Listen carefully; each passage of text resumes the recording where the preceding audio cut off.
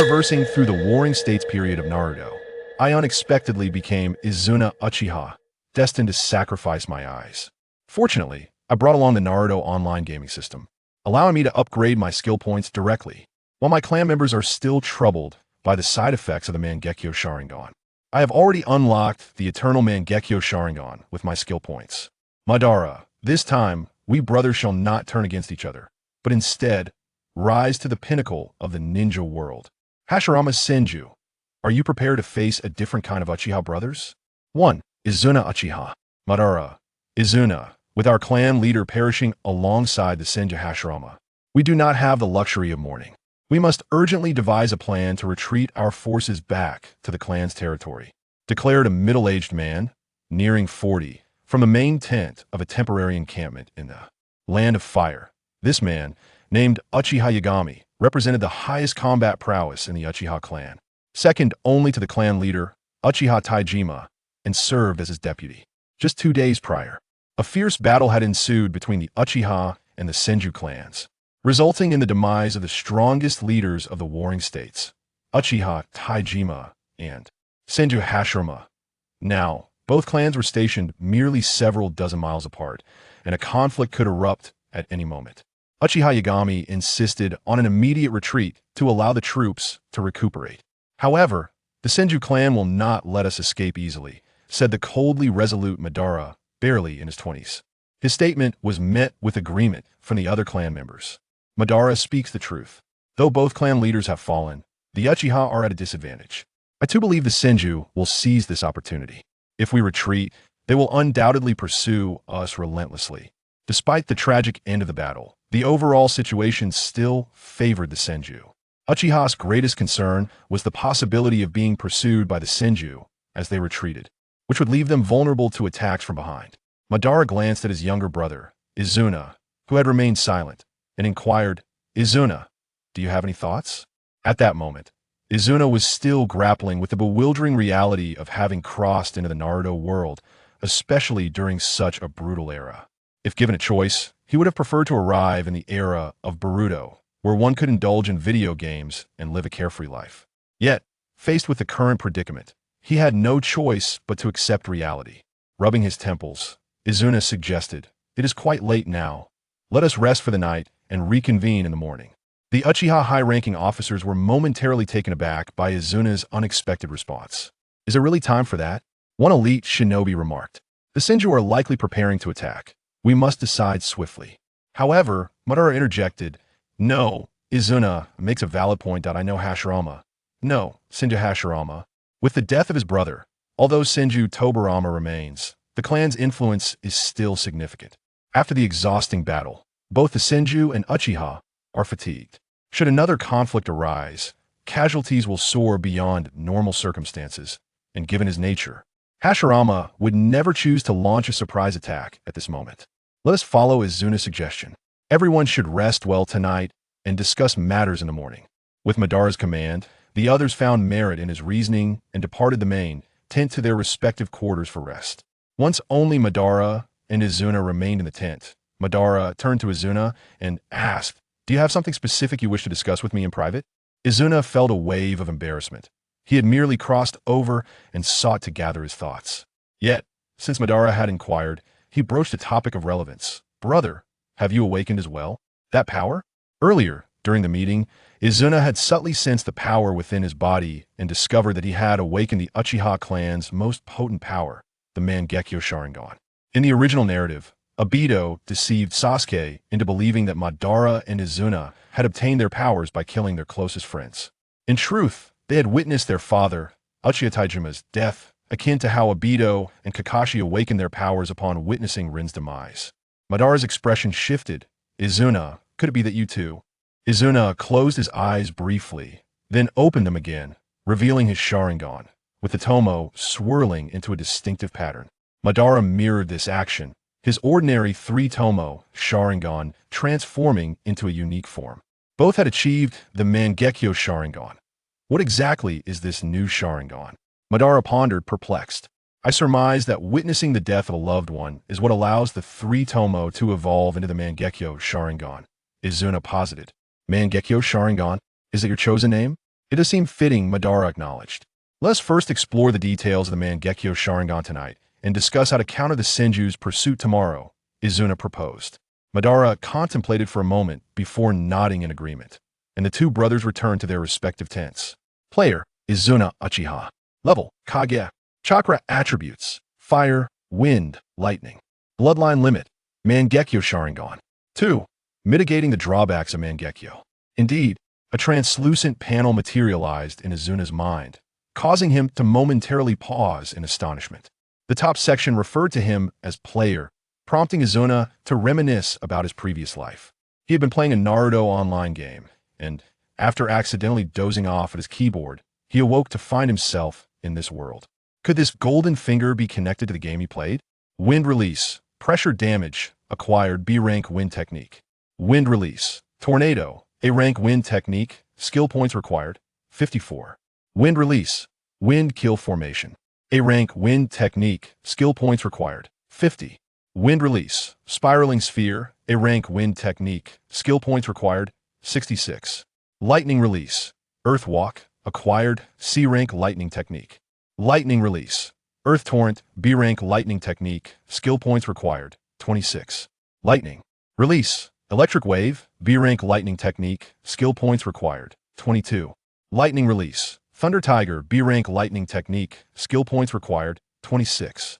Izuna was taken aback and quickly checked, discovering a skill tree akin to those in games had appeared in his mind. Each technique he had mastered was annotated, with wind release, pressure damage, acquired, lightning release, earth walk, acquired, fire release, great fire extinguishing, acquired. For every learned ninjutsu, jinjutsu, and taijutsu, there was a higher level technique yet to be unlocked. Much like in games, skill points were required for unlocking them. In the Warring States era, the variety of ninjutsu was not as exhaustive as the later compilation scene in the Hidden Leaf Village's sealing scrolls. Each ninja clan possessed a relative limitation on the ninjutsu available to them. While clans like the Uchiha, Senju, and Sarutobi wielded a greater number of techniques, the Uchiha primarily excelled in fire release, possessing only S-rank techniques. Other elemental techniques were predominantly at B-rank or lower. Suddenly, an important thought struck Izuna, prompting him to revisit the skill tree and click on the bloodline limit section. As expected, it indicated Sharingan acquired. Mangekyo Sharingan acquired. Eternal Mangekyo Sharingan. Locked. Skill points required. 300 conditions. Blood of a loved. 1. Potential evolution. Rinnegan. Locked. Skill points required. Conditions. Thus, one could alleviate the drawbacks brought about by the kaleidoscope, wouldn't you? Agree? Observing this scene, Izuna felt a quiet sense of relief within. Although his acquaintance with Uchiha Madara was relatively recent, he could still sense the profound bond of brotherhood that resided within this body. He wished to avoid a bitter struggle with Madara over the issue of their eyes in the future. For the time being, he chose to disregard the disadvantages of the Mangekyo Sharingan. Izuna resolved to address the matter of mastering several ninjutsu techniques first. Aside from the common fire release shared among the Uchiha clan, he also possessed attributes of lightning and wind. Consequently, his skills in water and earth release remained dim and unawakened. It seemed awakening the Rinnegan to acquire the 7 elemental attributes was the only path forward. Though he yearned for the eternal Mangekyo Sharingan, the daunting requirement of 300 skill points starkly contrasted with the meager 80 displayed at the bottom right of the screen. Izuna could only surrender to the reality that this paltry sum seemed to be the remnants of his previous life's gaming expenditures. In a time of peace, he would not mind gradually accumulating skill points. However, in the midst of war, with the Senju poised to dismantle their stronghold, he had no time to lose. Ultimately, Izuna opted for the A-rank wind release technique, wind release, Rasengan. This was the most advantageous jutsu available for unlocking at the moment. Immediately, he felt a warm surge flow through him, as he mastered a new ninjutsu that had not existed in the Uchiha clan, nor in this era. Upon learning wind release, Rasengan, the skill tree promptly displayed. Wind release, Rasengan acquired. Wind release, Rasen Shuriken, locked, S-rank wind release required. Skill points, 100, required condition, Sage Chakra, projectable. At that moment, Izuna was struck by a sudden realization. These ninjutsu could be inscribed onto scrolls for the other Uchiha clan members to learn. For instance, Madara's chakra attributes appear to be fire, lightning, and water. The lightning release might suit him even better than it did Izuna. Yet, with the Senju in a state of stalemate, or perhaps even with the Uchiha clan at a disadvantage, such matters could be postponed until they had evaded the imminent threat posed by the Senju.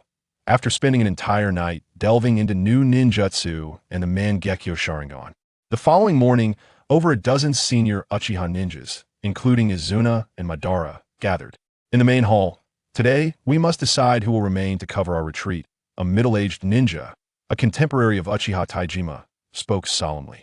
I believe it should be the injured who take responsibility. Our clan's strength has been severely depleted, and we must protect those who are still fit for battle. How can we do that? Those individuals have fought valiantly for our clan. Are we to send them to their deaths for naught? We must consider the clan as a whole. If it comes to it, such sacrifices are unavoidable. While sacrifice may be inevitable, if necessary, perhaps we could use Izanagi to turn the tide, but that would come at a cost. The opinions among the higher-ups split into two factions, one advocating for the sacrifice of the injured, even those who might not survive, urging them to fight to the death, and utilize the forbidden technique Izanagi against the Senju. The other faction argued for allowing the elite forces to cover their retreat and expedite the evacuation of the wounded. The starkly contrasting viewpoints created a tense atmosphere in the meeting. At this moment, Izuna interjected, if we allow the injured to risk their lives in a rear guard, how will future generations view us when this news reaches them? At his words, a collective silence fell over the assembly. A middle-aged jonin of peak Uchiha prowess, who had advocated for such a course of action, replied with reluctance. But if we sacrifice our elite, the Uchiha will be in a dire predicament, unable to contend with the Senju any longer. The current situation between the Uchiha and Senju was already one of disadvantage for the Uchiha. As in the original narrative, Madara was not only inferior in capability to Hashirama Senju, but also lagged behind in the overall prowess of his clan. Hence the constant defeats. Izuna's point was valid, yet the opposing view also held merit. The Uchiha truly could not afford further losses. Allow me to take the lead, Izuna declared, stepping forward with his arms crossed over his chest, exuding an air of quiet determination. The drawbacks of the kaleidoscope were unexpectedly illuminated in the translucent panel that flashed before Izuna's eyes, momentarily astonished. As he read the top segment, where this golden finger referred to itself as a player, he couldn't help but delve into reminiscence. He had been engrossed in a Naruto online game, and inadvertently dozed off on his keyboard, only to awaken in this unfamiliar world. Could this golden finger possibly be connected to the game he played? Wind release, pressure damage, acquired, B-class wind release, tornado hurricane, A-class wind release, skill points required, 54, wind release, wind killer ray, A-class wind release. Skill points required, 50, wind release, spiraling sphere, A-class wind release, skill points required, 66, lightning release, ground walk, acquired, C-class lightning release, ground torrent, B-class lightning release. Skill points required, 26, lightning release, thunder wave, B-class lightning release, skill points required, 22, lightning release, angry thunder tiger, B-class lightning release, skill points required, 26. Upon hearing this, Izuna was momentarily stunned and quickly checked, discovering a skill tree reminiscent of those found in games appearing in his mind. Each ninjutsu he had learned was annotated: wind release, pressure damage, acquired, lightning release, ground walk, acquired, fire release, great fire extinguishing, acquired. Behind every learned ninjutsu, illusion technique, or body technique, there was an unlocked higher-level ninjutsu. Like in the game, skill points were needed for unlocking. During the Warring States period, the number of ninjutsu was not as extensive as the comprehensive sealing books of later generations in the Hidden Leaf Village. Each clan possessed a relative limit on their ninjutsu. The Uchiha, Senju, and Sarutobi clans naturally wielded more ninjutsu, but even the Uchiha only had their most proficient fire release with an S-class technique. The other four elemental releases barely had any A-class techniques. An important realization struck Izuna as he reopened the skill tree and navigated to the bloodline limit section. Sure enough, it was marked: Sharingan, acquired, Mangekyo Sharingan, acquired, Eternal Mangekyo Sharingan, locked, skill points required, 300, conditions required, blood of a close relative, Potential evolution. Rinnegan. Locked. Skill points required. Conditions required. This could potentially alleviate the drawbacks of the Mangekyo, couldn't it? Seeing this, Izuna felt a quiet sigh of relief. Although he had only just made the acquaintance of Uchiha Madara, he could still sense the profound bond of brotherhood within this body. He did not wish to engage in a deadly feud with Madara over eye issues in the future. For now, he decided to focus on mastering those ninjutsu techniques. Aside from the shared fire release of the Uchiha clan, he also possessed lightning and wind attributes. Consequently, the skill trees for water and earth release remained dim and unawakened.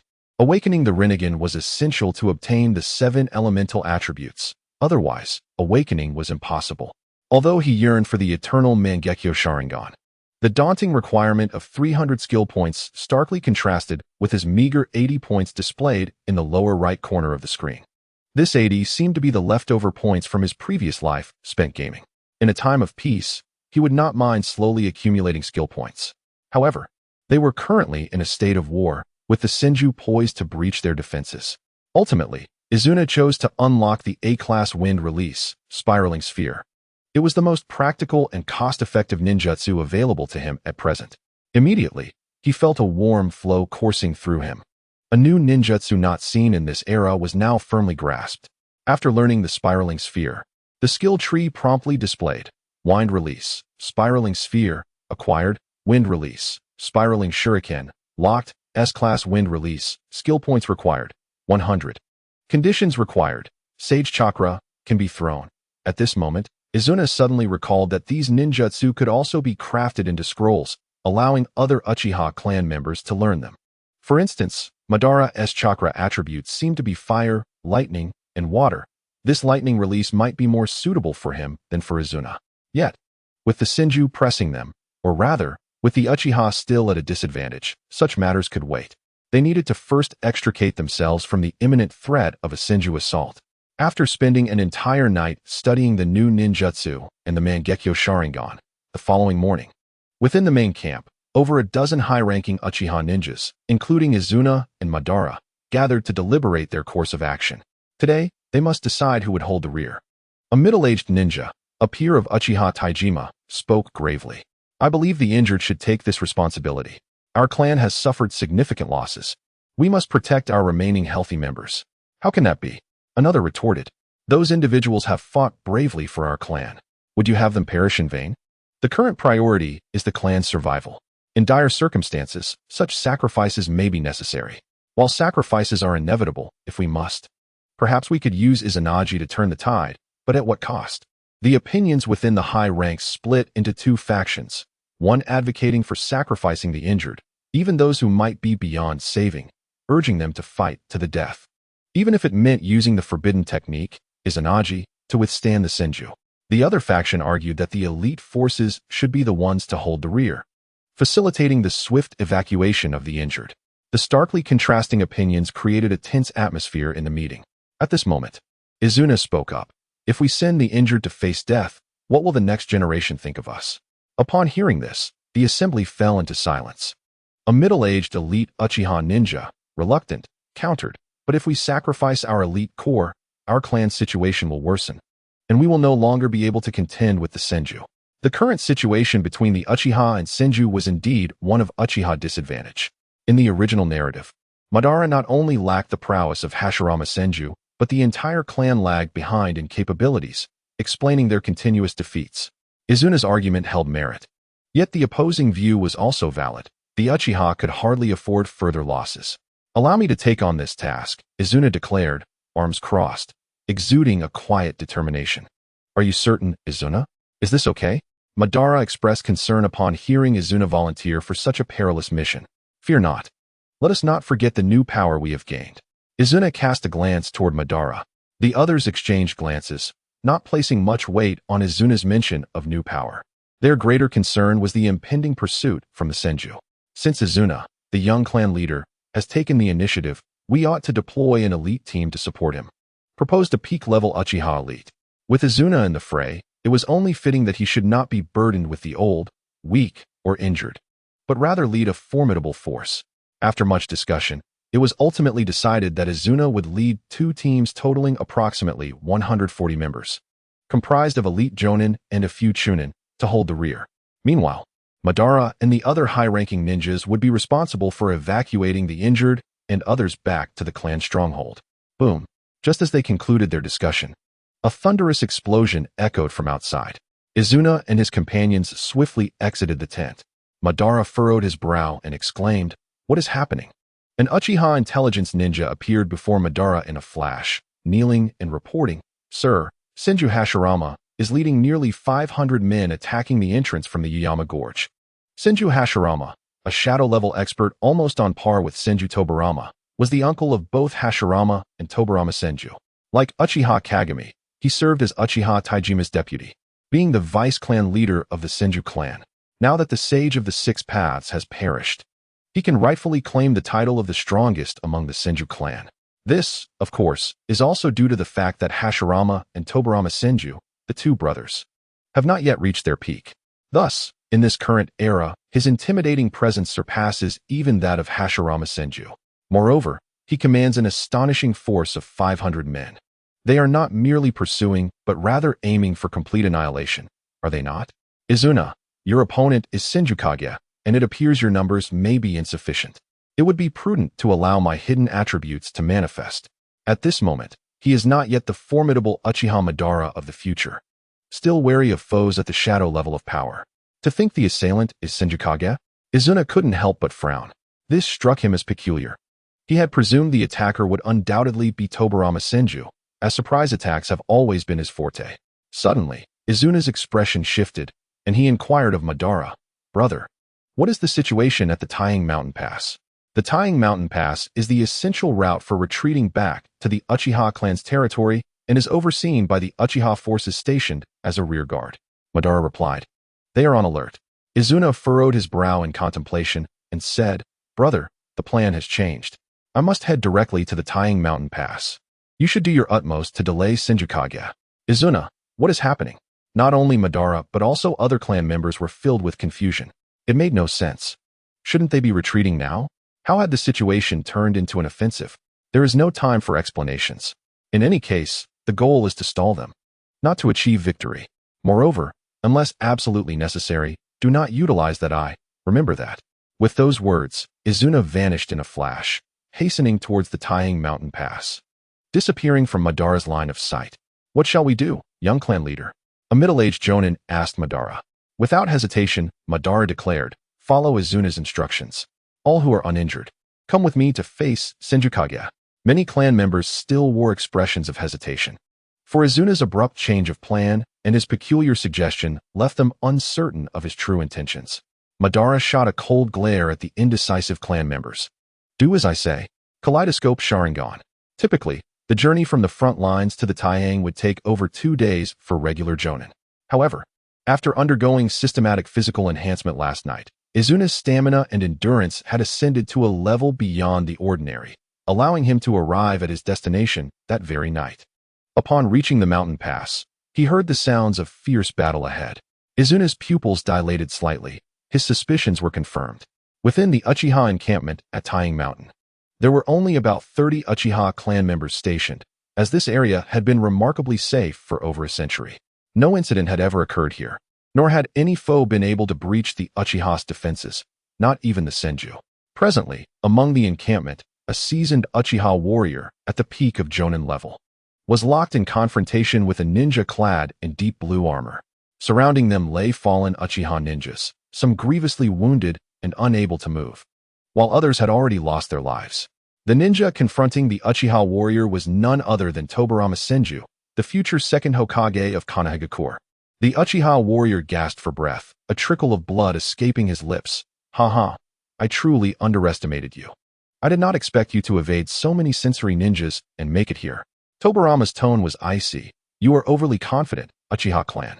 Allow me to use my newly developed technique to sever your clan's final retreat." No sooner had he spoken than Tobarama vanished from sight, reappearing behind the Uchiha warrior with a kunai inscribed with runes, charging towards the Uchiha warrior's back. Flying Thunder God Slash. Fire Release. Dragon Flame Song. Just as Tobarama was about to strike, 4 flaming dragon heads surged from above. Tobarama, caught off guard, quickly altered his direction, narrowly avoiding the attack. The spot where he had stood was instantly reduced to charred remnants. You remain as contemptible as ever, Tobarama. Upon hearing the voice, both Tobarama and the Uchiha warrior instinctively turned towards the source. There stood Izuna, having inexplicably appeared on the lookout tower of the Uchiha encampment at Tying Mountain. His right hand poised in a hand seal, a faint smirk gracing his lips as he locked eyes with Tobarama, attacking from an angle he deemed impossible. Truly your style. From his recollections, at this juncture, Tobarama Senju should not yet have mastered the Flying Thunder God technique. However, judging by his recent display, there was no doubt he had indeed acquired it. Moreover, it was highly likely he had kept this card close to his chest, awaiting this very operation. Tobarama clicked his tongue in annoyance, stating coldly, "It seems we are equally matched. You have seen through my plan." Originally, Tobarama had developed the Flying Thunder God technique months prior, but chose not to reveal it until he could find the opportune moment to deliver a fatal blow to the Uchiha clan. The Tying Mountain Pass had been an impregnable barrier for the Uchiha clan for centuries. Yet, this overconfidence led the Uchiha to misallocate their forces to the front lines, leaving the Taihang defense vulnerable. Regular ninjas, including shadow-level ones, would never be able to infiltrate the Taihang under the Uchiha's watchful gaze. Yet, with the Flying Thunder God technique and being a sensory-type ninja, Tobarama could achieve this feat. Furthermore, he was an exceptionally gifted sensory ninja, surpassing even Hashirama Senju in this regard, capable of perceiving the entire battlefield situation. At his peak, he could even gauge the exact number of enemies present. Through his solitary stealth, he miraculously breached the final line of defense led by Uchiha Zen, just as he was on the verge of securing a victory here. Preparing to coordinate with Senju Kage and his elder brother Hashirama, as well as the vice clan leader Tobarama for a pincer attack, Izuna's sudden appearance caught him completely off guard. Uchiha Zen, equally astonished by Izuna's arrival, exclaimed, "Young clan leader Izuna, were you not at the front lines? Zen, you must retreat and provide emergency assistance to our remaining clan members," Izuna instructed as he leapt down from the lookout tower. Uchiha Zen, a contemporary of Uchiha Taijima, was naturally addressed as such by Izuna. Wiping the blood from his forehead, Uchiha Zen hoisted two of the still-breathing Uchiha Jonin. "Be careful, that boy's technique is quite sinister." Uchiha Zen's strength was on par with Tobarama Senju, with experience even more profound. Yet, it must be said that the Flying Thunder God is indeed a game-changing technique, capable of enabling one to defeat opponents of higher ranks. Though the situation had changed unexpectedly, Zen shrugged it off. Tobarama, regaining his composure, returned to his stoic demeanor. "Retrieving a new kunai for the Flying Thunder God technique. Once I capture you, you shall serve as a bargaining chip in negotiations with the Uchiha." Having fought multiple times, Tobarama was well aware of Izuna's capabilities and was confident that with the Flying Thunder God, he would not falter. "How audacious," Izuna coldly retorted, his eyes three tomos spinning rapidly, transforming into an unfamiliar three-pronged shape, a Sharingan unseen before. Tobarama instinctively recoiled. Yet, this did not provoke him to panic. With a single hand seal, a surge of water, towering over 20 meters, erupted from behind him. Water release, water dragon bullet technique. The prowess of ninjas during the Warring States period can be said to vastly exceed that of later generations. Even the lowest-ranked ninjas of this era were remarkably more formidable than the mid-level ninjas of Naruto's time. Fire release, great fire annihilation. Izuna clasped her hands together, inhaling gently, and unleashed a super fire technique with an attack range that rivaled that of the legendary Hashirama's water release. The explosive flames surged forth. Amidst the fusion of fire and water, the violent steam and shockwaves sent the tents of the Uchiha camp and the corpses of several clan members soaring into the air. Regrettably, although these clan members' eyes could be harvested for use, the ocular transplant techniques of this era seemed rather rudimentary, Izuna mused. Such actions were indeed dark. Yet they were the norm in the Warring States period. Suddenly, the presence of Senju Tobarama vanished from sight. In less than a second, he appeared about 10 meters directly above Izuna. The clash of their advanced ninjutsu had sent the kunai and shuriken that Tobarama had previously planted flying into the air. One such kunai spiraled directly above Izuna, and Tobarama seized the opportunity to teleport to her position. "Got you," he exclaimed triumphantly. However, unbeknownst to him, the moment he utilized the Flying Thunder God technique, Izuna's left eye, concealed beneath her bangs, was spinning wildly, projecting cinematic images within her mind. In that vision, Tobarama vanished from his original position and instantly reappeared directly above her, preparing to unleash an unmarked water release technique aimed at her crown. Indeed, as the vision faded, Tobarama unleashed a torrential downpour of water needles from above, raining down towards Izuna. Water release, heavenly cry? Izuna swiftly drew a scroll from her thigh pouch, pressing her palm upon it, causing countless kunai and shuriken to erupt forth. Each was connected by nearly invisible threads. In an instant, Izuna held the fine threads in her hands and forcefully hurled them upward. Swish, swish, swish. The kunai collided with the water needles, producing a fierce symphony before dissipating into droplets and metallic shards in the air. Uchiha Shuriken technique. Tobarama's pupils narrowed in surprise. Yet he was even more astounded that Izuna had completely discerned the trajectory of his attack. How is this possible? This should be the first time he's seen my flying thunder god. Suddenly, Tobarama's vision flickered, and amidst the remnants of kunai and shuriken that had seemingly disintegrated into dust, new shuriken emerged, swirling around a central hole ensnared by threads, hurtling towards his side. Hidden within the shuriken lay another kunai. This is the Uchiha's Shadow Shuriken technique. Tobarama, undeterred, vanished into thin air once more. Not through body flicker, but rather the flying thunder god technique. The battlefield was littered with his specially made kunai. And even with the predictive capabilities of the Sharingan, he could not anticipate where Tobarama would materialize next. Perhaps the flying thunder god was devised by Tobarama specifically to counter the predictions of the Sharingan. Yet, within the spinning vision of her left eye, the cinematic images reappeared. Tobarama emerged at the 9 o'clock position, clinging to a kunai embedded in a broken tree, launching a rapid water release technique towards her. As the vision receded, Izuna glanced in the indicated direction and spotted a kunai lodged in a tree about 200 meters away. Before Tobarama could reveal himself, Izuna charged forth. Her right hand conjured 2 fist-sized azure orbs of compressed air, edged with razor-sharp blades, accompanied by the sound of slicing winds. Wind release, spiraling sphere. Lacking the ability to wield Sage Chakra, she could not launch it, yet it was nonetheless an advanced A-rank wind technique. As Izuna closed in, Tobarama also reappeared atop the broken tree, preparing to form hand seals for a water release technique. However, Izuna's spiraling sphere was already barreling towards him. What? Surprised. Relying on years of combat experience, Tobarama barely managed to tilt his head to evade, yet the sphere grazed his cheek and shoulder. Blood sprayed from his wounds, although much of Izuna's attack had missed him. Following this injury, Tobarama again used the flying thunder god, disappearing from the spot and reappearing 500 meters behind Izuna, where another kunai lay. Boom. Izuna's spiraling sphere obliterated the area, and moments later, she emerged from the billowing smoke, frowning. The flying thunder god is indeed a troublesome technique. Meanwhile, Tobarama's emotions were far more complex. Why? The predictive abilities of the Sharingan should not be able to foresee the flying thunder god. Was it the power of that new Sharingan? Feeling a sharp pain emanating from her left eye, Izuna instinctively covered it. Damn, after only a short while, my eye is already protesting? What a nuisance. The ability of Izuna's left eye granted her foresight into the future, akin to the advanced observation haki of Katakuri from One Piece, allowing her to briefly glimpse what was to come. It could be considered a bane to techniques like the flying thunder god, which relied on instantaneous strikes. Yet, Izuna had never anticipated that her eye would begin to ache so soon. I do not wish to engage in a protracted battle under such discomfort.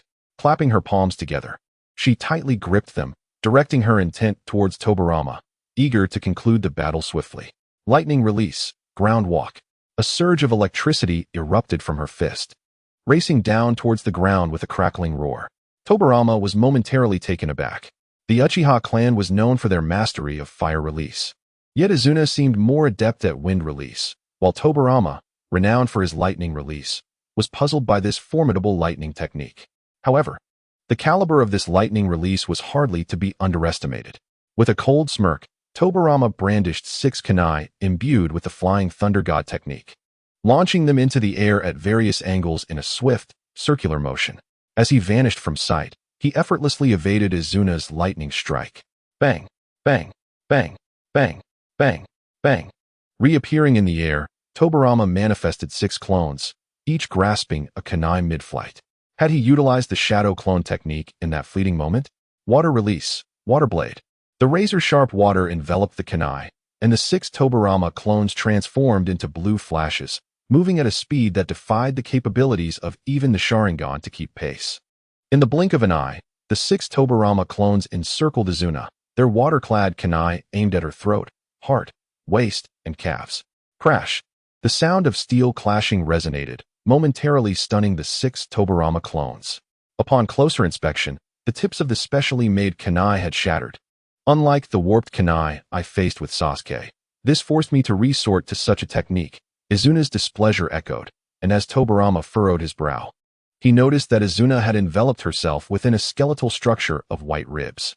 In the next instant, a colossal skeletal hand emerged from the ribs, its palm ablaze with dark flames. Susanoo, Amaterasu. With a powerful swipe, the skeletal arm launched a singular assault towards Tobirama, with the foresight of her left eye and the power of Amaterasu from her right. The simultaneous activation of her Mangekyo Sharingan allowed Izuna to unleash the ultimate technique of Susanoo. Izuna had indeed not anticipated such an extraordinary leap in her abilities. Yet she found herself compelled to summon Susanoo against Tobirama, reflecting on the original narrative where the legendary Uchiha Madara was perpetually pressed by Hashirama. One could not help but wonder if the fate of this world dictated that the Senju were destined to always overshadow the Uchiha. However, the circumstances have become overwhelming. Now that Susanoo has been unleashed, if Izuna fails to capture Tobirama Senju, he feels he might as well end his own life. The silver-hued Susanoo revealed only its ribs and arms, while the Amaterasu flames continued to blaze fiercely in its palms. Not only that, but the blue armor on Tobirama's right shoulder was also engulfed in the flames of Amaterasu. Black flames. What kind of technique is this? Realizing that the flames were about to reach his face, Tobirama hurriedly formed hand seals, surrounding himself with a water barrier and striking at his shoulder. However, the crashing waves only intensified the black flames on his shoulder. They did not extinguish but flared even more fiercely. His clothing had been burned away, and he could feel the searing heat on his flesh. Without a moment to spare, Tobirama swiftly tore off the entire sleeve of his left arm to prevent losing it altogether. Have you revealed a weakness? Izuna's cold voice echoed behind him, causing a chill to run down Tobirama's spine. Attempting to use the flying thunder god again, Izuna's voice rang out once more, and Tobirama gritted his teeth, thinking, has he seen through me again? Regardless of whether he had been seen through or not, he had but one path left to traverse. Flying thunder god technique. As the Susanoo arm wielding the chakra-infused sword descended, a thunderous crash ensued, obliterating the spot where Tobirama had stood. Yet, he had already vanished from that location using the flying thunder god. In an instant, another skeletal hand emerged from the ribs of Susanoo, consuming more chakra and ocular power, signifying an even greater force. Whoosh! The newly emerged skeletal hand, with 3 tomo spinning wildly in its palm, hurled itself towards the right rear. At the same time, this was precisely when Tobirama reappeared, faced with the sudden and fierce attack of the Yata mirror. This time, the so-called fastest in the ninja world, Tobirama Senju, was unable to react in time. In a state of urgency, he could only position the kunai in his hand horizontally in front of him. Bang! A violent collision erupted, and the outcome was predictable. Tobirama's body was flung into the air, soaring over 20 meters, before crashing heavily to the ground. Cough! Having landed with enough force to create a large crater, Tobirama coughed up a mouthful of blood, neglecting to wipe the corners of his mouth as his mind raced. Damn it, I didn't expect Izuna to have reached this level as well. There's no other option. I must retreat for now. Have you forgotten? This is still the Uchiha clan's territory. Just as Izuna's words reached his ears, several shadows suddenly appeared. Leading them was Uchiha Battle, who had just settled the survivors, flanked by 2 severely injured Uchiha Jonin who still managed to retain some mobility. Seize him! Uchiha Battle commanded sharply, and the 2 Jonin sprang into action, each gripping one of Tobirama's arms tightly. Meanwhile, Izuna, disregarding the blood tears streaming from his right eye, began collecting all the kunai associated with the flying thunder god. Skill points. 54. Glancing at the skill points displayed on the screen that only he could perceive, Izuna couldn't help but raise an eyebrow. After exchanging for wind release, Rasengan, he had 14 points remaining, meaning that defeating Tobirama had netted him 40 skill points. Even if Tobirama had not yet reached his true peak, he shouldn't have yielded so many points. After all, He was undeniably a powerhouse on par with the Kage level. It was only after unleashing Susanoo and Amaterasu that he had managed to overcome his opponent. At this rate, he wouldn't go blind before awakening the Eternal Mangekyo Sharingan, would he? Izuna, the young clan leader. Uchiha battle approached with enthusiasm, while the two jonin holding Tobarama looked on with excitement and admiration. Had you not come to our aid, we might have faced complete annihilation. And now we have captured Tobarama Senju, one of the top 5 in the Senju clan. Uchiha battle exclaimed with exhilaration. Don't be too quick to celebrate. Izuna suddenly delivered a powerful punch to Tobarama's abdomen, causing his eyes to bulge, and 2 seconds later, he rolled his eyes back and fainted. Izuna withdrew his fist, stating calmly, "This man is proficient in no-hand seal ninjutsu. We must never let our guard down." Uchiha battle nodded in agreement and inquired, "Young clan leader Izuna, how did you know this brat would ambush our Taihang mountain camp?" "I will explain this after the war concludes. For now, we must take him to the front lines as leverage for negotiations with the Senju clan." With that, Izuna took Tobarama from the two jonin and commanded, "You two stay behind to guard the camp. I will bring Tobarama back." "Yes," the three responded in unison. Uchiha battle held a position within the clan that was not subordinate to Izuna, yet at this moment, his demeanor resembled that of a subordinate. Such is the advantage conferred by strength. As for the Tobarama Senju who had killed him in the original story, Izuna found it difficult not to harbor murderous intent. However, having absorbed the memories of the original Uchiha Izuna, he understood that he absolutely could not kill Tobarama at this juncture. He was far too pivotal to the Senju clan. If Izuna were to take his life, the Senju would undoubtedly launch an all-out offensive without hesitation. Given the current strength of the Uchiha clan, they would be utterly incapable of withstanding such an assault. Thus, Tobarama could only serve as a bargaining chip for negotiations. He must not be slain. Gripping Tobarama by the collar as if he were a mere rabbit, Izuna hurried toward the battlefield of Cloud Mountain. Before he had even traversed a third of the distance, Tobarama regained consciousness. Witnessing the trees swiftly retreating behind him, Tobarama's pupils constricted, and he glanced sideways, his eyelids twitching as he gritted his teeth. Uttering 5 words through clenched teeth, "Uchiha Izuna, do not even think about escaping with the flying thunder god." Izuna maintained his grip on Tobarama, swiftly navigating through the forest. His tone indifferent as he replied, "I have ordered my subordinates to destroy those kunai. Is that new eye of yours your new power?" Tobarama realized he could not escape, and he would most likely serve as a bargaining chip for negotiations between the Uchiha and Senju. Since he could not alter this outcome, he might as well attempt to extract more intelligence. "You speak too much. It does not fit your persona," Izuna coldly remarked. "What?" Tobarama frowned, completely bewildered by Izuna's statement. "Huh." In response, Izuna merely smirked, quickening his pace toward Cloud Mountain. On the battlefield of Cloud Mountain, the Uchiha, marked by their flame fan insignia, and the Senju, inherently endowed with powerful chakra, were two of the strongest ninja clans of the warring states. Their clashes had persisted for centuries. The air was filled with the sounds of violent explosions, as fire, water, and lightning techniques of various attributes rained down, continuously increasing the number of wounded and deceased on the battlefield. While chaos reigned in other areas, 2 particular locations remained engaged in one-on-one duels. The reason was simple. The protagonists in these areas were of such high caliber that no one dared to approach. Otherwise, the consequence would be death. On one side of the battlefield stood Uchiha Madara and Senju Hashirama, later known as the Ninja World's twin pillars. On the other side were the current top experts of the Uchiha and Senju clans, Uchiha Takayama and Senju Yokan. Uchiha Takayama was the uncle of both Madara and Izuna, while Senju Yokan was the cousin of Senju Tobarama, and both Senju Hashirama and Tobarama referred to him as uncle.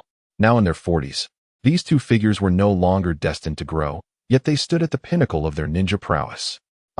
Now in his 20s, Senju Hashirama unleashed a punch ignited with blue chakra flames, leaping into the air to strike Madara with tremendous force.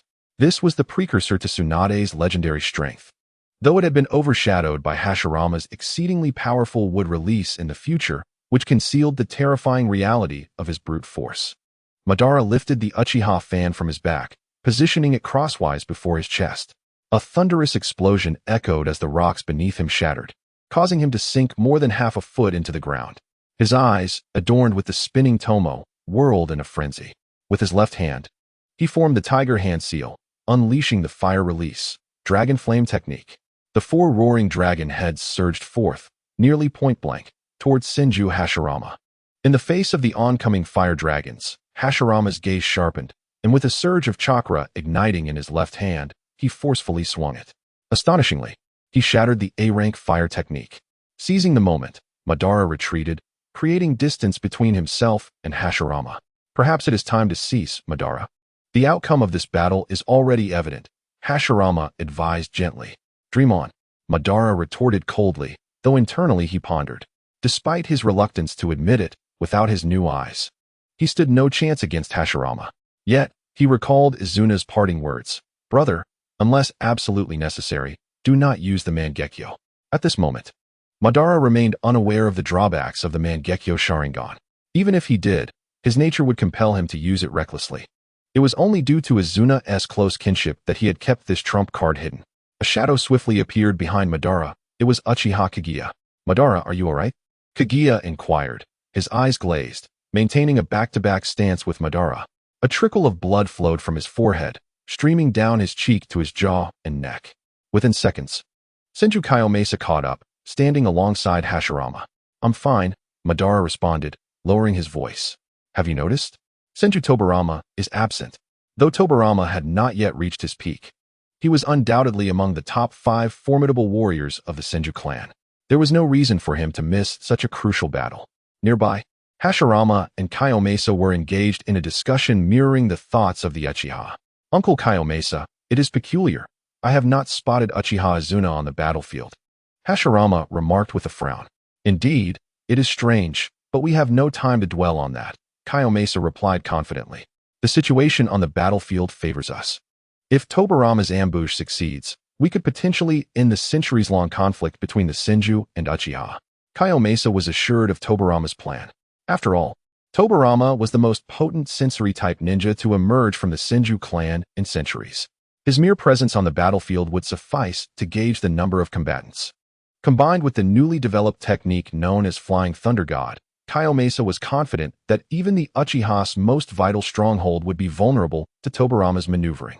With this thought, Kaiyomasa's confidence swelled as he gripped his katana tightly.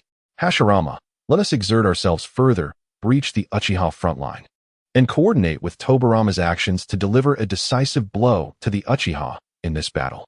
Agreed.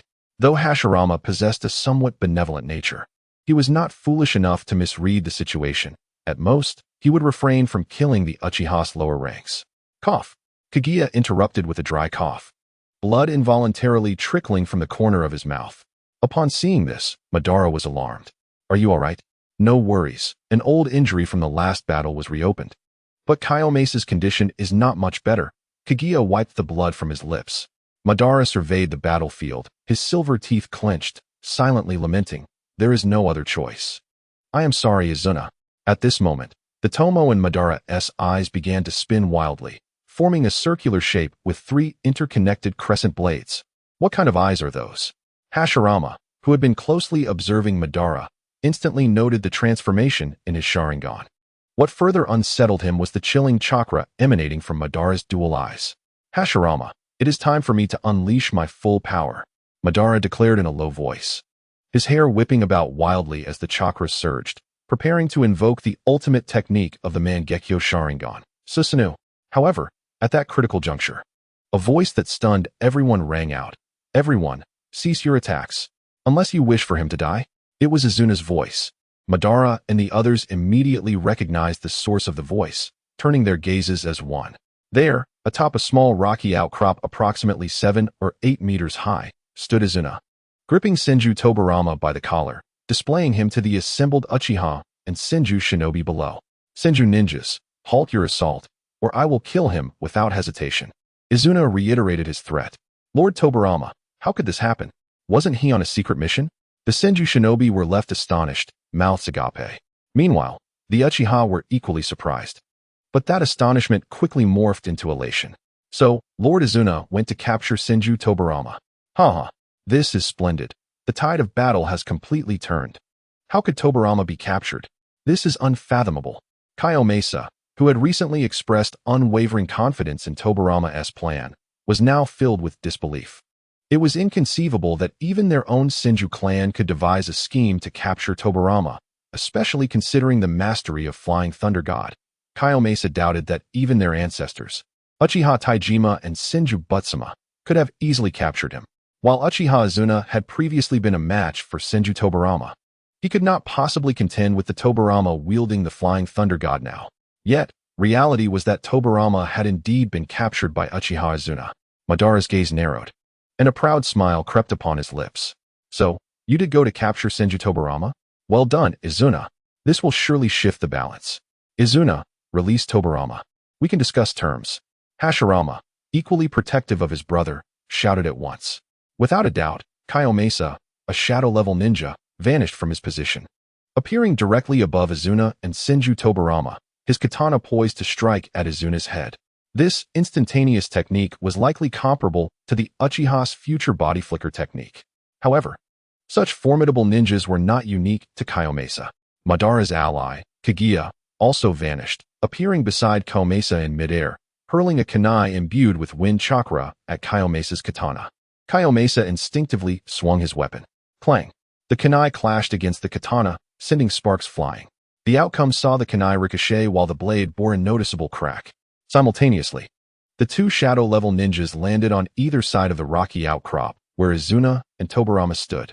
With a fierce glint in her eye, Izuna swiftly drew a kunai, thrusting it unhesitatingly into Tobarama's shoulder. Splash! Blood spurted forth, staining the blue armor on Tobarama's shoulder.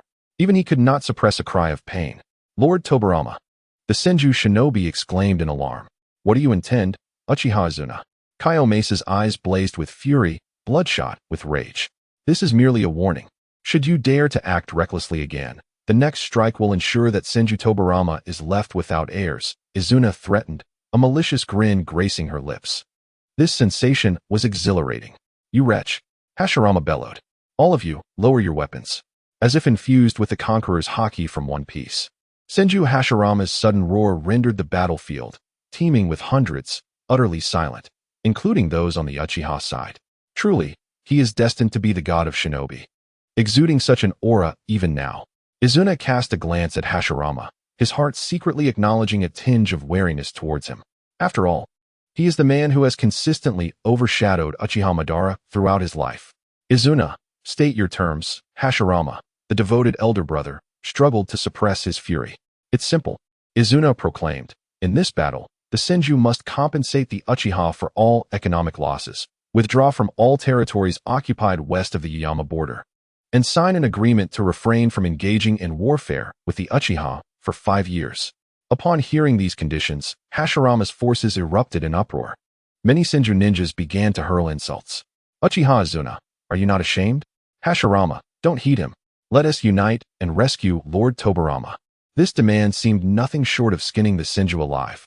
Even the subdued Senju Tobarama shot Izuna a venomous glance, exclaiming, What audacity, Uchiha Izuna! Do you, a sneak attacker, have the right to speak thus? Izuna retorted defiantly, pressing a kunai against Tobarama's neck, warning the Senju not to act recklessly. For it would be a race between them to save him or his life would be forfeit. Very well, but grant us one night to deliberate. Hashirama, concerned for his brother's safety, was about to concede when Senju Hamura interrupted, declaring, Before that, do not even think of harming Tobarama. Otherwise, we Senju will muster all our strength and fight you Uchiha to the bitter end. In response to Hamura's veiled threat, Izuna chose not to retaliate with the kunai, but calmly replied, Fine, I shall grant you one night. With that, Izuna exchanged a knowing glance with Madara, who nodded in acknowledgement and called out, Everyone, return to the camp.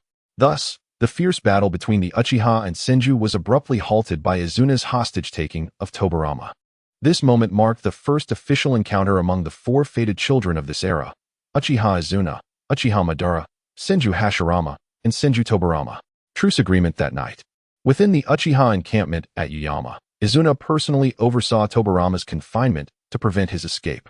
Both remained silent, each lost in thought. After some time, Uchiha Kageyama entered and said, Izuna, you should eat. I'll keep watch for you. Feeling the pangs of hunger, Izuna nodded and exited the dungeon. Soon, a Uchiha Chunin approached with a bowl of stew made from wild vegetables and boar meat. Uchiha Izuna, thank you. Not at all. If it weren't for you saving me today, I would have perished on the battlefield, the Chunin replied, admiration gleaming in his eyes. Izuna noticed the Chunin's left eye had lost its luster, now entirely white, and frowned. Have you used Izanagi? Izanagi, even among the Uchiha, is a forbidden technique not to be trifled with, capable of distorting reality. The Chunin covered his blind eye with a wry smile. Indeed. But given the choice between death and losing an eye, the latter is a fair trade. After exchanging a few more words, the Chunin departed. And Izuna casually sat on a nearby stone platform, savoring the salted stew, a banquet by the standards of the Warring States period. Izuna, Madara approached. Ah, brother.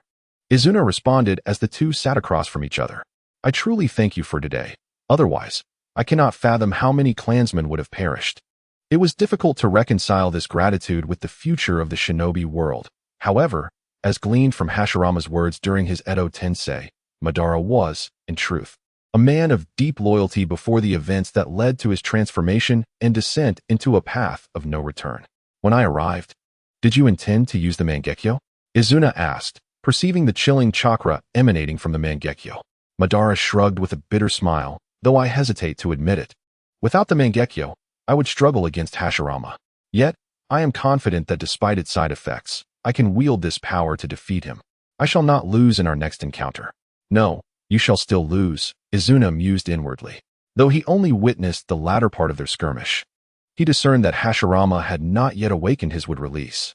Yet his wounds could heal autonomously through the chakra of wood release, a sign that Izuna surmised Hashirama would awaken it soon. At that point, Madara would be severely outmatched. However, Izuna chose not to undermine his brother's dwindling confidence and remained silent.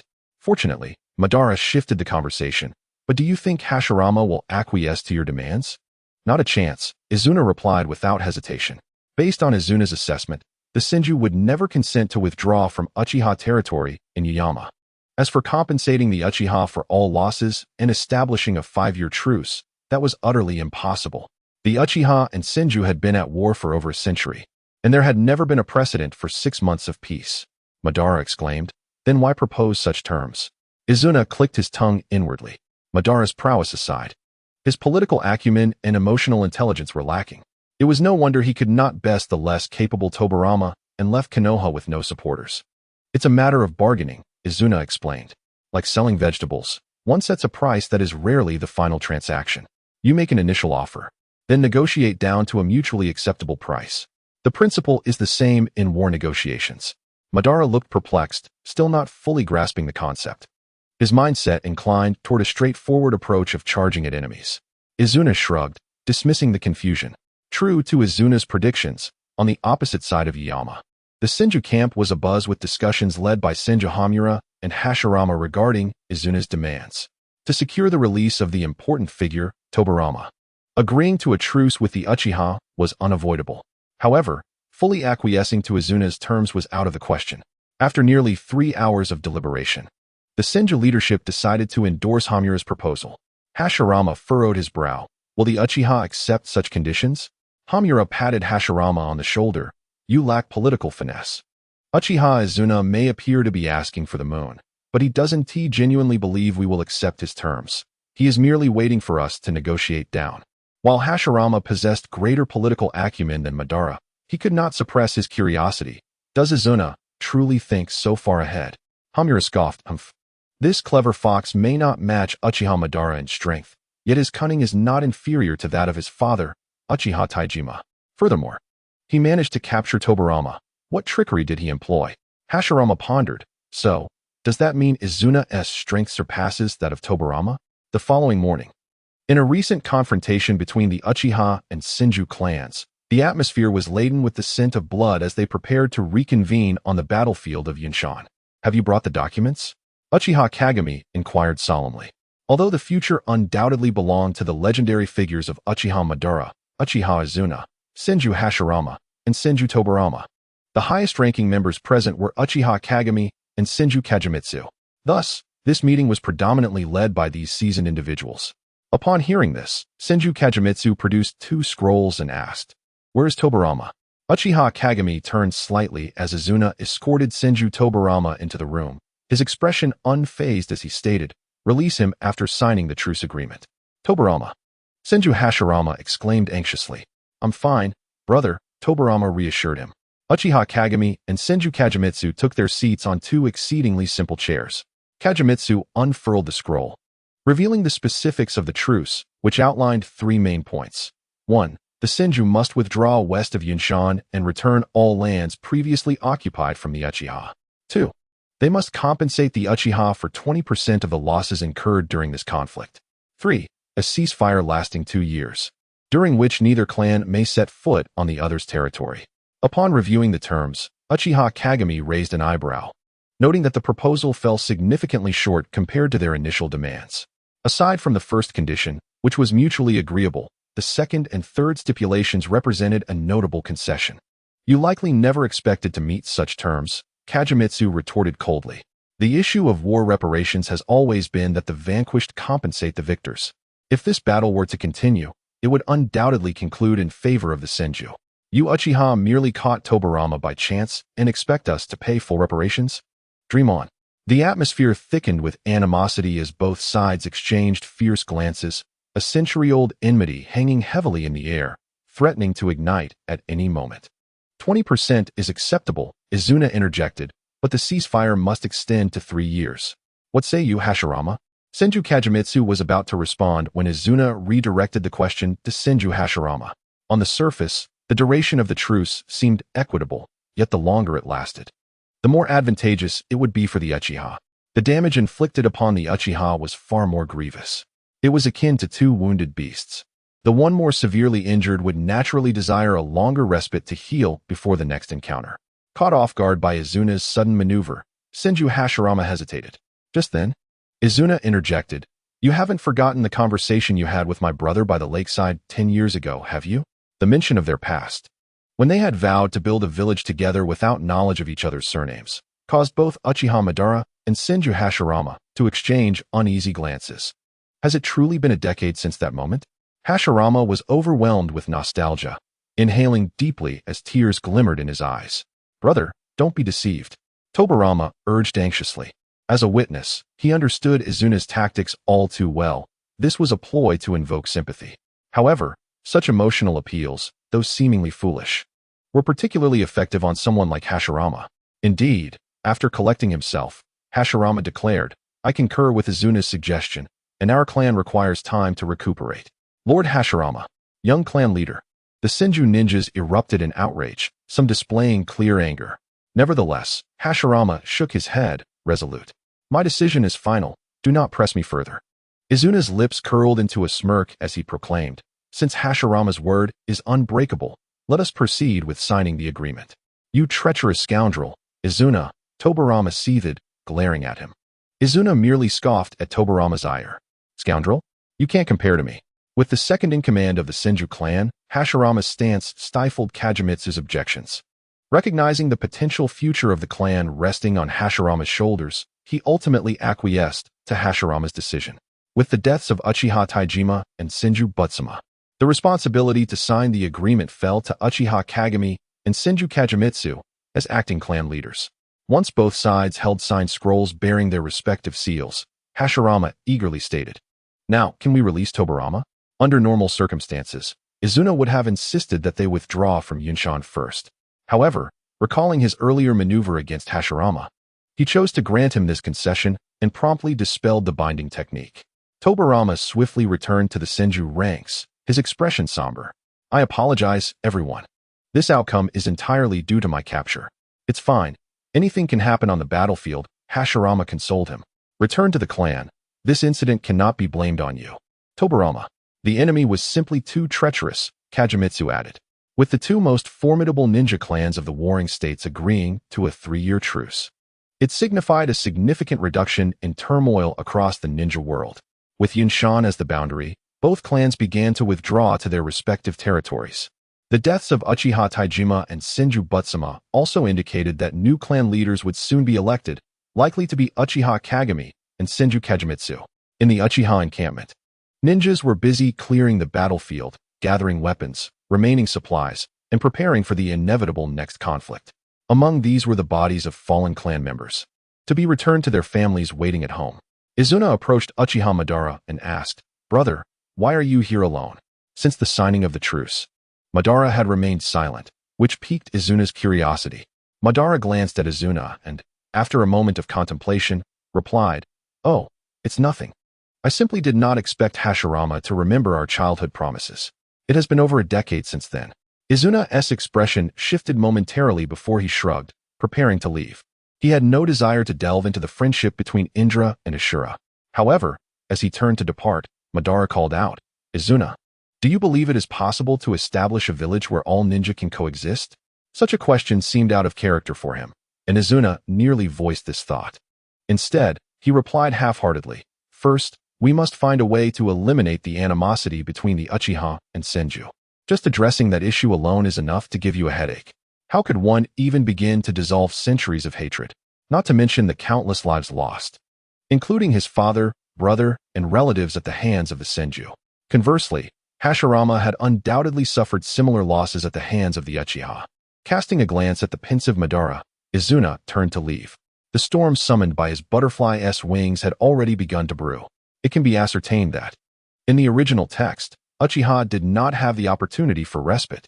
The timing of crossing over to this era holds both misfortune and fortune for Izuna. Although this may arguably be the least valuable era of life within the realm of Hokage, the timing of Izuna's arrival is indeed serendipitous. It coincides precisely with the death of Uchiha Taijima, during which his predecessor awakens the Mangekyo Sharingan. Consequently, devoid of any emotional ties to Uchiha Taijima, he awakens the Mangekyo Sharingan without experiencing any grief. Upon returning to the clan grounds, other matters can be set aside for the moment, as the foremost task at hand is naturally the funeral arrangements for Uchiha Taijima. Within the expansive Uchiha clan grounds, which could easily be likened to a small county, every household has recently donned white banners. In the mourning hall, only two close relatives, Uchiha Madara and Izuna, clad in mourning attire, kneel before the coffin.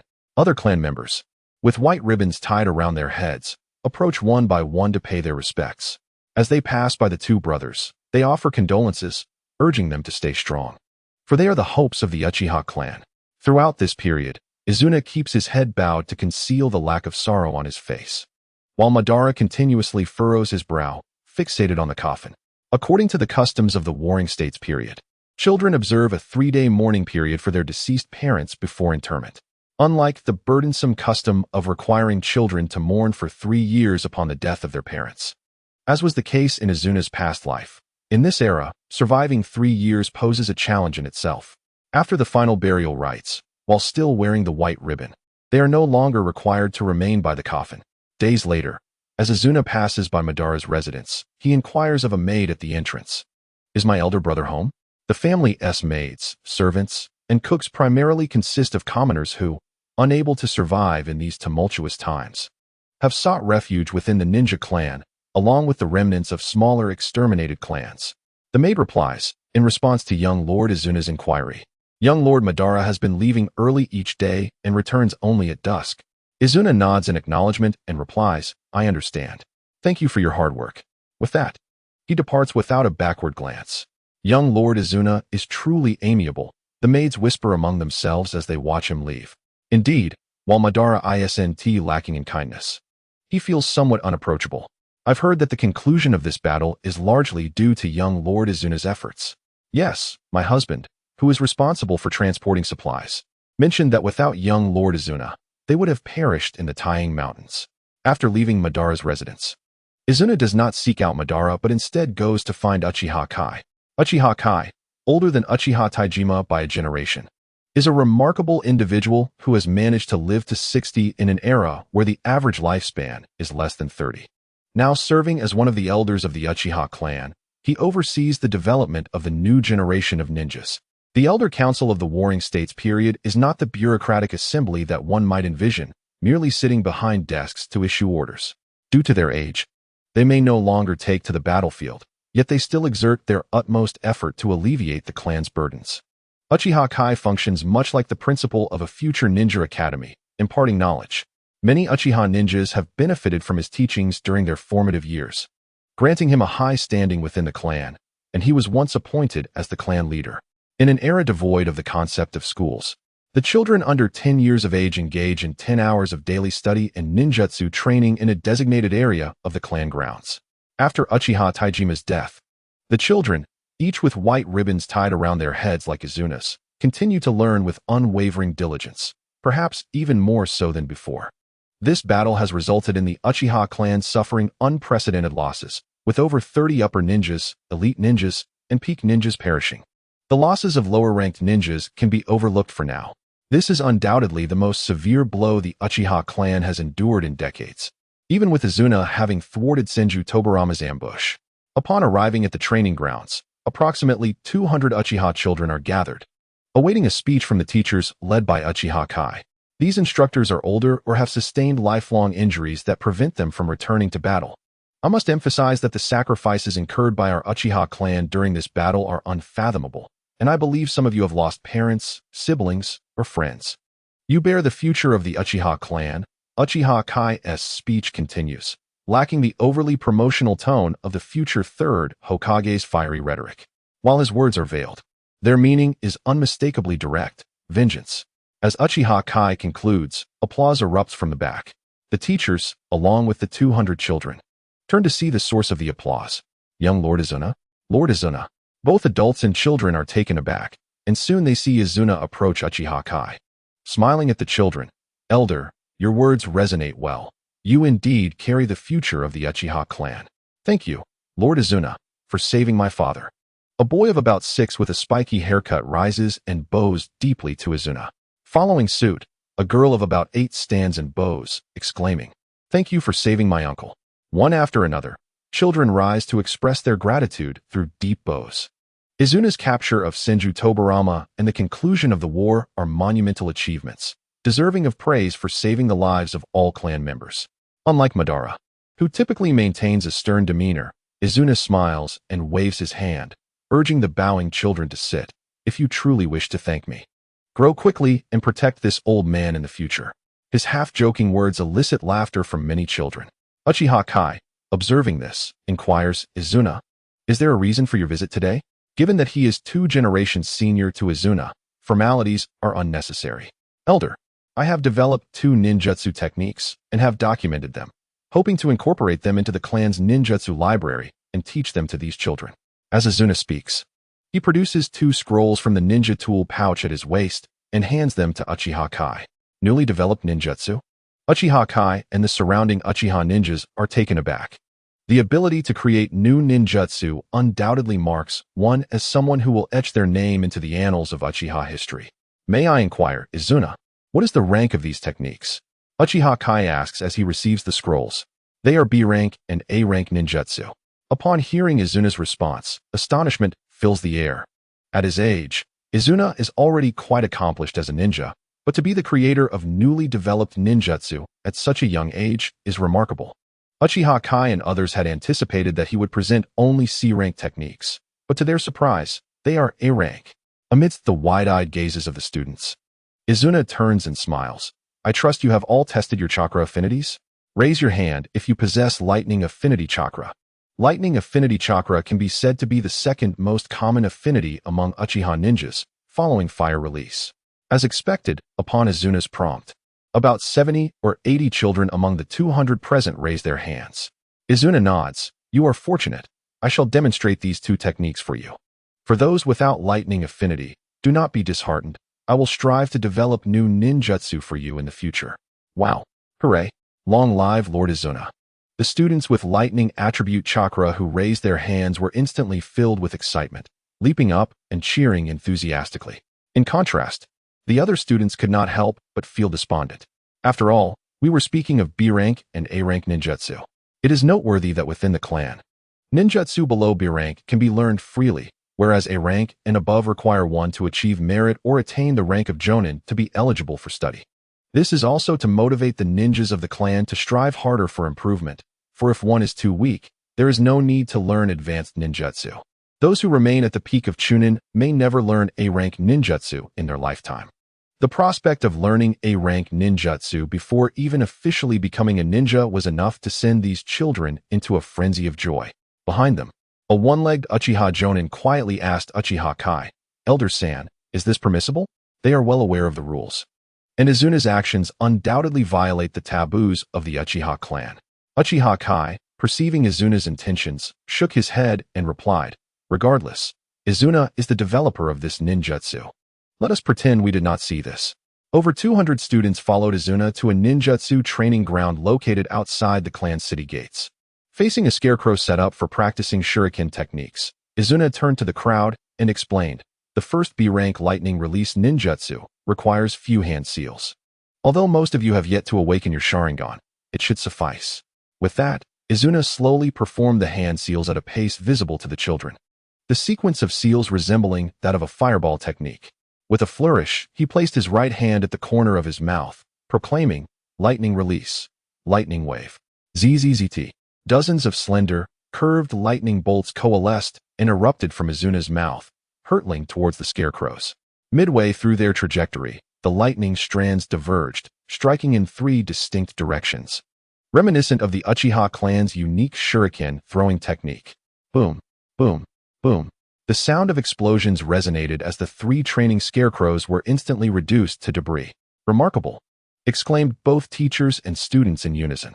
Izuna lowered his hand and remarked, "Though the hand seals are not difficult, they embody the principles of ninjutsu's morphological changes. At first, it may seem challenging, but once mastered, it will undoubtedly benefit you immensely. With practice, this technique can synergize with water release, enhancing its power." After a brief pause, Izuna continued, "The second is an A-rank ninjutsu. For those without the Sharingan, mastering it will be quite difficult, but allow me to demonstrate." He knelt down, raising his left hand as he began to perform the seals, fewer than those required for the B-rank lightning wave, consisting of only 3 seals. Choyuo Shin. Even without the Sharingan, one could memorize it. In the next moment, all present witnessed the concentration of visible, high-density chakra gathering in the palm of Izuna's outstretched left hand. Simultaneously, his eyes transformed into the 3-tomo Sharingan. The primary condition for this technique is immense physical strength. As he spoke, the palm of Izuna's left hand shimmered with lightning. Crackle! The deafening roar of lightning echoed, akin to 1,000 birds in distress. Uchiha Kai, once a formidable shadow-level warrior, observed closely and whispered, "A vast amount of lightning chakra is concentrated in his left palm, achieving a stimulating physical enhancement technique." Suddenly, Izuna propelled himself forward with a forceful push of his right foot, resembling a black flash. Kaboom! The violent explosions and the resulting shockwaves surged outward, accompanied by a barrage of shattered stone fragments. Instinctively, everyone raised their hands to shield themselves from the oncoming debris and wind pressure. After half a minute, as the remnants of the tumult calmed, they raised their heads once more, utterly astonished by the scene before them. On a rocky outcrop, Izuna's left hand extended forward, revealing a gaping hole in the mountainside, large enough to accommodate a grand mansion. "Incredible!" exclaimed one child, beads of sweat forming on his brow as he stammered. "This technique is called Chidori." Izuna's indifferent voice resonated from the front. "Astounding!" A boy, after a moment of shock, erupted in excitement, shouting as if fueled by adrenaline, "Amazing! Amazing! Lord Izuna!" Within mere seconds, the other children reacted, raising their arms in unison, exclaiming, "Indeed, such an impressive lightning release. It is my first time witnessing it. I must learn Chidori. Why am I not a lightning release user? How infuriating! Long live Lord Izuna." Amidst the ecstatic students, Uchiha Kai secretly wiped the sweat from his brow, unable to suppress a smile, remarking, "A technique that resonates like 1,000 birds' cries.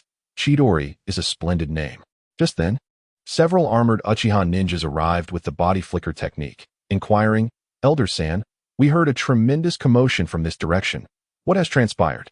In this era devoid of a security force as we know it, these individuals were referred to as the Uchiha's Guard, serving under the second elder, Uchiha Tanzo. Uchiha Kai smiled lightly and gestured towards Izuna, saying, "There is no need for alarm. It is merely a ninjutsu demonstration." The 3 guards were momentarily taken aback, instinctively looking towards Izuna. Upon witnessing the vast crater, measuring at least 6 to 7 meters high and 3 meters deep, they could not help but gasp in astonishment. What scale of ninjutsu could yield such devastation? Upon returning from the battlefield of Yunsan, Izuna was astonished to discover that his skill points had risen from 54 to 104. This implied that by successfully signing the truce agreement, he had garnered an additional 50 skill points, more than defeating the initial shadow-level warrior, Senju Tobarama. At this moment, Izuna recalled that skill points are not solely acquired through defeating enemies. Completing certain unique achievements can also yield skill points. For instance, completing special tasks for NPCs, discovering rare resources, or achieving high-level accomplishments such as becoming Hokage can all result in the acquisition of skill points. The signing of the 3-year truce between Uchiha and Senju marks a historic first for the Uchiha clan. Thus, earning him such a substantial number of skill points was understandable. With 104 skill points, he was now poised to unlock S-rank ninjutsu. However, while he envisioned acquiring some formidable techniques, a more pressing thought crossed his mind: the death of Uchiha Tanzo and the future selection of the clan leader.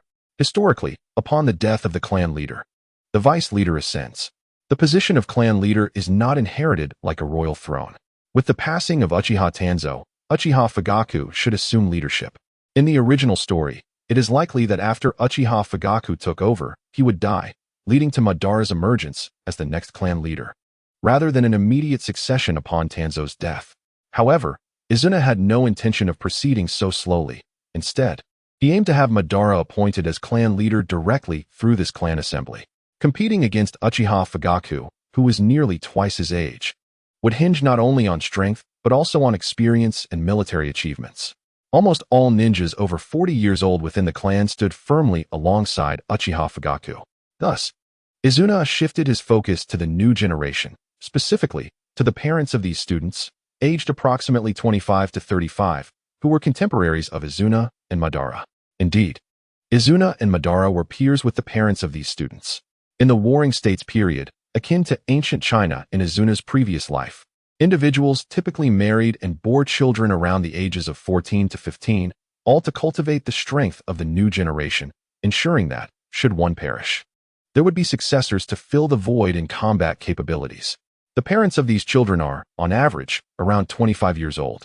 Shina and Madara, both in their 20s and yet unmarried with no children, are considered anomalies. This thought stirred a multitude of emotions within Shina. As for her prospective spouse, such matters cannot be forced. Though she harbors desires, there is no shortage of unmarried beauties within the Uchiha clan from whom she could choose. Ultimately, Shina decided to allocate her points towards one B-rank ninjutsu and one A-rank ninjutsu, viewing them as political assets to aid herself and Madara.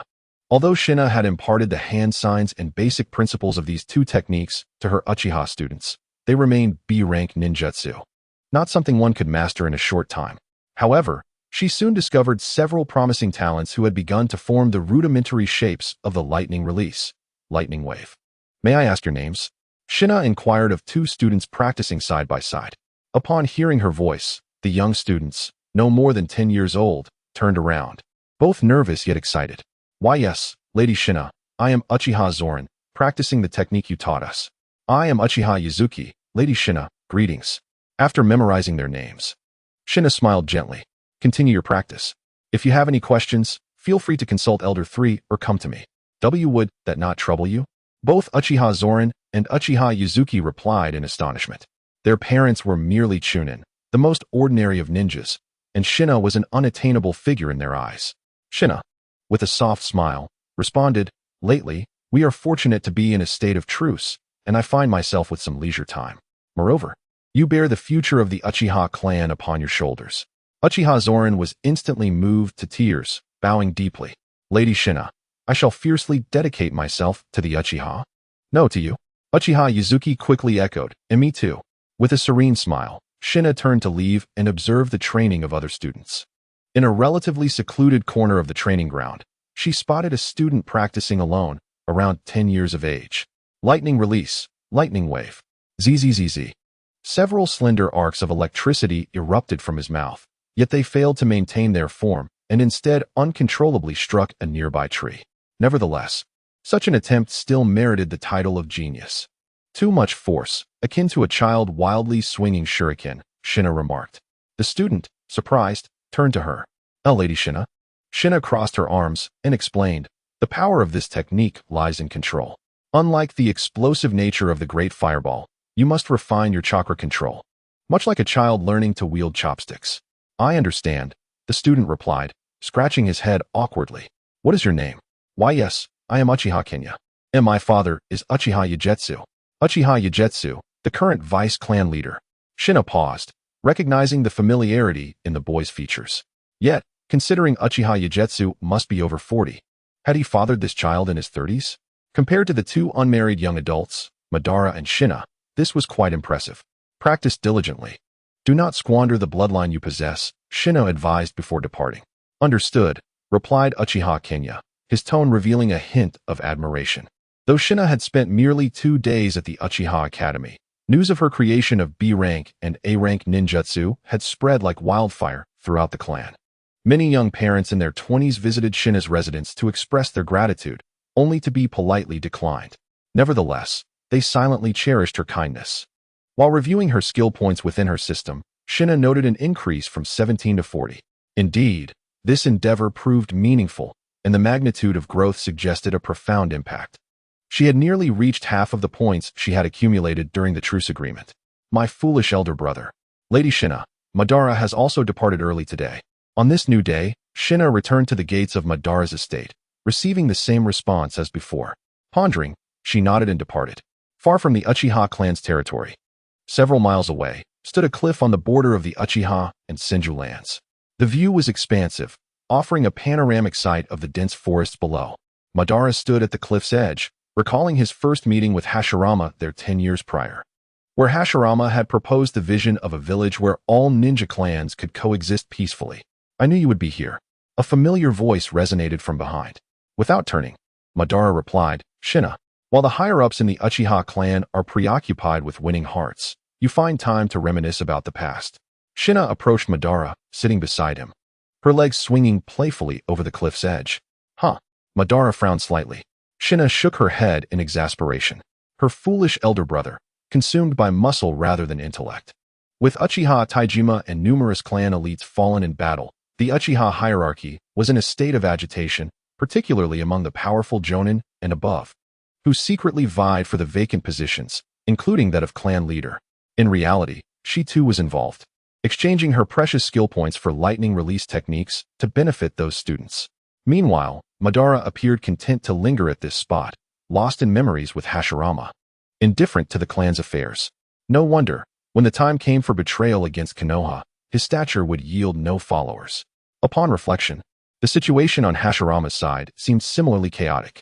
Hashirama could be deemed a political novice, relying entirely on Tobirama to take the harsh stance. Yet Shina refrained from expressing her frustrations as Madara did, avoiding the melodrama of calling him my foolish elder brother. Shortly, the clan's highest council will convene. You are aware of the pressing matter at hand, yes? The position of clan leader, Madara replied, not foolish enough to be oblivious. Most likely, Uchiha Yagetsu will ascend. On the Senju side, it was likely Senju Hamura would take the lead, followed by you and Hashirama assuming the roles of new clan leaders, and eventually transitioning into the formal leadership of both clans. Shina shrugged and smiled, noting the striking similarities in their situations. It was undeniable that the camaraderie between Indra and Ashura resonated through the bonds of Madara and Hashirama, Naruto and Sasuke. But the circumstances are different now. You should assume the leadership role. Madara paused, visibly intrigued, and refrained from refuting her claim. After a moment of silence, he asked, with the Mangekyo Sharingan? Indeed. The Mangekyo Sharingan was his only asset capable of contending with Uchiha Yagetsu for the position of clan leader. And I, Shina rose, brushing off the dust from her pants. Smiling, did you think I sat idle while you reminisced these past few weeks? Madara glanced at Shina, bewildered. After a moment, he remarked, Shina, why do I feel you are increasingly resembling that Tobirama fellow? You seem a bit scheming. In truth, as a devoted elder brother's fan, he preferred his sibling to maintain a more innocent demeanor. Shina rolled her eyes, disinterested in answering. It had taken about 20 days after the burial ceremony for Uchiha Taijima and others for her to wrap up the myriad of post-war affairs. The Uchiha clan had finally begun to embrace a rare period of tranquility. Concurrently, the family council was formally convened.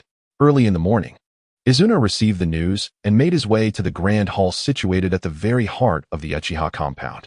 Only those of Jonin rank or above were permitted to participate in this assembly. Numerous Jonin were seated in the lower seats. while the higher echelons of the decision-making council occupied the front flanks. Among them were Uchiha Ujetsu, the current vice-clan leader, Uchiha Senju, who had narrowly escaped defeat against Senju Tobarama in their confrontation at Tying Mountain, and was saved by Izuna, alongside Uchiha Taijima, a peer of significant power. Uchiha Sora was also present, a formidable shadow-level ninja who had not participated in the previous battle at Cloud Mountain, instead tasked with safeguarding the northwestern border. Additionally, a handful of elites, contemporaries of Izuna and Madara, were in attendance, including their cousin, Uchiha Sakushu, who stood at the pinnacle of Jonin strength.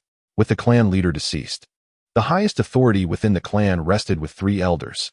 Among them was Uchiha Kai, who served as the head of the academy, and Uchiha Tajizu, the second elder, who managed the security of the clan's territory, akin to the Uchiha police force in later times. The eldest elder, Uchiha Yukizi, father of Uchiha Ujetsu, primarily oversaw war logistics, the allocation of supplies and weaponry, and the management of post-war affairs. Upon Izuna's arrival, Madara had already taken his place, nodding at Izuna before they both settled onto the cushions of the decision-making council. Beside Izuna, Uchiha Sakushu whispered, "Izuna, do you think Madara stands a chance in contending for the clan leader position?" Compared to Uchiha Ujetsu, who was twice his age, the younger Uchiha Sakushu leaned towards supporting Madara, whom he had known since childhood. Additionally, there was the matter of his 4-year-old son, Uchiha Boin, who had been boasting about Izuna's prowess displayed in school. It is said that children are easily influenced by their parents, and indeed, parental decisions often hinge on the desires of their offspring. Izuna smiled calmly, saying, "Let us wait and see." As soon as everyone had gathered, the eldest elder, Uchiha Yukizi, cleared his throat, stroking his beard with his right hand, and declared, "Now that everyone is present, I hereby announce the commencement of the first clan council following the passing of clan leader Taijima." Izuna exchanged a glance with Uchiha Senju seated across from him, who narrowed his eyes slightly and spoke, "Eldest elder, our immediate priority is to select a new clan leader. I believe all present are aware of this." Uchiha Yukizi nodded in approval, pleased that his son, Uchiha Ujetsu, might be elected as the new clan leader. However, what Uchiha Yukizi and most others present did not anticipate was Uchiha Senju's subsequent statement. "I have also heard of Madara's valor on the battlefield at Cloud Mountain, and Izuna has secured us a considerable respite. Therefore, I propose that Uchiha Madara, the eldest son of the late clan leader Taijima, assume the role of clan leader, with Izuna promoted to vice-clan leader." The words of Uchiha Senju startled many of the older Uchiha warriors present, aged 40 and above. Although Uchiha Senju was a high-ranking defender of the Tying Mountain border, he had never openly expressed a political stance. According to generational hierarchy, he should have aligned with Uchiha Ujetsu, his peer. The second elder, Uchiha Tajizu, whispered to Uchiha Yukizi. Senju nearly lost his life in the battle against Senju Tobarama and was saved by Izuna. The eldest elder nodded, understanding the implications. Uchiha Senju had always been a combat-focused ninja, and having been saved by Izuna, it was only natural for him to lean in that direction. With the clan leader deceased, the vice-clan leader position also required re-evaluation, as this role was fundamentally to assist the clan leader. The vice leader's authority was primarily dictated by the clan leader's commands. Thus, if Madara were to ascend to clan leader, Izuna would undoubtedly be the most suitable candidate to assist him, while Uchiha Ujetsu would be allocated to another significant position. I believe Ujetsu should lead. Madara's ascension to clan leader is indisputable. The dissenting voice came from Uchiha Sora, the chief of border defenses at the northwestern frontier. Aged between 35 and 40, slightly younger than both Uchiha Senju and Uchiha Ujetsu, yet still a peak jonin and a member of the decision-making council. While seniority held weight, what mattered more was strength. Everyone had witnessed Izuna's previous performance, which was perfectly synchronized with Madara's. Uchiha Sakushu could not help but interject. With Madara as clan leader and Izuna as vice-clan leader, together they could restore the Uchiha to its former glory. Your argument merely demonstrates that Izuna is well suited for the role of vice-clan leader. Whether Madara should take on the clan leader position remains debatable. As the discussions grew increasingly heated, the third elder, Uchiha Kai, suddenly bellowed, "What is all this commotion? This is the highest council of the Uchiha." Instantly, silence enveloped the hall. Compared to the other elders, Uchiha Kai was typically more amiable. However, when a person like him erupted in anger, it held considerable weight. The eldest elder, Uchiha Yukizi pondered before asking, "Third Elder, do you have an opinion?" Uchiha Kai rose, stating, "Following the Cloud Mountain battle, we all witnessed Izuna's strategic brilliance. Not only did he safeguard our most vital stronghold at Tying Mountain, but he also secured us time to recuperate. I believe no one would oppose him assuming the role of Vice Clan leader."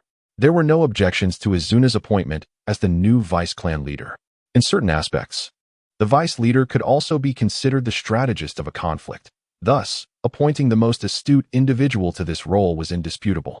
Therefore, the question simplifies to who, between Ugetsu and Madara, shall lead the clan. Uchiha Kai continued assertively. There are advantages to age, yet youth possesses its own merits. Isn't it clear? What the Uchiha need now are capable individuals, not mere sages. At this point, even a fool could comprehend Uchiha Kai's implication. With that, a challenge was proposed. Whoever triumphed would ascend to the role of clan leader. Regardless of who emerged victorious, both factions could present numerous advantages. Hence, the simplest course of action would be to let the strongest prevail while the vanquished would remain silent. Izuna reflected internally, considering the current state of the Uchiha. While internal strife was not absent, it was certainly preferable to the tumultuous times during the third Hokage's reign over Konoha. Though individuals pursued personal interests and power, the ultimate objective for all remained the clan's continuity. This was in stark contrast to the era of Sarutobi Hiruzen, exemplified by Danzo, who had schemed relentlessly for the position of Hokage, even during Konoha's dire struggle against pain, with most of their formidable forces remaining inactive. That was no longer mere internal discord, it was an outright coup. The third elder speaks wisely, Izuna finally interjected, drawing immediate attention as he prepared to assume the role of vice clan leader. "I do not wish to discuss this from a personal standpoint, but this is indeed the most prudent course of action." The sequential statements from Uchiha Kai and Izuna ignited a fire within Madara, destined to become a harbinger of chaos in the ninja world, as he clenched his fists and rose, declaring, "Then let all our clansmen bear witness." The essence of the future harbinger of chaos had finally surfaced. Are we truly going to fight? Everyone gasped, whether they were the three elders, the decision-making council, or the numerous Uchiha Jonin below. Given Uchiha Ugetsu's age, he had reached a plateau in his growth, while Madara, still in his youth, had ample room for advancement. Most conjectured that Uchiha Ugetsu held the higher likelihood of victory. Uchiha Kai was originally a neutral party, but recent events involving Izuna have swayed him slightly towards Izuna's side. However, to be candid, he does not hold much faith in Madara's ability to triumph over Uchiha Yagami. Aside from Izuna, only Uchiha Senju possesses such confidence. He has witnessed the formidable prowess of Izuna's Mangekyo Sharingan. If Madara were to possess similar power, what would Yagami think? Uchiha Kai turned his gaze towards Uchiha Yagami. Yagami's desire for the position of clan leader is not as frenzied as Danzo's obsession with the Hokage title in later generations. But it certainly does not imply a lack of ambition. The elders and the future vice clan leader have all expressed this view, and I find it difficult to refuse. Uchiha Yagami stated with a hint of formality. The elder Uchiha, in an attempt to avoid showing favoritism towards his son, maintained an expression of neutrality. "Then let us conduct the selection battle for clan leader at the training ground. Prepare the barrier, and both sides must not harm one another. Regardless of the outcome, you bear the heavy responsibility for the future of the Uchiha." At the Uchiha training ground, it was rumored that Uchiha Yagami and Uchiha Madara would determine the next clan leader through a decisive battle. The clan was immediately abuzz with excitement. Once the barrier was established by the ninjas to prevent unforeseen accidents, all clan members who were not preoccupied with significant matters flocked to witness the event. "Who do you think will win?" A group of lower and middle-ranking ninjas whispered behind Izuna. "Lord Yagami. Surely it will be Lord Yagami," was the consensus of more than 90%. "I believe so as well. With Lord Madara's talent, he should surpass Lord Yagami in 5 years. But he is still a bit lacking at present. However, I have heard that Lord Izuna has already been confirmed as the next vice clan leader. Congratulations are in order." Given Lord Izuna's strategy and strength, this is only to be expected. Hearing the discussions behind him, Izuna remained silent, thinking to himself, that is under the assumption he does not utilize his Mangekyo. In the Warring States period, only Uchiha Madara and Uchiha Izuna awakened the Mangekyo Sharingan. Although the awakening conditions involve the death of a close kin or experiencing the pain of such a loss, there must be another criterion, the innate talent of the Sharingan's bearer. Otherwise, among the many Uchiha who witnessed the deaths of their loved ones during the warring states, why did only Izuna and Madara awaken the Mangekyo? From the original text, Senju Tobarama claimed to have seen the technique Kagutsuchi. It can now be confirmed that he witnessed it from Izuna. As for Madara's Mangekyo abilities, they remain an enigma. This battle would be the perfect opportunity for Madara to showcase his Mangekyo prowess.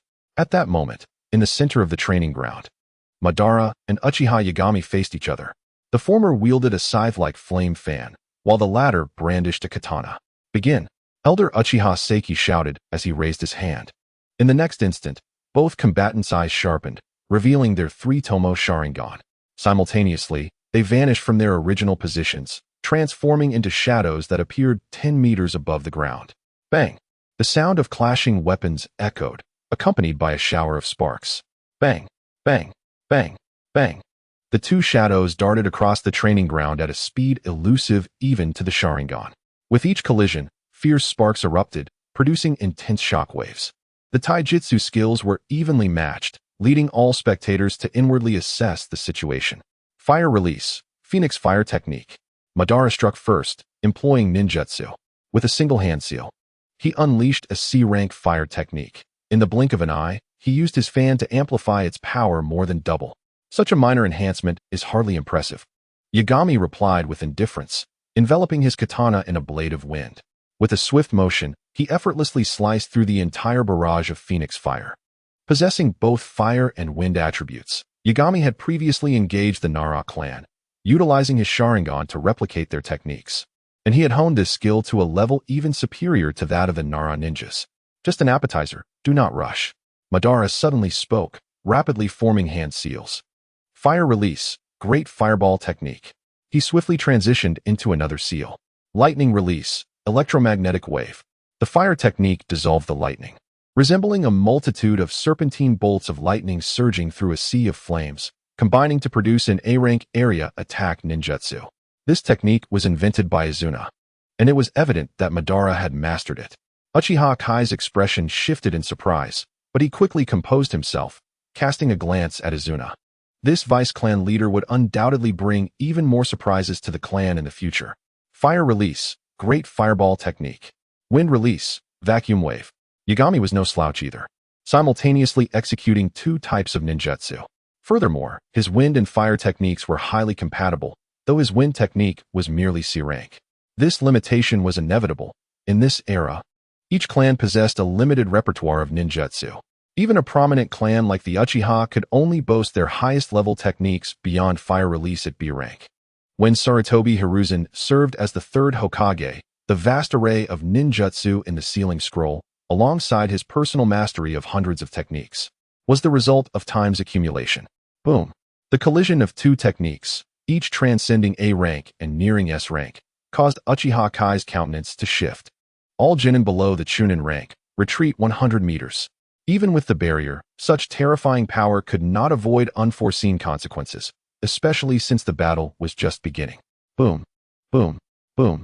For approximately 15 seconds, the two titanic techniques clashed, and the tide of battle began to shift. Yagami started to feel the strain. Maintaining two elemental attributes placed a significant burden on his chakra. In contrast, Madara maintained both lightning and fire with remarkable composure, and the power of his technique was even escalating, edging towards an S-rank level. At this moment, Izuna and others noticed that Madara's eyes had undergone a transformation. The once ordinary three-tomo had morphed into a unique arc-shaped configuration, forming a complete circle. The Mangekyo Sharingan. He had awakened the powers of the Mangekyo. Wind release, Violent Wind Wall. Even as he found himself at a disadvantage during the clash, Yagami grit his teeth and employed a new wind technique. A protective wall emerged from the stone bricks at his feet, forming a barrier to buy him time and evade the onslaught of Madara's technique. Yet, his right sleeve was still singed to shreds, revealing charred flesh beneath. This Mangekyo ability was something Izuna had also awakened in his three-tomo Sharingan, allowing him to observe the flow of chakra within Madara's body. That power emanated from Madara's left eye's Mangekyo. The fusion of lightning and fire was expertly executed, conserving chakra while amplifying their potency. At this moment, Izuna recalled that in the future, Madara would also utilize a special bloodline limit combining lightning and water, known as Storm Release. Moreover, he was the first and only individual to autonomously transplant Hashirama's cells, allowing his Sharingan to evolve into the Rinnegan, contrasting with Sasuke's reliance on the Sage of Six Paths' external assistance. This indicated that Madara possessed exceptional prowess in the art of fusion. Madara's left eye granted him capabilities that, while not as straightforward as Izuna's Amaterasu, were remarkably suited for the development and research of ninjutsu. On the other side, Yagami's katana was once again enveloped in blades of wind. In an instant, flames erupted along the blade, merging the elements of fire and wind into a formidable weapon reminiscent of the legendary Sword of Susanoo. By Izuna's generation, the focus had shifted even more towards ninjutsu battles. However, the generation of Uchiha Taijima practiced both swordsmanship and ninjutsu. Therefore, when it comes to discussing the use of blades, Uchiha Yagami can be considered the foremost in his clan. "I have arrived, Madara." With his declaration, Uchiha Yagami vanished in an instant, appearing at Madara's right side. A single strike ensued. The kaleidoscope in Madara's right eye narrowed. Boom. With one slash, a third of the training ground of the Uchiha was utterly devastated. The ninja maintaining the barrier had to channel their chakra with all their might to prevent the residual shockwave from spreading further. Such exaggerated power. Lord Yagami is indeed in the prime of his ninja life, one Uchiha Jonin remarked. Is the outcome already determined? Another Chunin inquired. No. Uchiha Taijima and others activated their three-tomo Sharingan at that moment. Izuna murmured to himself, "Is that the ability of the right eye?" The arrival of a new era had begun. Dodged.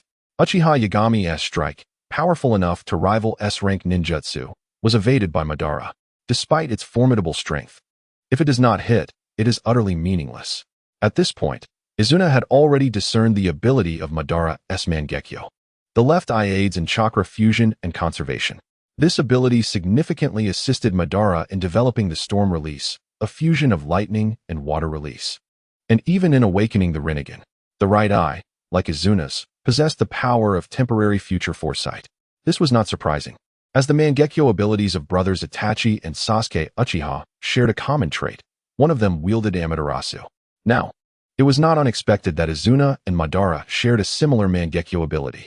Moreover, Izuna understood why Madara refrained from using his Mangekyo after being reincarnated through impure world reincarnation. It was not that he could not. Rather, he simply chose not to reveal it. Both abilities belonged to a category that, without explanation, would remain undetectable to their enemies. Uchiha Yagami, as a shadow-level powerhouse proficient in both swordsmanship and ninjutsu, found himself rendered ineffective under the future foresight ability shared by Madara and Izuna. This ability was essentially a nemesis to physical combat ninjas.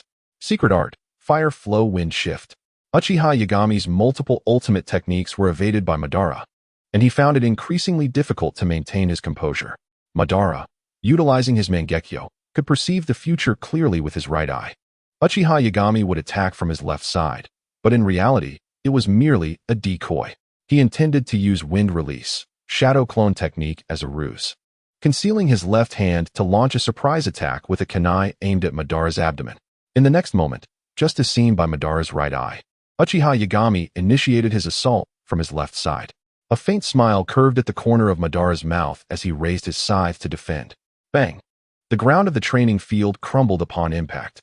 "You've fallen for it, Madara." Uchiha Yagami's heart surged with joy, using the Wind Release clone as a distraction, while his other hand thrust the kunai towards Madara's abdomen. He did not intend to pierce Madara's stomach. Merely drawing blood would suffice to prove his superiority and claim the title of clan leader. However, Madara laughed, a clear indication of amusement. An ominous feeling instinctively washed over Uchiha Yagami. "Chidori," Madara uttered softly. Sizzle. From Madara's other hand, a surge of silver lightning erupted. The lightning darted about like a rampaging beast. Uchiha Yagami felt a numbing sensation in his left hand from the surprise attack, losing his balance, and the kunai slipped from his grasp. It was yet another ninjutsu developed by Izuna. Many Uchiha clan members were left in shock. Although the central battlefield featured the combat between Madara and Uchiha Yagami, Izuna's presence was so powerful that it could not be overlooked. Chidori was a technique Izuna had gifted to Madara days prior. The move Madara exhibited now resembled Chidori flow. Of course, it was only a semblance. At this moment, Madara was simply utilizing his exaggerated chakra to unleash Chidori's lightning in its entirety, creating an appearance similar to Chidori flow. In reality, using Chidori in this manner would also harm his own body. Nevertheless, it was sufficient. Seizing the momentary opening displayed by Uchiha Yagami, Madara lifted his right foot and kicked the fallen kunai as if it were a soccer ball. The blade grazed Uchiha Yagami's face, leaving a streak of blood. Fire release. It was not over yet. Despite the dire situation, Uchiha Yagami still attempted to form hand seals for a counterattack. However, Madara was swifter. After all, although both were affected by Chidori, it was Madara's own technique, allowing him to mitigate his injuries. Lightning release, thunder wave. Though it was lightning release, Madara had already fused this technique with water release. The paralysis of lightning release, combined with the hindrance of water release, made this B-rank ninjutsu's power nearly rival that of an A-rank technique. Boom. Before Uchiha Yagami could execute his technique, Thunder Wave had already slammed into his abdominal armor. The combined impact of water release and the paralysis from lightning release rendered him momentarily immobile. Madara swung his scythe, the blade resting against Uchiha Yagami's neck. Feeling the chill at his throat, Uchiha Yagami knelt on one knee, struggling to utter the words, "I admit defeat." Witnessing this, Uchiha Kozo, the elder of the Uchiha clan and Yagami's father, let out a heavy sigh. Uchiha Highlang declared, "A new clan leader has been born." The entire clan rejoiced, as the power displayed by Madara even subdued the ninjas who had initially sided with Uchiha Yagami. Izuna could not help but smile, although there were personal interests at stake. Overall, they were all Uchiha, and in the end, they shared a common heart. It would not be like the intrigues that arose after the founding of Konoha. Although exhausting, it was nonetheless quite comfortable. Thus, Uchiha Madara became the clan leader, and Uchiha Izuna assumed the role of deputy clan leader, a fact that could not be altered by anyone. After a brief treatment of their minor injuries, the high-ranking members returned from the training ground to the conference hall. The succession ceremony was decided to take place a week later on an auspicious day. For now, a truce was in effect, allowing for a more refined approach. Meanwhile, on the Senju clan's territory, the succession ceremony was already underway. Senju Yokan stood on the succession platform, while Senju Hashirama stood to the left in the position of deputy clan leader. Listening to the vows of Senju Yokan ahead of him and the cheers of the clan members below, Senju Tobarama, a devoted brother, whispered, "If you wish to compete, brother, it should pose no problem." He held no dissatisfaction regarding Senju Yokan's ascension to clan leader, but as a brotherly supporter, he naturally preferred Senju Hashirama to take the lead. Hearing this, Senju Hashirama smiled and quietly replied, "I am not one who must be the leader. Perhaps serving in an auxiliary role would suit me just fine." Familiar with Hashirama's character, Tobarama realized that further discussion would only risk displeasing him, so he remained silent, contemplating. On the Uchiha side, it should be Uchiha Yagami succeeding, with Madara as the deputy leader. But why do I feel that Izuna is more dangerous than Madara? It is worth noting that Senju Tobarama was a true politician, whose political acumen in the future overshadowed his formidable strength. If he regarded Uchiha Izuna as a threat, it was undoubtedly a sound judgment. In any case, the current state of both the Uchiha and Senju clans is as follows: Uchiha, Madara as clan leader, Izuna as deputy clan leader Senju, Yokan as clan leader, Hashirama as deputy clan leader, and Tobarama maintaining his position. After all, his planning missteps led to the Senju suffering losses. Madara, for the first time in his life, found himself ahead of Hashirama. However, it remained uncertain how long this advantage would last. 18. A new path for the Uchiha during the truce period. Time also passed, and the succession ceremony became increasingly elaborate. On an auspicious day, a new succession platform was meticulously constructed, accompanied by fragrant baths and ancestral worship, along with a plethora of trivialities. Not only was this task arduous for the Uchiha clan, but also for Izuna, the deputy clan leader. After 3 days of elaborate ceremonies, they finally reached the final step, the oath-taking. Indeed, it resembled the moment when Tsunade ascended as the 5th Hokage, standing atop the Hokage building and pledging allegiance to the residents of Konoha below. Given Madara's disposition, he was ill-suited for such an endeavor. Izuna could scarcely envision the words spoken by Madara during his ascension in the original narrative, yet with his presence now, it seemed a trivial matter. Standing on the succession platform, Madara faced the thousands of Uchiha clansmen, alongside a considerable number of non-Uchiha agricultural workers. Clearing his throat, he recited, as taught by Izuna the previous night, "Today, I, Uchiha Madara, take on the mantle of clan leader, wishing to convey to all that wherever the leaves dance, the flames of Uchiha shall burn, casting their glow upon our clan and nurturing new growth." Indeed, this was the script, modified by Izuna, intended for Madara's delivery. The efficacy of these words was soon evident. The clan's people below, particularly the youth under 20, listened intently, their eyes alight with visions of a path towards peace. Long live the Uchiha! Long live the clan leader! The flames of the Uchiha shall illuminate the entire land of Shinobi. One by one, the cheers erupted, first from the young, followed by the older generations, and even the refugees taken in by the Uchiha, who toiled in fields and forges, joined in the fervent applause. What profound words could that lad conjure? Mused the elder Uchiha Yoshiyuki, observing Madara's back. Upon glimpsing Izuna at Madara's side, he was momentarily taken aback, a conjecture forming in his mind. Once the ceremony concluded, Madara swiftly convened the higher-ups, preparing for his inaugural meeting as clan leader the following morning. Even with his new title, the responsibilities ahead remained daunting. In the early light of dawn, having shed his battle armor for a heavy, dignified robe, he re-entered the council hall. Previously seated among the decision-makers, Madara now occupied the esteemed position of clan leader. Izuna, fulfilling his role as deputy, sat to Madara's left. "Today, I formally assumed the role of the new leader of the Uchiha clan. I invite all to voice any constructive proposals regarding our clan's future," Madara announced. His demeanor had transformed, exuding an aura akin to a sheathed blade, occasionally revealing its sharpness. The first order of business was, of course, the allocation of duties. The second elder, Uchiha Tenakazu, spoke up. "Following the battle at Uzan, we have suffered significant losses, including the former clan leader and many of our brethren in pivotal roles. We must promptly replenish our ranks to ensure the clan's continued operation." The elite shinobi below, though mourning their fallen comrades, felt a surge of vigor. This signified potential promotions. "Naturally," Madara replied, "I have discussed the new candidates for various positions with the three elders and the decision-making council last night. Should there be any objections, please voice them now." He presented a list, announcing, "Chief of Operations, Uchiha Takeuchi, Intelligence and Reconnaissance Team, Uchiha." He continued to enumerate numerous positions and their respective candidates.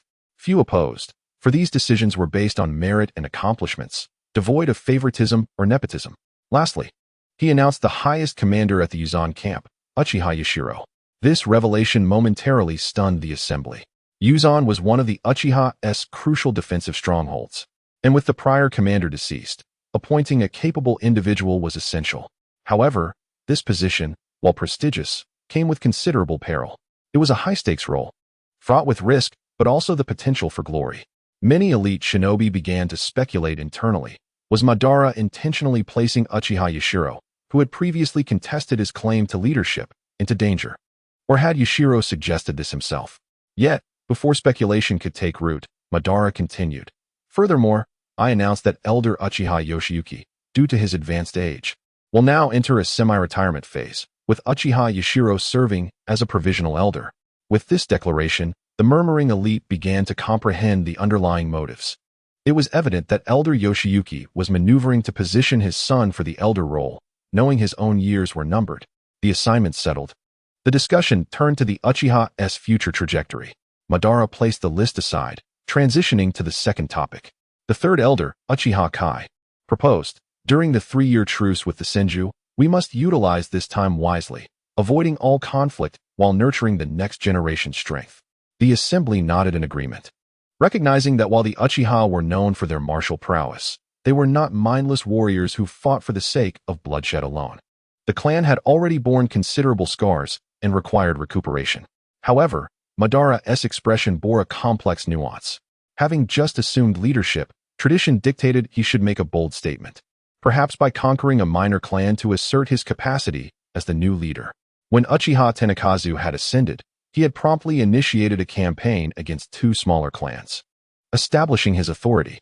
The fleeting complexity in Madara's countenance did not escape Izuna's notice, though he merely smiled, revealing no outward signs of concern.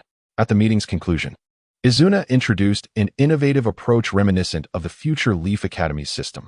However, rather than one shinobi mentoring 3 students, and in practicality, given their limited number, one shinobi would train 9 students, focusing on practical combat skills. In an era where the Land of Fire was yet to unify, the ninja continent was governed by numerous lords who employed warriors and shinobi for tasks beyond their capabilities. Although many concepts of the future had yet to materialize, the undertaking of missions had begun. Even in peacetime, such tasks could serve as practical exercises for the students' development. As the power of the Uchiha began to swell, the clan entered a brief period of respite following the signing of the truce with the Senju. Yet, given Madara's nature, his inability to ignite a spark of ambition as a newly appointed leader made it challenging to quell the ambitions of the higher-ups. Despite his triumph over Uchiha Yashiro with the power of his Mangekyo Sharingan, in the absence of conflict, Izuna chose to take action. Assuming the role of deputy clan leader, he acquired a modest number of skill points, sufficient to exchange for several C-rank or 2 B-rank jutsu. He utilized these to expand the Uchiha clan's repertoire of scrolls, publicly declaring them as collaborative developments with Madara. While not as impactful as quelling external threats, this strategy temporarily silenced Yashiro's staunch supporters. However, the clan members were acutely aware of the reality behind Izuna's claims of collaboration with Madara. They understood well what kind of shinobi Madara Uchiha was. Instilling in him the art of ninjutsu was undoubtedly feasible.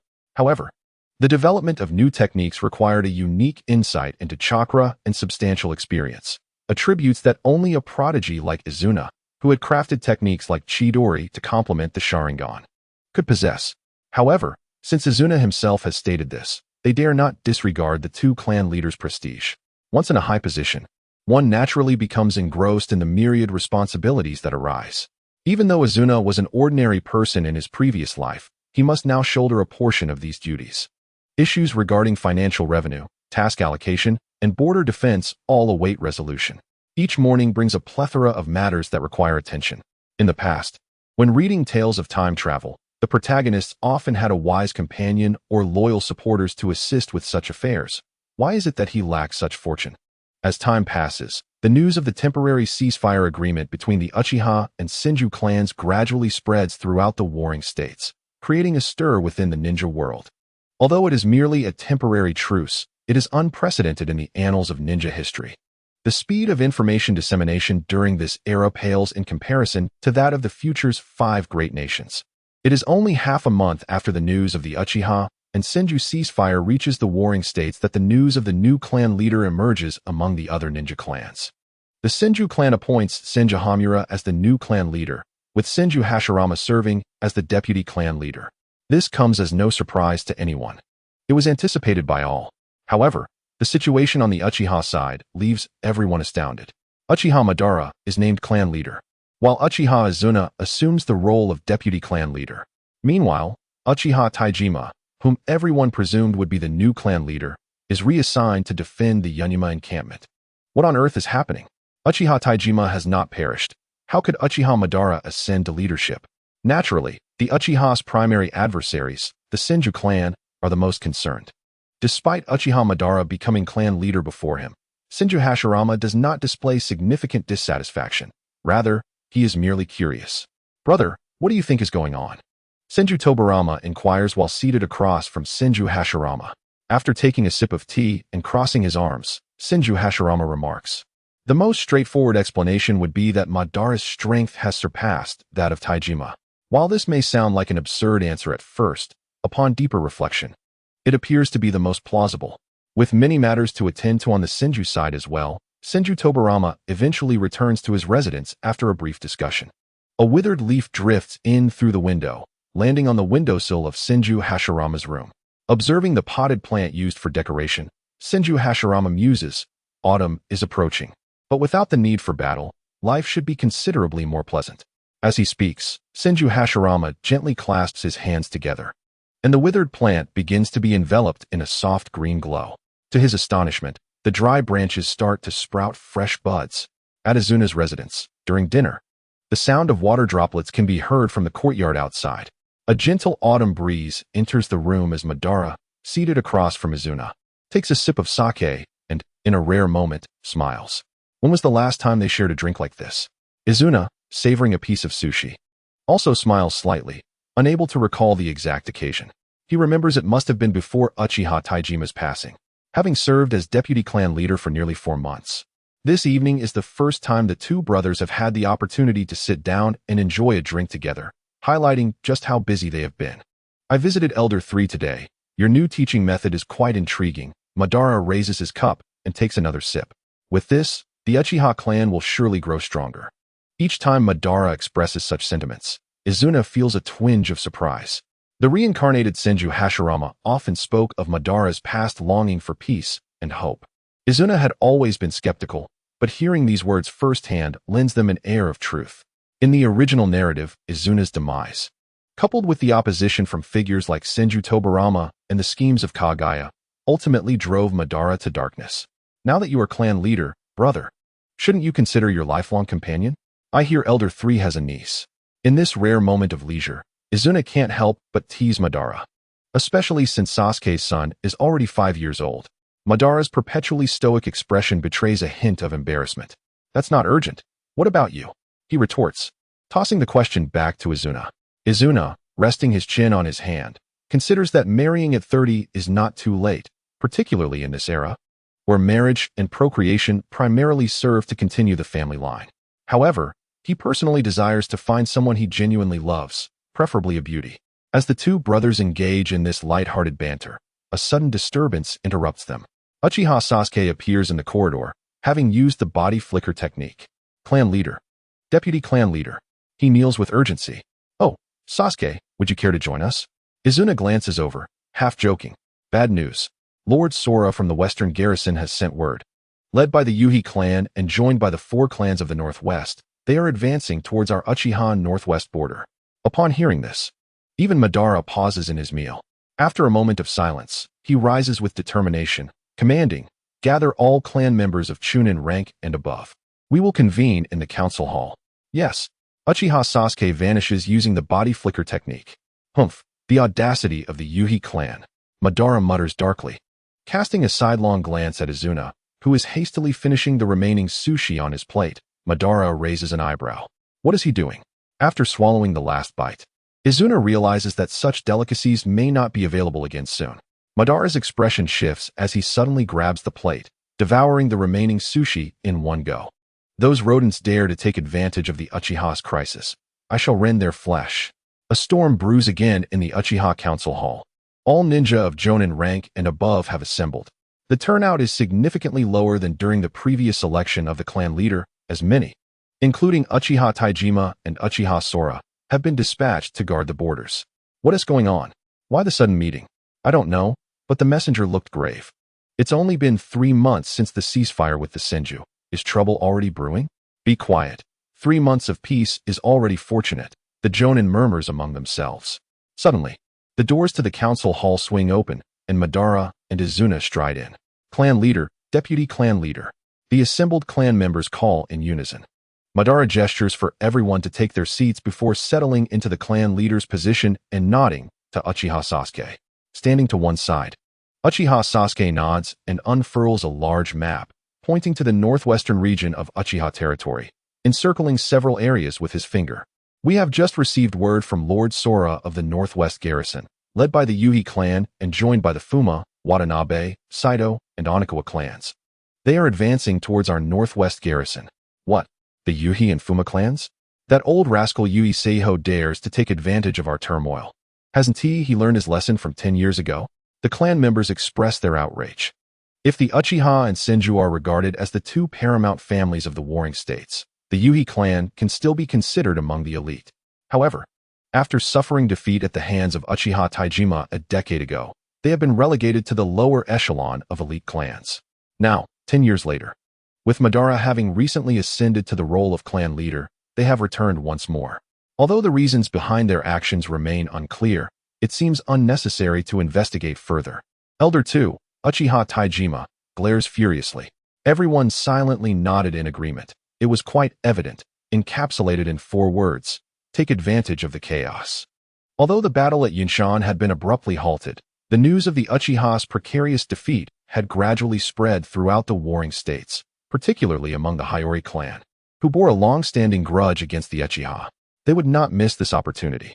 As for the other 4 clans, they were not virtuous either. In truth, none of the shinobi clans in the warring states could be deemed innocent. The Uchiha and Senju possessed vast, prosperous lands and resources. Had the Senju found themselves in a vulnerable position, the same clans would have launched an assault against them. It was merely a matter of seizing the softer fruit. Izuna rubbed his temples, as this situation reminded him of the historical accounts he had studied. The imagery of multiple nations uniting to besiege the Qin during the Warring States period came to mind. Vice Clan Leader, what should we do now? Uchiha Sasuke inquired of Izuna. After 3 months of deliberation, Izuna had become a figure akin to Zhuge Liang within the Uchiha clan. Both the elders and ordinary clan members sought his counsel. Avoid confrontation, Izuna stated succinctly, adding, defend the city and refrain from battle. Had it been Madara, he might have advocated charging forth to annihilate them completely. Yes, we shall avoid battle and recuperate. Several clan members immediately expressed their agreement, only to quickly voice their concerns, but the Senju in the east. Upon mentioning the Senju, a profound silence fell over the clan members. News of the 5 clans besieging the Uchiha would inevitably reach the Senju. Would they remain passive? It was inconceivable. If the Senju were in dire straits, they would not hesitate to seize such an opportunity to strike. A truce agreement? It would be nothing more than a mere piece of paper. I shall personally lead the reinforcements at the northwestern stronghold, Izuna declared. Of course, we must remain vigilant regarding Yinshan. But let us not act hastily until we receive news from Yagura. For now, that was all they could do. As the clan leader, Madara could no longer recklessly engage on the front lines. Furthermore, he needed to stay within the clan's territory to prepare for any potential actions from the eastern Senju clan. Upon returning home, he changed from the ceremonial robes he had worn for months into a black shirt and red armor. Just as he was ready to set out that very night, he encountered Madara waiting at the door. Izuna, it seems you have more to say from the meeting. Izuna shrugged with a smile. The Senju won't take action. Madara furrowed his brow, hesitating for a moment before responding. That can't be true. Such a prime opportunity for battle.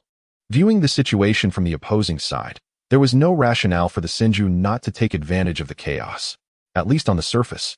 The vice clan leader Hashirama would never agree to deploy troops. Izuna placed his bets on Hashirama, with him in the mix. The Senju would be hesitant to mobilize openly for a time.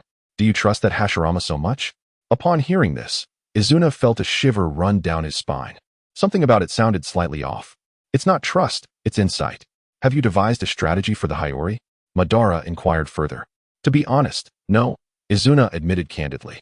For now, they would have to adapt their strategy based on the situation upon arrival. Madara bit his lip, ultimately managing to utter a few words. Be cautious. Of course. At the Uchiha's northwest border encampment, Uchiha Sora, a peer of Izuna, served as the highest commander. After 2 days and nights of arduous travel, Izuna led a contingent to their destination. While it was termed a camp, it was actually a dilapidated stone fortress. Some merchants and commoners resided there as well. The prosperous regions of the warring states were largely confined to 2 places, the ancestral lands of the great ninja clans and the capital governed by a lord with ninja protection. As Izuna's team entered the city, barely crossing the threshold, 2 Uchiha ninjas appeared before him in a flash. Vice Clan Leader. Lord Sora has been awaiting you for quite some time. They knelt on one knee. After 2 days and nights of travel, a slight fatigue lingered. Yet no one dared to express a desire for rest. Within a repaired stone temple nestled against the mountains in the city, Uchiha Sora, who had not seen Izuna in over 3 months, greeted him with a bow. Izuna, you are now the Vice Clan Leader. Sora, what is the current situation? Izuna raised a hand to halt Sora's formalities. Ah, it's urgent. That scoundrel Hiyori Saicho is truly seeking revenge for the grievances of a decade ago. Sora cursed vehemently before unfurling a map to explain the current circumstances to Izuna and the others. The alliance of the 5 clans sounded terrifying to the average shinobi. Yet Sora's tone suggested he was not overly concerned. The more pressing issue was that the Uchiha were currently in a weakened state. Otherwise, they would have already charged out to demonstrate their prowess. Given the current strength of the Uchiha, the coalition of 5 clans could not be underestimated. Lord Sora, during our journey, have there been any additional discoveries? Inquired one of the Jonin accompanying Izuna. Last night, We intercepted a piece of intelligence indicating that Hiyori Saicho seems dissatisfied with the 5 clans and wishes to recruit the Inuzuka, Nara, and Akimichi clans to form an alliance of 8, aiming to engulf our Uchiha's northwestern territories. At this revelation, the expressions of the clan members shifted dramatically. The Inuzuka, Nara, and Akimichi clans were generally considered weak, but astonishingly, when united, they could wield the power of a top-tier shinobi clan. For decades, these 3 clans had banded together, functioning in a state of mutual support, their territory located in the westernmost regions, thus remaining largely uninvolved in conflicts and retaining a low profile among the shinobi clans. So, have the Inuzuka, Nara, and Akimichi agreed? Izuna pressed. From the intercepted intelligence, they remain quite hesitant, Sora replied. Without a moment's hesitation, Izuna declared, prepare for an offensive. The audience was taken aback. Someone immediately remarked, Vice Clan leader, did you not propose a strategy of avoidance? The circumstances have changed, Izuna asserted.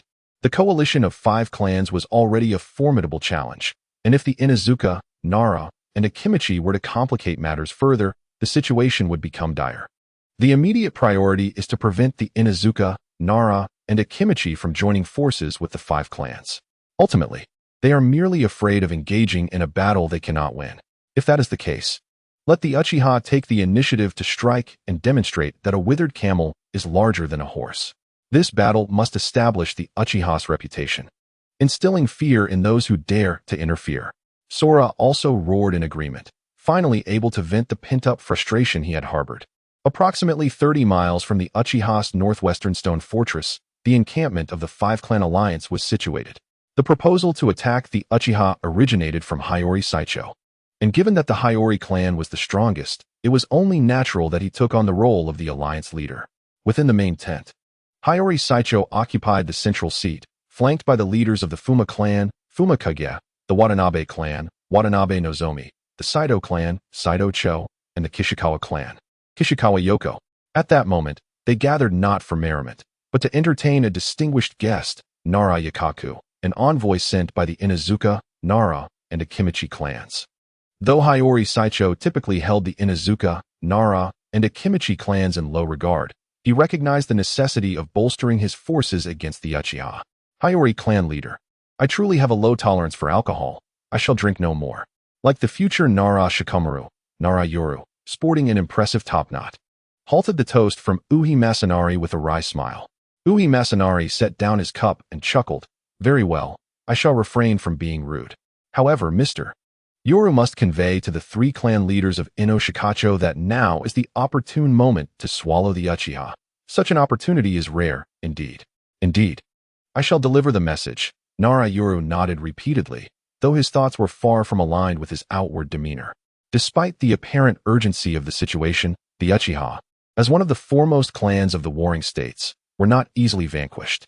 Suddenly, a heavy tolling of bells rang out, jolting the 5 clan leaders, who had been flushed from the effects of alcohol, into a state of alertness. They understood the meaning of the bell's toll, an enemy attack. As anticipated, a ninja from the Kazekage clan entered the Great Hall, kneeling on one knee and reporting.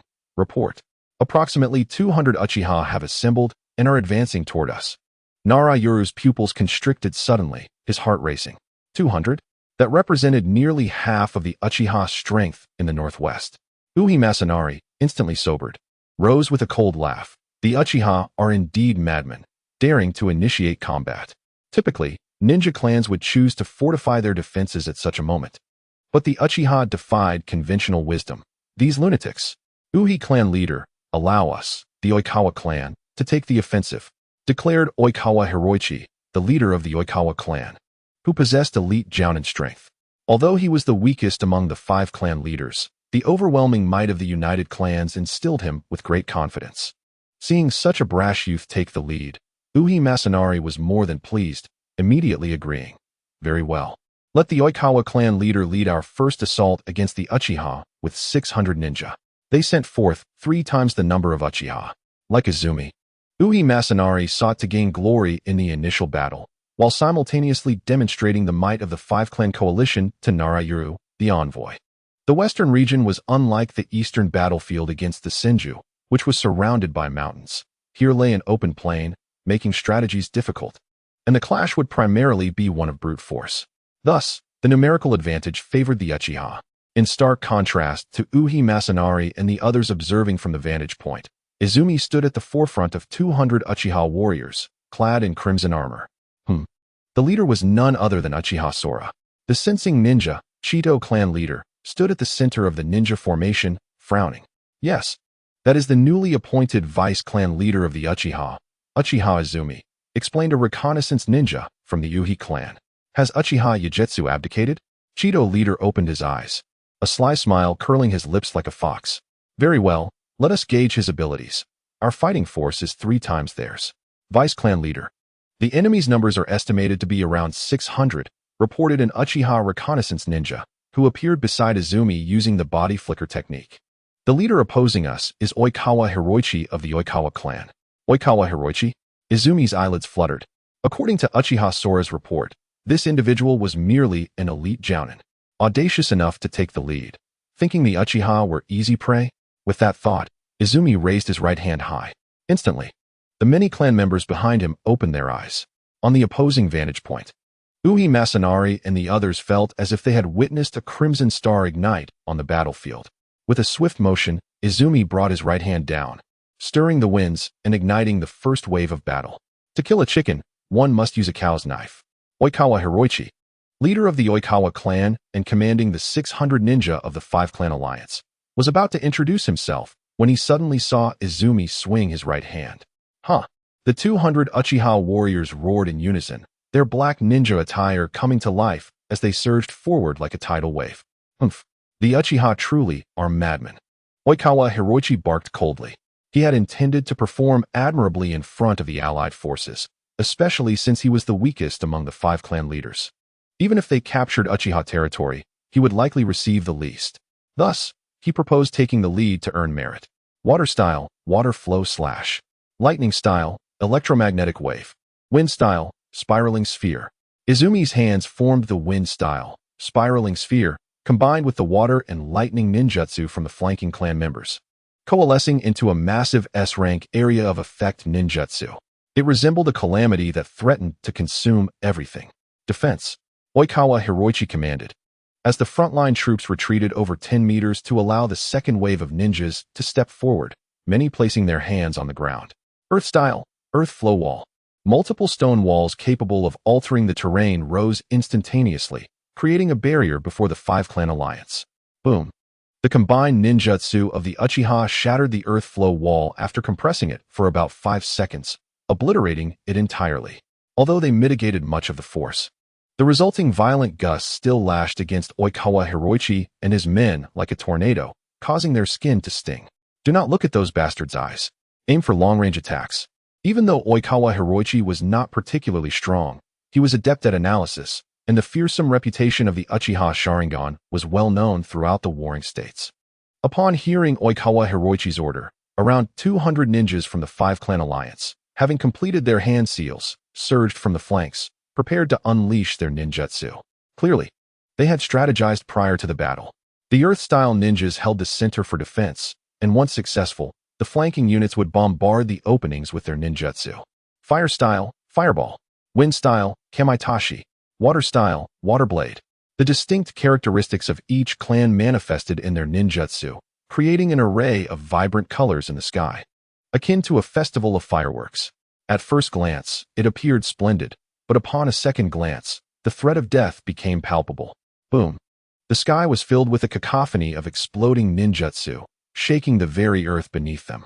The billowing smoke enveloped the battlefield, obscuring the situation for Oikawa Hiroichi and his men. Continue the assault. Do not allow the Uchiha to close the distance. Oikawa Hiroichi continued to issue commands. He was not foolish enough to grant the Uchiha a moment's respite.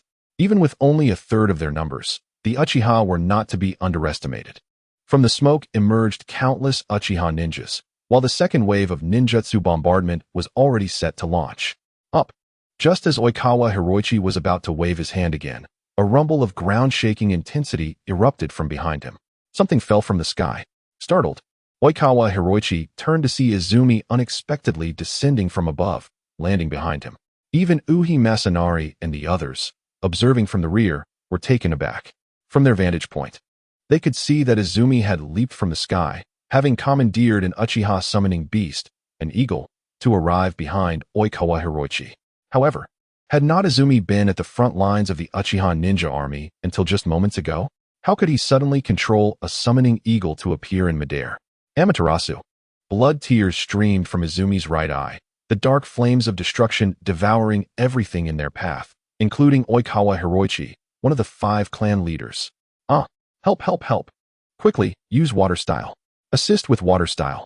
As the 5 clan alliance began to descend into chaos, Izumi smiled coldly, closing his right eye, spreading his hands. And as he condensed another wind style, spiraling sphere, he opened his right eye once more. The flames of Amaterasu enveloped the spiraling sphere. Though imperfect, it suffices to deal with you. Izuna deftly unleashed 2 Amaterasu spirals, striking the enemy ninjas on either side. The blazing Amaterasu spiral. Thunderous roar. This undisputed S-rank ninjutsu carved a path through the heart of the 600-strong ninja army, employing the shadow clone technique to first incapacitate the foes, then utilizing summoned beasts for a surprise attack, and finally clearing away with the formidable Amaterasu and spiral. This was Izuna's strategy. Using such tactics against a clan leader of elite jonin status felt akin to using a sledgehammer to crack a nut. However, at this moment, he needed to intimidate the coalition of 5 clans. This sledgehammer was essential. Fire release, great dragon fire technique. Fire release, great fireball technique. Fire release, scorching ash. In the next instant, the Uchiha forces surged into the center of the 5 clan coalition. With the Uchiha's mastery of fire release, the battlefield transformed into a sea of flames within mere moments. Charged with the deputy clan leader. As Izuna showcased his overwhelming power, the morale of the Uchiha soared. And each warrior rushed forward fearlessly, their eyes fixed solely on claiming the heads of their enemies.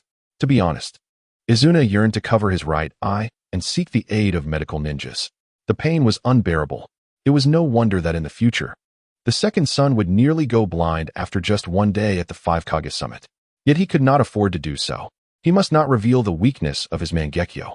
Instead, he had to display that the Mangekyo posed no side effects, that he could continue to wield this technique. Reopening his right eye, he extinguished the Amaterasu flames that consumed the body of Kichigawa Hiroshi. Izuna swiftly severed the head of Kichigawa Hiroshi, whose flesh had been scorched beyond recognition by Amaterasu. The 5 clan alliance was nothing but this. The head of the Kichigawa clan leader now rested in his hands. Izuna raised the charred head high, sending a shiver through the hearts of the coalition behind him. Taking the opportunity, Uchiha Sora shouted, "Deputy clan leader, please continue to lead the charge. We swear to follow you unto death." Oh! The entirety of the Uchiha raised their arms in fervent cheer. Behind them, Yui Masakazu was drenched in cold sweat, while the Wind Demon clan leader gazed with hollow eyes. Yui, the Uchiha's morale is high. There's no need to unnecessarily increase our coalition's casualties. Masakazu hadn't anticipated being so thoroughly bested by Izuna in the first battle. Casting his gaze towards the distant, tear-stained youthful face, Masakazu felt a weightier pressure than when facing Uchiha Taijima in years past. Retreat. He gritted out a single word. And the 5 clan coalition swiftly turned to flee. Advance. Kill as many as you can.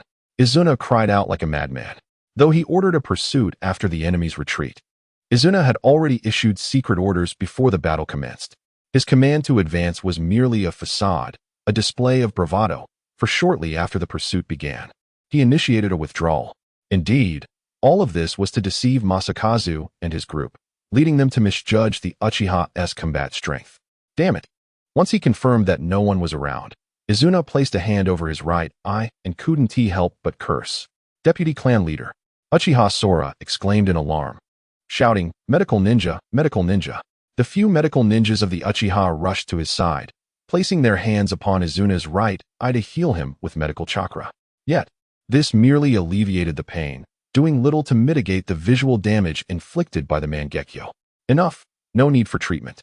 Izuna rose, declaring, "Return to the city. The deputy clan leader has achieved a resounding victory in his first command. Our clan's triumph is within reach."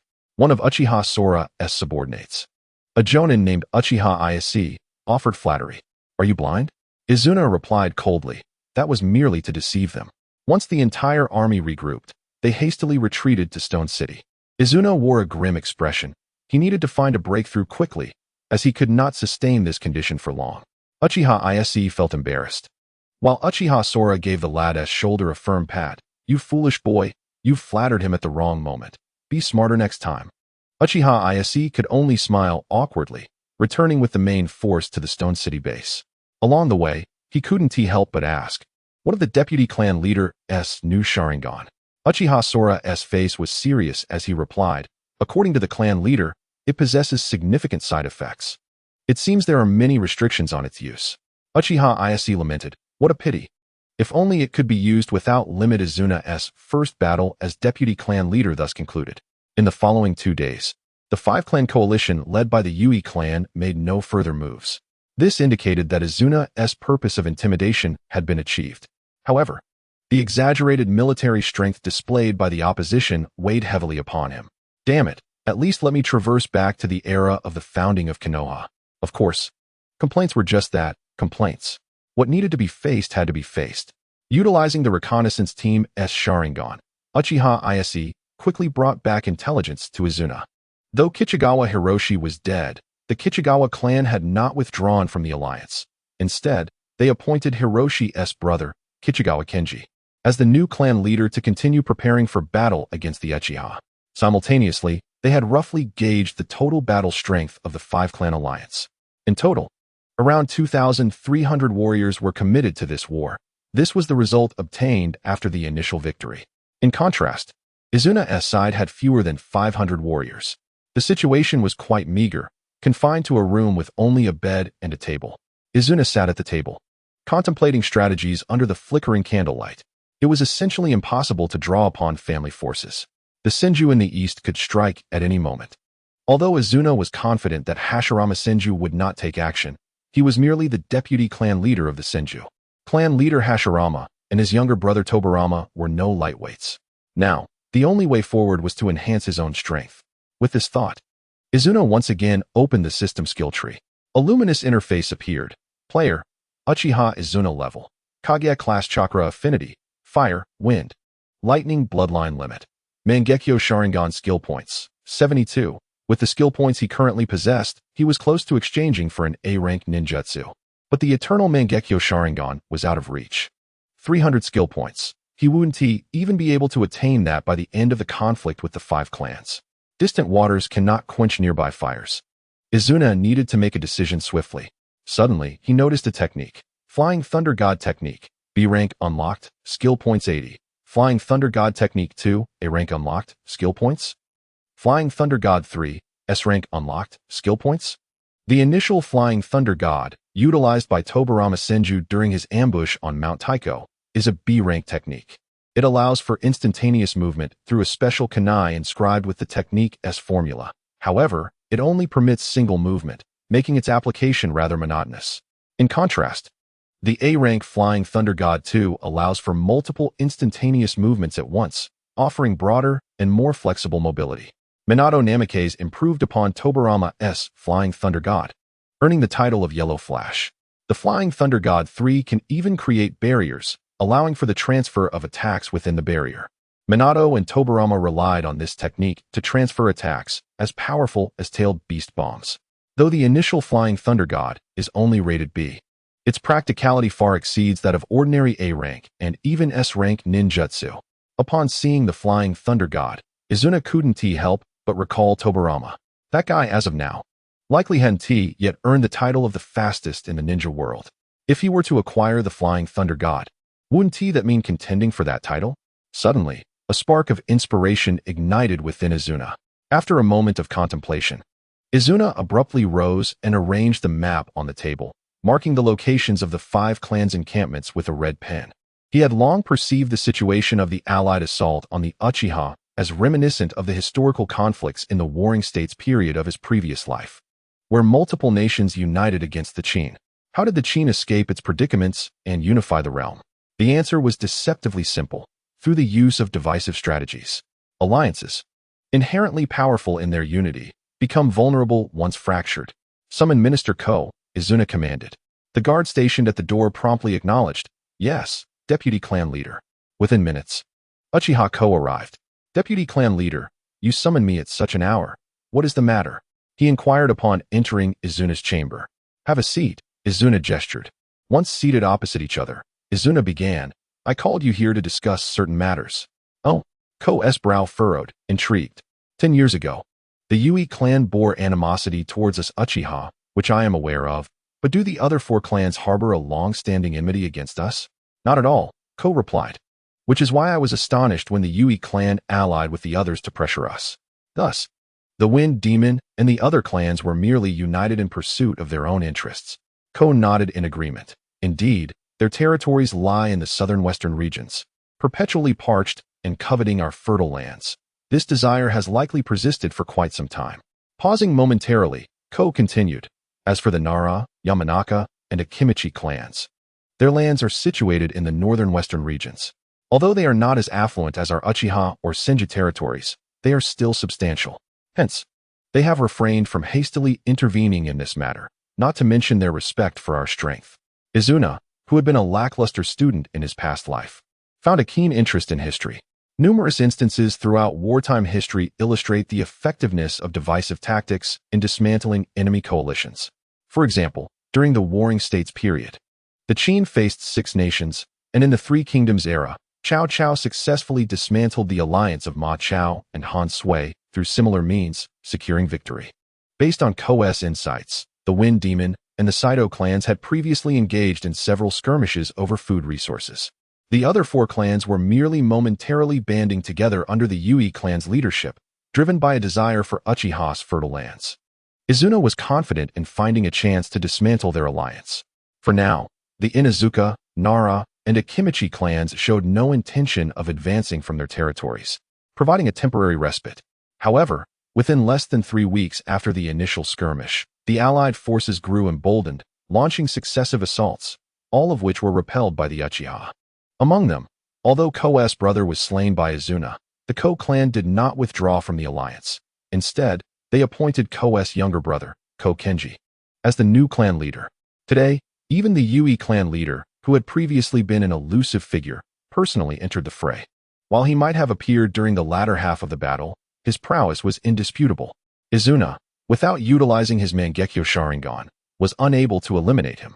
Before the day's conflict came to a close, he distinctly heard the Yui leader, in a mocking tone, remark, "It seems your power cannot be used continuously." The drawbacks of the Mangekyo had been discerned. Though expected, it still left Izuna feeling vexed. The enemy's assaults would undoubtedly become more frequent, and precautions were necessary. After returning to camp to rest, Izuna issued commands to Ko. Understood, Ko nodded, his bloodied form departing. Izuna opened the skill tree of the system. Current skill points, 86. This is sufficient. He had been eagerly anticipating the Flying Thunder God technique. With a thought, the translucent text on the screen rapidly shifted, and his skill points plummeted from 86 to 6. Simultaneously, the previously dim line of the Flying Thunder God blazed to life. Flying Thunder God technique, B rank acquired. Flying Thunder God second stage, a rank unlocked, skill points required, 40. Flying Thunder God third stage, S rank unlocked. Skill points required. A rank Flying Thunder God requires merely 40 points? Izuna was taken aback, but quickly understood the requirement. To learn the second stage, one must first master the foundational Flying Thunder God technique. This meant a total of 120 points were necessary. Knock, knock. After mastering the Flying Thunder God, a knock was heard at the door. Enter. The ancient wooden door creaked open with an unsettling sound. Uchiha Ishii entered, carrying a modest wooden box. Deputy clan leader. The items you requested. Thank you for your efforts. Place them down and return to rest, Izuna replied. Turning his back as he fiddled with the kunai for the Flying Thunder God he had just retrieved from the system space. Deputy clan leader, do you require these items? Ishii began but abruptly felt the temperature in the room plummet and stammered, I shall take my leave. With a thud, the door closed. Izuna opened the box to reveal an orange whirlpool mask with a single eye and a pure black robe. After donning them, he gazed at his reflection in the window. Indeed, this resembles the attire of Uchiha Obito in his later years. Boom. Forming a cross seal with his hands, a cloud of smoke enveloped him. And another Izuna materialized in the room. Shadow clone technique. Although the likelihood of needing it was slim, it was prudent to have a backup. With a swift motion, Izuna opened the window and hurled the kunai into the air, covering a distance of at least a mile before vanishing from sight. Almost simultaneously, he reappeared hundreds of meters above where the kunai had landed. With the wind howling around him, Izuna grinned with exhilaration, grasping the kunai midair and flinging it forward once more. Vanishing and reappearing, he repeated the process. Within mere seconds, he had distanced himself completely from the Uchiha camp. Even elite ninjas would take over 3 days to traverse the distance from the Uchiha's northwest stone city, yet with the aid of the flying thunder god. Izuna arrived by dusk the very next day. From the cliff's edge, he observed the banners at the gorge's boundary, emblazoned with the distinct emblems of the Sarutobi and Shimura clans. Their insignias appeared on the same flag due to their long-standing alliance, a bond so robust that they displayed their unity through the shared banner. Combined, the strength of these two clans rivaled that of the Hyuga clan, second only to the Uchiha and Senju during the Warring States period.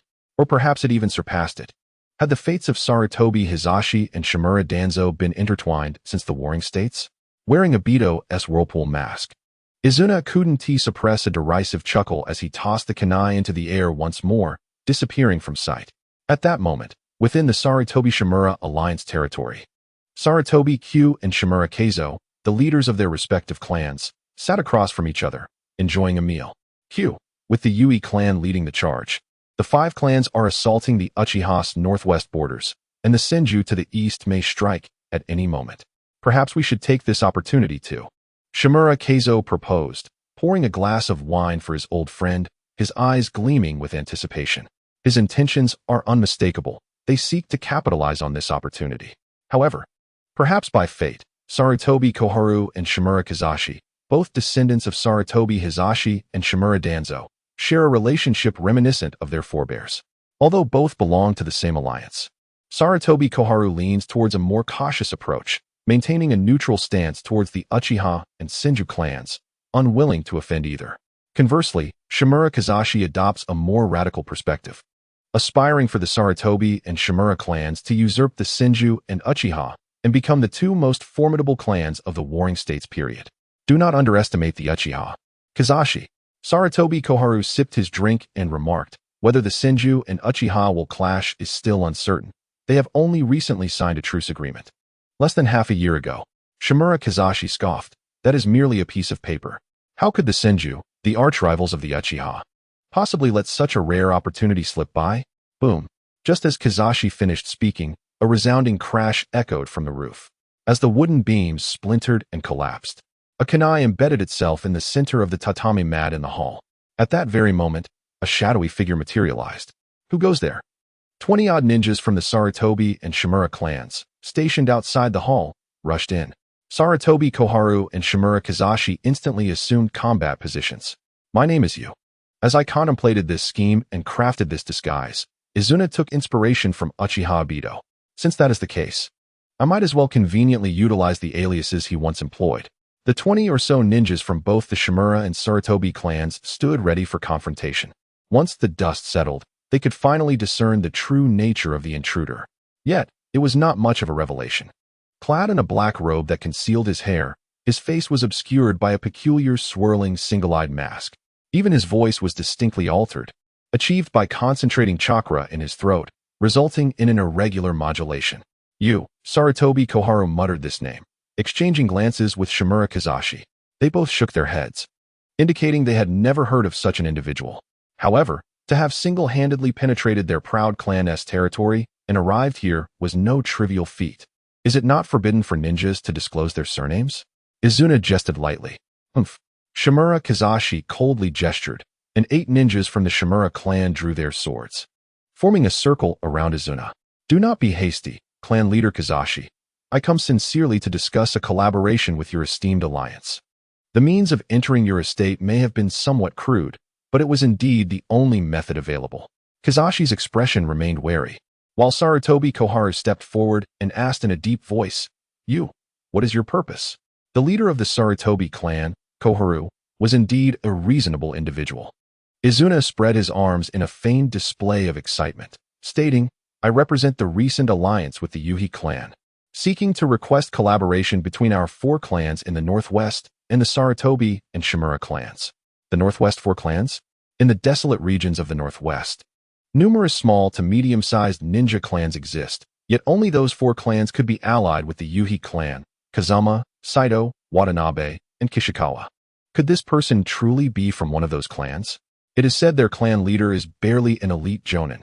Where did such a master emerge from? Did you not ally with the Yuhi? Now you claim to represent four clans to seek cooperation with us? Shimura Kazashi was skeptical of Izuna's claims. To speak on behalf of the four clans is contingent upon the secrecy surrounding Yuhi Masekige's involvement in this matter. Izuna's tone took on a hint of resentment as he spoke. Yuhi Masekige and our four clans agreed that upon conquering the Uchiha's territory in the northwest, the Yuhi clan would claim 50%, leaving the remainder to be divided among the four of us. Such terms are unacceptable to us, hence this proposal. Izuna raised his voice, urging the Sarutobi and Shimura clans to unite with them to address the Yuhi and share the resources of both the Yuhi and Uchiha clans. Sarutobi Koharu's eyes widened in astonishment, while Shimura Kazashi remained doubtful, stating, "Even if what you say is true, you could simply approach the Senju. They would be eager to engage the Uchiha in battle." Upon hearing this, the surrounding ninjas reacted, their vigilance heightening towards you. Kazashi's conjecture was accurate, but alas, I had already visited the Senju's territory. Although clan leader Senju Hashirama was quite intrigued, the vice-clan leader Senju Tobarama vehemently opposed, nearly attempting to capture me. With no other choice, I sought your assistance. Izuna waved his hand dismissively, feigning disappointment. The Senju refused? How can that be? The hall was filled with gasps of disbelief. Until now, they had believed the Senju were merely biding their time and would never abstain from this conflict. Surely this masked man is lying. It seemed implausible, yet the newly appointed vice-clan leader Senju Tobarama was indeed such a person. Izuna continued. The time for the Uchiha is running out, and the Yuhi do not suspect our four clans. The likelihood of success is quite high. I hope both clan leaders will join us in this grand endeavor. I cannot linger for too long, lest I arouse Yuhi Masekige's suspicions. Next time, I shall personally pay my respects to both clan leaders. As Izuna prepared to leave, a sudden onslaught ensued. Wind release, vacuum sphere, a visible, balloon-sized wind pressure bomb surged forward. As the clan most adept in wind release techniques, Shimura Kazashi's A-rank jutsu nearly rivaled Izuna's lethal wind release, Rasengan. However, the masked figure vanished from his location in an instant. Once the vacuum sphere obliterated half of the hall, he reappeared without a hint of damage. Shimura Kazashi was left astounded, muttering, "Body flicker technique?"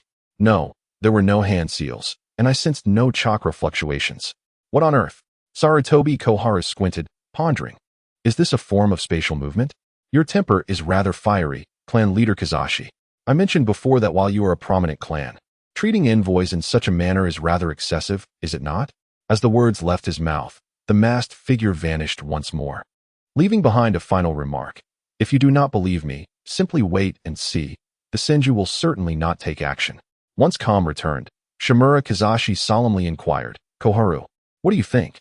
At the very least, the last statement he made holds some truth. To ascertain whether his claims are valid, we need only observe the Senju's actions. All clans of the warring states believe the Senju would not let this opportunity slip away, certain to tear up the truce and declare war on the Uchiha. However, if what that you said is true, and the Senju indeed remain passive, then his pursuit of collaboration with the Senju clan should be deemed credible. After a moment of contemplation, Shimura Kazashi asked, if his words bear weight, "Koharu, do you think we should take action?" Sarutobi Koharu licked his cracked lips, realizing that his companion was somewhat intrigued. 5 miles away from the Sarutobi and Shimura clan territories, a kunai was lodged into one of the locust trees. A residual shadow flickered as Izuna retrieved the kunai and removed his mask. The character of Ashura's lineage is indeed an excellent leverage. He certainly would not genuinely approach the Senju clan as you. Not only is that place teeming with powerful figures, but using the Flying Thunder God technique would not allow for such ease of movement as witnessed this time. This jutsu must remain concealed from the Senju's eyes. Indeed, Izuna did not intend to employ this technique in a direct confrontation. Rather, it would solely be utilized under the guise of you.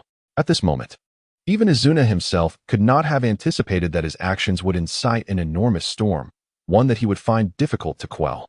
The resolve of Senju Hashirama for nearly 3 days, Izuna traversed the distance between the Uchiha Stone City and the Sarutobi clan territory using the Flying Thunder God technique. During this period, with no enemy offensives, he finally breathed a sigh of relief. Upon returning to his room, the first thing he did was to succumb to a deep slumber in order to recuperate the vast chakra expended through the use of the Flying Thunder God. He had originally left a shadow clone behind as a precaution against any sudden outbreak of war from the Uchiha clan, which could have raised suspicions about his absence. Although the likelihood of such an event was minimal, Izuna's plan could tolerate no errors. After nearly 20 hours of sleep, Izuna awoke, not by his own accord, but because someone called him. Fortunately, it was not due to the sounds of battle, but rather a message delivered via a ninja hawk from Madara. The letter, as usual, inquired about the battlefield conditions and the extent of the Sharingan's depletion, while also discussing strategies on how to deal with the Senju clan. Izuna had not informed his clanmates that the Senju would certainly refrain from action. While Hashirama would undoubtedly honor his commitments, Tobirama and his elder brother were far from benevolent. It was very possible they would engage in underhanded tactics behind Hashirama's back, and thus, vigilance was imperative. Meanwhile, far to the east of the Uchiha territory, within the Senju clan's domain, a fervent family meeting was underway. All elite ninjas of Jounin rank and above had been summoned. This meeting was convened at the behest of the clan leader, Senju Tobirama, with the clear objective of declaring war on the Uchiha. Now was the most opportune moment to strike. One elite Jounin, unable to contain his impatience, spoke up. Izuna is far in the northwestern battlefield, having taken a significant portion of their fighting force. If the intelligence is correct and the Nara, Yamanaka, and Akimichi clans also intervene, they will surely dispatch even more strength to the northwest. At that point, we can directly attack the Uchiha clan. We could have one last time. But that damned Izuna thwarted us. Unfortunately, he is far away now, preventing us from exacting our revenge. The elite Jounins voiced their unanimous support for war, deliberately avoiding any mention of the peace treaty. Though Tobirama sat in the leader's position, his gaze frequently drifted towards Hashirama, seated at the vice leader's place. Tobirama's heart was also in turmoil. At that moment, a piqued Jounin spoke up. "Leader, let us declare war on the Uchiha. We must avenge the unfinished battle at Cloud Mountain." Seeing Hashirama remain silent, Tobirama contemplated for a moment before saying, "Esteemed elders, since you all feel this way, wait." The two words, low and foreboding, erupted from Hashirama's lips, drawing the attention of all present. Many internally sighed, wishing Hashirama would remain silent until the meeting concluded. "We signed a 3-year peace treaty with the Uchiha," Hashirama stated emphatically. "This leadership position is merely a formality." "What did you say?" the piqued Jounin stammered, attempting to retort, but was silenced by Hashirama's fierce glare. Hashirama's anger was a rare occurrence, one he had displayed only a handful of times throughout his life. Tobirama recalled that the last time Hashirama had shown such fury was when their brother, Kawurama, had perished. "That treaty is not just a piece of paper. It represents our commitment to the Uchiha," Hashirama exclaimed. "If we breach it, the Uchiha will never trust us again."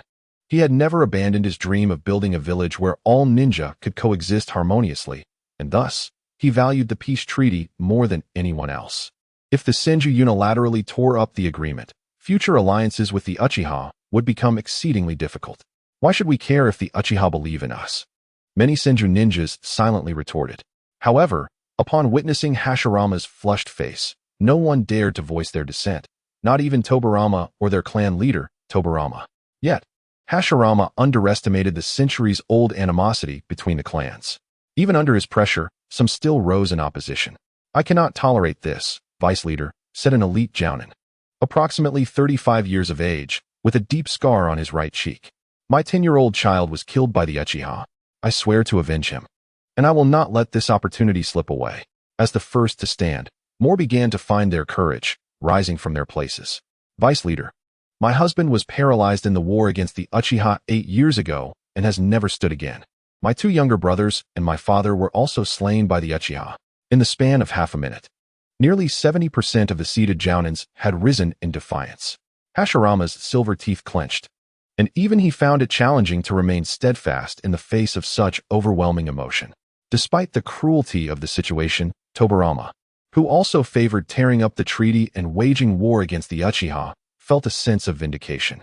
However, he had evidently underestimated Hashirama's unwavering determination to establish an alliance with the Uchiha and create a village together. It seems you have harbored significant hatred, Hashirama remarked, rising from his seat. Those who wish to break the treaty, come with me to the training ground. What do you intend to do, Hashirama? Tobirama inquired, astonished. Numbers do not matter. Those who wish to go to war with the Uchiha must defeat me.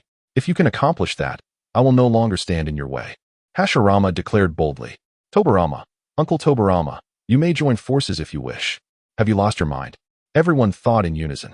Within the Senju clan, at least 80% of the ninjas desired to break the treaty and wage war against the Uchiha, amounting to over 1,000 ninjas. And Hashirama was inviting them to confront him? Was he truly mad? Even more astonishing was the fact that when he made this proclamation, Tobirama and the others felt an unspoken certainty that he could indeed accomplish it. The Senju clan's training ground would release the birth of the divine tree. With a low exhale, the entire Senju territory trembled as Hashirama unleashed a surge of chakra akin to a tsunami, which lasted for over half a minute before gradually subsiding. Thousands of Senju ninjas stood in awe, gazing at the transformation of the training ground into a colossal jungle made of vines far larger than any ordinary tree. Hashirama, perched atop one of the massive vines, joined his hands in a pose reminiscent of a deity. Among the surrounding crowd, those who looked closely could find Senju ninjas ensnared within the vines. Although Hashirama had invited anyone wishing to break the treaty to step forward, the opposition was not so disrespectful as to take him up on that offer without consideration. Ultimately, a team of approximately 50 elite jounins stepped forward to challenge Hashirama. They believed their numbers would guarantee victory. However, to the astonishment of the entire Senju clan, Hashirama had kept a hidden trump card. This unprecedented would-release technique swiftly overwhelmed nearly 50 elite jounins. Although the element of surprise played a part, without formidable strength, even the most unexpected tactics could not achieve such results. Who else opposes? Hashirama's voice resonated as he spoke with resolute authority. Surrounded by thousands of silent hand ninjas, the stillness was palpable. The recent display of the formidable technique, the birth of the tree realm, along with the transformed environment of the training ground, spoke volumes. Tobirama, what do you think? Senju Hamura quietly inquired of Senju Tobirama at his side. Let us proceed as elder brother suggests, Tobirama sighed, already sensing from Hashirama's expression that this plan was doomed to fail.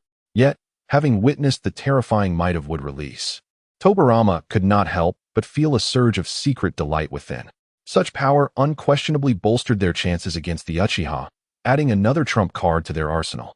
The sentiments of the other Senju members mirrored that of Tobirama. Amidst their disappointment, there was an underlying joy. Hashirama's prowess had grown astonishingly. Even if they forfeit this opportunity, victory would surely be theirs in the future.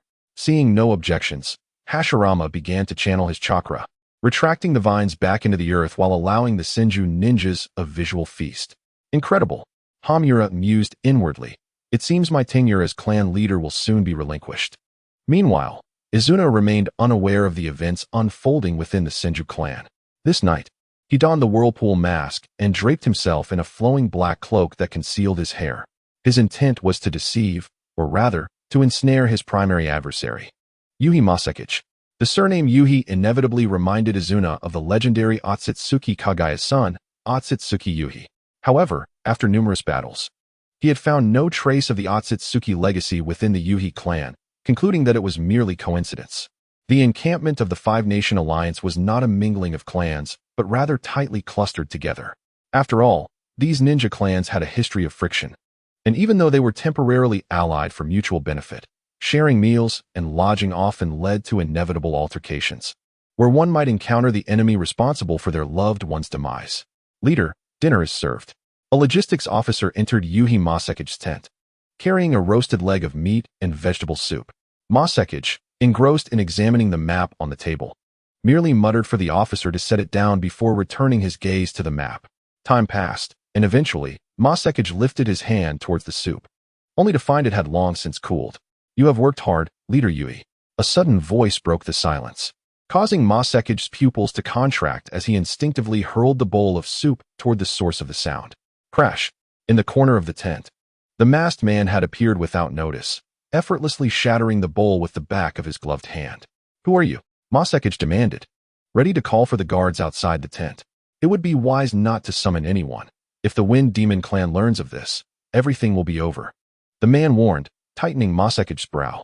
After a moment's hesitation, Masekige refrained from calling out and coldly asked, "Do not evade the question. Who are you?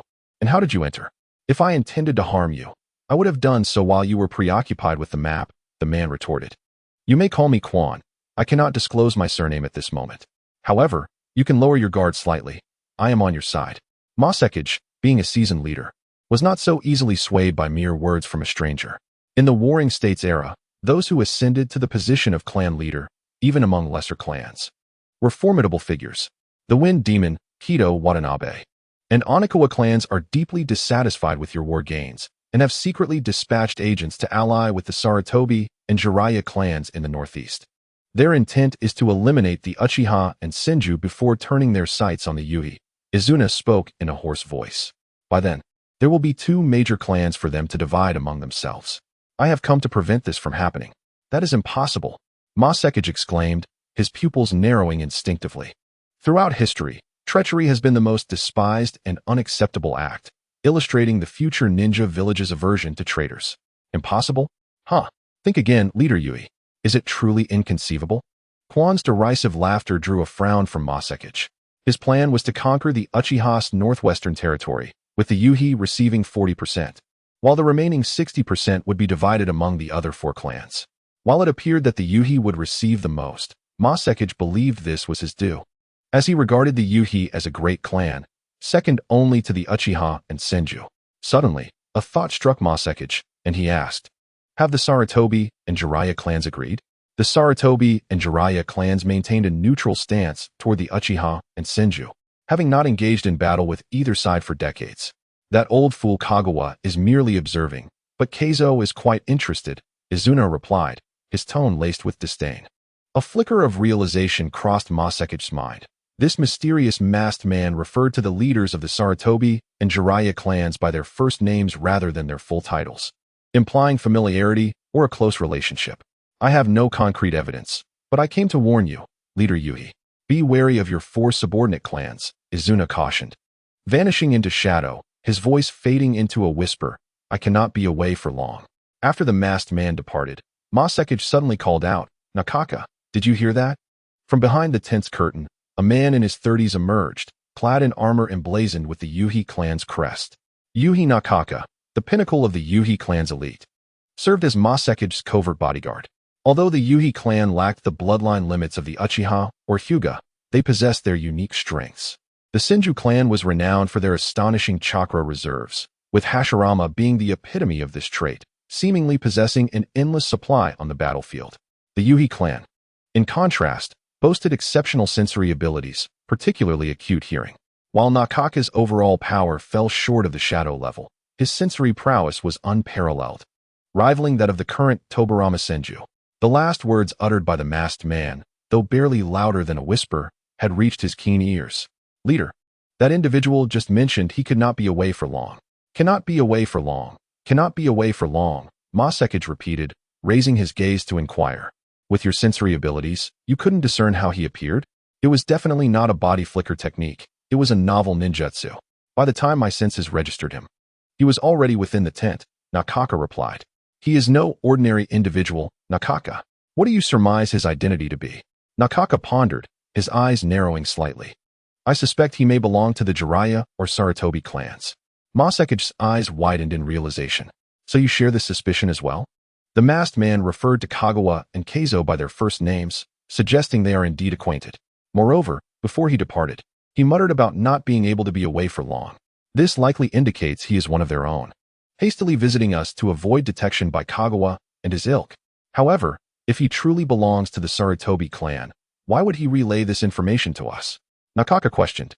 Perplexed, Masekige contemplated for a long moment before slowly responding. Perhaps he is a defector from Kagawa and Keizo's faction. The clan leader. Do you mean that internal strife within the Ringju is exceedingly common? That masked man is likely an adversary of the current clan leader, Sarutobi, who wishes to leverage us to overthrow Sarutobi Kazuhira and Shimizu Keizo. At this juncture, Yuhi Masanari shook his head. However, these are merely our conjectures. For now, we can only observe the unfolding events. Regarding the four clans of the Kazekage, Yuhi Masanari's eyes narrowed, ever vigilant, for we must not be complacent.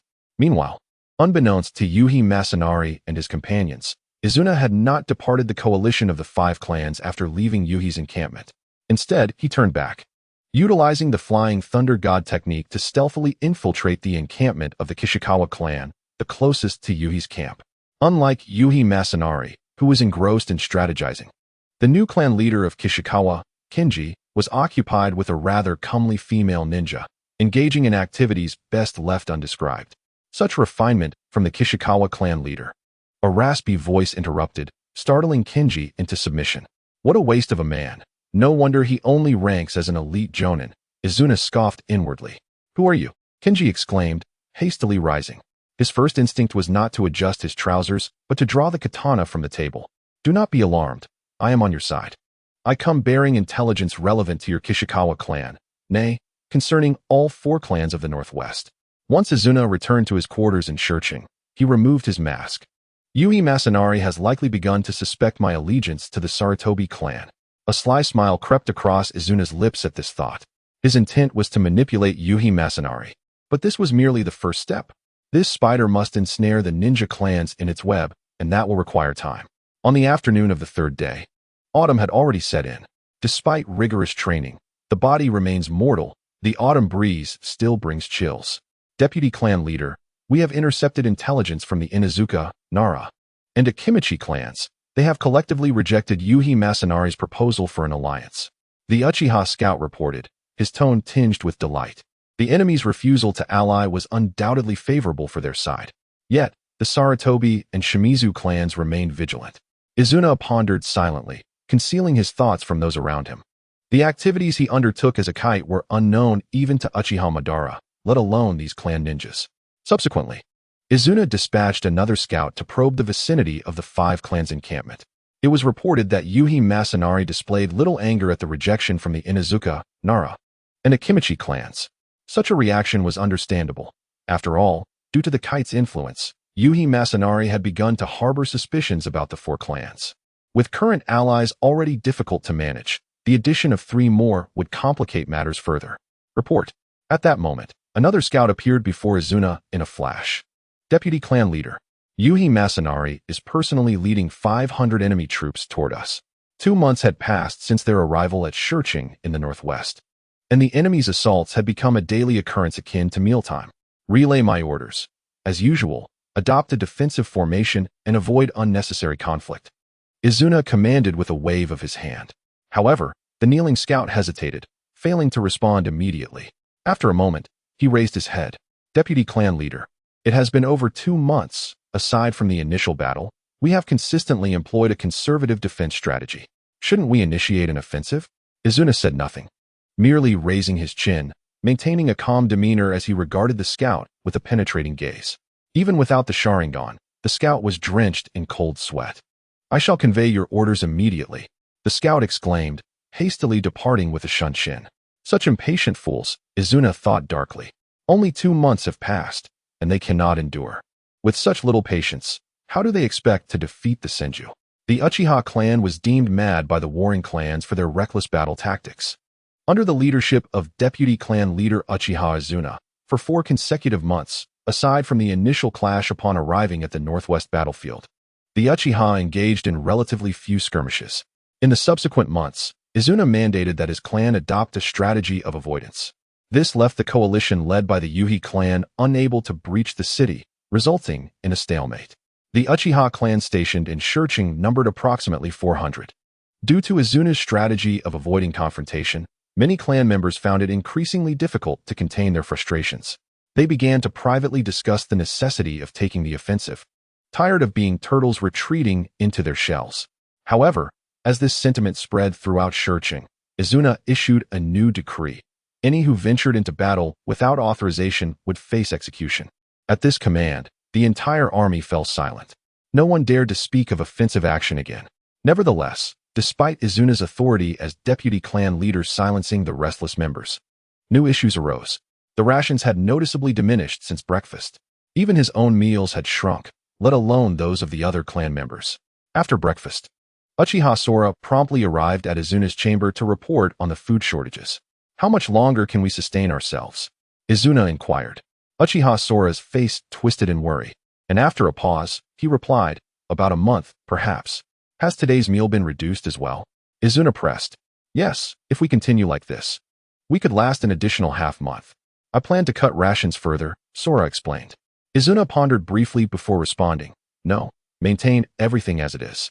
For the reduction in today's meal, inform the others that it was due to a mishap in the kitchen. Uchiha Sora was taken aback. Deputy clan leader. If we do that, we won't last long. Isn't a month sufficient? Izuna replied, his eyes steely. I intend to conclude this war within a month. A month to end the war? Uchiha Sora's eyes widened in disbelief. The conflict had persisted for half a year, with both sides achieving little progress and suffering comparable losses, largely due to Izuna's strategy of avoidance. Though the Uchiha had not sustained significant casualties, neither had the Yuhi clan. Surprisingly, the Senju clan had remained inactive throughout this duration. Yet the Uchiha maintained their vigilance against them, perhaps waiting for the opportune moment to strike decisively. After Sora departed, Izuna donned a dark robe and whirlpool mask. Murmuring to himself, it has been 6 months. You should be ready to make your decision. Disguised as a kite, Izuna opened the skill tree of his system for the first time in half a year. Skill points, 35, despite being in a time of war. Izuna had largely refrained from direct combat, focusing instead on strategic command. The growth of his skill points could only be described as meager, primarily acquired through manipulation of the prominent clan leaders like Yuhi Masanari. On the evening of the following day, the situation mirrored that of 6 months prior, with Sarutobi Kazuhira and Shimizu Keizo seated across from each other, partaking in a substantial, if unextravagant, dinner. Throughout this 6-month period, neither the Sarutobi nor the Shimizu clans had engaged in warfare. Unlike the Uchiha, who are entrenched in a state of war and suffering severe food shortages, their situation appears rather lavish. The two clan leaders are in high spirits.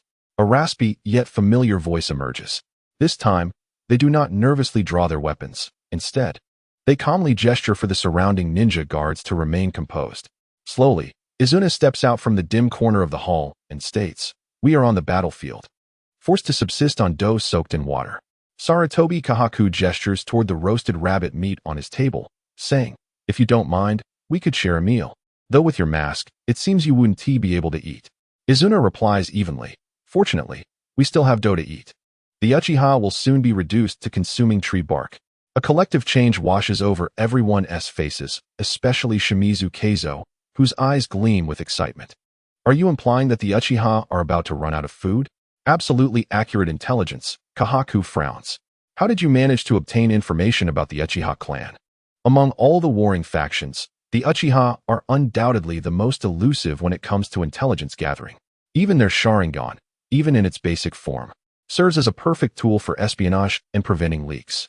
It took a long time for the other clans to even learn about the significant matters concerning Uchiha Madara and Uchiha Izuna as clan leaders. Moreover, news of a food supply cutoff would be tightly sealed. I conducted a personal investigation, Izuna responds. Upon hearing this, Kahaku is rendered speechless. Given the opponent's remarkable body flicker technique, it is indeed plausible, no, highly likely, that information could be acquired from the Uchiha. So, what do you intend to do? Keizo inquires. I have also discovered that in approximately 5 days, a shipment of food will be transported out from the Uchiha territory. This could be considered their lifeline, Izuna elaborates, extending his hands. I have also traced this route, but circumventing Uchiha Izuna's watchful eyes to intercept it will be exceedingly challenging. Therefore, I wish to request the assistance of the Shimizu and Sarutobi clans to incinerate this shipment. He continues, additionally, our food supplies are also running low. I hope that those who have not engaged in battle for an entire year might lend us a portion of their provisions. These 2 tasks will serve as a token of our alliance among the 6 clans. By 6 clans, Izuna refers to the Fuma, Kaido, Watanabe, Kichigawa, Sarutobi, and Shimizu clans, having completely branded the Yui clan as enemies. At that time, the Uchiha, deprived of sustenance, will undoubtedly suffer a significant decrease in strength. After we conquer the Stone City with Yui's assistance, the Sarutobi and Shimizu clans can then provide support with food, and we will eliminate Yui. At this point, Izuna's tone is rife with excitement. The prospect of acquiring such vast territories is tantalizing. Do the 2 clan leaders not feel tempted? Sarutobi Kahaku inhales sharply. While Shimizu Keizo can no longer contain himself and stands up to ask, how many men will we need to send to burn the Uchiha's food supplies? Izuna's face, concealed by his mask, radiates joy. It is working. The rice planted 6 months ago is finally ready for harvest. After informing Sarutobi Kahaku and Shimizu Keizo of the Uchiha's food transport route in 5 days, the figure known as Quan departs. The route, marked in red on the map, indeed presents a formidable challenge to raid from the northwest stone city guarded by Uchiha Izuna.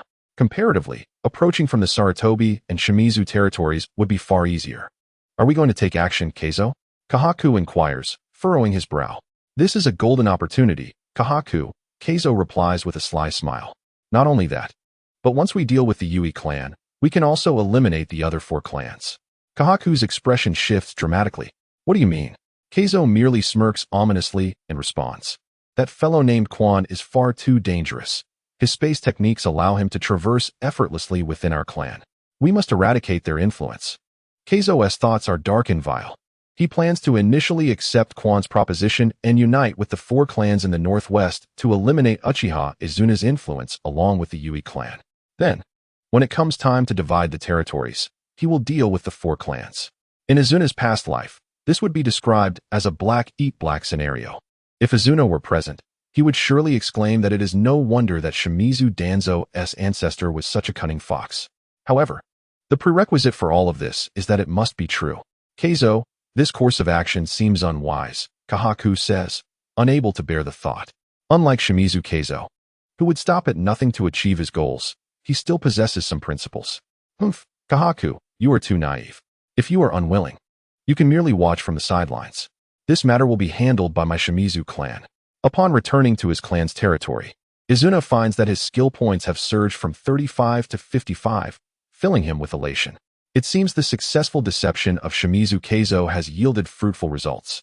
Izuna promptly allocates his skill points to the 2nd tier of the Flying Thunder God technique, and his skill points swiftly drop to 15. However, the skill tree undergoes a transformation. Flying Thunder God technique, B grade acquired. Flying Thunder God 2, a grade acquired. Flying Thunder God 3, S grade locked. Required skill points, 80. The 2nd tier of the Flying Thunder God technique, developed by the 4th Hokage, Namikaze Minato, builds upon the foundational technique of Senju Tobarama, enhancing its speed and agility. It not only complements swordsmanship, but can also be used in conjunction with ninjutsu. Feeling the changes in his Flying Thunder God abilities, Izuna instinctively clenches his fists and grins. This is splendid. Just the thought of wielding a technique superior to that of Tobarama fills me with inexplicable joy.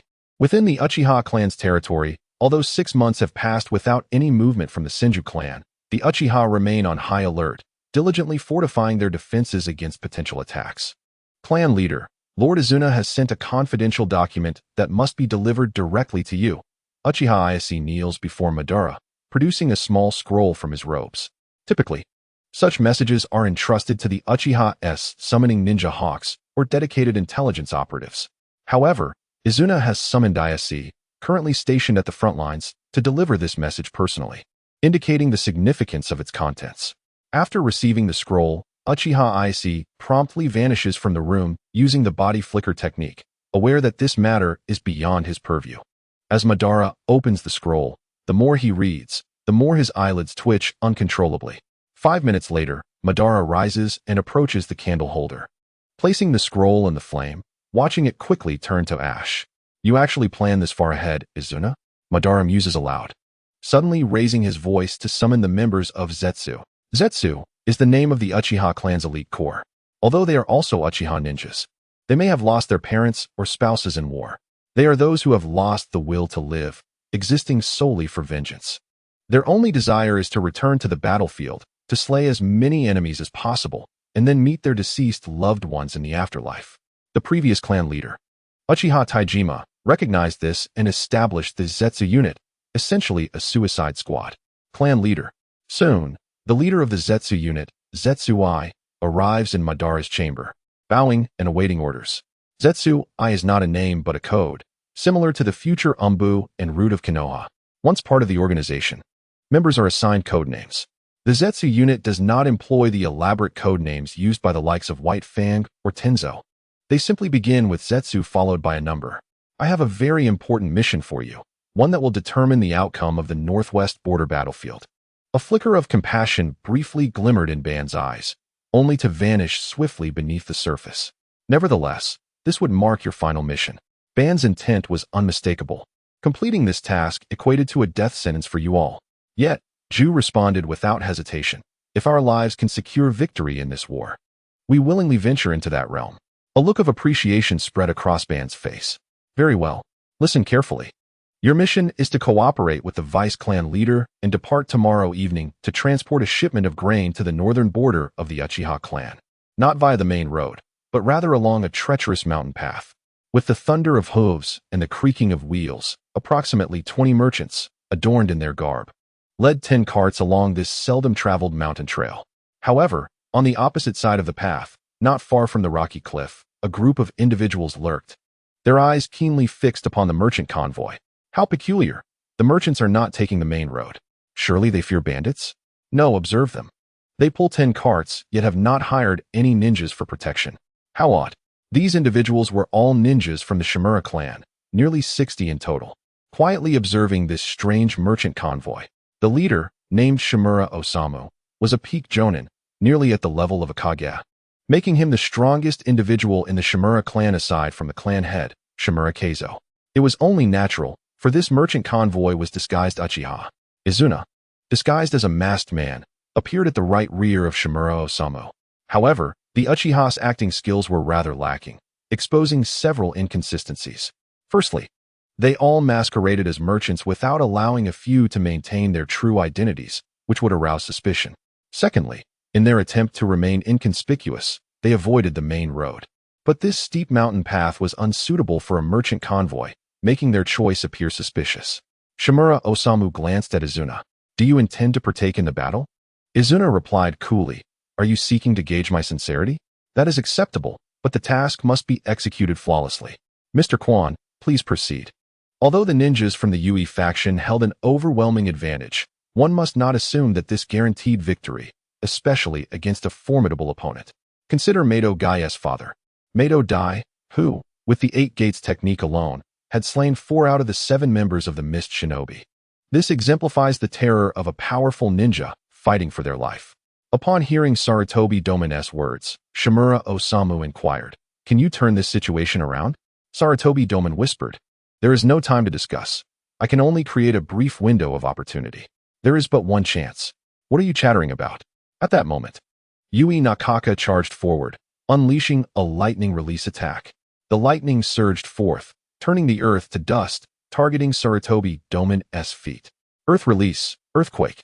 He crouched low, pressing his hands to the ground, causing the earth to tremble and shatter, dissipating the lightning strike.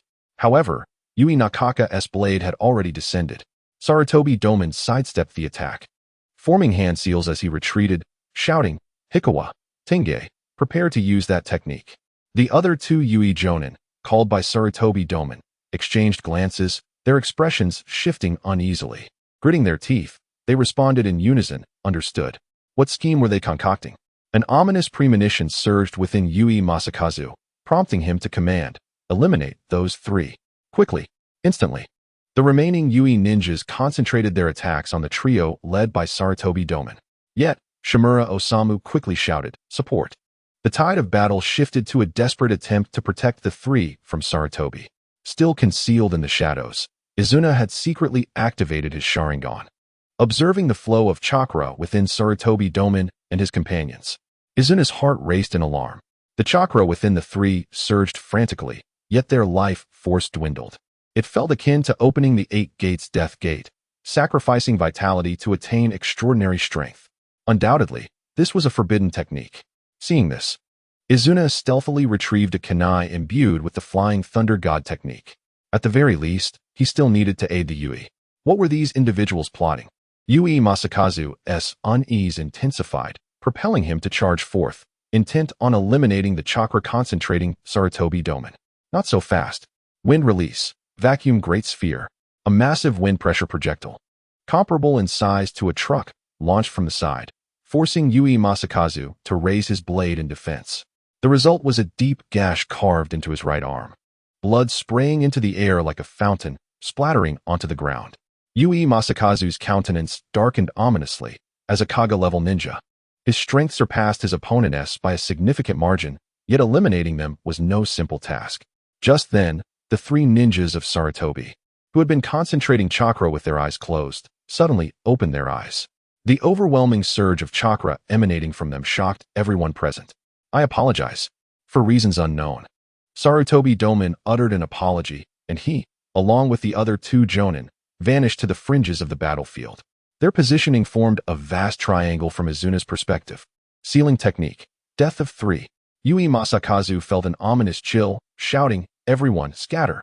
As a Kage, he managed to swiftly exit the triangular formation. However, numerous Yui ninjas remained trapped within.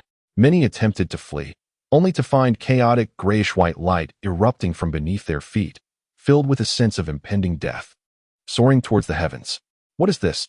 Those unable to escape included Yui Nakaka, the second-in-command of the Yui clan. Confronted by this strange energy, he could only emit a final cry of despair. As the eerie power pierced through his body, it stripped away his life force alongside it. When the light dissipated, over 20 Yui Jonin, including Yui Nakaka, as well as around 10 Sarutobi and Shimura ninjas, lay lifeless on the ground, their eyes vacant and faces pale, resembling the expression of souls extracted by pain's human path in later generations. This was a forbidden technique from the Sarutobi clan, the sealing technique, Death of 3, was it not? Izuna pondered from afar. He had only heard rumors of this technique. Known to require 3 elite jonin and a life as its price to activate a seal that would drain all life within the sealing formation. Sarutobi Domin had earlier expressed an apology, suggesting he was aware this technique would also claim the lives of his own. Nakaka, witnessing the tragic demise of his longtime protector, even Yui Masakazu, accustomed to death, could not suppress his grief, unleashing a heartfelt wail. However, that sorrow was quickly engulfed by an overwhelming fury, akin to a raging lion, as he commanded his remaining subordinates, "Kill! Kill! They must die! The more painful, the better." The clan leader, Shimura Osamu, has vanished. A Yui Jonin shouted urgently. Yui Masakazu's emotions shifted instantaneously from rage to shock. Turning his head, he discovered that Shimura Osamu, who had stood beside him moments ago, had completely vanished. That scoundrel! Yui Masakazu's face flushed with anger. He had taken advantage of their moment of distraction caused by Sarutobi Domin's sealing technique to escape. At that moment, Yui Masakazu recalled that one individual had yet to make a move and hurriedly shouted, "Mr. Quan, there's a loose end. Please deal with him." Quan. At the mention of this name, the remaining 4 Sarutobi and Shimura ninjas were thrown into a panic. Yet, they had no opportunity to act further. The elite shinobi from the Yui clan surged forward, their blades and shuriken piercing through their bodies like a hedgehog. In their final moments, they grasped the reason for their betrayal. Meanwhile, several miles away, Shimurari raced at full speed, his physical prowess rivaling that of the legendary shadows of the past. In this era, ninjas placed immense value on physical combat, likely due to the limited ninjutsu available within their clans, particularly for those of jonin rank and above. They often mastered nearly all the techniques their families possessed. Under these circumstances, any remaining energy was devoted to honing their physical skills. As Shimurari dashed forward, seeking aid from the 4 clans of the Wind Demons, a specially crafted 3-pronged kunai flew towards him. Startled, he instinctively retrieved a kunai from his pouch and deflected the incoming projectile. Upon closer inspection, he recognized the unique design of the kunai.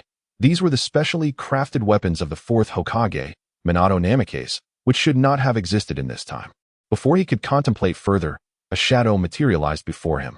In an instant, Shimurari felt a searing pain in his abdomen, as if his internal organs had been dislocated. He fell, crashing through branches until he hit the ground, spitting blood, his eyes wide with disbelief. The speed of this attack surpassed that of the ambush he had encountered 3 days prior against the Uchiha. It had to be that individual's technique. Suddenly, several more of those unfamiliar 3-pronged kunai descended from above, not targeting Shimurari directly, but rather embedding themselves around him in the grass and tree trunks. A shadow flickered on a branch approximately 7 or 8 meters above him. Recognizing the familiar swirling mask, Shimurari grit his teeth and rose from the ground. "What do you want, Tsubaki?" He was baffled as to how information had leaked to the Yuhi so swiftly, but as he pieced together the current situation, everything fell into place. Yet, one question gnawed at him. What advantage did this individual gain from such actions? Was he not an ally from the four clans of the Northwest? Could it be that he was, in fact, aligned with the Yuhi? But why had he not intervened when the Yuhi had suffered considerable losses? The multitude of questions threatened to overwhelm Shimurari's mind. Tsubaki emitted two enigmatic chuckles, foregoing the concentration of chakra in his throat, allowing his true voice to emerge. In the next moment, he vanished from the tree and reappeared on the grass behind Shimurari, where a kunai was embedded in the ground. Seizing the kunai, Tsubaki hurled it at Shimurari. Having witnessed this technique twice already, Shimurari, an elite of near-shadow caliber, was not foolish enough to fall for it again. He leapt into the air, evading the path of the flying kunai. A wise choice indeed. Though Tsubaki's initial attack was dodged, his expression remained unperturbed. Abruptly, he vanished once more. In midair, Shimurari's eyes narrowed as he focused intently on the kunai protruding from various locations on the grass below. From where would Tsubaki emerge next?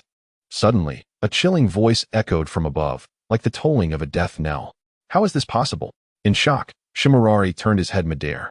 Before he could articulate a response, he saw Tsubaki's palm, a blue sphere the size of a fist, swirled with blade-like wind chakra, poised threateningly at his chest. Futon, Rasengan. The agonizing distortion in his heart sent Shimurari into a scream as his body began to spin helplessly in the air. Tsubaki pressed him down, crashing him onto the ground with a heavy thud. Moments later, dust began to settle around the two figures. Shimurari lay on the ground, his heart now marked by a grotesque wound. Was it truly so difficult to leave a kunai at the treetop before descending? Tsubaki mockingly addressed Shimurari's corpse. As the first to die from the second stage of the Flying Thunder God technique, you should feel honored. The remnants of the Yuhi clan, staring at the 21 corpses of the Sarutobi and Uchiha clans, were enveloped in a suffocating silence. The remaining jonin of the Yuhi clan, faced with their leader's demeanor, remained mute. It was no wonder that Yuhi Saicho appeared so distraught. He had not anticipated such devastating losses during this operation. Not only had he lost his trusted aide, Yuhi Jiko, but also 2/3 of the 50 jonin he had brought along. Even though they had defeated the Uchiha, this victory was bittersweet. The Yuhi clan would be unable to wage war for several years to come. Just then, Tsubaki descended from the sky, tossing Shimurari's head onto the ground. It was no longer merely a corpse, but rather a severed head. The unmistakable circular wound left by the Rasengan made it clear Tsubaki did not wish to leave any risks behind. He incinerated the body with fire jutsu, merely retrieving the head. Upon seeing Shimurari's head on the ground, the Yuhi clan members were initially taken aback, but their gaze quickly turned to Tsubaki. My apologies, Mr. Tsubaki. Yuhi Saicho stifled his anger, refraining from questioning why Tsubaki had not intervened sooner. Had he done so, perhaps their losses would not have been so grievous. Losing 20 jonin was a blow from which even the Sarutobi and Uchiha clans would struggle to recover. With a hoarse voice, Tsubaki replied, in this way, Kurokawa and Keizo's positions have also become precarious. He then turned to Yuhi Saicho. Our cooperation has concluded. I doubt we will meet again. What a pity. Once you take command of both clans, I hope the Yuhi can ally with the nobility. Given the Yuhi's weakened state, Saicho was more inclined to forge an alliance than to offend Tsubaki. I am not aligned with those two clans. Do not misunderstand. Tsubaki's voice rose sharply. But to Yuhi Saicho and the others, it sounded like a desperate denial. After delivering those words, Tsubaki vanished using the Flying Thunder God technique, leaving Yuhi Saicho convinced that he had exposed Tsubaki's true identity, interpreting his departure as a sign of guilt. Clan leader, what should we do now? One of the Yuhi jonin inquired. Dispose of our clan members' remains. I shall return to the camp. If those four clans discover us, it could lead to further complications. Understood. Although the immediate threat was mitigated, it was not yet time to rest. The Uchiha were currently facing a food shortage. Upon returning, they would assemble all their forces to strike against the Stone City and eliminate those four clans. With renewed vigor in his voice, Yuhi Saicho added, when the time comes, we will unite with the Sarutobi clan under Tsubaki's rule, and the Yuhi will emerge as the third great clan of the warring states, rivaling the Hyuga. Indeed, the remaining jonin of the Yuhi clan were stirred by Saicho's words, believing their sacrifices to be worthwhile. Little did they know, The true hunter was already preparing to close the net. Chapter 37. This battle, we must lose. Upon returning to the clan's territory, Tsubaki summoned Uchiha Sora, Uchiha Izuna, and 30 jonin stationed within the Stone City for a meeting. Deputy Leader, is there a new strategy to discuss? One jonin asked. Tsubaki did not respond immediately, but turned to Uchiha Sora. How long can the food supplies in the city last? Uchiha Sora's expression was one of distress. Not even a week has passed. What? Is it possible? How can the clan members fight without food? Upon hearing that the food supply would last less than a week, panic ensued among everyone. Regardless of how formidable a ninja one might be, it is impossible to exhibit one's true prowess on an empty stomach. Such is the inherent flaw of humanity. Deputy Clan Leader. We must urgently request food reinforcements from the clan leader, Uchiha Izuna implored Izuna. Oh, I forgot to mention.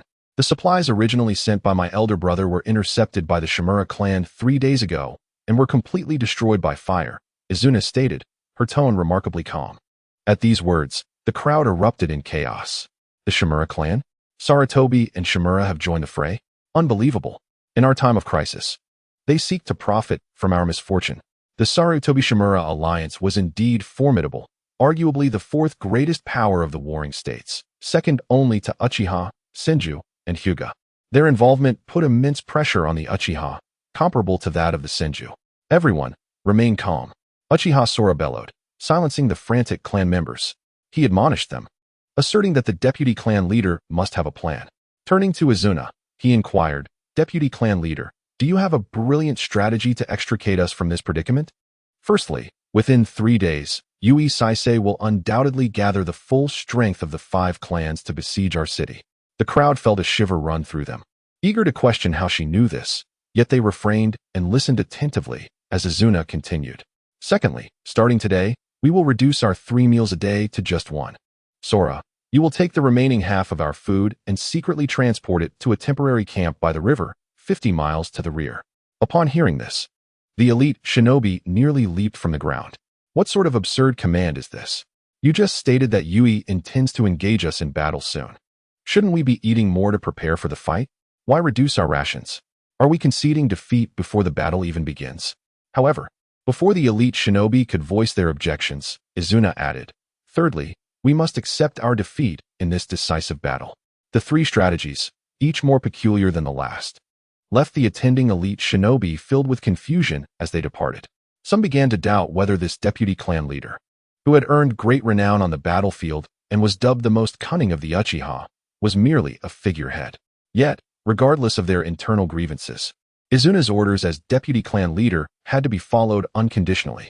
The first order to reduce meals to just 1 per day made many clan members realize the severity of their food shortage.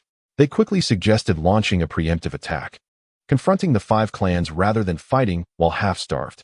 Generally, this suggestion would have been sound, yet Izuna dismissed it entirely. The clan members suffered in silence, enduring the pangs of hunger that began on the first night. Meanwhile, at the other end of the battlefield, the coalition of 5 clans gathered.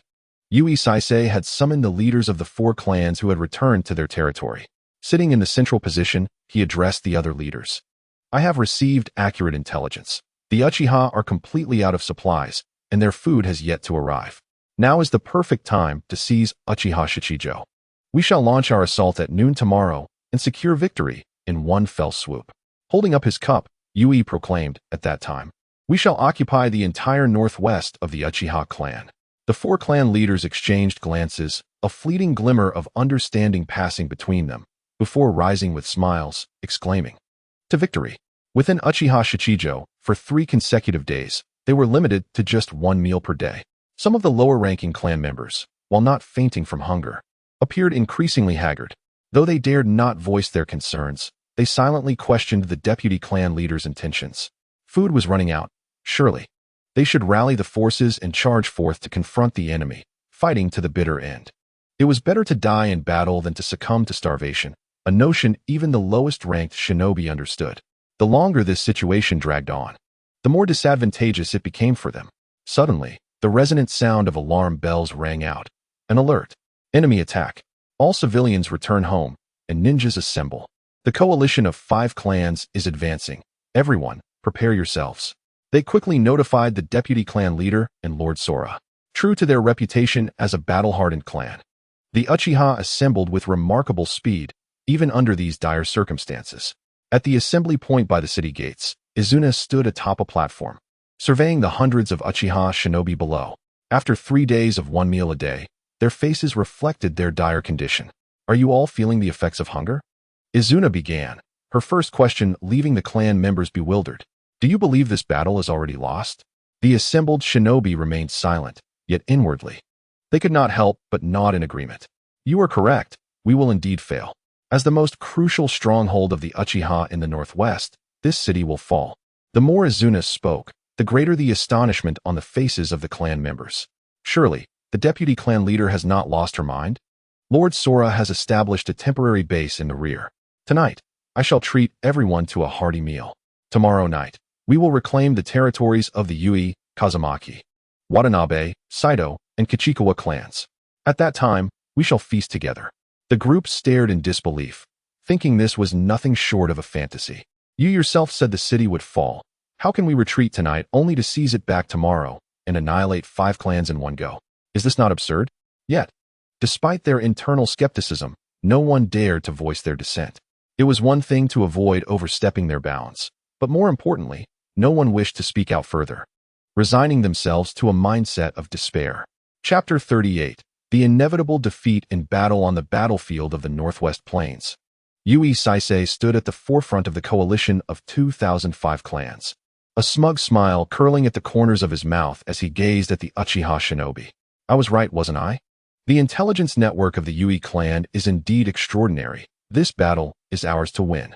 Watanabe clan leader Watanabe Yako nodded. "The Uchiha are in a dire state, clearly evident to any observer." "Indeed," added Saito clan leader. "They have been out of supplies for days now, and their combat effectiveness has significantly diminished. This battle will conclude the prolonged conflict that has lasted over 6 months." The morale of the coalition of 5 clans surged, contrasting sharply with the despondent atmosphere surrounding the Uchiha. As the drums of war sounded, the familiar cacophony of battle erupted once more. Izuna's eyes transformed into a kaleidoscope. Her left eye, endowed with the ability to foresee the future, allowed her to discern the techniques that the approaching ninjas would employ. With a leap, she evaded the arms that erupted from the ground below. "Earth release, decapitation technique?" she mused. With slight hesitation, she retrieved 2 kunai from her waist pouch, enveloping their blades in wind chakra before casting them downward. A cry of pain erupted from the earth as the wind-augmented kunai pinned the assailant's hands to the ground. A wind demon ninja charged at her, attacking with the same wind shuriken used by Uchiha Sasuke in his battle against Zabuza. "Focus!" Izuna suddenly raised her gaze. Her eyes, shaped like a demonic kaleidoscope, pierced through the darkness, locking onto the elite ninja's gaze. In that instant, he froze, captivated by her gaze, as the battlefield around him morphed into an ethereal void, binding his body with massive golden spikes. Right, the illusion of the Sharingan. Suddenly, he felt a sharp pain as a blade pierced through his heart from behind, plunging him into darkness forever. How terrifying! The Uchiha's vice clan leader marveled at Izuna, who moved effortlessly among the throngs of warriors. A tiger without its teeth remains a tiger. Even ordinary folk would lack the courage to face a toothless beast. Indeed, the morale of the Uchiha was dismal, reflecting their dire state due to a lack of supplies. Nonetheless, the Uchiha were not so easily subdued. "Chief Kazamaru, Chief Saito, join me in confronting Uchiha Izuna, while Chiefs Onikawa and Watanabe will deal with Uchiha Ko." The vice clan leaders swiftly assigned combat targets to the 5 clan leaders. The other 4 expressed no dissent, and in an instant, they blurred into shadows, rushing toward their objectives. Uchiha Ryuken, ignite.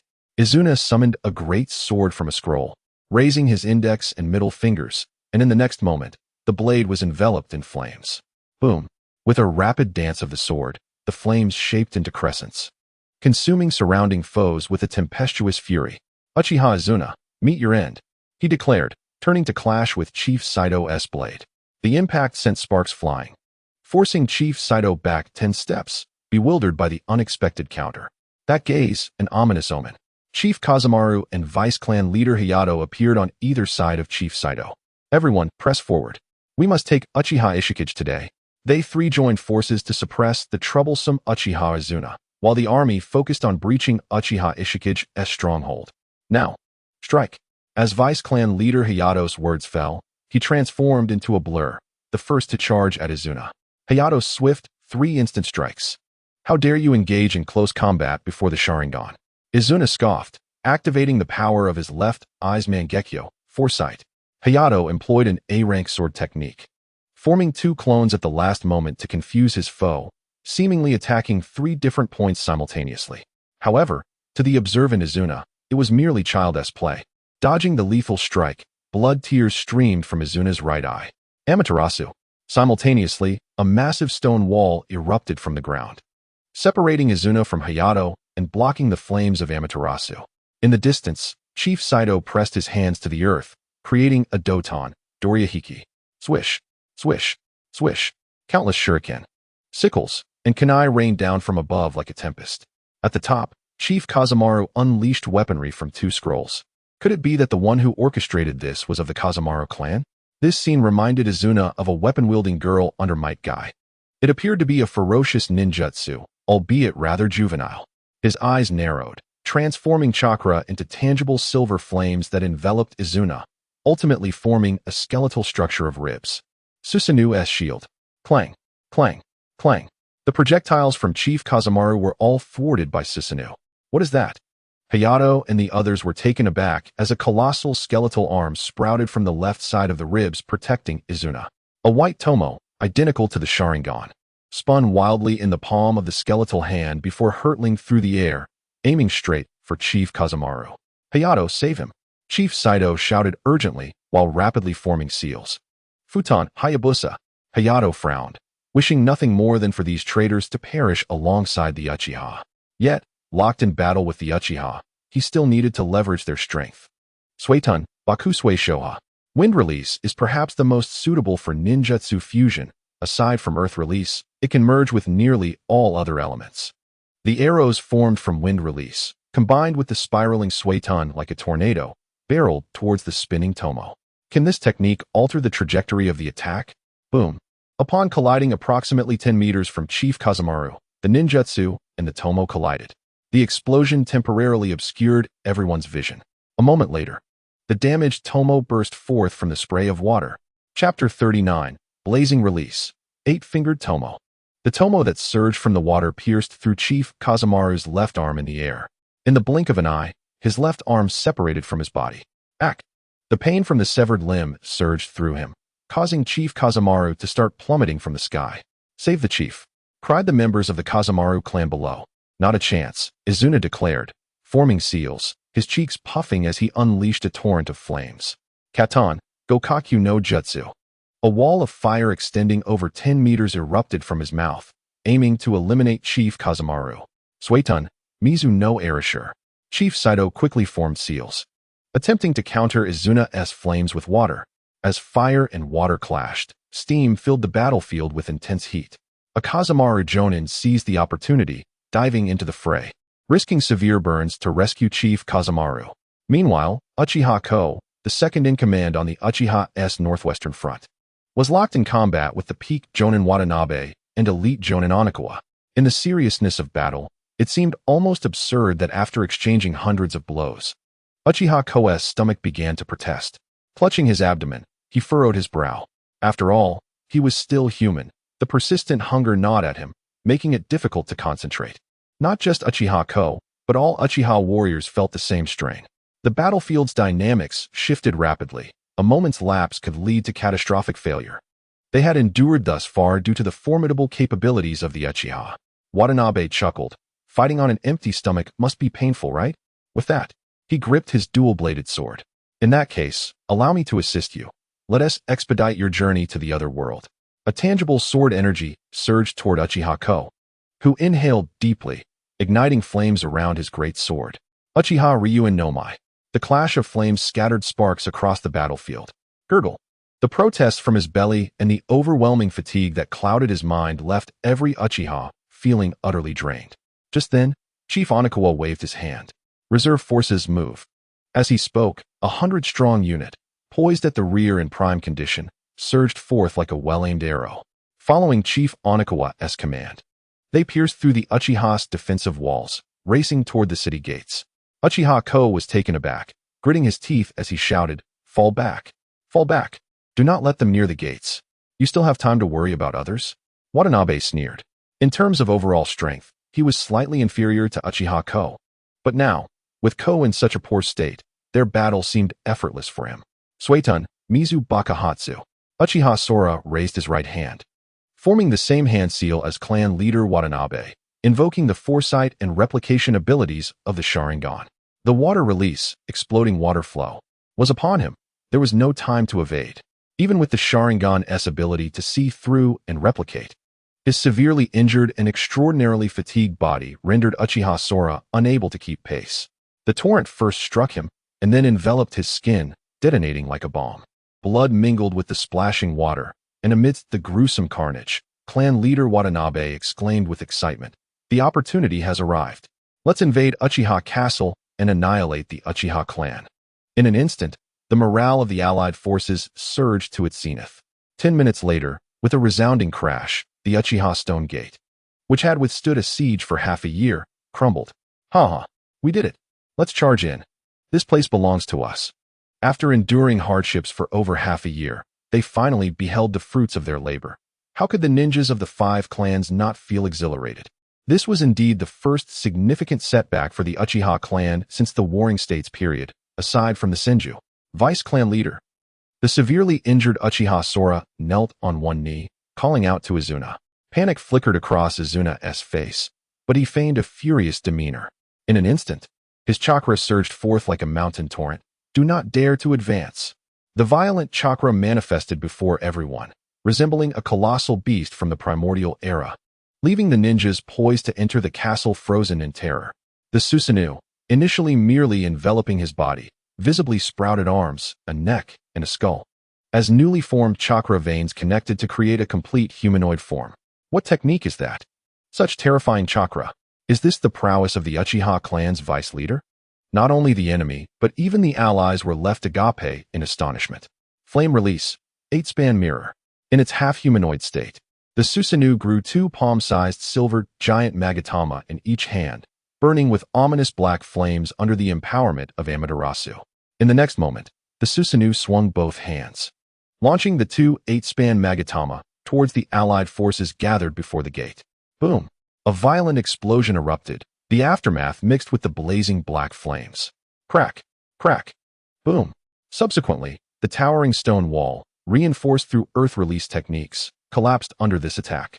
It was known to have withstood countless assaults from enemy forces, being the most formidable stronghold in the Uchiha's northwestern territory. And before this strike, the elite 100-man unit that had just breached the gate had suffered total annihilation. Ha! Suddenly, a dazed Uchiha Jonin burst into laughter, as expected of the vice leader, concealing such a powerful technique. Everyone charge. Victory belongs to us Uchiha. For a moment, the morale of the Uchiha clan seemed to surge once more. However, just as the tide appeared to shift, Izuna's Susanoo abruptly reverted from its humanoid form back to its skeletal state, and then further to mere ribcage, ultimately vanishing completely. Huff, huff. Izuna hunched over, breathing heavily, his right cheek entirely covered in blood tears, presenting a ghastly sight. Vice leader? The Uchiha ninjas, who had just descended into excitement, stared in disbelief at Izuna's current condition. Indeed, Yuhi Masanari exclaimed, snapping back to reality from his astonishment. Such formidable ninjutsu must surely come at a cost. Fear not. Uchiha Izuna can no longer employ that technique. Advance with confidence. Chapter 40. Preparing for counterattack, Yuhi Masanari's declaration revitalized the despairing 5 clans in an instant. Realization dawned upon them as they beheld Izuna's exhausted form. Such terrifying ninjutsu was indeed at the level of forbidden techniques. How could there be no repercussions? Yet, no one dared to assert that Izuna could not execute that technique a second time. So despite their newfound calm, the 5 clans proceeded with trepidation. Retreat. Withdraw. Izuna uttered coldly, covering his pained right eye. Nearby, Uchiha Ishii gasped in surprise. Vice leader this. Retreat. Abandon the stone castle. Izuna commanded again. Hearing this, Yuhi Masanari and others rejoiced, confirming that Uchiha Izuna could indeed no longer perform that technique. Uchiha Ishii gritted his teeth, his voice amplified through chakra, resonating across the battlefield. The vice leader has ordered, abandon the castle, retreat. Perhaps this was the sensation of plummeting from heaven to hell in an instant. Just a minute ago, all Uchiha believed they could rely on Izuna's strength to turn the tide, and in the next minute, they received the order to retreat. Meanwhile, the mood of the opposing 5 clans could be described as ecstatic. Clan leader Kishikawa laughed heartily. Do not let them escape. Eradicate these Uchiha scoundrels. Indeed, do not spare them. Take advantage of their weakness. Without needing to communicate, the 5 clans reached a consensus on this matter. Wind release. Violent wind shockwave. Clan leader Kaido was the first to strike, being adept in both wind and water release, unleashing his most powerful wind release technique. I shall join the fray. The Wind Demon clan leader, having completed a simple bandaging of his severed arm, swiftly drew a new scroll, Wind Demon Thousand Blades. Bang! The scroll unfurled, releasing a myriad of poison shuriken that rained down like a torrential downpour. All units, fire release to defend. Bloodied Uchiha Sora gritted his teeth, raising his hand to form seals. Stand down. Izuna's low command startled Uchiha Sora and the others, vice leader. Facing the various ninjutsu descending from above, Izuna scoffed disdainfully. Such self-righteous fools have always existed throughout the ages. Chakra ignited once more, transforming into a tangible flame, as the half-human Susanoo rose again. Can it still be used? Yuhi Masanari's pupils constricted sharply. He had just declared that Izuna could no longer wield Susanoo, yet he faintly heard the sound of clapping. The twisted blade upon Susanoo's right hand ignited with fierce black flames as it swiped leftward, then violently rightward against the incoming ninjutsu. The ferocious black flames, far exceeding ordinary S-rank ninjutsu, blended with Susanoo's sword energy, obliterating any opposing techniques with ease. Bang, bang, bang. A chakra sword sprouted from Susanoo's left hand, and with dual swords in hand, it resembled a monstrous entity wreaking havoc among ordinary people. The ninjas of the 5 clans could only emit screams, akin to pork on a cutting board awaiting slaughter. Withdraw. Izuna commanded from within Susanoo, turning his back to Uchiha Sora and the others. Uchiha Sora raised his hand, shouting, retreat. Withdraw. Approximately 300 Uchiha clansmen began their rapid retreat. Chase. Clan leader Watanabe instinctively shouted. However, just as the words left his lips, Susanoo's great sword loomed above him, descending. An intense aura of death surged towards his head, and Watanabe narrowly evaded with a body flicker technique. Boom! Though he escaped, several of the surrounding clan ninjas met their grim fate beneath that sword. A monster. Clan leader Kishikawa was drenched in cold sweat, fixated on Susanoo. No technique can breach that defense. At this moment, Izuna controlled Susanoo to raise its dual swords, forming an X shape, and then brought them crashing down. In an instant, the entire battlefield trembled, and the final section of the Uchiha stone wall collapsed. Those unafraid of death, come pursue me, declared Izuna with a tone of disdain before he dispelled his Susanoo and swiftly retreated, staring at the profound X-shaped gash left in the ground. Nearly 2,000 ninjas from the allied 5 clans hesitated, none daring to suggest a pursuit. What are you all dawdling for? After a considerable pause, someone finally spoke up. Everyone turned to the source of the voice, which belonged to Masanari Yui. The gate is gone. How can we enter the city now? Upon stepping into the city, Masanari raised his right hand and proclaimed, the Uchiha have fled. We have won this war. He shouted again. Tonight, let us celebrate with a feast. The terror instilled by Izuna transformed into jubilance under Masanari's leadership, as one by one, they raised their hands in fervent cheers, proclaiming their victory. Meanwhile, a distance of over 10 miles from the Uchiha stone, the retreating Uchiha clan members were relieved to see Izuna return, with dirt and blood still smeared across his face.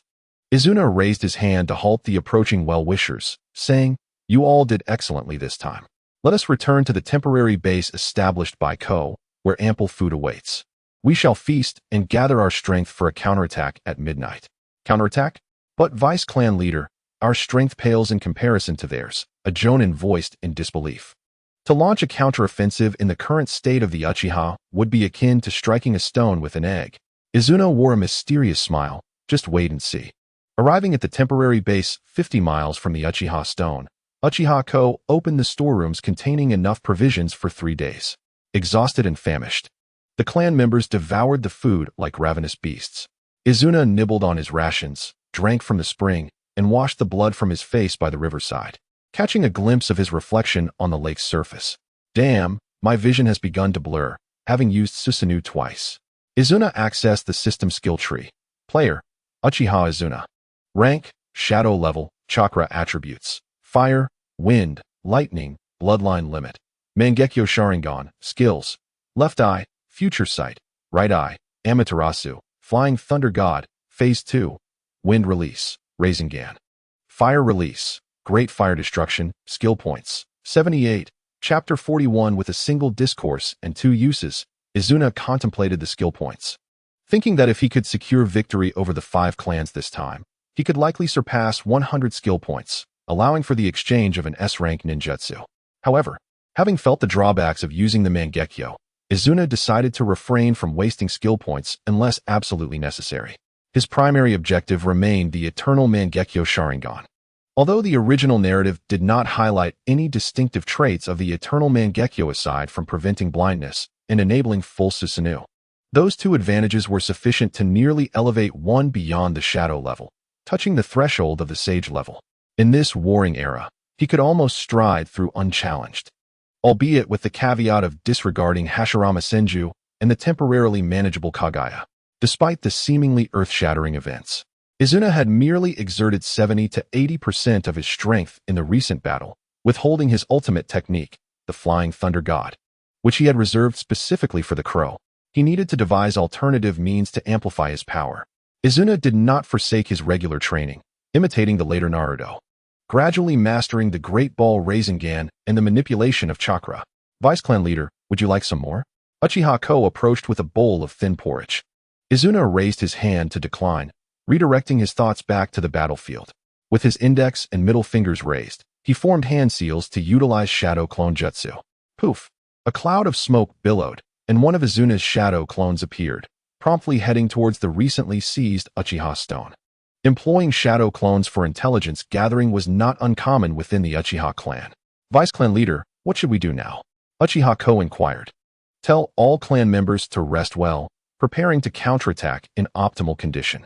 Uchiha Ko verbally complied, though his mind was still preoccupied with doubts. A counterattack? Was there truly a chance for one? Izuna's shadow clones swiftly returned to the Uchiha Stone, evading the guards stationed at the back gate, who were merely mid-level chunin. Entering the stone city, the civilians who once inhabited it were terrified and remained indoors, too afraid to venture out. The consensus among humanity is to spare civilians during war. Once a city falls, its inhabitants become a crucial asset. The principle of valuing human life means that conquering a city and slaughtering its people results in a hollow victory. Wearing the whirlpool mask and donning a black robe, Izuna soon located the leader of the Watanabe clan, Watanabe Ye, in his temporary residence, which had previously been Uchiha Ko's. Congratulations, Watanabe clan leader. You have also captured the northwestern region of the Uchiha without our involvement. Izuna entered the room and stated. Indeed, during the past half-year, aside from operations in Yui and Saratobi's village, Izuna had invested considerable effort among the 4 clans. He had informed Yui that the other 4 clans were in collusion with Saratobi, while simultaneously suggesting to the 4 clans that Yui was allied with Saratobi. Watanabe Ye, startled, forced himself to maintain composure, asking, now that the war has concluded, what do you seek? Believing they were high-ranking members within the Saratobi clan, Izuna decided to leverage this identity, stating, I have resolved to initiate a coup within my clan shortly and wish to collaborate with your faction, as I do not wish to see your demise. Our demise? Watanabe Ye's brow furrowed. I heard that tonight, the 5 clan leaders are hosting a victory banquet, correct? Masanari Yui intends to strike against you for tonight. What? Watanabe Ye's pupils constricted, and a chill ran down his spine. Just after dealing with the Uchiha, Masanari planned to act on the very first night? What a ruthless tactic. As for how to respond, that was for them to figure out. Izuna's only purpose in informing them was that their survival would benefit his future ambitions. With that, the masked figure vanished from the room. Watanabe Ye's expression darkened, and after a prolonged silence, he commanded, summon clan leaders Saito, Kazemaru, and Onikawa. Remember, this must be done discreetly. Do not let anyone from Yui's faction discover it. In the traditional Japanese-style house that had originally belonged to Izuna, though unadorned, it was tranquil and spacious enough to reflect the status of a ruler. The lack of decor stemmed from years of wartime management, leaving little room for concerns regarding personal space. After seizing the Uchiha stone, Masanari Yui naturally claimed it as his temporary residence. Just when he pondered his next move, the masked figure, whom he thought he would never see again, appeared before him once more. Do not misunderstand. I merely wish to garner greater support after I have taken control of both clans, which is why I am here to remind you. With that, Izuna reiterated the same words he had used earlier with the Watanabe clan leader, nearly verbatim. How could this be? They are acting so swiftly? Although Hanyori had long considered the four clans as traitors, he could not fathom their audacity. They had just seized the city, and now they planned to strike that very night. That is all I have to say. Just be careful not to perish. With that, Izuna prepared to leave. At that moment, Hanyori stepped forward, stopping him. Please wait, Mr. Izuna. Is there anything else? I truly did not anticipate the cunning of our adversaries. Given the current combat strength of my Hanyori clan within the city, it would be quite a challenge to withstand them all at once. I ask for your clandestine assistance, Mr. Izuna, to lend a hand to my Hanyori clan tonight. Hanyori's tone had taken on a note of earnest pleading. Izuna remained silent, leaving Hanyori with a sense of uncertainty. If you agree, I am willing to grant you control over 30 of the land and resources from the Sarutobi and Jiraiya clans.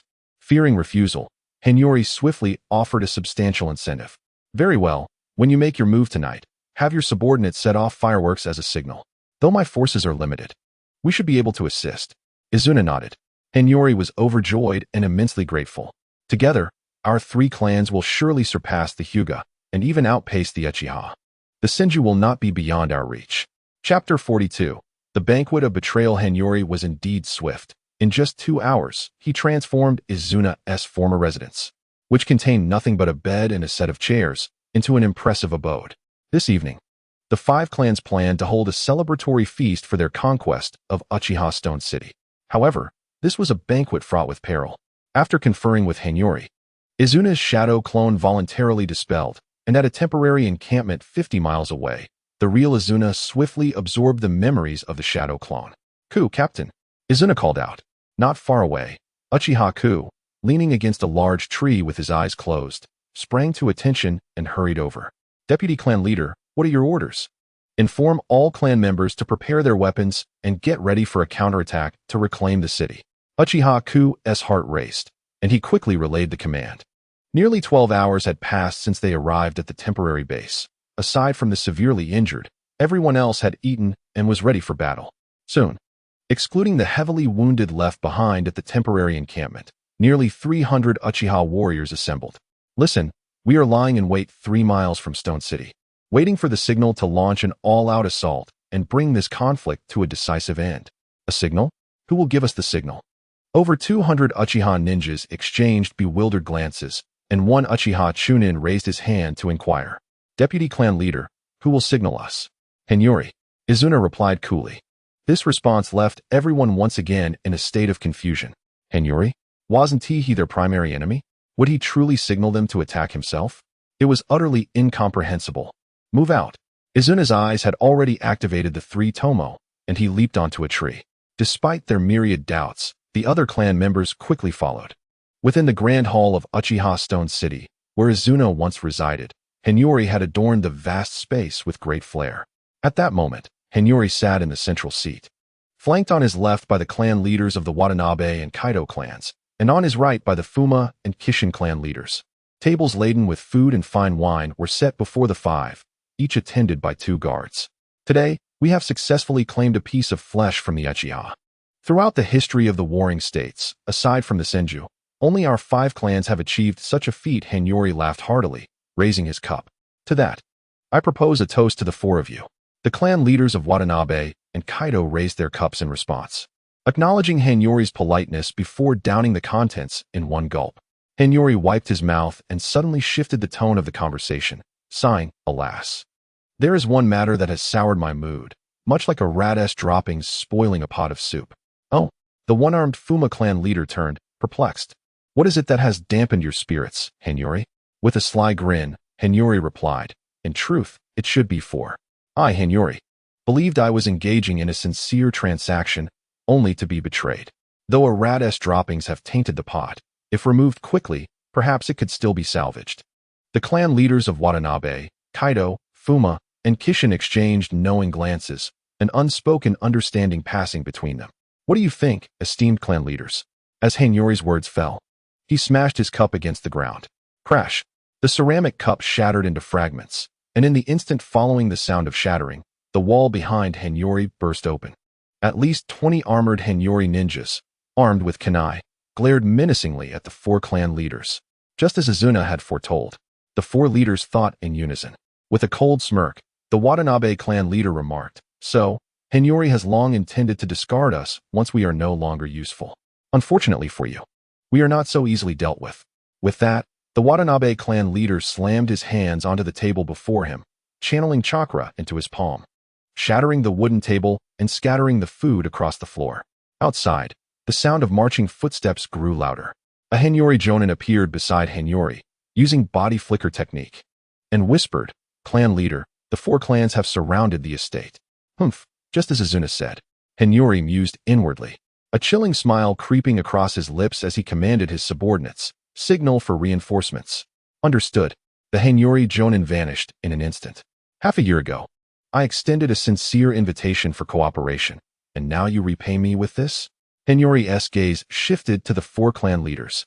You conspired with the Sarutobi and Jiraiya clans, intending to eliminate the Uchiha, and then us.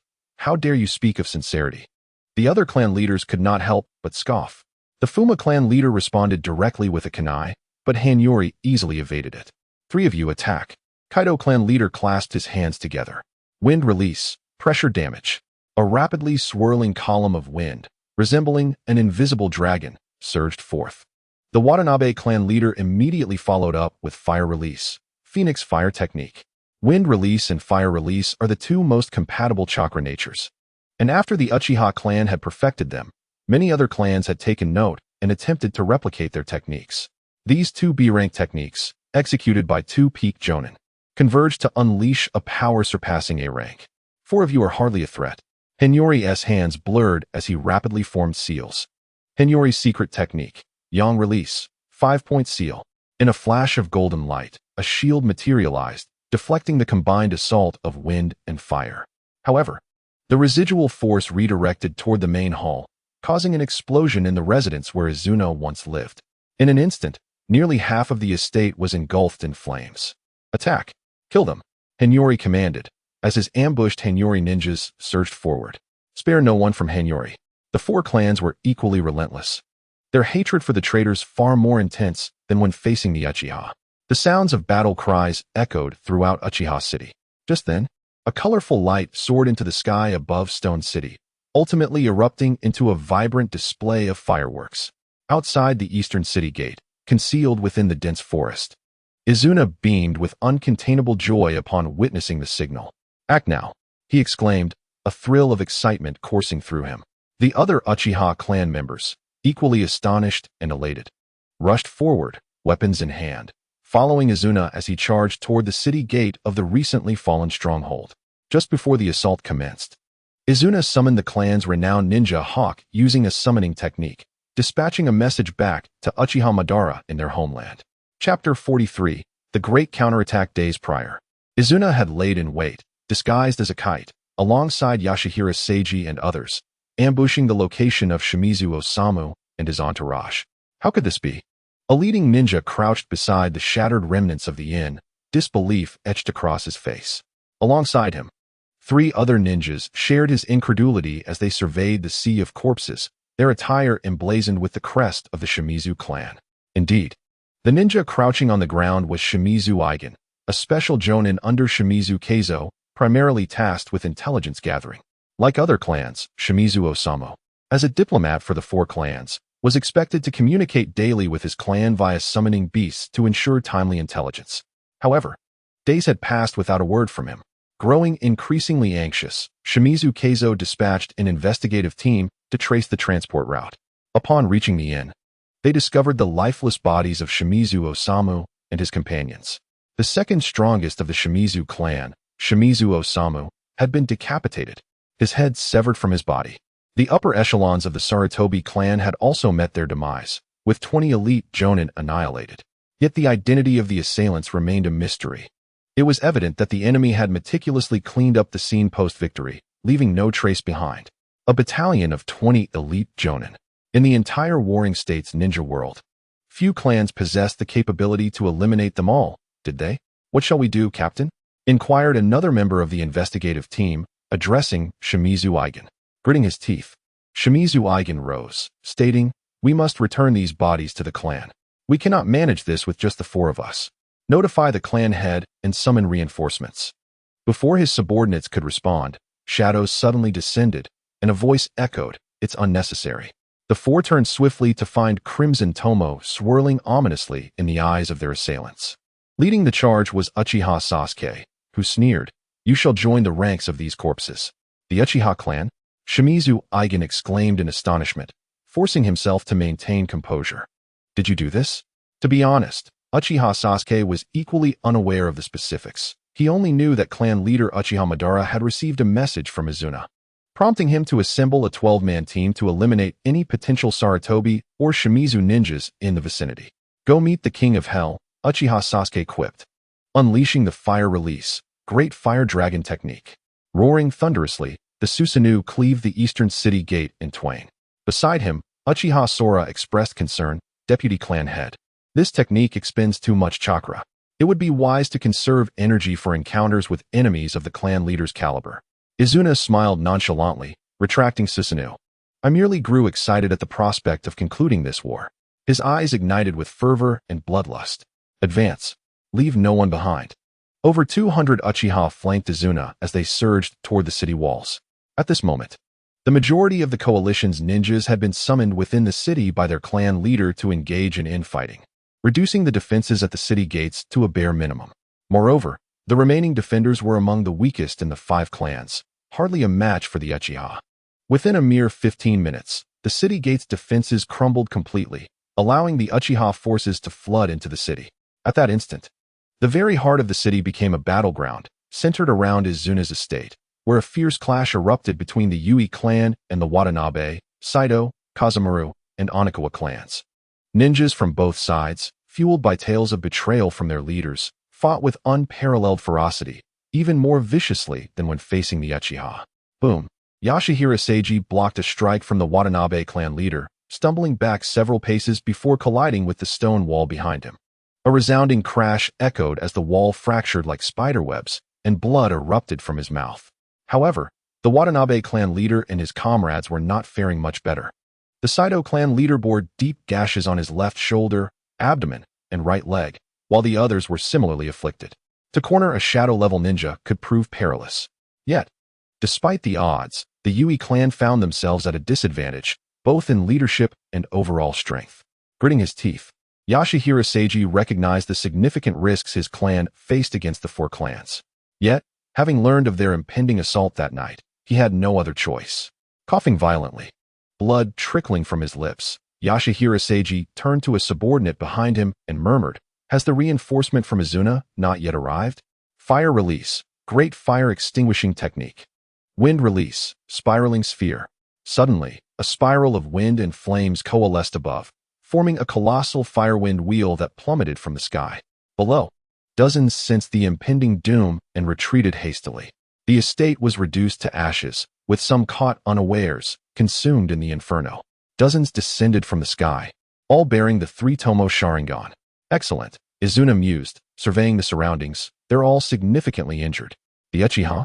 The allied forces of the 5 clans gasped in horror. How could the Uchiha, who had just retreated in defeat that morning, launch a night raid? It defied all logic. What could possibly explain this turn of events? Yashihira Seiji could only curse inwardly, frustrated by the delay of Izuna's reinforcements while this band of Uchiha madmen had arrived. Izuna commanded the elite team embedded deep within enemy territory, engage. Uchiha manipulated shuriken techniques. Fire release, dragon fire technique. Fire release, fireball technique. Wind release, pressure damage. Compared to the 5 clans, who had been embroiled in conflict for some time, the Uchiha were invigorated, having feasted and witnessed the 5 clans embroiled in internal strife. They reveled in the chaos. Uchiha Sora, equally ecstatic, inquired while unleashing a powerful fire technique, deputy clan head. Should we treat the two sides differently now that they are fighting amongst themselves? In a scenario where the clam and the clam are at odds, does the fisherman choose to differentiate?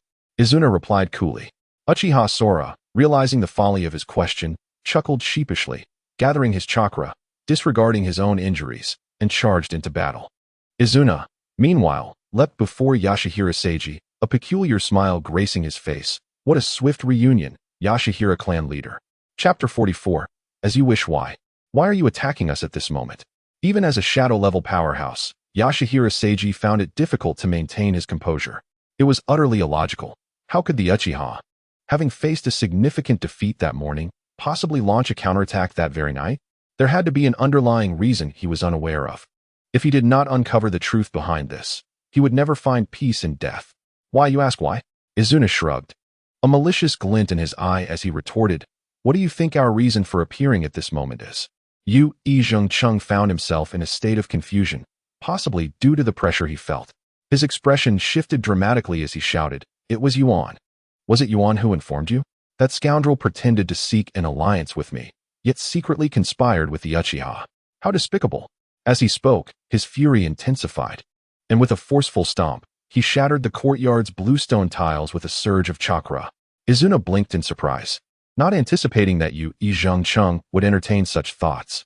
However, upon reconsideration, from Yu Izhengcheng's perspective, the possibility wasn't entirely unfounded.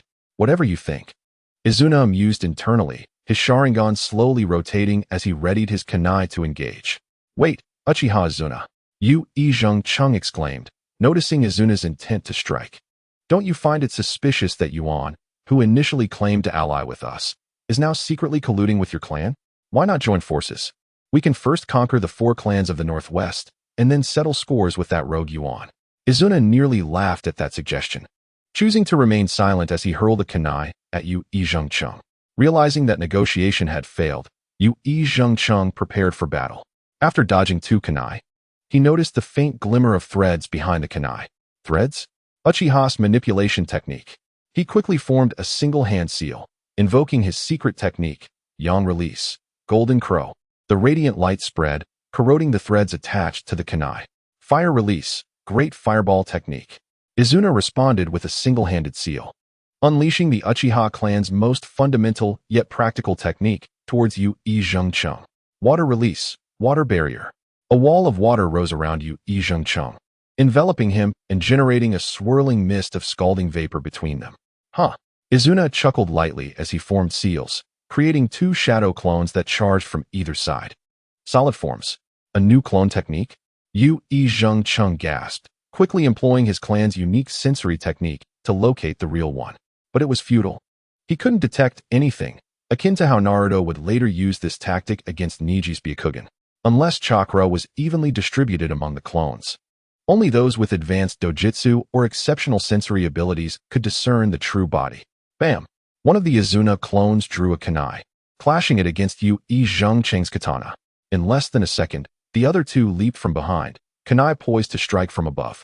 Yu Izhengcheng twisted his right hand to deflect the kunai of the first Izuna clone, then delivered a kick to the clone's abdomen.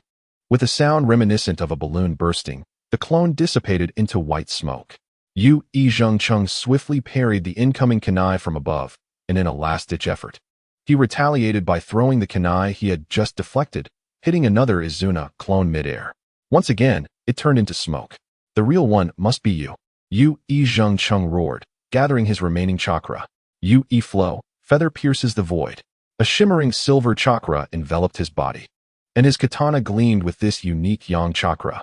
In an instant, it was as if an arrow had been released from a taut bowstring, striking forward with a thrusting technique akin to the future Third Raikage's Hell Stab. In the blink of an eye, Yu Izhengcheng unleashed his final attack, piercing through Izuna's abdomen. Vice Clan Leader Uchiha Izuna shouted from a distance, witnessing the wound in Izuna's stomach. Die! Echoed the voice of Clan Leader Chito, followed by a swift strike imbued with wind chakra. Uchiha Izuna, acting on instinct, narrowly dodged, though a deep gash marred his shoulder. Yet, unexpectedly, the last Izuna clone that Yu Izhengcheng had pierced also transformed into smoke. The onlookers, as well as Chung, were left utterly astonished. What just happened? Was that not the real body? As confusion reigned, one of the kunai scattered on the ground suddenly transformed back into Izuna's form. With no time to acknowledge the astonishment around him, Izuna formed an enormous Rasengan in his hand. Big ball Rasengan. He dashed behind Chung, not allowing him a moment to react as the massive sphere pressed against his back. This technique was not one activated from the system, but rather one Izuna had comprehended after mastering the wind release, Rasengan.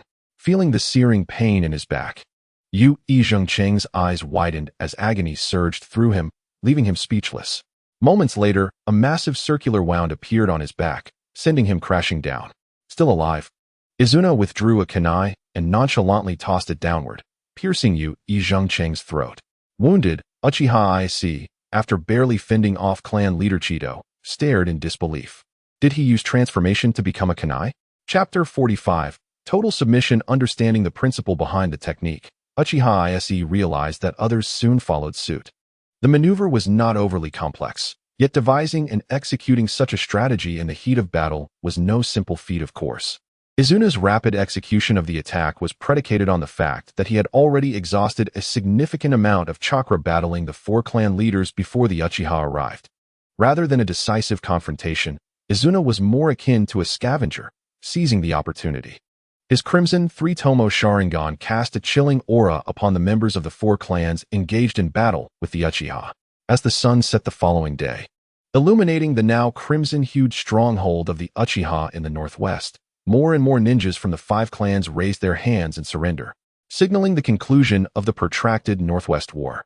However, the leaders of the four clans could not be allowed to live. Those aware of Yuan's existence had to be minimized. Under Uchiha Ko's command, all surrendered ninjas were taken to the dungeons of Uchiha Stone Fort for confinement. Exhausted, Uchiha ninjas collapsed to the ground or cheered in exhilaration, their faces aglow with satisfaction. They had triumphed. They had survived. In the charred remains of the manor, Izuna sat upon a scorched stone, listening to the report from Uchiha Izuna, who had crudely bandaged his wounds. Vice Clan Leader, a rough estimate suggests we suffered approximately 110 fatalities in this battle, with around 30 severely injured and unable to continue fighting. Light injuries are still under assessment. The cumulative toll nearly approaches half of the combatants, inevitably leading to such an outcome. After all, the disparity in numbers between the two factions is evident, and moreover, the Uchiha clan had only just endured a fierce battle the previous morning. In a mere half-day, even with recovery, how much could one truly restore? Yet Izuna found himself at an impasse. After meticulously preparing for over half a year, this singular opportunity was all that remained. Should he miss it, all would be in vain. At that moment, Uchiha Sora, leaning on his cane, limped over to report to the deputy clan leader, "I have completed my tally. A total of 948 ninjas from the five clans have surrendered to our Uchiha. Remarkably, this exceeds our total combat strength in the Northwest. Indeed, this victory is one that is hard-won throughout the annals of our clan's history." Izuna closed his eyes in contemplation. Uchiha Sora exchanged a knowing glance with Uchiha Izuna, both nodding subtly. Then, Sora voiced a lingering curiosity. But how did the clan leader know about the internal strife among the five clans last night? "I just interrogated several of their ninjas, and they only received their orders last night, unclear about the situation themselves." Given that most of our side remained oblivious to such classified intelligence, how could Izuna, an adversary, possibly be aware? Sora pondered this conundrum, unable to fathom the reason. Suddenly, Izuna, who had been deep in thought, revealed a cryptic smile. "Is that so? Are you eager to know?" Sora's heart raced as he quickly replied, "And no, I did not mean to pry. Merely a curiosity, nothing more, haha." As an old fox of the same generation as Uchiha Taijima, Sora was politically astute. Recognizing Izuna's evasive tone, he understood the topic was best left untouched. Uchiha Izuna interjected, "We, the subordinates, have been foolish not to grasp the deputy clan leader's intentions." In retrospect, his command was indeed decisive. Indeed, others echoed. Previously, we failed to comprehend the deputy clan leader's strategy. We hope he does not take our earlier comments to heart. Hearing this, the other Uchiha members resting nearby quickly approached to show their agreement with Izuna's words. The series of seemingly nonsensical strategies issued by Izuna had indeed caused discontent among the ranks. However, Now that he had led the Uchiha to achieve an almost impossible victory, the entire Northwest was finally compelled to acknowledge Izuna's leadership. Maintaining his composure, Izuna raised his hand to silence the crowd, restoring order to the atmosphere.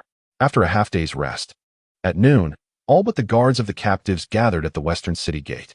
Yes, following a night of fierce combat. With a ratio of 300 to 2,000, albeit a three-way battle, the Uchiha had suffered severe losses, with 1/3 of their clan perishing. The survivors either sought medical aid from healing ninjas or collapsed in exhaustion. Izuna's residence had been completely destroyed, so he took refuge in an unoccupied house. Although Sora offered his own dwelling, Izuna had no particular demands and was not inclined to be finicky. More importantly, he had no intention of remaining in the Northwest Stone City any longer. Upon reviewing his skill points, Izuna noted an increase from 78 to 155, surpassing even the points gained after signing a truce with the Senju. However, when comparing the points from defeating Senju Tobarama and the truce, the latter was still higher. Was the value of the Senju indeed greater? Hastily exiting the skill tree, Izuna feared that revisiting those skills would tempt him to exchange for S-rank ninjutsu and higher. As he sank into a deep slumber on the hastily laid sheets, he remained unaware of how much time had passed until a knock on the door roused him from his sleep. Deputy Clan Leader. The clan members have all assembled at the western city gate, awaiting your arrival. It was Uchiha Ise's voice. Opening his eyes, Izuna quickly rose. I understand. Please wait for me. Yes. After a brief wash, Izuna hurried to the western city gate. Deputy Clan Leader. Upon his arrival, the assembled clansmen greeted him with fervent shouts. He cast his gaze over the members below. From a year ago, when 500 had stood on the northwest battlefield, now fewer than 200 remained. Such a grievous cost. It was no wonder that Madara and Hashirama both sought to end this era. Shaking his head to dispel the thought, he realized that pondering such matters was premature. Clearing his throat, Izuna stepped forward, declaring, though we are all injured, the forthcoming actions are of utmost importance. And thus I must call upon you all. Forgive me. It is not burdensome. The crowd replied in unison. Very well, Izuna nodded, continuing. Our next course of action involves addressing the 5 clans. Chapter 46. Naturally, someone will clean up upon hearing this. The eyes of the clansmen below gleamed with fervor. Although the 5 clan leaders, led by the Feather-Cloaked, were deceased, their families had sent forth the main forces to the battlefield, most of whom had been slain or captured by the Uchiha. However, within their respective territories, a foundational fighting force still remained, albeit significantly diminished. As Izuna posed this question, a clamor arose from below, with many voices filled with righteous indignation crying out, let us kill them. Attack. Annihilate these 5 clans. They dared to take advantage of our Uchiha during our time of recovery. Let them witness the consequences of offending us. Many had lost comrades and family in this conflict. The moment Izuna spoke, over 80% of those present proposed a campaign for the extermination of the 5 clans. Internally, Izuna rolled his eyes at their naivety. Could they not discern the reality? Currently, fewer than 200 were still capable of combat within the Northwest Stone City. While the fighting strength remaining in the 5 clans' territories could number at least 1,000, if not conservatively 2,000. 200 against 2,000? Madness. Even if Madara dispatched reinforcements from the clan, it would remain a formidable battle. Fortunately, amidst the throng of impulsive youth, there were still wise individuals. Perceiving Izuna's expression, Uchiha Sora, leaning on his cane, stepped forward and called for silence. The chatter gradually subsided, and Sora continued, listen to the deputy clan leader. The crowd's attention refocused on Izuna, awaiting the commander's decision. Sora nodded at Izuna, inviting him to proceed. At present, we lack the capacity for a complete extermination campaign against the 5 clans. Therefore, we shall first set our sights on one clan. Pausing momentarily, Izuna's tone grew more menacing. The Feather-Cloaked clan, the instigator behind the 4 clans' assault on us Uchiha, must pay the price. The crowd erupted in cheers once more, yet soon, a voice of discontent arose. But Deputy Clan Leader, what of the Wind Demon and the other 4 clans? Shall we simply let them go? At this, Izuna smiled. They, of course, will have others to deal with them. Many Uchiha had grown accustomed to Izuna's half-statements. In the past, such a style might have incited grumbling. However, following the resounding victory in the Northwest, all were now wholeheartedly in agreement with Izuna's decisions. Shortly thereafter, the Wind Demon, Watanabe, Saito, and Kishikawa clans received a missive from the Uchiha envoy, declaring that the war had concluded, their clan leaders slain, yet the Uchiha held numerous prisoners from each clan. If they wished to spare their lives, they must offer a significant monetary compensation. With their leaders fallen, the highest decision-makers remaining in the four clans were the elders. Upon witnessing the Uchiha envoy and reading the letter, the elders were left utterly astonished. A year ago, they could hardly fathom the prospect of defeat in this battle.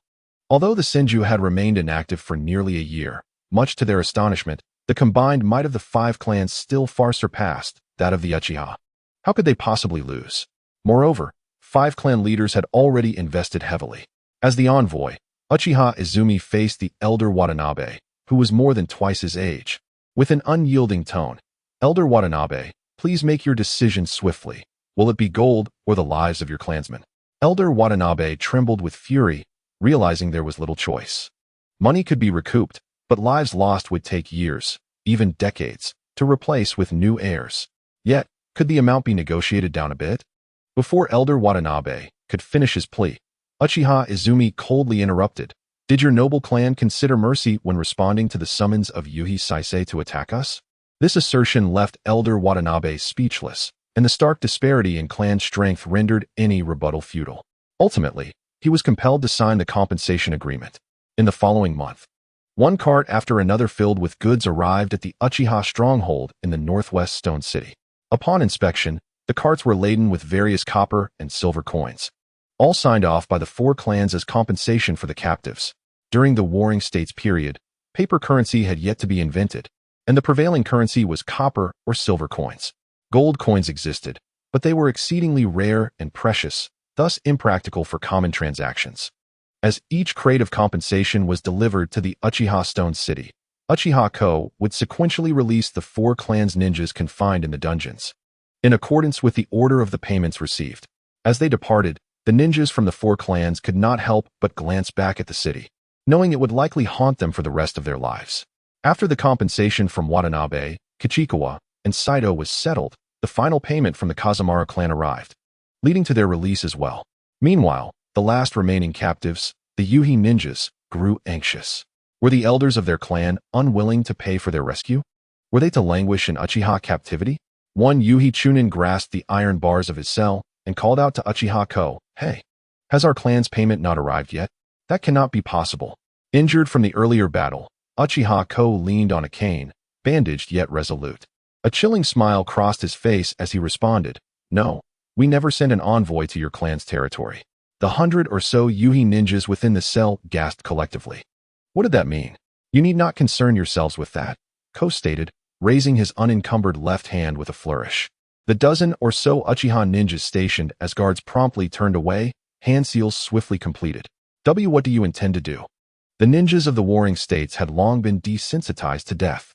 Yet, when death truly approached, no one could remain entirely unperturbed. Fire release, ash pile burning. Fire release, great fire dragon technique. Fire release, great fireball technique. The only response they received, leading them inexorably toward death, was the unending flames and the merciless Sharingan of the Uchiha clan across the cell, in addition to the compensation coins. The 200 reinforcements requested by Uchiha Madara had also arrived.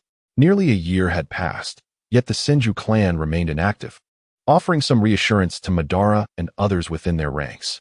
They allocated 200 troops to assist in attacking the Yuhi clan's territory, ensuring a complete annihilation of the clan. This strategy afforded them greater confidence, yet the battle needed to be executed swiftly. Chapter 47. A resounding reputation at this time. The five great nations had yet to be formed, with various cities and lands controlled by ninja clans or local lords. The territory of the Yuhi clan was located in the western region of what would become the Land of Fire, near the future Land of Rivers. After concluding the conflict with the allied forces of the five clans, Izuna personally led 400 Uchiha ninjas to assault the Yuhi stronghold, moving with relentless speed, showing no signs of fatigue. This extermination campaign required swiftness, enough swiftness. Fortunately, this battle unfolded with minimal peril. The Yuhi clan had already dispatched the majority of their elite forces to the front lines. Additionally, a significant number of upper ninjas had been ambushed and eliminated by Izuna. Disguised as a falcon, during an operation against Saratobi Zashimura. Within 10 days, Izumi had completely eradicated the Yuhi clan, leaving only the commoners responsible for menial tasks and foreign clans behind. Izumi resolved to bring these individuals back to the Northwest Stone City, providing much-needed productivity to the now devastated Uchiha stronghold. Annihilation. This was undoubtedly the most straightforward yet perilous method to acquire resources in the warring states. Amidst the ravaged Yuhi territory, Izumi commanded a thorough plundering. Take everything that could be carried and burn the rest. Food, wealth, vessels, weapons, and most importantly, ninjutsu scrolls. Furthermore, any Uchiha clansmen who had empty hands were instructed to seize even decorative items and daily necessities. What moved these individuals even more was that after the plundering, Izumi issued a second decree, rewards based on merit. They could select items from the spoils according to the number of enemies they had slain, rather than merely a reward for merit. This could be considered an extraordinary bounty. The crowd was elated, grateful to Izumi as they received their rewards. In terms of intelligence, the speed of information dissemination during the Warring States period was considerably slower compared to later times. Following the conclusion of the battle for the Uchiha Northwest Stone City, along with negotiations with the four clans and the reinforcements dispatched by Madara, it took nearly a month for the news of Izumi's complete annihilation of the Yuhi clan to spread throughout the Warring States. Naturally, the more established clans could acquire this intelligence at a much faster pace. The news of Uchiha Izumi leading nearly 500 men to defeat a combined force of over 2,000 from the 5 clans left the ninja clans astounded. Among them, the Nara, Yamanaka, and Akimichi clans, known collectively as the Boar, Deer, and Butterfly, breathed a sigh of relief. They were fortunate to have declined Yuhi Saisei's invitation. Otherwise, they might have met the same fate as the Yuhi. Of course, it was uncertain how the situation would have unfolded had they joined. As the Uchiha's long-standing rivals, the Senju clan was among the first to learn of this news. Upon receiving the information, they promptly convened a clan meeting regarding the matter. Uchiha Izumi has indeed performed a remarkable feat. Have we ascertained how he accomplished it? Inquired Senju Hashirama from the head seat. Although he still held the title of clan leader, the mantle of the strongest Senju had long since transferred to Hashirama. Following the day a year ago when he single-handedly quelled over half of their upper ninjas with a single technique, the birth of the World Tree, Senju Tobarama responded. According to my subordinate's investigation, it appears that after the 5 clans captured the Uchiha Northwest Stone City, they fell into infighting, mutually weakening one another, which allowed Uchiha Izumi to seize the opportunity. Was it a dispute over the division of spoils? Pondered Hashirama, stroking his chin. Such occurrences were not uncommon in the warring states. When engaged in battle, they fought as a unified front, yet once victory was achieved, they would turn against one another over the spoils. It bore a resemblance to siblings squabbling over an inheritance after their parents' demise. So, Uchiha Izumi simply reaped the benefits of their discord? TSK, what a lucky lad, Hashirama remarked, somewhat displeased. Senju Tobarama raised an eyebrow. At first glance, it might indeed seem that Uchiha Izumi had merely been fortunate, seizing the moment amidst the enemy's internal strife to strike at their vulnerabilities. However, could everything truly be so fortuitous? At this moment, one of the highest-ranking members of the Senju clan, the quasi-shadow-level powerhouse, Senju Mukai, spoke up, expressing concerns about the Uchiha clan's acquisition of Yui's power, suggesting that their combined clan strength must now rival that of the Senju. The atmosphere grew tense. A year prior, there had been a noticeable gap in overall strength between the Senju and Uchiha clans. However, with the Uchiha's recent consumption of Yuhi, they had effectively bridged this gap, even achieving parity. This was not a development the Senju wished to witness. Yet, out of respect for the vice-clan leader Senju Hashirama, none dared to voice the thought of launching a surprise attack on the Uchiha during the truce period. The memory of Hashirama unleashing his would release, leaving dozens of Senju elite shinobi utterly defeated, remained vivid in their minds. Senju Tobarama, adept at such matters, furrowed his brow in contemplation before rising to propose that their immediate course of action should be to strengthen themselves. Lord Tobarama, what specific plan do you have in mind? Someone inquired from the assembly below. Isn't it about time for my elder brother to consider marriage? Tobarama's remark drew a perplexed look from Hashirama. What could personal matters have to do with their clan's strength? But while Hashirama remained oblivious, others like Senju Yoshimura and Mukai quickly grasped the implication. Tobarama, are you suggesting an alliance with the Uzumaki? The Uzumaki clan, with a history rivaling that of the Senju and Uchiha, was renowned for their sealing techniques and resided on the distant island nation of the Land of Whirlpools. The Uzumaki were unique, as their island home led them to shy away from warfare. Geographically, the Senju acted as a buffer, standing guard before the Uzumaki land. Any clan, whether Uchiha, Hyuga, Sarutobi, or Shimura, seeking to engage the Uzumaki would first have to contend with the Senju. Thus, to prevent conflict, the Uzumaki had long established cooperative ties with the Senju, providing logistical support in the form of food, weapons, and even sharing ninjutsu. However, one should not underestimate the Uzumaki. Their formidable sealing arts and an innate chakra reserve comparable to that of the Senju placed them among the elite ninja clans. Tobirama declared confidently, "Let my elder brother unite with the Uzumaki and request their direct involvement in the war. If successful, the strength of the Senju will surge beyond that of the Uchiha." Hashirama scratched his face, finding nothing strange about a political marriage. Lacking any objections, he remained supportive of the idea. The Uzumaki had not participated in conflicts for nearly a century, and persuading them to join the fray would not be a simple task. Mukai expressed his concerns. The Uzumaki and Senju had once been relatives in ancient times and had maintained a friendly relationship, but their isolation on the island made them averse to war. Given the current chaos in the warring states, if we propose it, they will eventually agree, Tobirama assured. Though it may take some time, I am confident. Just as he finished speaking, a scout from Tobirama's team appeared in the meeting room, kneeling before them. "My lords," he reported. Tobirama raised an eyebrow, questioning the interruption during their meeting. "I apologize, but we have received news from the northern scouts that, half a day ago, the head of the Shimura clan, Shimura Keizo, personally led 30 clan ninjas westward." "What?"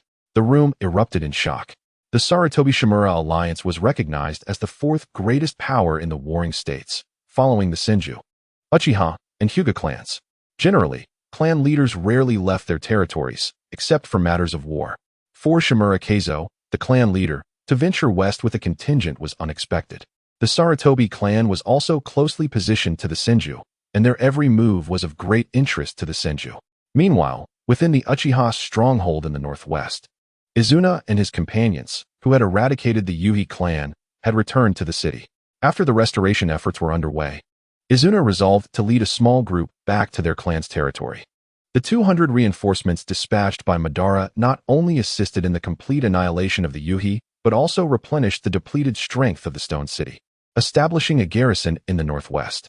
Uchiha Ko, the primary figure of the Stone City, remained behind due to injuries. Accompanying Izuna were 7 elite shinobi from the Uchiha clan, including Izuna's family elites who had come with him the previous year. Regrettably, many would never return. In compensation, Izuna ensured that the living would carry the ashes of their fallen comrades home. Yet, tragically, the majority had no remains to recover. The battlefield was merciless, with many bodies left to become sustenance for vultures and hyenas. As they approached their clan's entrance, Izuna raised a hand, commanding, "Wait." The group halted, their eyes drawn to a deep blue monument approximately 5 feet tall that had appeared to the right of the entrance, a memorial stone. This stone was commissioned by Izuna, acting under the identity of Kites, after the eradication of the Uchiha's absolute unit. The first row of the memorial bore the names of the fallen, inscribed in characters the size of a fingernail. Uchiha Ryu, Uchiha Iwa, Uchiha Ken, and Uchiha Vice Clan Leader, questioned Uchiha Ise from behind Izuna. "Indeed, the memorial stone." Izuna replied calmly, striding into the clan territory. The others quickly followed suit, entering the clan's domain. Shortly after their arrival, a group awaited them in the distance. "Elder brother." Izuna quickened his pace, waving. At the forefront stood Madara, clad in a black robe, the current clan leader. "Haha, Izuna, well done. I told you the rabble from the northwest could never match you." Having secured a victory in what seemed an impossible battle, even Madara could not suppress his joy. Laughing heartily, the senior members of the clan, including Uchiha Suki, Uchiha Tenzu, and Uchiha Kai, gathered to offer their congratulations.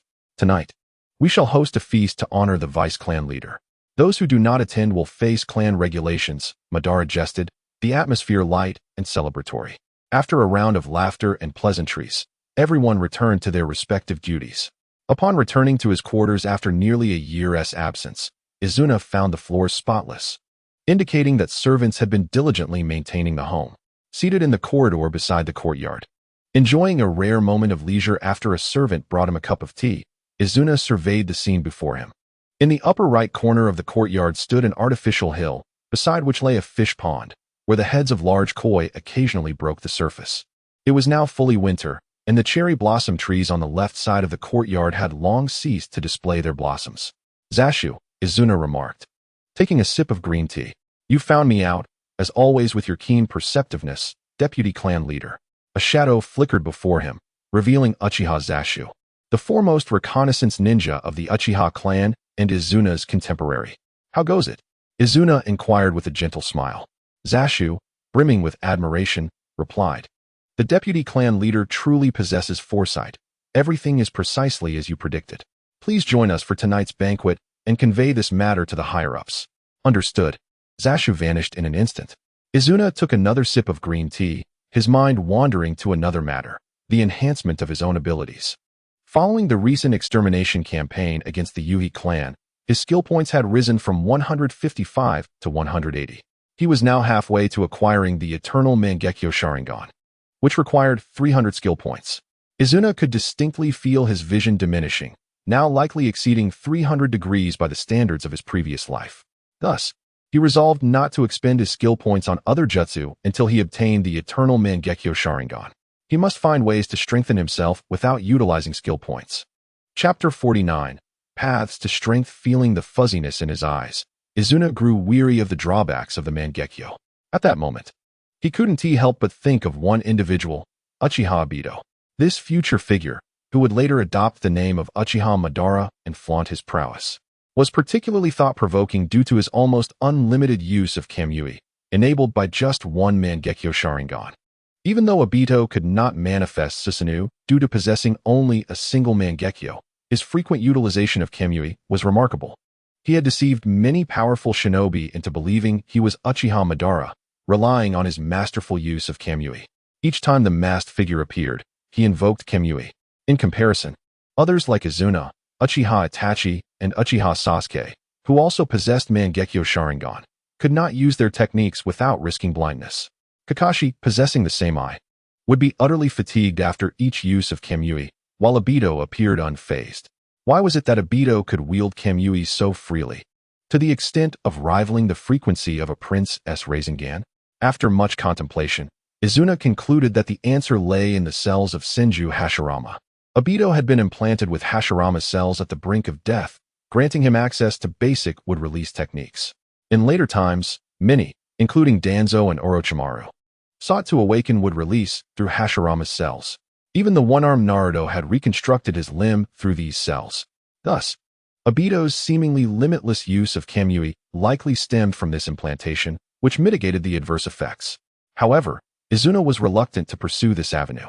Firstly, he did not wish to become a figure like Danzo, a man devoid of humanity, nor did he desire to end up like Madara, who bore a grotesque visage of Hashirama on his chest. Secondly, he currently had no means of acquiring Hashirama's cells, and even if he did, he was uncertain how to utilize them. Nonetheless, this line of thought led him to a potential breakthrough: Sage Chakra. Hashirama's cells contained Sage Chakra, which could very likely counteract some of the drawbacks of the Mangekyo. Moreover, his Wind Release Rasengan would require Sage Chakra to evolve into Wind Release Rasen Shuriken. Sage Chakra. Izuna mused aloud. The most renowned locations for sage training were the Mayaboka Mountain, Wetbone Forest, and Ryuchi Cave. Unfortunately, he had no knowledge of their whereabouts. Mayaboka Mountain required the guidance of the toads. After a moment of reflection, Izuna thought of another source of sage techniques, a young boy named Yugo, who served under Uchiha Sasuke. His clan was naturally capable of absorbing natural energy and achieving sage transformation, albeit with a risk of losing control. Orochimaru had developed cursed seals through studying Yugo's sage transformation, and Sasuke had also learned sage techniques via these seals. I believe that clan resides on a small island to the north. Did they emerge during the Warring States period? While Izuna was deep in thought, Zashu reappeared, this time walking directly towards him without employing the body flicker technique. Deputy clan leader, the celebration banquet is about to commence. Snapping back to reality, Izuna realized that time had slipped from day to night during his reflection. Zashu, please assist me in investigating a personal matter. Yes, please instruct me. The celebration banquet was held at Madara's estate, situated in the heart of the clan territory. Upon entering the main hall, Izuna observed Madara as the host and clan leader, seated prominently in the center. The three elders, whose opinions were highly regarded and capable of countering the clan leader's commands, occupied the foremost positions to Madara's right. To the left of Madara sat Zashu, Uchiha Inka, and Uchiha Izuna, representatives of the younger generation whom Izuna had brought back from the north. The vacant seat at the front on the left side, without a doubt, belonged to Izuna. Once everyone was seated, Madara stood and raised his cup. Today, we must express our gratitude to Izuna and the valiant members of the Northwest clan for their blood-soaked battles in defeating the 5 clans. Madara was not particularly eloquent, but he managed to convey his sentiments before downing his drink. Following him, the elders took turns giving speeches, their oratory skills far surpassing Madara's, eliciting laughter from Uchiha Izuna and others who had returned from the Northwest. After several rounds of drinking, Uchiha Izuna suddenly remarked, "At the Northwest battlefield, due to the urgency of the conflict, we did not have time to address this matter." At this juncture, Uchiha Izuna stood and faced Uchiha Taikien, who oversaw logistics and supply transport. During the food shortages at the Northwest battlefield, the rations allocated by the clan leader, as the deputy clan leader mentioned, were attacked by the Shimura clan, resulting in total destruction. "Is this matter known to you, Lord Taikien?" Uchiha Taikien, taken aback, found all eyes upon him. The eldest elder, Uchiha Sachi, furrowed his brow. "Oh, is this true? The supply convoy was ambushed by the Shimura? Such a significant event, and you, the elder, were unaware?" Uchiha Taikien was momentarily speechless. He truly had no knowledge of this incident. As the atmosphere grew tense, Izuna offered a gentle smile and raised his hand. "Let us not dwell on this, everyone. This matter was meant to be kept confidential, and it is understandable that Lord Taikien is unaware." Instantly, all gazes shifted from Uchiha Taikien back to Izuna. "Izuna, deputy clan leader, what exactly transpired?" inquired Uchiha Shin, a peak jonin and a former supporter of Uchiha Shinjin. "This matter is indeed pivotal in overcoming the coalition of the 5 clans. There is no need to elaborate on the specifics of the situation. The crux lies in determining the next course of action for our Uchiha clan." Mid-sentence, Izuna exchanged a glance with Uchiha Sashu. Upon receiving the cue, Uchiha Sashu rose promptly, stating, "According to our covert investigation, yesterday, clan leader Shimizu Keizo, accompanied by 30 Shimizu ninjas, proceeded towards the Western Territories." Chapter 50. Impatient Madara seated beside Madara, the elders, led by the 3 prominent seniors, exchanged glances filled with a sense of helplessness. Such a significant event, left unexplained, seemed to be an attempt to belittle their years of experience. From the perspective of the elders, Izuna's failure to clarify the entire situation while diverting the conversation to Uchiha Sashu was perceived as a dismissal of their old faction. However, they were mistaken. While Madara and Izuna indeed harbored intentions of ushering in a new generation, it was not reflected in this particular matter. It is important to note that even Madara was only privy to half of the whole story, and Uchiha Sashu and his companions were only aware of superficial details. Everything else was executed according to Izuna's directives. Nevertheless, if the elders chose to feel slighted, it was of little concern to them. Such a reckoning was inevitable. Uchiha Sashu continued, "Following the vice clan leader's orders, our covert investigation unit has been tracking the Shimizu clan's movements. We can now ascertain that their target is the 4 clans in the Northwest, specifically the Kazakage, Watanabe, Saito, and Onikawa clans, who have just been defeated in the Northwest battlefield and signed a truce." "What?" The assembly furrowed their brows in unison, utterly perplexed by Shimizu Keizo's series of actions. Initially, the ambush on the Uchiha's food transport could be construed as an attempt by Shimizu to gain an advantage while the Uchiha were vulnerable. But now, their leader personally leading a charge towards the 4 clans in the Northwest raised numerous questions. The motives of Shimizu Keizo remained inscrutable. Though Uchiha Shin felt discontent due to the younger generation's apparent disdain, he could not fathom Shimizu Keizo's objectives, and thus had no choice but to seek clarification from Izuna. "Vice Clan Leader, do you have any insight into Shimizu Keizo's intentions?" Previously, the Sarutobi and Shimizu clans maintained a neutral stance towards the Uchiha and Senju, and vice versa. There was no particular reason for hostility towards these 2 clans. Now, having audaciously ambushed the Uchiha, and slain members of the transport team. The Shimizu clan had undoubtedly incurred the Uchiha's wrath. How could the vengeful Uchiha possibly let this transgression go unpunished? If I am not mistaken, Izuna's smile hinted at a cunning scheme. It won't be long before the Shimizu and Sarutobi clans declare war on the four clans. Everyone was utterly bewildered. Initially attacking the Uchiha, and now preparing for war against the four clans. If what Izuna asserted was true, what could possibly be Shimizu Keizo's motive? The four clans were situated far from the Sarutobi and Shimizu territories. Even if they were defeated, claiming their land would be nearly impossible, leaving only the acquisition of resources, which would significantly diminish their victory. Vice clan leader, is this plausible? Uchiha Taikuki expressed disbelief. If Shimizu Keizo truly intended to wage war against the four clans, there could only be one explanation. A grudge existed between them. Yet, there had been no known animosity between the Shimizu and the four clans. Lord Taikuki, do not doubt the vice clan leader's words. His strategic decisions in the northwest battlefield have never faltered. Uchiha Taikuki's question was interrupted by Uchiha Ishii, a staunch supporter of Izuna, who stood eagerly to voice his agreement. In the northwest battlefield, Izuna had issued numerous perplexing commands, provoking criticism among his subordinates. Yet, the outcome was a resounding victory for Izuna and his clan. Since then, many ninjas from the northwest region, including Uchiha Ishii, had become fervent followers of Izuna. Uchiha Taikuki frowned, musing that this insolent youth, whose prowess was not superior to his own and whose lineage was inferior, dared to confront him in front of so many. Just as the atmosphere grew awkward between the younger and older factions, Madara, the clan leader, interjected, Izuna, if what you say is true, and the Shimizu and Sarutobi clans are indeed declaring war on the four clans, how should our Uchiha clan respond? Izuna rose, proclaiming, they say an enemy's enemy is a friend.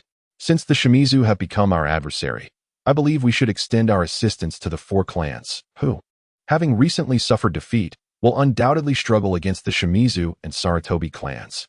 Madara contemplated this. And then we shall absorb them as our vassal clan? Precisely. Excellent. Madara raised his cup, declaring, then I shall personally take charge of this battle. Having served as clan leader for a year without stepping onto the battlefield, Madara could no longer contain his excitement. If Izuna returned victorious, he, as the clan leader, could not fall behind. Clan leader. Whether the Sarutobi and Shimizu clans will indeed declare war on the four clans remains uncertain, the elder interjected, dousing Madara's enthusiasm with cold water. Madara felt a twinge of annoyance, his protective instincts flaring. When has Izuna ever erred in his judgments? Just wait and see. During this celebration banquet, the older faction, led by the elders, found little joy in the occasion, as the spotlight remained firmly on the younger faction led by Izuna. Had Uchiha Sora, who had also achieved merit in the north, returned, they might have gained some leverage. Unfortunately, Uchiha Sora was still recuperating from severe injuries in the northwest Stone City and could not attend the banquet. Not long after Izuna returned to his quarters, Madara sought him out to inquire about the reasons behind Shimizu's impending declaration of war against the four clans. Although he had appeared to fully trust Izuna's judgment during the banquet, he was genuinely curious about Shimizu Keizo's motivations. Given the Shimizu clan's loss of 24 elite shinobi to the hands of the Yui clan, even Madara was taken aback by the sheer magnitude of the loss. Such devastation could not be overlooked, not even by the Uchiha or Senju clans. How did this conflict with Yui arise? Madara questioned, puzzled. How did the Shimizu, after facing the Uchiha and the four clans, become entangled with the Yui clan, which had been annihilated by Izuna? Izuna smiled. I employed a slight stratagem. The specifics, dear brother, I shall leave undisclosed. All you need to know is that the Sarutobi and Shimizu clans have also suffered significant losses. Should they ally with the four clans, our victory for the Uchiha will be nearly assured. However, we must be cautious not to overuse the Mangekyo Sharingan. Madara locked eyes with Izuna, then chuckled. Izuna, I find myself increasingly perplexed by you. Izuna shrugged and smiled. After a light-hearted exchange, he mentioned his impending departure from the clan's territory for a while. Chapter 51. The enraged Shimizu Keizo upon hearing of Izuna's plans to temporarily leave the clan's territory, Madara felt a twinge of concern, though not for Izuna's safety. Given Izuna's current strength, it was fair to assert that no one could hinder his departure. His primary concern was who would manage the clan while the Sarutobi and Shimizu clans engaged in warfare with the four clans. and he expressed this worry to Izuna. Izuna reassured him, stating that he would leave a shadow clone within the clan, much like the future Naruto Uzumaki would do upon becoming Hokage. As long as the original body did not suffer significant harm or deplete its chakra, the shadow clone would remain intact. Moreover, he did not intend to be away for an extended period, so a shadow clone should suffice. On the other side, both the Senju and Uchiha clans dispatched reconnaissance ninjas to secretly observe the movements of Shimizu Keizo and his entourage. They ceased their tracking once the opposing party entered the northwestern plains, where the terrain consisted of vast canyons and open vistas. As a shadow-level powerhouse, Shimizu Keizo would undoubtedly notice if he were being followed, unless he were utterly foolish. Nevertheless, the various clans could surmise where Shimizu Keizo intended to go. Accompanied by a total of 31 individuals, including elite Chunin from the Shimizu clan, Shimizu Keizo was on the verge of entering Liang Town. His expression darkened as he nodded silently, revealing his displeasure to anyone with eyes. His discontent had begun long before this day. It had stemmed from the news 2 months prior of the death of his subordinate, Shimizu Sato, a formidable warrior of the clan. Alongside Sato, 10 elite shinobi and 4 special jonin from the Shimizu clan had perished, as well as 10 jonin from Sarutobi. The identity of the assailants remained unknown. With no survivors to provide answers, Sato's body was never recovered, leaving only his severed head behind. Following this tragedy, the 4 clans of the Northwest, represented by the enigmatic figure of Kakeru, made no response. Kakeru himself seemed to have vanished from existence, never to reappear before them. As one of the premier ninja clans of the Warring States period, the loss of so many elite members was a bitter pill for Shimizu Keizo to swallow. If Kakeru would not come forth, then he would take matters into his own hands. The ramifications of this incident were immense, and neither the Sarutobi nor Shimizu clans could afford further losses. The 2 clan leaders convened with their upper echelons and ultimately resolved that Shimizu Keizo, being a shadow-level powerhouse, would personally approach the 4 clans to demand clarity regarding the situation. However, one question remained unresolved. Which clan did Kakeru belong to among the 4? He had infiltrated the Sarutobi Shimizu territory, claiming to be from the 4 clans, but whether he hailed from the Kazamaru, Watanabe, Saito, or Onikawa clans remained a mystery to Shimizu Keizo and his allies. Now that the war had concluded, the 4 clans had dissolved their alliance and were living independently. Consequently, Shimizu Keizo composed 4 letters, dispatching them to the 4 clans, summoning them to convene in Liang Town, the site originally designated for food exchange. The name of the Sarutobi Shimizu clans still held considerable weight, prompting an immediate response from the 4 clans, who also sent representatives to Liang Town. Although they were perplexed as to why Shimizu Keizo sought them, given the ongoing battles, and aside from logistical support like food and weapons, detailed information about the war was typically withheld from the rear. Moreover, with the clan leaders themselves at the front lines, only elders or subordinates remained to oversee logistics, leaving them unaware of Kakeru's existence. Liang Town was a small settlement situated on the northwestern border, a veritable melting pot of people. Commoners, merchants, ninjas, and samurais of all kinds could be seen here. Shimizu Keizo had long since arranged for the reservation of an inn to serve as the negotiation venue with the 4 clans. Upon arrival, the representatives from the 4 clans were already present. Their leaders had perished in the recent conflict, leaving elders to assume their roles. Thus, the negotiating delegates appeared as frail, white-haired figures. Lord Shimizu, please take a seat. Elder Watanabe gestured politely to Shimizu Keizo. They had been waiting for several days, having traveled a shorter distance. Shimizu Keizo narrowed his eyes, nodded, and seated himself. May I inquire why Lord Shimizu has personally sought us? Elder Onikawa, with his graying beard, was the first to break the silence. Are you feigning ignorance? Shimizu Keizo scoffed internally, his mood darkening further. Recently, you engaged in battle with the Uchiha clan, and the Sarutobi Shimizu clans sought to extend our support. Yet, our emissary was ambushed by a mysterious force. Shouldn't you 4 elders provide our clans with a reasonable explanation? The moment those words left his lips, the 4 elder representatives and their accompanying guards were taken aback. The Sarutobi Shimizu clans intended to participate in the war? They had never heard such news. The 4 elders exchanged glances, and Elder Watanabe cleared his throat, explaining. Lord Shimizu may be unaware that all 4 clans sent their leaders to the front lines. We, as the elderly, were merely responsible for logistical support and have no knowledge of the battlefield specifics, nor were we aware that the Sarutobi Shimizu clans intended to join the fight. Humph. Do you know how much combat strength the Sarutobi Shimizu clans have lost? Shimizu Keizo slammed his hand on the round table, causing cracks to spider across its surface, as though it might splinter into fragments at any moment. The four elders and the ninjas beside them furrowed their brows, feeling a surge of anger. Firstly, they were speaking the truth. They genuinely did not know. Secondly, Shimizu Keizo's demeanor was exceedingly arrogant. While the Sarutobi Shimizu clans were powerful, why should they be held accountable for actions they did not commit? In truth, Shimizu Keizo had lost his composure, unable to contemplate the details of the events with clarity, though his frustration was understandable. After all, the loss of so many elite warriors was a burden no ninja clan could bear, especially when compared to his grandson, Shimizu Tenzu, who possessed a fiery temper and lacked the subtlety of his elders. Among the four clans, Watanabe, the strongest, remarked, "Are you implying that the ninjas from our clans were responsible for the deaths of your men?" The once cancelled alliance of the four clans had now resurfaced their claim to unity, indicating that they had decided to stand against the Sarutobi and Shimizu clans. Chapter 52. The Flames of War Rekindle. Humph. I did not say that. I merely require an explanation for the losses we have sustained. Shimizu Keizo was no fool.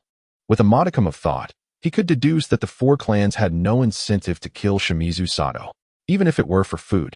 That supply was originally intended for them, making it illogical. Furthermore, none of the four clans possessed a ninja who could match Sato's shadow-level strength. What Shimizu Keizo sought was compensation, adequate recompense for the loss of more than 20 elite ninjas. The four elders, seasoned and cunning, began to grasp his true intentions. However, they simply could not afford it. Recently, they had expended a considerable sum to ransom back a group of captives taken by the Uchiha. Would they now need to part with another large sum to placate Shimizu Keizo? Moreover, while it was somewhat acceptable to pay for their own clan's captives, Shimizu Keizo's demands felt more like extortion. I have no knowledge of what you speak. Whether your clan truly suffered losses, it was not I who caused them. Why should I bear the cost? With this thought, the expressions of the four elders and their accompanying guards darkened, plunging the atmosphere into a tense silence. We request that Lord Shimizu remain in Liang Town while we deliberate for a day, Elder Watanabe spoke solemnly.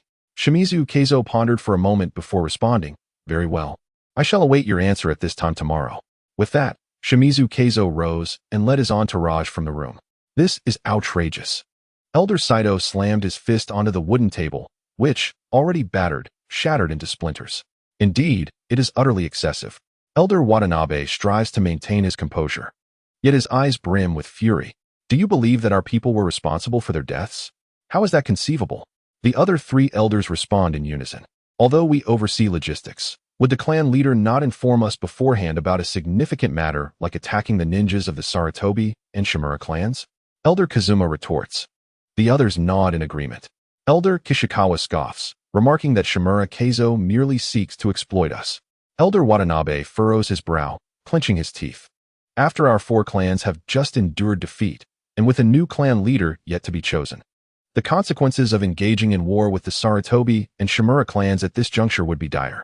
It is fortunate that we managed to redeem the captives from the Uchiha, but even so, it is impossible to contend with the Sarutobi and Shimura clans. What then?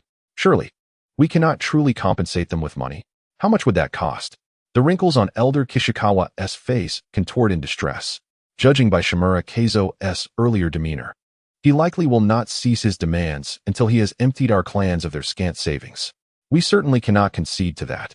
Elder Watanabe responds without hesitation, stating that to satisfy the insatiable appetite of that rascal Shimura Keizo would deplete our entire treasury, at which point I too would become a target for other ninja clans. Watanabe, are you suggesting? The other three turn to him. War. Elder Watanabe grits out a single word. Though his response was anticipated, it nonetheless shocks all present in the room. Given their current strength, confronting the Sarutobi and Shimura clans would be akin to striking a stone with an egg. Please, hear me out. We are not without hope in this war. Elder Watanabe gestures to his guard, who understandingly presents a scroll. Elder Watanabe shifts to another table and unfurls the scroll, revealing a map. He points out the territories of the Sarutobi and Shimura clans and explains, observe. The territories of the Shimura and Sarutobi clans are quite distant from us. It would take 5 days for a jonin to reach us, and a genin would require over 10 days. Moreover, transporting food and other supplies would take at least half a month. If Shimura Keizo intends to wage war, he will have to travel a great distance to assault us. The geographical advantage lies with us. Of course, this does not guarantee victory. It merely serves to delay. We must wear them down. Wear them down. Elder Kishikawa frowns. Precisely, we must engage in a war of attrition. As you have just heard, the Sarutobi and Shimura clans seem to have lost a considerable amount of high-end combat power, which implies a reduction in their overall fighting capability. A war of attrition is something we can endure. Elder Kaido interjects, suggesting that we take this opportunity to seek reinforcements from other ninja clans while engaging in a prolonged war of attrition. Indeed, that is our only path forward. Do you have any objections? Elder Watanabe casts a glance at the other 3 elders.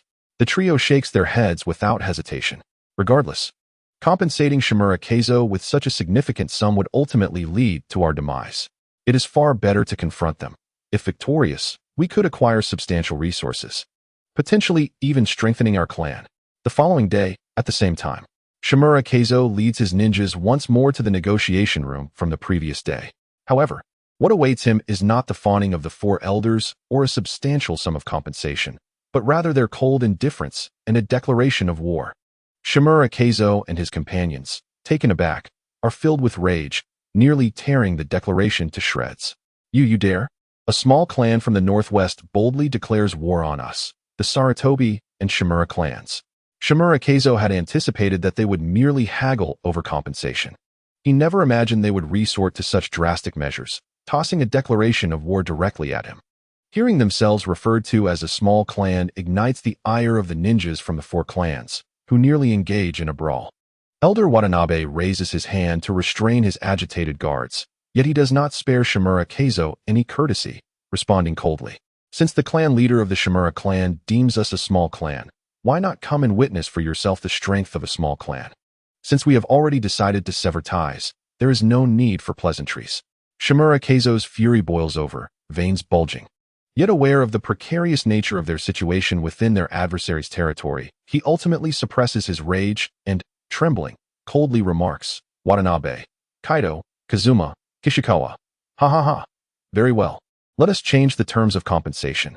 Let the lives of all 4 clans serve as recompense. Chapter 53. The Vice Clan Leader is truly a sage. The Vice Clan Leader is indeed a prophet. Ha ha ha. I always knew that the Vice Clan Leader's judgment could not be flawed. In the highest conference room of the Uchiha clan, the 3 elder factions, the elder faction and the younger faction, expressed their admiration for Izuna. At first glance, Izuna might feel pleased.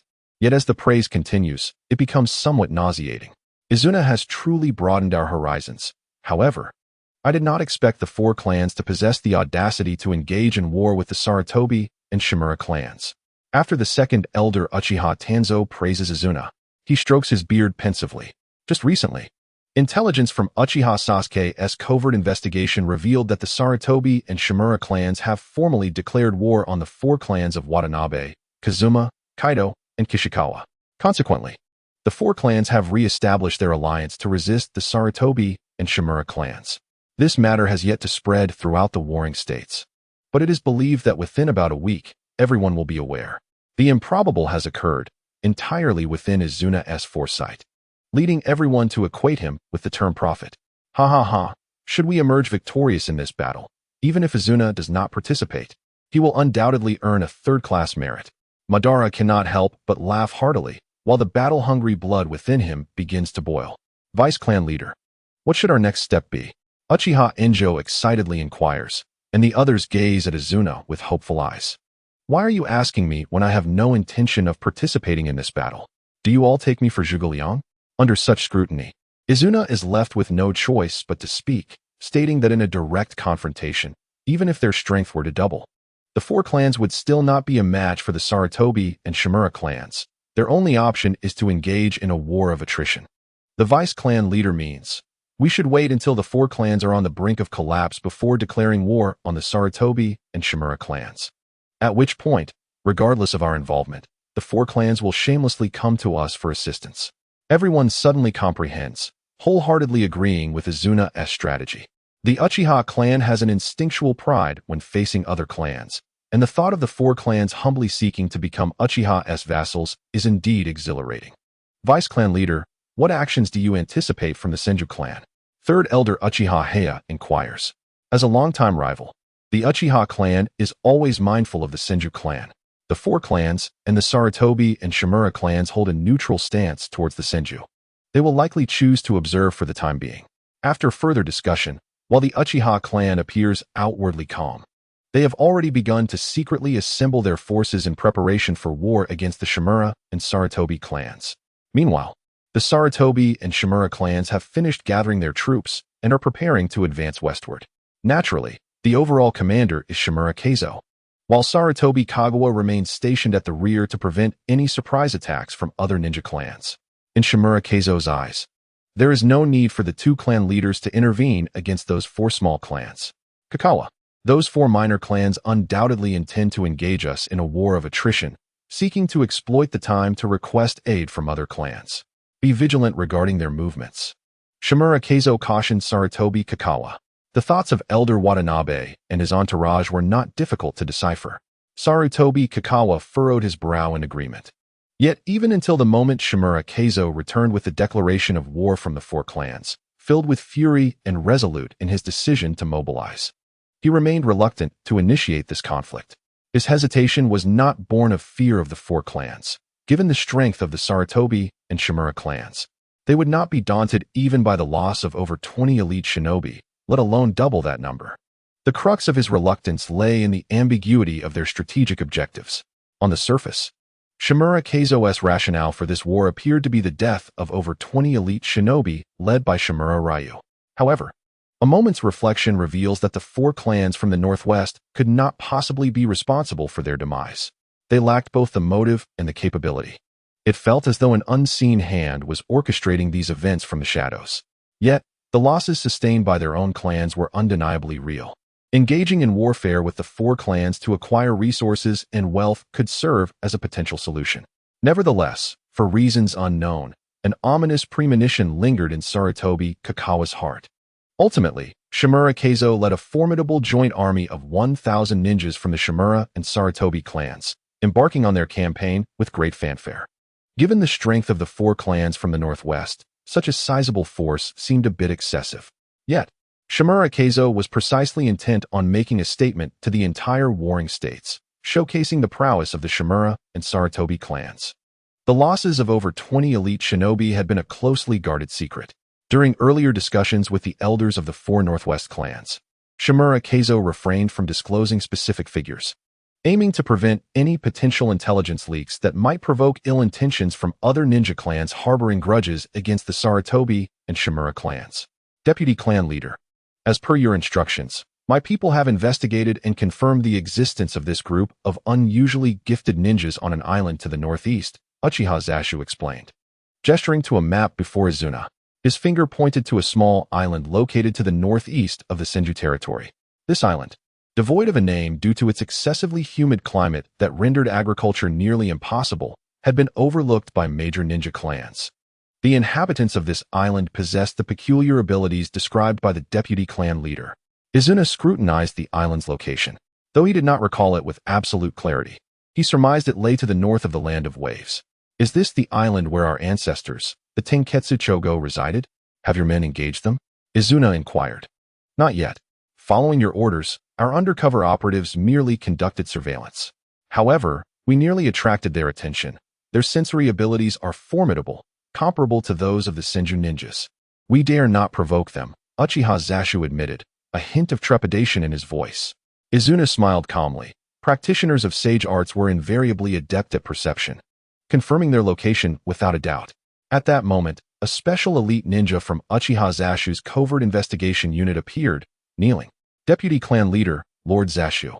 We have received word from Lord Uchiha Soku in the northwest. Shimura Keizo himself leads 1,000 ninjas and has set up camp at the northwest border, directly confronting the allied forces of the four clans. Deputy Clan Leader, Uchiha Zashu, turned to Izuna. Inform all clan members of elite status and convene a war council. Chapter 54. Uchiha declares war for 2 months. the Uchiha and other clans discreetly observed the conflict between Shimura Keizo and the four clans of the Northwest, biding their time for the most opportune moment to strike. Consequently, Izuna enjoyed 2 months of relative peace. Previously, he had devoted his thoughts entirely to the battlefield and the refinement of his ninja techniques, hardly paying attention to anything else. Once he found himself with idle time, Izuna realized that he too experienced the normal emotions of desire, particularly regarding women. He wondered whether Uchiha Madara and Senju Tobarama, both figures from the original narrative who never married, had ever engaged in such activities. If it were merely a matter of fulfilling desires, Izuna mused, he could indulge as he pleased. His female attendants were all of the Uchiha clan, not only Izuna, but anyone eligible to sit in the highest meetings of the Uchiha clan was attended by trusted Uchiha kin. This practice was enforced to prevent any leaks of information. Even servants had to be individuals deemed reliable. These women generally possessed lower combat aptitude or were unsuitable for becoming ninjas. Yet, Izuna had refrained from acting upon them. After all, as fellow Uchiha, it seemed inappropriate to satisfy his own desires at the expense of others, without intentions of taking responsibility afterward. Although, given his status within the clan, he doubted anyone would dare to voice dissent. Setting aside such mundane matters, news finally arrived from Uchiha Soku in the Northwest after 2.5 months. Following a period of observation, the four clans were beginning to falter under the relentless assaults from Shimura Keizo. The disparity in strength between the two sides had always been significant, and reaching this point was nothing short of miraculous. During this time, the four clans had sought alliances with various ninja clans in the Northwest, including the Inuzuka, Nara, and Akimichi clans, whom they had previously attempted to recruit. However, this time, the Inuzuka clan rejected their overtures even more decisively than before. It was no wonder, previously, the Uchiha had been in a weakened state, while this time, Shimura was at full strength, especially after the destruction of the prominent Yui clan. No one wished to risk incurring the wrath of the unhinged Shimura Keizo, leading all ninja clans to categorically refuse the four clans' pleas for assistance. Now was the perfect moment to declare war on the Sarutobi clan. At yet another clan meeting, Izuna candidly presented the ultimate goal of this gathering from the outset. There was no opposition, and it passed unanimously. Although the warring states operated within a framework of formality, they still adhered to the principle of courtesy preceding conflict. In essence, it entailed issuing proclamations and delivering declarations of war. The Uchiha followed suit. Aside from their arch-nemesis, the Senju, they would issue declarations of war against any clan they intended to attack, providing justifications for their actions, particularly with the Sarutobi and Shimura clans, with whom they had no prior grievances. It was essential to establish a legitimate reason. Soon, a declaration of war was placed before Sarutobi Kakawa at the clan's main headquarters. For months ago, our clan engaged in conflict with the Yui, Watanabe, Kazama, Saito, and Kishikawa clans, with no grievances against your clan. However, the Shimura clan stealthily attacked our Uchiha food transport units. This matter has been thoroughly investigated by us. The loss of our kin is unforgivable. Today, we, the Uchiha, formally declare war on the Shimura and Sarutobi clans. Signed, Uchiha Madara. As Sarutobi Kakawa read the contents of the declaration, a bead of sweat formed on his brow. The ambush led by Shimura Ryu against the Uchiha food units had occurred over 4 months prior. Had this declaration not surfaced, he might have nearly forgotten about the incident. Yet, he never anticipated that the Uchiha had managed to uncover the truth and would choose this moment to declare war on his clans. Recognizing the gravity of the situation, Sarutobi Kakawa promptly pinned a letter to the front lines, addressing Shimura Keizo. Upon receiving Kakawa's correspondence, Shimura Keizo, who had been preparing for the next wave of assault, was equally astonished. He had not expected that, after 4 months, the Uchiha could unravel the matter. What shocked him further was the realization that Shimura Ryu, whom he had once regarded as utterly reliable, had left behind a trace. This individual, once his most trusted aide, had emerged from the ranks of the assassination unit and was adept at handling matters of assassination, covering up crime scenes, and destroying evidence. How could he leave such a flaw for the Uchiha to discover? However, there is no time to ponder these questions now.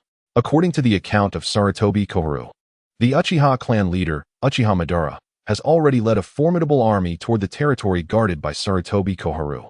A fierce battle is imminent. The pressing issue at hand is whether to engage in war with the Uchiha or seek peace.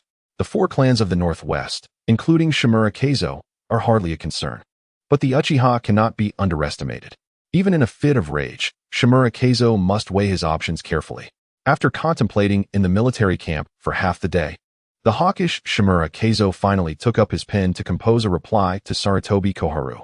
In his letter, he expressed his views on the matter. A peace negotiation is advisable. Currently, they are engaged in battle with the four clans of the Northwest and have redirected most of their military strength. With only the combat power at Sarutobi Koharu's disposal, confronting the Uchiha poses significant challenges. Therefore, it is crucial to avoid this conflict and seek a truce with the Uchiha. They should listen to their demands and, if necessary, offer treasured advanced ninjutsu from their clan as bargaining chips. Upon receiving this letter, Sarutobi Koharu felt a sense of relief upon realizing that his old friend shared the same opinion. He, too, wished to avoid conflict with the Uchiha at this juncture, and peace would be the best outcome. However, the news was not limited to just Sarutobi and Shimura clans.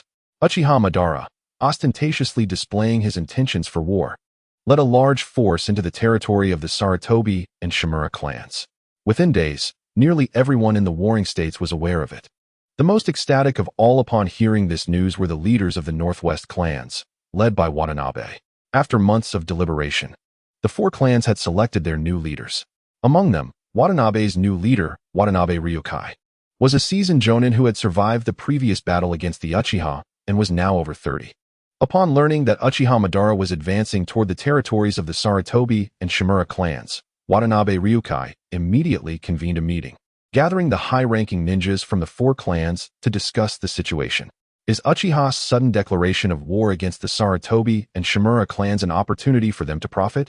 Inquired the newly appointed leader of the Kichikawa clan. Watanabe Ryukai shook his head.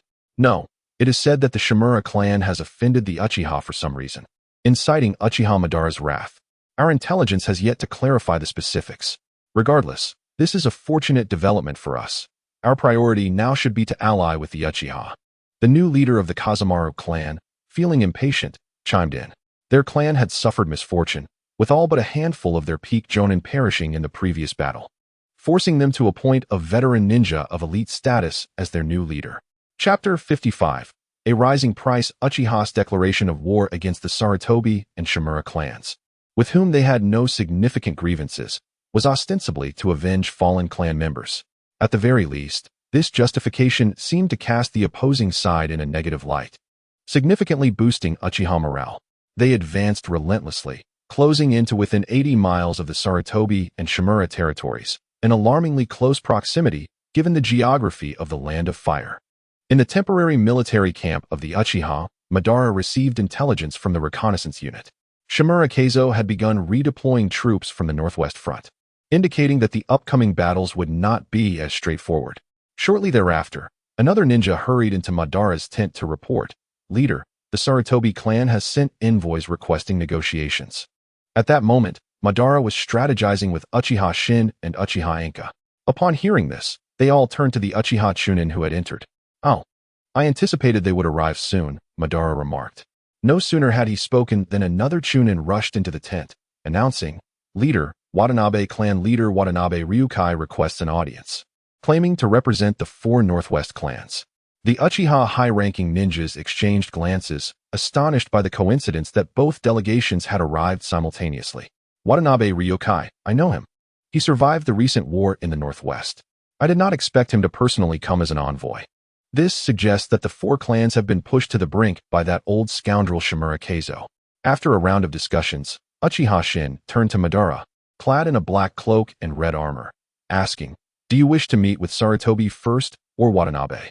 Madara closed his eyes in contemplation for about half a minute before opening them and said, "There is no need for such formality. Let them both enter together." The others exchanged glances, having deduced Madara's intent. Has he spent so much time with the vice leader that he has adopted his tactics? After receiving Madara's signal, the two Uchiha Chunin quickly exited the tent to relay the message. Within 2 minutes, both groups entered the main tent in succession. Uchiha Shin and Uchiha Anka stood imposingly on either side of Madara. The first to enter was the delegation representing the Sarutobi and Shimura clans. Upon seeing Madara, they bowed respectfully. "Lord Madara, and esteemed members of the Uchiha, I am Sarutobi Kuka, here to negotiate on behalf of the Sarutobi and Shimura clans. As soon as he finished speaking, the representatives of the 4 Northwest clans, led by Watanabe Ryukai, followed suit. Watanabe Ryukai and Sarutobi Kuka exchanged glances, both recognizing the deep animosity in each other's eyes, yet also feeling a sense of surprise. Faced with 2 delegations from rival clans, Uchiha Madara chose to meet them simultaneously. Welcome to both delegations. Given the urgent situation, I lack the time to hear each of your accounts in detail. Hence, I have invited you both in together. Is that acceptable? Madara inquired unapologetically. Even if they had objections, they could not voice them. Sarutobi Kuka and Watanabe Ryukai both silently grumbled in their hearts. The Uchiha now held the upper hand, and all they could do was concede. Whichever side could secure Uchiha support would gain a decisive advantage. With this in mind, both replied simultaneously, "You are too kind, Lord Madara." The Uchiha, including Shin and others, suppressed their amusement as Madara spoke. Now, I would like to hear what the Sarutobi envoy has to say. For months ago, our clan suffered the loss of 10 food transport teams sent to the Northwest Front, along with 20 clan members at the hands of your ally, the Shimura. I, Uchiha, have not wronged your clans in the past. Why have you slain our people? Madara crossed his arms, exuding an aura of intimidation that, while not yet as formidable as the future Shura of the ninja world, was already beginning to make an impression. Sarutobi Kuka felt increasingly anxious. He could not reveal the truth behind the incident and could only offer a vague response. That was entirely a misunderstanding. Of course, the one responsible for this grave error, Shimura Riku, is already dead, and we sincerely hope to reconcile with the Uchiha. As he spoke, Sarutobi Kuka took a scroll from his aide standing to his right and handed it to Uchiha Enka, who then presented it to Madara. Upon opening the scroll, Madara discovered its contents outlined terms for compensation, stating that if the Uchiha were to withdraw, the Sarutobi and Shimura clans would pay a substantial sum and even offer an S-rank ninjutsu scroll along with 3 A-rank scrolls. It was a remarkably generous offer. In the past 2 years, the Sarutobi and Shimura clans had not engaged in warfare, yet they had managed to amass considerable wealth in silence. Madara remarked, either in admiration or mockery, it seems the Sarutobi and Shimura clans have been quietly thriving. Sarutobi Kuka chuckled awkwardly, responding, as long as Lord Madara is amenable. The terms are negotiable. Watanabe Ryukai, sensing the precariousness of the situation, hastily instructed his aide to present the alliance terms scroll he had prepared. He handed it to Uchiha Enka, who then delivered it to Madara. Sarutobi Kuka could not help but cast a glance at Watanabe Ryukai. The newly appointed patriarch of the Watanabe clan has personally arrived as an envoy, signaling a firm resolve to unite with the Uchiha. Madara opened the alliance terms sent by Watanabe Ryukai, which primarily concerned the merger of the 2 clans. The agreement stipulated that upon defeating Sarutobi and Shimura, aside from compensating the losses incurred by the 4 clans of the Northwest, all other spoils of war would belong to the Uchiha. Furthermore, the 4 clans were prepared to offer a portion of their resources as a gesture of goodwill for the alliance. However, the amount they proposed paled in comparison to what Sarutobi had offered. Under normal circumstances, Madara would have readily accepted Sarutobi Kusuk's proposal. While avenging fallen kin is paramount, securing the welfare of the living holds even greater importance. Yet, in accordance with Izuna's strategy and the long-term interests of the Uchiha, Madara could not tread the conventional path. Is this what you call sincerity, patriarch of the Watanabe clan? Madara inquired, his expression betraying a palpable indifference that both Kusuk and Ryukai noted with surprise. Had the Sarutobi clan offered such a lofty price that Madara was left dissatisfied with their bid? If your 4 clans can present only this, then there is no need for further discussion, Madara scoffed, suggesting that the 4 clans were insincere in their desire to ally. Despite being a peak-level jonin, Ryukai felt his back drenched in cold sweat. Should the Uchiha fail to form an alliance, a series of repercussions would ensue. Other ninja clans would certainly reject the 4 clans' pleas for assistance, potentially leading them to a fate akin to that of the Yui. At all costs, we must unite with the Uchiha, Ryukai thought, gritting his teeth and managing to utter, we, the 4 clans, are willing to become vassals of the Uchiha? Chapter 56. Uchiha joins the fray. For a ninja clan to become a vassal of another is a double-edged sword and a perilous decision. Once a smaller clan becomes a vassal of a larger one, they face the choice of relocating their entire clan. This entails moving their territory adjacent to the larger clan's domain, serving as a defensive bulwark. Consequently, should other clans contemplate attacking these smaller clans, they must also consider the repercussions of inciting the larger clan's wrath. However, when the larger clan finds itself embroiled in conflict, the smaller clan, residing in the outer regions, inevitably becomes the frontline shield. For instance, if the Watanabe clan were to become a vassal of the Uchiha, other ninja clans would think twice before attacking them. Yet, if they were situated in the eastern territories, they might become the Uchiha shield against the Senju. To put it bluntly, they would be cannon fodder. Moreover, if a vassal clan is suspected of treachery, extermination by its own clan is easily executed. Once a smaller clan becomes a vassal, they will be closely monitored by the larger clan, particularly the higher-ups, who will find their freedoms severely curtailed. Upon Ryukai's declaration, Uchiha Anka and others were filled with gleaming resolve, as they had convened numerous family meetings to achieve this very goal. Kasuke was taken aback, recognizing the gravity of the decision. Many prominent clans have vassal clans, the most renowned being the Hyuga clan, esteemed for their lofty status. They possessed the most vassals of any clan during the Warring States period, totaling 7 or 8. According to their own assertions, these vassals exist solely to protect the Hyuga clan. Upon learning of this, Izuna suspected that the future division of the Hyuga clan to safeguard the main family would stem from this very tradition of vassalage. In contrast, the Uchiha and Senju, the two foremost clans of the Warring States, have few vassals due to their contentious relationship. The Hyuga clan operates with a degree of stability, and their vassals tend to yield more benefits than drawbacks. However, the Uchiha and Senju are always at odds, and their vassals would essentially become fodder in the imminent clashes between these two titans. Who among them would wish to be caught in the crossfire of such beasts? Can you truly represent your 4 clans, Watanabe Patriarch?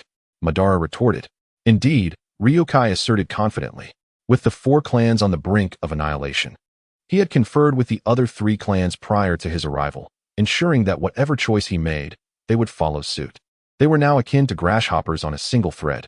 A smile crept onto Madara's lips, instilling a profound sense of unease in Kasuke. As anticipated, Madara soon declared, "Please take your leave, envoy of the Sarutobi clan." The implication was unmistakable. The Uchiha intended to absorb the 4 clans as vassals and jointly assault the Sarutobi clan. Uchiha Patriarch, Kasuke exclaimed in surprise, attempting to advance. Yet, as he took a step forward, he was intercepted by Uchiha Anka and Uchiha Shin on either side. The crimson Sharingan spun slowly within their eyes, and upon Madara's acceptance of the Watanabe Patriarch's vassal conditions, they had become adversaries. "Escort them out," Madara commanded coolly. Bang! Upon returning to the clan after the battle in the northwest, Shimura Kize, upon hearing that the Uchiha had chosen to accept the vassalage of the 4 clans while rejecting his peace proposal, furiously smashed his cherished porcelain tea set to smithereens. To secure the Uchiha's support, they have chosen to become vassals? Huh. Ryukai, you may be clever, but do you know if you will survive today to see tomorrow? Kize cursed. Do you think it is so easy to cling to the Uchiha's coattails? Even if you escape this calamity, when they clash with the Senju, the first to be sacrificed will be you. Calm down, Kize. Sarutobi Kuka handed him a fresh cup of tea, shifting the focus to strategizing how to contend with the Uchiha's involvement in the conflict. Upon receiving news of the Uchiha joining the fray, Kize rushed back to the clan. Meanwhile, Kuka dispatched another elite from the Sarutobi clan, his cousin Sarutobi Kazu, to replace Kize as the supreme commander on the northwest battlefield.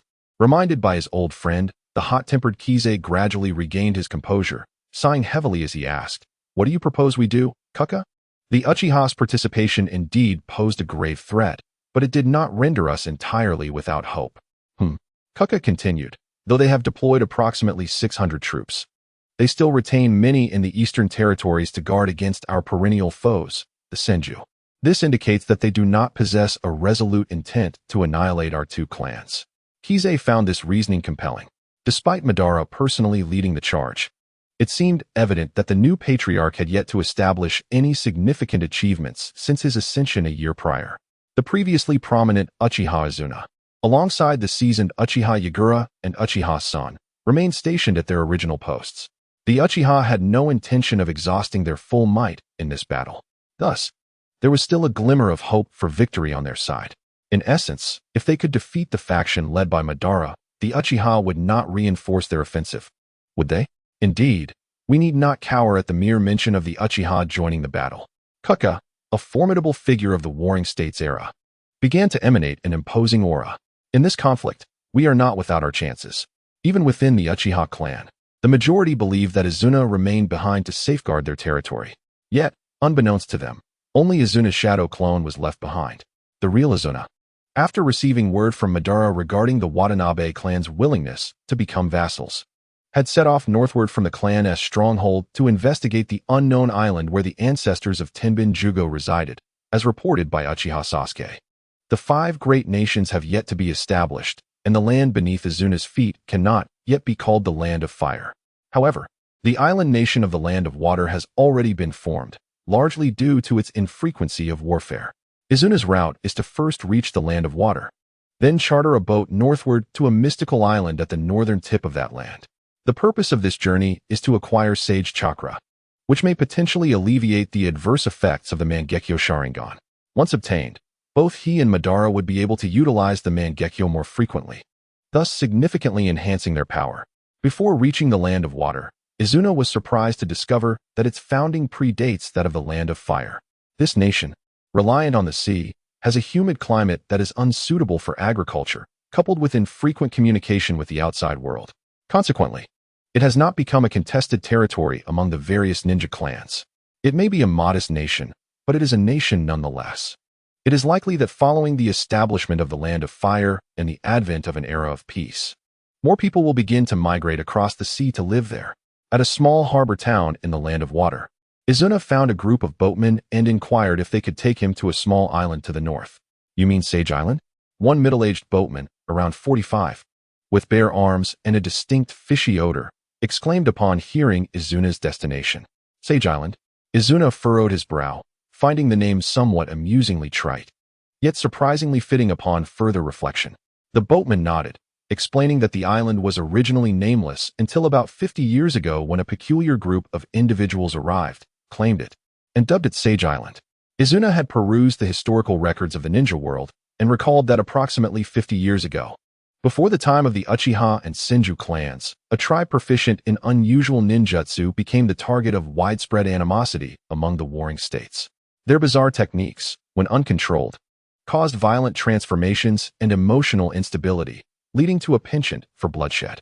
Such behavior attracted considerable ire, and they had even attacked other clans' ninjas. Consequently, this tribe met a fate similar to that of the future Uzumaki clan, being besieged by the combined forces of the warring states, ultimately fleeing, though their exact whereabouts remained undocumented. Piecing together the gathered intelligence, Izuna began to form a judgment. Returning to the present, he asked the boatman, "Is the island you mentioned the one I seek? Can you take me there?" The boatman hesitated, noting that the island's conditions were even harsher than those of the Land of Water. While they had traded vegetables and herbs with the islanders for years, they only conducted transactions at the harbor. He recounted an incident where a curious young man attempted to sneak onto the island and nearly lost his life. "If we were to take an outsider with us." The boatman's eyes darted around furtively as he spoke. Izuna, growing impatient, swiftly produced a gold ingot weighing about 2 taels and tossed it to the boatman. "Is this sufficient?" The boatman's eyes widened in astonishment at the sight of the gold, and fearing Izuna might change his mind, he eagerly nodded. No problem. We shall set sail at dawn." Izuna turned to find lodging at an inn by the harbor, but he could hear the boatman's distant voice calling after him, "If we get caught, please don't throw me under the bus.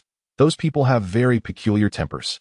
The following morning, Izuna boarded the transport vessel, which had about 10 crew members aside from himself. As they sailed further north, the fog thickened, rendering it easy for even a ninja to lose their way across the sea using chakra. It was no wonder that Uchiha Sasuke and his companions had taken so long to uncover a trace of information. Upon reaching the shoreline of Sage Island, 3 individuals clad in tattered gray clothing awaited their arrival. They lacked the distinct features of the Hyuga's Byakugan or the Uchiha's dark hair, yet their robust physiques were noteworthy.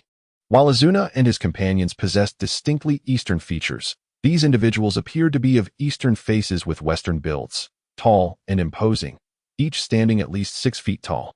Exuding an air of intimidation, albeit only to common folk. The cargo consisted of 200 pounds of lettuce, 180 pounds of asparagus, and 120 pounds of yellow root. The boatman disembarked, engaging easily with the towering men, who remained silent, merely listening to his words before receiving the goods and exchanging payment with other boatmen. Positioned in a corner of the ship, Izuna observed the proceedings quietly, deciding it best to keep a low profile. Unlike Madara, who would confront anyone in his path, Izuna's objective was to acquire the methods of using sage techniques. Rather than recklessly infiltrating the island in search of scrolls or attempting to control a knowledgeable individual with his Sharingan, a more prudent approach seemed advisable. Contemplating this, he swiftly threw a specially crafted kunai from the ship, which soared above the coastline. At that moment, the leader of the Tsutsuki clan, a blonde-haired man, narrowed his eyes instinctively toward the sky. His companions inquired, "What is the matter? Did you see something?" After gazing upward for a while and finding nothing amiss, he lowered his head. Meanwhile, the boatman, feeling a chill run down his spine, began to suspect something was amiss. At the village's outskirts, Izuna retrieved the kunai and muttered to himself to perceive the flying thunder god technique. Could this be the enhanced effect of sage techniques? Or perhaps it signifies a unique physique possessed by their clan. The ability of the blonde man to detect the flying thunder god truly surprised him. Under such circumstances, only a sensory master like Senju Tobarama could achieve such awareness. Even a shadow-level ninja might struggle. The village before him resembled the territories of lesser ninja clans such as the Wind Demon or Ghost River. However, upon activating his Sharingan, Izuna noticed that every villager possessed not only their own chakra, but also a distinct form of chakra. Was this sage chakra? Izuna closed his eyes to contemplate his strategy. Unlike the Uchiha clan, which included outsiders serving as laborers, every villager here possessed a certain level of ninjutsu and sage chakra. With only a few hundred inhabitants, it was likely that everyone was familiar with one another. The chances of being recognized upon entering were exceedingly high. Then so be it, Izuna resolved, bringing his fingers together to form the cross seal for the shadow clone technique. With a puff of smoke, a shadow clone appeared and immediately performed the transformation technique. Morphing into the blonde man who had nearly detected the flying thunder god, he strode confidently into the village. In the village, within a solitary house situated in a secluded corner, an elderly man emerged. Judging by his gray beard and hair, he was well past his 60s. Despite his age, his stature was that of an average adult, and he appeared sprightly, showing no signs of being an elderly man buried in the dust of time. Lord Nichihiko. Lord Nichihiko. Villagers greeted him respectfully as he passed through the village. The man, named Nichihiko, acknowledged their greetings with nods. He made his way to a structure resembling a temple located at the northernmost part of the village, where a dozen or so children, no older than 5 or 6, had been waiting for some time. Lord Nichihiko. The children chorused in unison. Nodding thoughtfully while stroking his beard, Ryan addressed the gathering, stating that today he would commence the instruction on how to master the chakra absorbed by their bodies. At that moment, a young boy raised his hand and queried, "Lord Ryan, are we not refraining from participating in the war? Why must we learn this?" Ryan narrowed his eyes and cast a cold glance at the boy, his tone turning somewhat aloof. "Our clan possesses a unique ability to absorb natural energy by birth. If this power is not controlled, the consequences will be revealed upon your return home to inquire with your parents." The elder, held in high esteem within the village, instilled a sense of seriousness among the children, who had previously been playfully whispering, now settling down to listen to Ryan elucidate the methods of controlling chakra. After approximately an hour, Ryan's gaze sharpened as he announced, "All right, we shall conclude our practice for today. Assemble again at 2 o'clock this afternoon." As one of the eldest members of the village, Ryan was responsible for teaching the newly awakened children how to manage their energy, to prevent any potential rampages resulting from being overwhelmed by natural abilities. Although it seemed peculiar that a full morning of lessons concluded in merely an hour, it was indeed the age of the children that prompted their eagerness to play. Upon hearing the word break, they excitedly scattered in all directions. Having eavesdropped for long enough, Ryan decided it was time to speak. Once all the children had returned to the village, he spoke again, his voice devoid of warmth. However, the only response he received was an eerie silence, as if he were the sole inhabitant of the space. "Do you think I jest?" Ryan smirked coldly, suddenly pivoting and launching a punch toward the right rear. Boom! A section of the rocky wall shattered under the force of his blow, fragments scattering into the air. Before the dust could settle, a massive head of a fire dragon emerged from the smoke, its gaping maw aimed to engulf Ryan. Fire style, dragon fire technique. Fire style? Ryan raised an eyebrow, realizing that this single technique was insufficient to ascertain the identity of the assailant. After all, there were countless ninjas capable of employing fire techniques during the Warring States period, with the most notable being the Uchiha and Sarutobi clans, followed by the Senju, Shimura, Chiba, and many others. Dark crimson runes, resembling kamas, rapidly crawled up Ryan's arm, transforming it from an ordinary human limb into a barbed appendage imbued with a hint of the biochemical. Piercing barrage, Ryan delivered a powerful strike to the dragon's snout, bravely confronting the ninjutsu with sheer physical force, a move that would be deemed reckless by most ninja. Yet, to his astonishment, the flames were dispersed into sparks that scattered around, igniting the wild grass below. Just as Ryan attempted to discern the identity of his opponent, the figure had already morphed into a shadow, darting toward the rear mountain. Attempting to flee, Ryan's arm returned to normal in less than 2 seconds, and without a moment's hesitation, he dashed after the retreating figure. This island had not encountered invaders for decades, and upon detection, immediate eradication was imperative. The skirmish at the ancient temple on the rear mountain did not go unnoticed by the villagers. After all, the two locations were within close proximity, and a mere glance upward unveiled the temple's entrance. Moreover, the villagers possessed sensory abilities that surpassed those of ordinary ninjas. The commotion from the earlier exchange had naturally drawn their attention. What is happening? They wondered. It seems there is a battle occurring at the back mountain. Should we go investigate? Just as the villagers were debating, a blond man suddenly rushed from behind, declaring, "There are intruders. Lord Ryan is confronting them. We must assist." In contrast to the Warring States ninjas, who would never mobilize their entire force at such news, the villagers, except for Ryan's generation, had never experienced war and had not even learned the basics of being a ninja. Thus, upon hearing the call to action, they hastily made their way toward the rear mountain. The blond man was, in fact, Izuna, disguised as the original. Observing everyone rushing toward the mountain, Izuna could not help but scoff internally, preparing to employ the shadow clone technique to thoroughly investigate the modest village. However, at that moment, a startled voice echoed from the village entrance. "Who are you?" Turning to investigate, Izuna discovered the 3 individuals who had been trading with the ferryman at the coast had returned, now pulling a cart. Upon seeing someone who bore an uncanny resemblance to himself, the blond man, who had nearly detected the flying thunder god technique, was utterly astonished. In the next instant, the 3 of them simultaneously set down the cart handles and drew their weapons from their waists. Without a moment's hesitation, they recognized that the opponent had used a transformation technique to assume this form. "Kiyoshi, your senses are remarkably precise. There truly are intruders," remarked the ninja, standing to the left of the blond man. "Exercise caution. Evading my senses indicates that his speed is undoubtedly the fastest we have encountered. Or perhaps he possesses some unique ninjutsu," replied Kiyoshi, the blond man, as he fixed a cold stare on Izuna. "It is about time you reveal your true self. No need to continue hiding behind another's visage." Gazing at the approaching trio, Izuna pouted in annoyance, just when he had successfully diverted the unnecessary ones. These 3 fortuitously returned at this moment. Was the Uchiha clan's luck truly so abysmal? I had intended to arrive and depart unnoticed. Now that is no longer an option.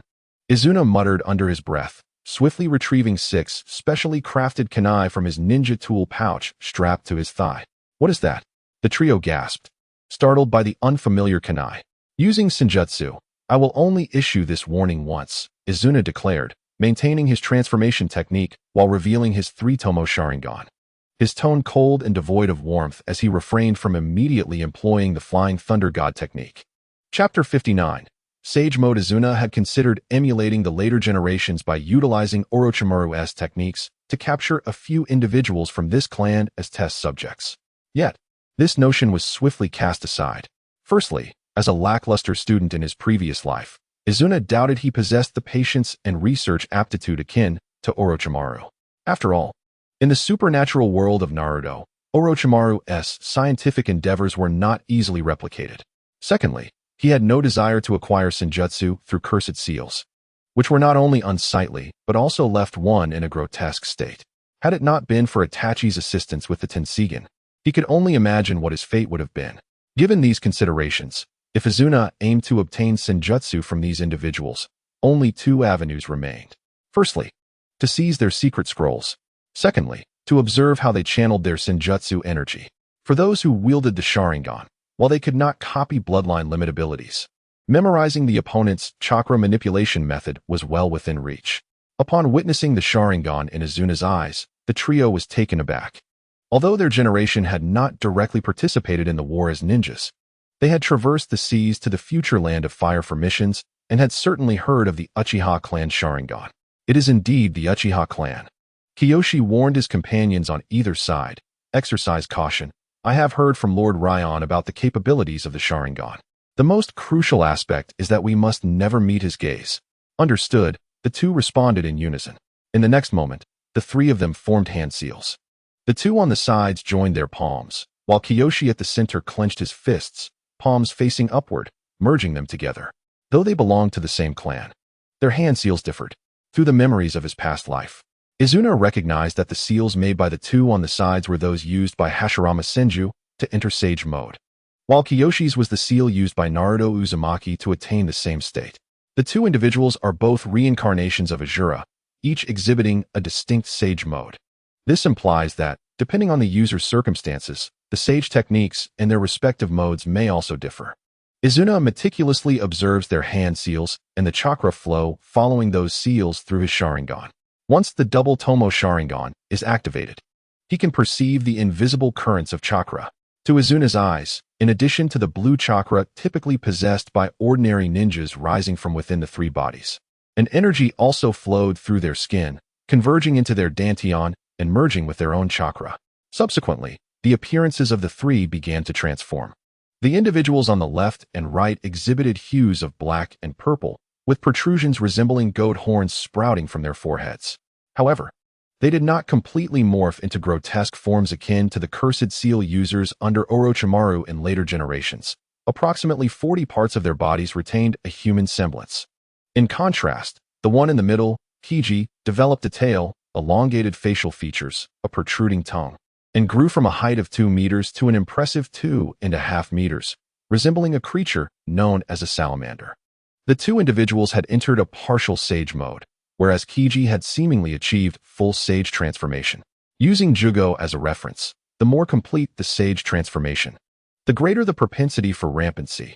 Thus, the two flanking individuals were likely weaker in comparison, Izuna contemplated.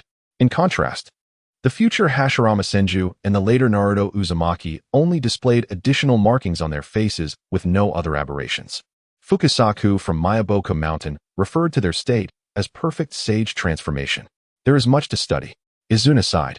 Were it not for the exorbitant skill points required for the Eternal Mangekyo Sharingan, which might blind him before he acquired it, he would not have to exert so much effort to seek Sage Chakra and could simply wait for Hashirama to develop it.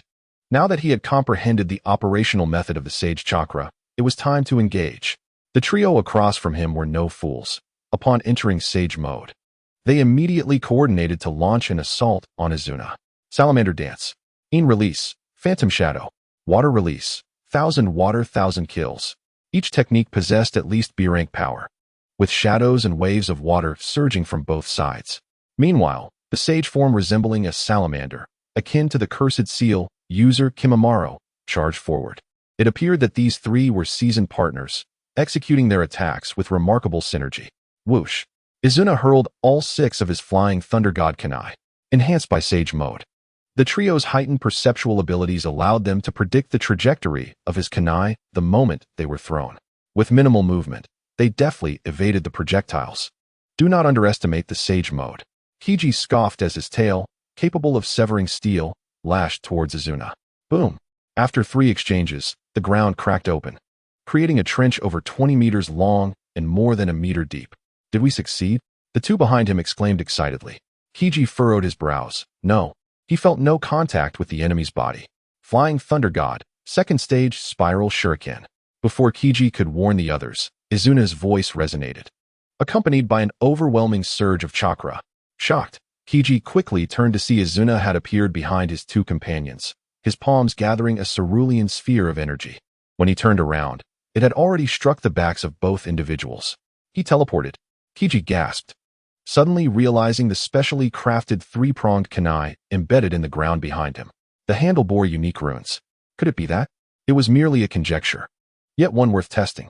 With this thought, Kiji formed hand seals and placed both palms on the ground, invoking the sage art, inorganic reincarnation. Under Izuna's watchful Sharingan, the earth trembled as chakra waves radiated from Kiji's palms, aiming to obliterate everything in the soil, including his own leg bones and the embedded kunai. Is that technique learned from Whitebeard? Izuna uttered a phrase that left Kiji baffled, and just as he felt a sharp pain in his feet, Izuna struck. Although it was somewhat excessive, if those foolish ones who had been tricked returned at this moment, it would be an even greater loss. With this in mind, the three tomo in Izuna's right eye began to spin rapidly, ultimately forming a unique shape akin to a person. Blood tears streamed down his cheeks, dripping onto the ground. Amaterasu. Chapter 60. The Acquisition of Sage Techniques. Aya. Black flames enveloped Kiji, rendering him unable to maintain his ninjutsu, and in terror, he collapsed, attempting to extinguish the black flames with chakra-covered hands. However, the outcome only accelerated the flames spread across his body, culminating in his loss of sanity amidst excruciating agony.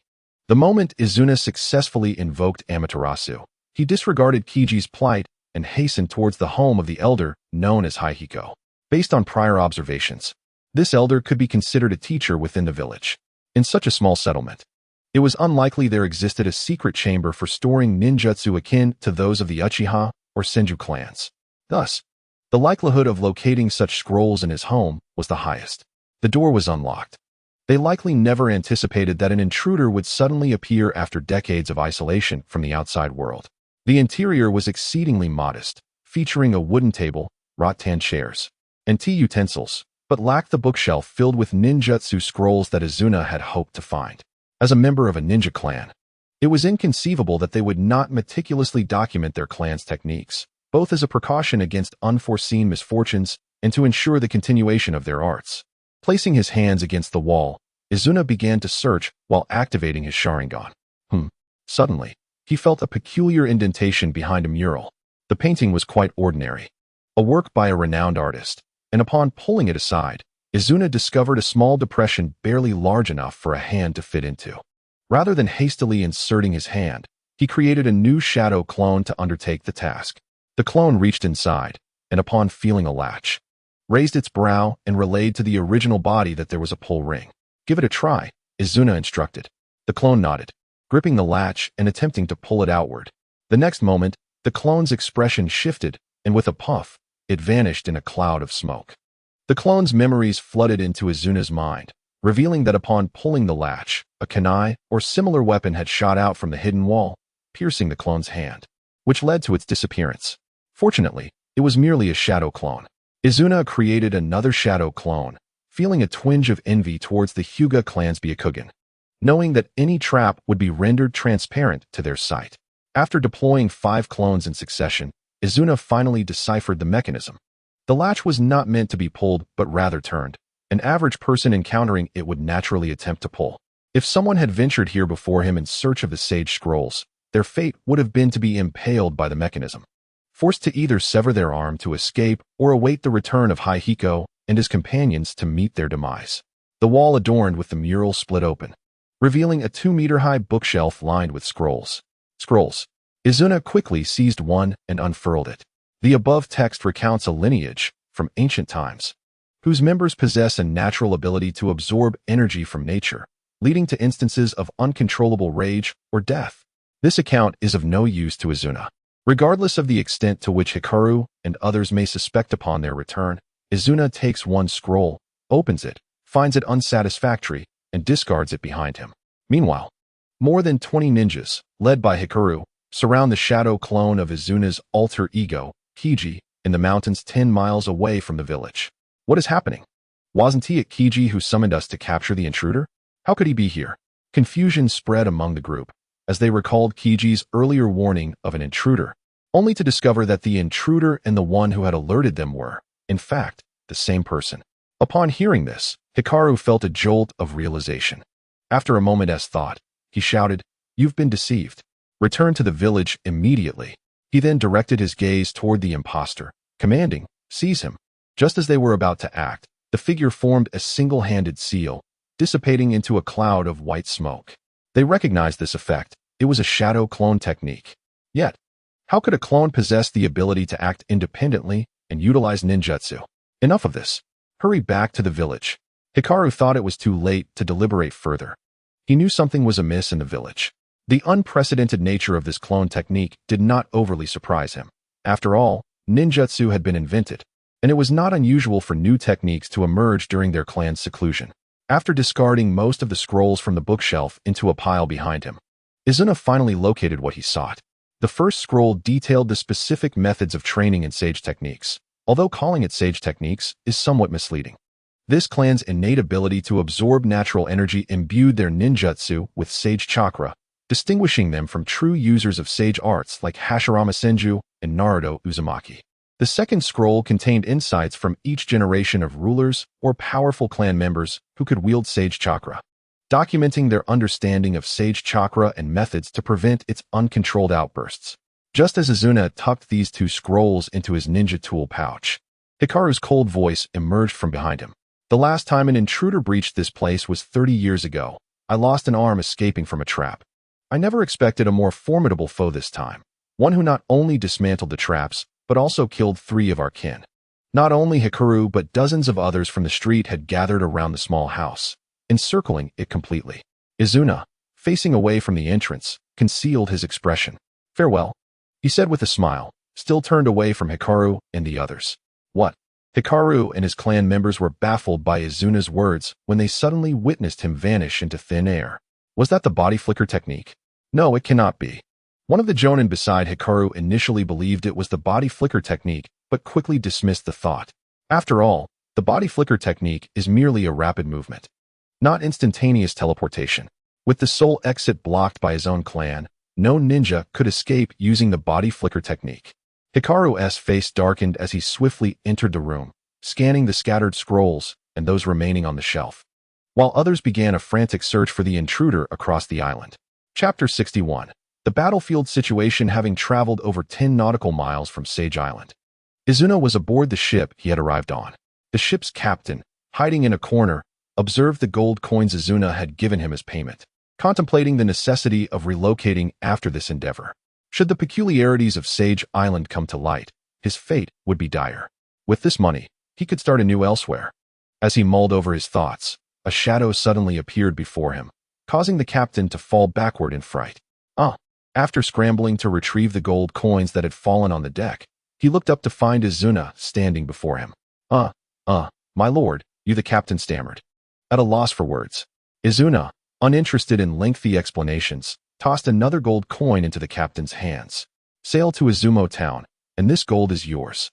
In this era of constant peril, money held an irresistible allure for commoners. The captain's eyes widened at the sight of the new coin, and he nodded vigorously. Yes, I will take care of it." He rushed to the helm to change course. Izumo town was the sole gateway from the future land of fire to the land of waves, situated in the northeastern part of the fire country, serving as a port trading town. Seated in a corner of the ship, Izuna unfurled the sage scrolls acquired from the Cho clan and began his studies. The chaos on Sage Island was largely attributed to these 2 scrolls. "Hikaru-sama, our sensing clan members have scoured the entire island and found no one apart from our clan." A jonin leaped down from a cliff, reporting to Hikaru. "If it were merely the gathering of natural chakra and sage training, I could replicate it.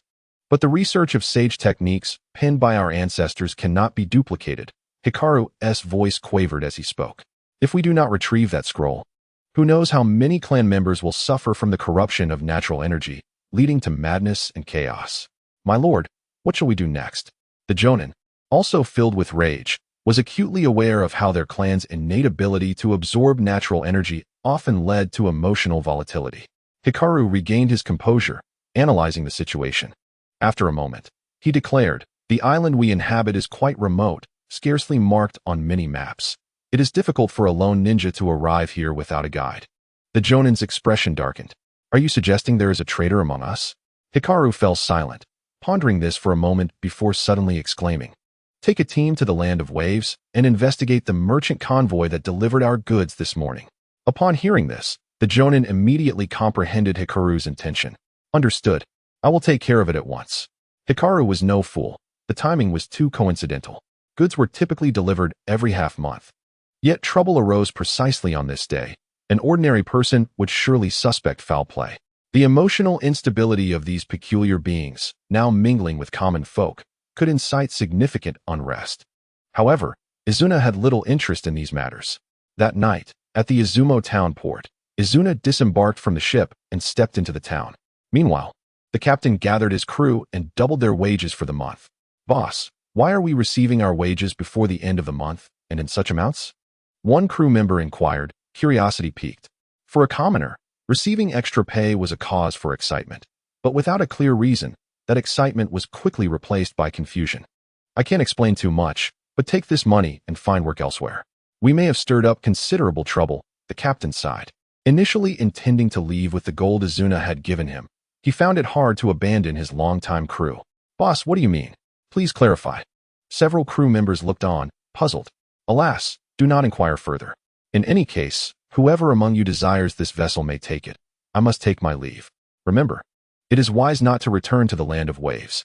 With that, heedless of the crew's shouts behind him, he strode into the town of Izumo, vanishing amidst the throng.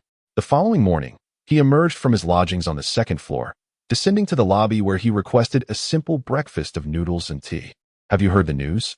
At that moment, a group of four seated behind Izumi were engaged in animated conversation over their meal. "What news?" Another inquired, intrigued. "The Watanabe, Fuma, Saito, and Onikawa clans have become vassals of the Uchiha and are currently embroiled in conflict with the Sarutobi and Shimura clans." "Huh. I heard that last week when I returned from the northwest." "Your information is utterly outdated," scoffed a man with a typical merchant's mustache. "Oh. But which side do you suppose will emerge victorious?" Someone else interjected into the discussion. "The Uchiha, of course. Their strength has always surpassed that of the Sarutobi and Shimura, and with four clans now allied with them, their power is formidable." Another nodded in agreement. "Not so fast. The battlefield is complex. Strength alone does not guarantee victory," countered another. "Indeed, even if the Uchiha win this battle, they cannot completely annihilate the Sarutobi and Shimura clans. We must not forget their ancient rival, the Senju, who are still lurking in the east, ready to pounce." Listening to the merchants debate the war behind him, Izumi could not help but chuckle inwardly. Though their insights were not entirely accurate, they contained a kernel of truth. While the Uchiha had a high likelihood of victory, the complete destruction of the Sarutobi and Shimura was implausible. Even in triumph, the Uchiha would likely suffer significant losses.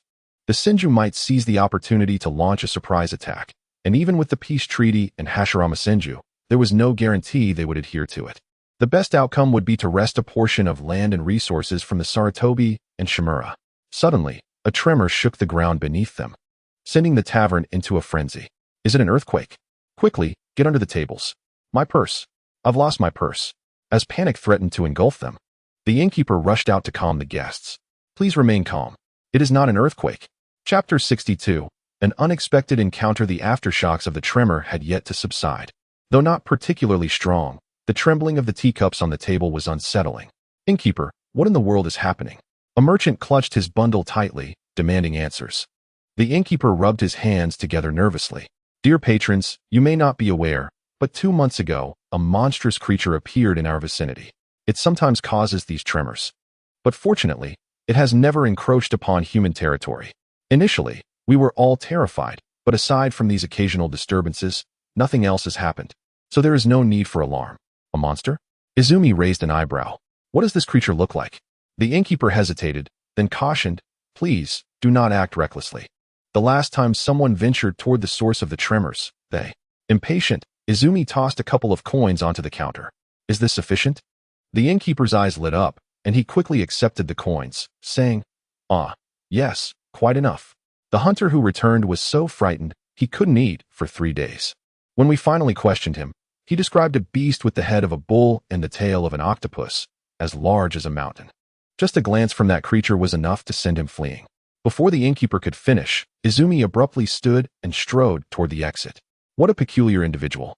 The onlookers thought amongst themselves as they observed his departure.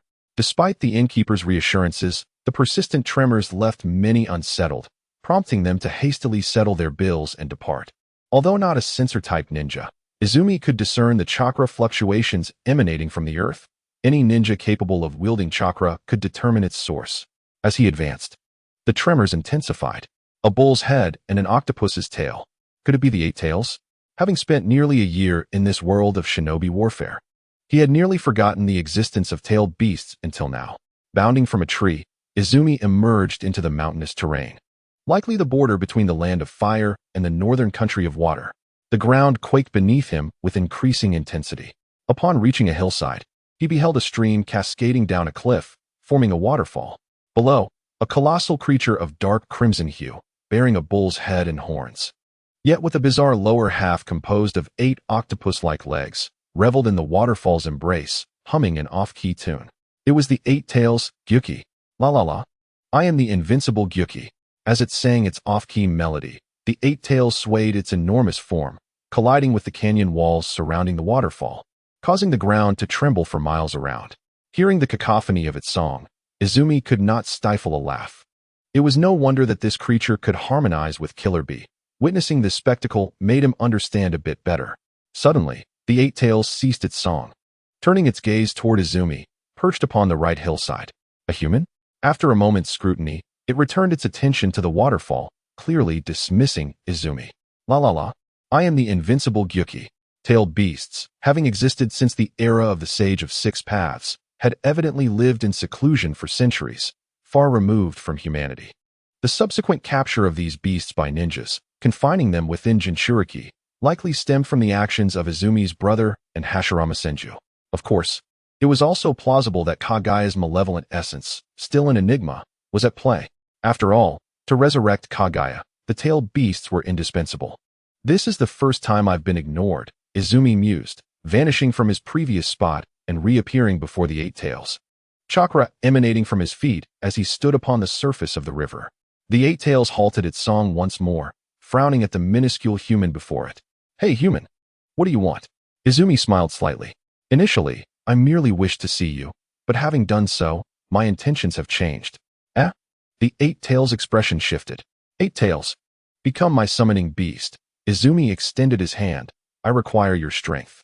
Previously tormented by the side effects of his Mangekyo Sharingan, he had pondered how to alleviate that burden.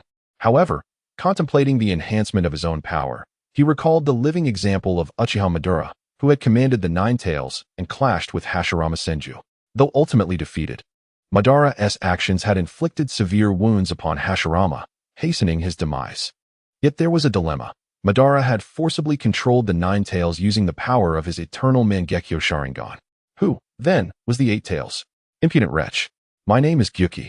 The Eight Tails roared, its voice reverberating with such force that the waterfall splashed violently, a testament to its formidable power. After its roar, the Eight Tails lowered its head, bringing its face closer to Izumi, its tone decidedly unfriendly. Moreover, I have no interest in being your summoning beast. Begone at once. The disturbance to my singing shall be forgiven this time. It is obvious that such a force is too precious to overlook, Uena mused, shaking her head slightly as a smile began to form at the corners of her mouth. If you were aware that behind that door lay a mountain of gold, would you simply turn away because of an obstruction? She retorted. The Eight Tails raised an eyebrow, fully grasping Uena's meaning, for he possessed wisdom rivaling that of a human. Get lost, he bellowed, his raised fist resembling a colossal meteor plummeting, casting a shadow over Uena. Boom. The Eight Tails' fist struck down, sending a spray of water soaring over 100 meters high, accompanied by shattered stones flying in all directions. The entire valley trembled violently, as if on the brink of collapse. With a swift leap, Uena sprang to the left wall of the mountain, concentrating her chakra beneath her feet to adhere to the rock face.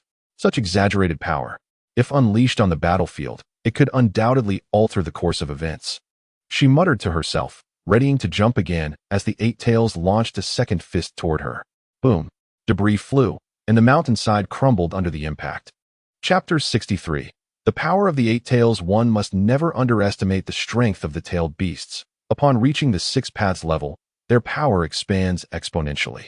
Thus, in the presence of figures like Obito Uchiha, Madara Uchiha, and later Naruto and Sasuke, who blatantly wielded the Sage of Six Paths legacy, the tailed beasts may appear somewhat diminished.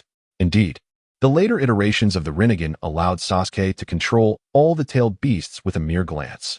However, as long as one has not attained the six paths level, the tailed beasts remain formidable entities, especially the eight tails, which ranks second in power among them.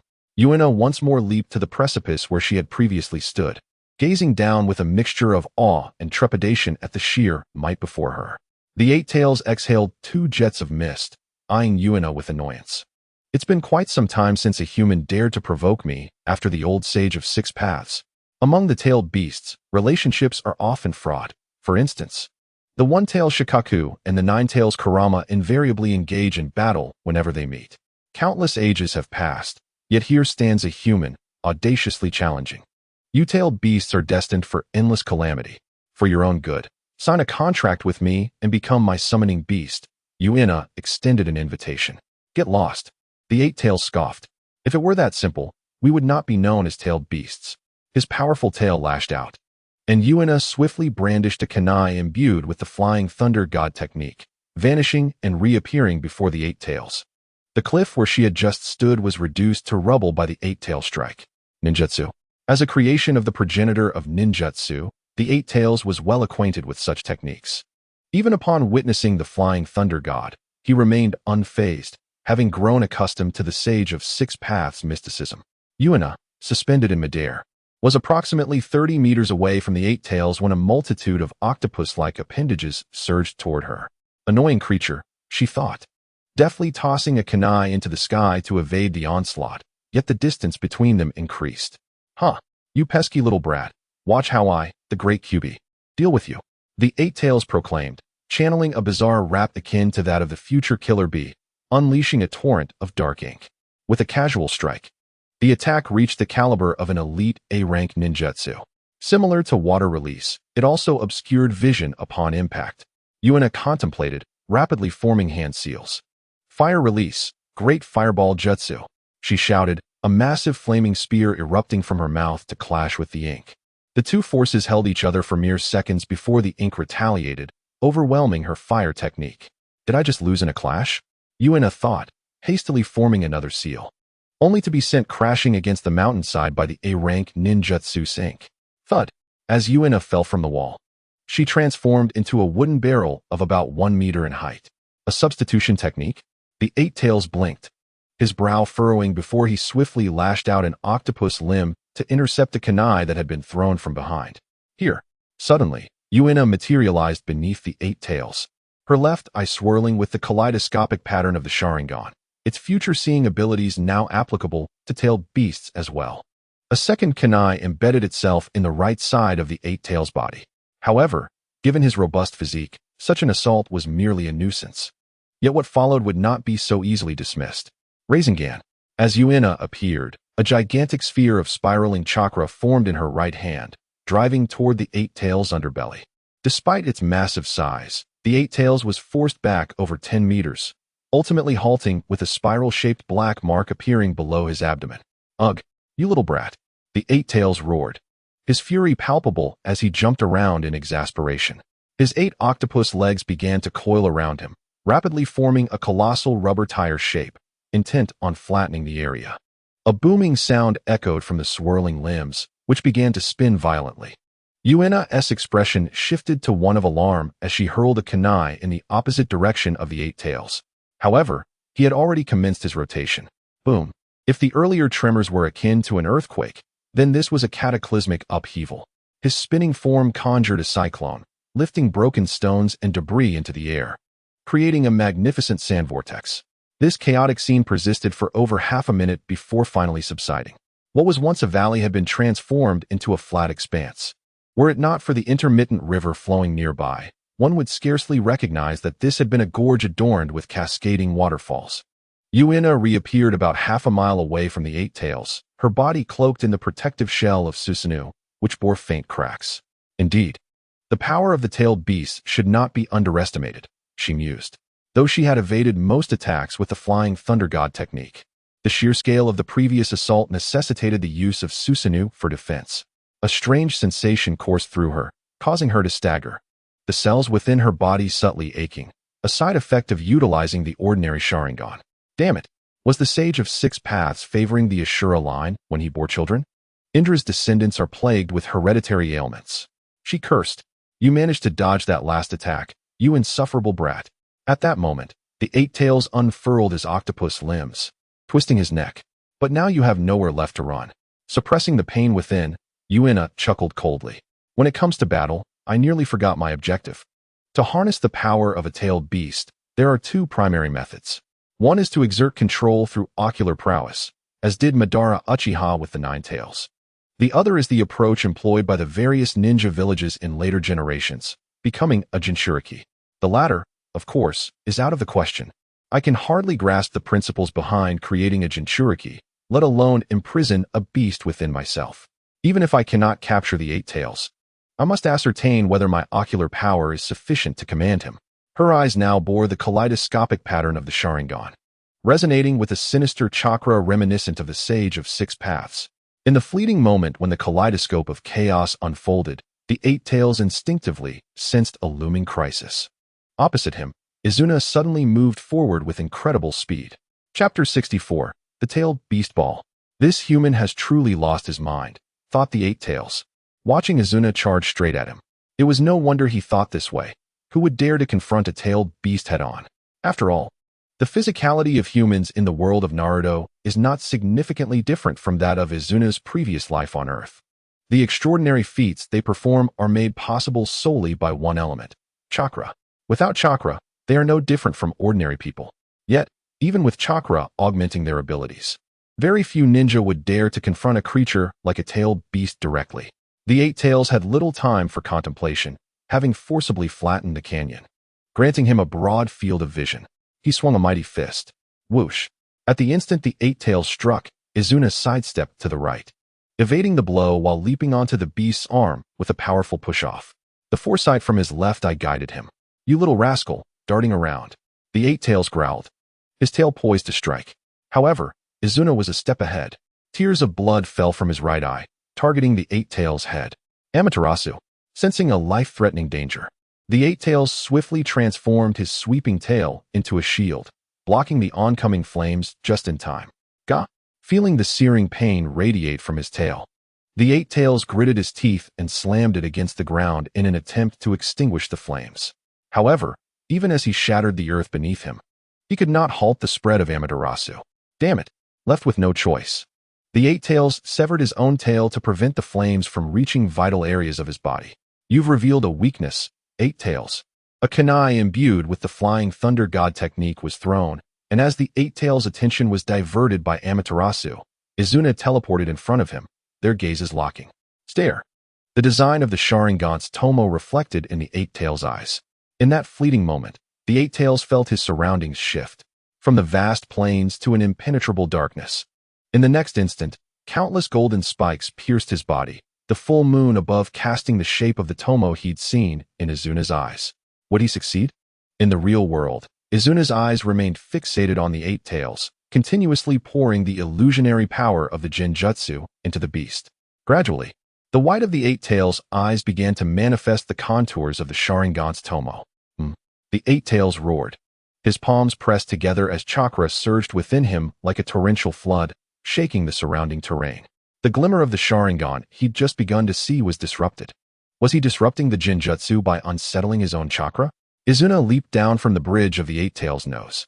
Even the kaleidoscope Sharingan's Genjutsu could not control a creature of this level unless it had evolved into the Eternal Mangekyo Sharingan, right? You dare attempt to control me. The mighty Gyuki.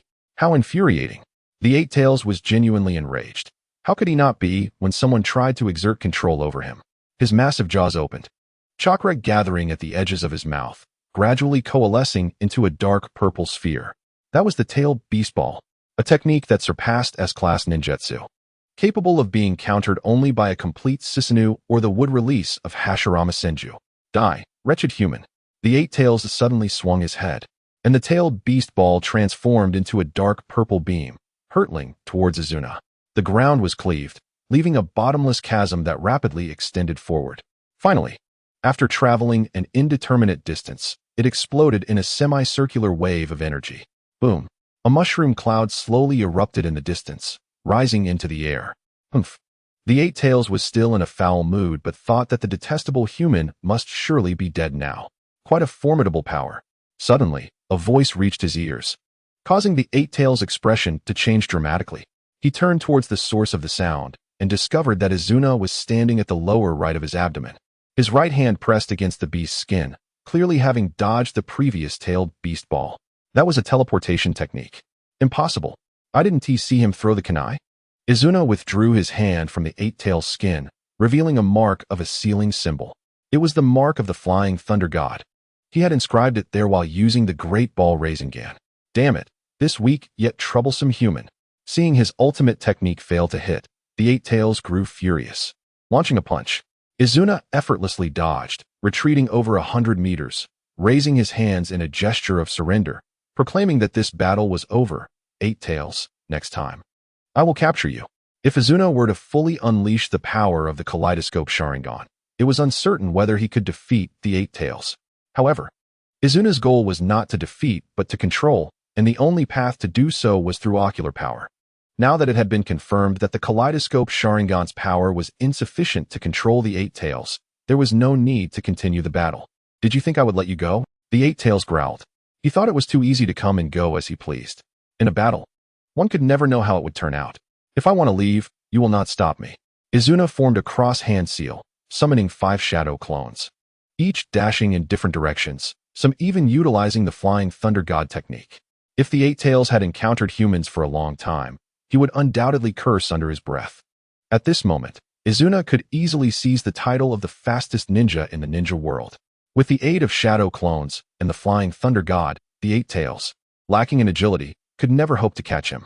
Glancing at the mark on his abdomen, the Eight Tails' eyes narrowed, and he thrust his finger into it, tearing through the skin. Yet, the Eight Tails was unaware that the flying thunder god technique could not be destroyed by such means. Only by mastering the power of the 6 paths could it be completely erased. Once he re-entered the land of fire, Izuna could not help but collapse beside the trunk of a large tree. Although he had mentally prepared himself before the confrontation, the chakra and ocular power consumed during his battle with the Eight Tails had exceeded his expectations.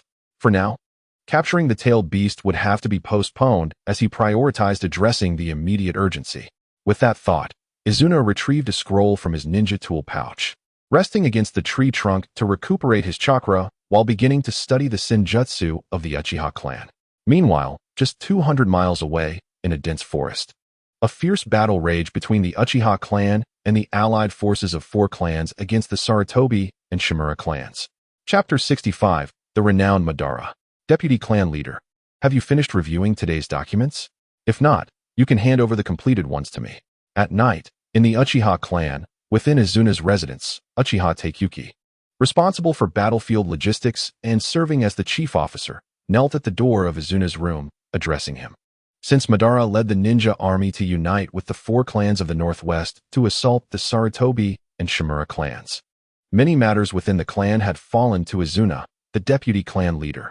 Documents requiring his review were typically delivered to his residence by various department heads, and then they would send someone to collect them later. Among them, Uchiha Takeuchi was one of the most diligent visitors, bringing a pile of documents for Izuna to review almost every other day. Originally, Izuna would place the reviewed scrolls at the entrance of his room, allowing personnel from various departments to take them directly upon arrival. However, upon Uchiha Takeuchi's visit today, he found the entrance devoid of documents, prompting him to call out inside. Little did Uchiha Takeuchi and the remaining clan members realize that the documents had been reviewed by Izuna's shadow clone during this period. Izuna had initially ventured out solely to acquire the methods for sage arts training, with no intention of engaging in combat. Thus, leaving behind a shadow clone seemed sufficient. Yet, Izuna did not foresee that he would encounter the Eight Tails on his return journey. Should his original body exhaust its chakra or suffer grave injuries, the shadow clone would uncontrollably dissipate. The shadow clone that remained within the clan had also vanished, having depleted its chakra after Izuna's battle with the Eight Tails that morning. After calling out several times without a response, a wave of confusion washed over Uchiha Takeuchi, who then apologized to the vice-clan leader for his rudeness. With that, he pushed open the paper door. What met his eyes was an empty room, save for a dried ink brush resting on the tatama mat and a partially revised document on the desk. Vice-clan leader? Uchiha Taikuki exclaimed, his mind racing in silence. He strode purposefully to the entrance of Izuna's residence and addressed the two maids stationed there, inquiring whether the vice clan leader had gone out today. The two maids exchanged glances before shaking their heads in unison, replying, "No. We have been here all day and have not seen the vice clan leader leave." Upon hearing this, Uchiha Taikuki's mind briefly entertained the notion that the vice clan leader might have been abducted. However, he quickly dismissed the thought. This was the very heart of Uchiha territory, a place where no ninja could stealthily infiltrate. Moreover, given Izuna's prowess, could there truly be a ninja capable of abducting him unnoticed? The only logical conclusion was that he had departed of his own volition. As for the reason, Uchiha Taikuki was uncertain, since Izuna had left without informing his subordinates. It was clear he wished to keep it private. While the vice clan leader's absence was a significant matter, after much contemplation, Uchiha Taikuki resolved to conceal it for the time being. If Izuna remained missing after 2 days, he would then report to the elders. Meanwhile, 100 miles away, Izuna was hastily returning to the clan's grounds. Upon the disappearance of his shadow clone, the memories would revert to his original self. Through these recollections, he became aware of the current battlefield circumstances. Madara's initial skirmishes had been decidedly advantageous, but the Sarutobi and Shimura clans were formidable opponents, and it would likely take time to ascertain a victor. Fire release, great fire destruction. Lightning release, Chidori. On the battlefield, Madara first cleared most of the enemies blocking his path with the great fire destruction before swiftly targeting the remaining foes with Chidori. The ongoing conflict had persisted for over half a month, starkly contrasting with Izuna's previous strategy of avoidance in the Northwest Front. After gaining control of the 4 clans in the Northwest, Madara's approach to warfare could only be described as ferocious, launching assaults on the Sarutobi and Shimura clans every 3 days, leading the charge himself. This starkly different methodology from Izuna's had made the 4 clans from the Northwest acutely aware of the disparities between the two brothers. If possible, I would prefer Uchiha Izuna to lead the war, Watanabe Ryuka, the newly appointed clan leader of the Watanabe clan, thought to himself as he deftly evaded a wind technique from a Shimura clan ninja, countering with water release after forming seals. Madara's valor undoubtedly bolstered the morale on the battlefield, yet as a leader, he favored the strategic mind of Uchiha Izuna as the overall commander. Such individuals often sought to achieve the most fruitful outcomes with minimal costs. Having already experienced one large-scale battle, the Watanabe and the other 3 clans found it increasingly difficult to endure Madara's relentless assault tactics. However, as they had only recently become vassals to the Uchiha, it was not prudent for them to voice objections so soon. Doing so could lead to dire consequences in the future. Fire release, Fire Dragon Flame Bullet. Wind release, Vacuum Wave. Suddenly, a colossal fire dragon formed from the fusion of wind and fire techniques surged forth from in front of Madara, its power rivaling that of S-rank ninjutsu. With the foresight granted by his 3-tomo Sharingan, Madara swiftly brandished his Uchiha fan, positioning it before him. Boom! The flames surged past Madara, incinerating everything on either side. Moments later, as the flames began to dissipate, Madara shifted the fan, emerging unscathed. Is that the legendary Uchiha Flame Fan? An elder, graying man around 50 years of age leapt down before him, accompanied by a similarly fierce-looking middle-aged ninja. They were none other than the clan leaders of the Sarutobi and Shimura clans, Sarutobi Koharu and Shimura Keizo. The leaders of the Sarutobi and Shimura clans have finally joined the fray. A chunin from the Kichikawa exclaimed in astonishment. Madara smirked, raising his fan toward the two. After half a month of hiding, you finally dare to show yourselves? For the entire duration of the battle, both Sarutobi Koharu and Shimura Keizo had remained in the rear, directing their strategies, while in stark contrast, Madara had personally engaged in battle from the outset. Thus, upon seeing the two, he could not help but express his disdain. Shimura Keizo, his expression cold, replied, "You Uchiha brat, when I fought your father, Uchiha Taijima, you were still in diapers. Do you wish to join him?" As a young clan leader barely in his 20s, Madara loathed having his age brought into question. He was not inclined to waste words and charged forward wielding his fan and scythe. Chapter 66. The scheme of Shien. The first rays of morning sunlight streamed through the windows, prompting those guarding the Uchiha clan to rise swiftly and commence their duties for the new day. Those engaged in frontline battles and those managing logistics at the rear found little respite. The transportation of supplies and weapons, along with vigilance against potential raids from rival clans, rendered the situation exceedingly complicated. Izuna's absence for just one night had resulted in a plethora of accumulated tasks, illustrating the sheer volume of affairs at hand.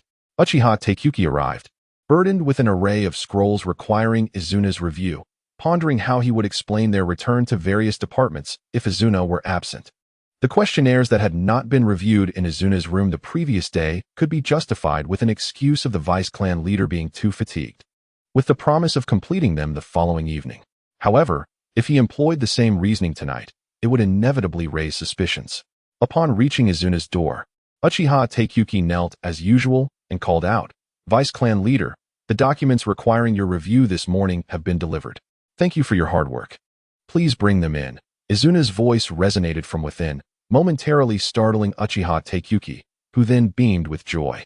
He hastily opened the door to find Izuna seated cross-legged at the desk, diligently revising the remaining documents from the previous night. "What is it?" Izuna inquired, noticing the astonishment on Uchiha Taikuki's face. Uchiha Taikuki quickly grasped the implication of Izuna's gaze and lowered his head, responding, "Nothing."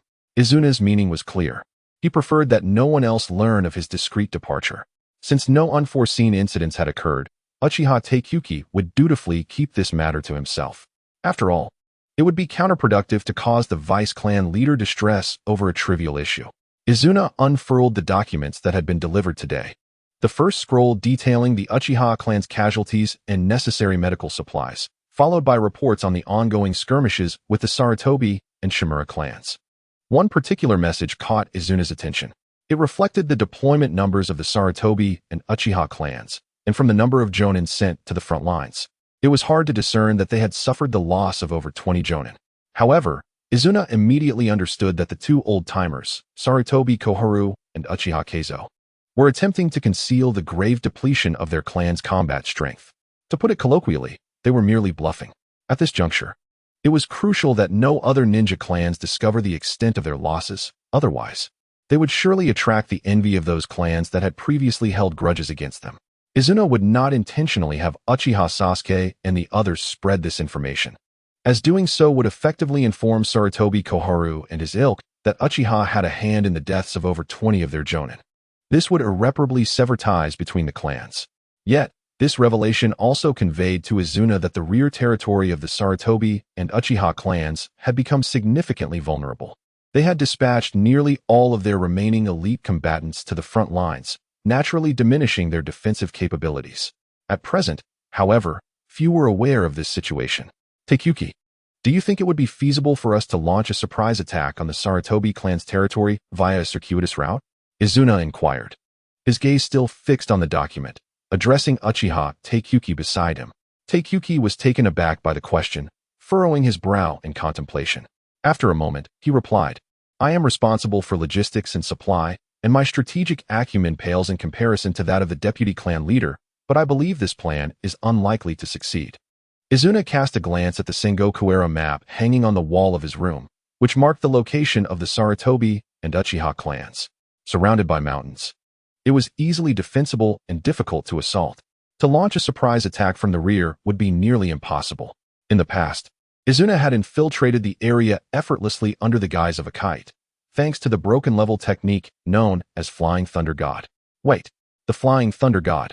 An idea suddenly sparked within Izuna. "Taikuki, you may leave now. I will return these documents to you before sunset."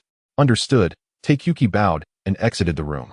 Once alone, Izuna opened the skill tree of the system, where one column displayed the following: skill points, 202, Flying Thunder God technique, B rank, acquired. Flying Thunder God second stage, A rank, acquired. Flying Thunder God third stage, S rank, locked. Required skill points, 80. The third stage of Flying Thunder God was a rank above his current mastery of the second stage and belonged to the S rank of ninjutsu. The technique of the Flying Thunder God, particularly the lightning transfer technique, allowed for the establishment of a barrier that could facilitate the transfer of attacks, even those as devastating as a tailed beast bomb. Moreover, it could also transfer living beings within the barrier, such as ninja armies. There was another technique, the Flying Thunder God instantaneous reversal technique, which no longer merely allowed for instantaneous movement to objects inscribed with seals. but could also swap the positions of inscribed items and the user.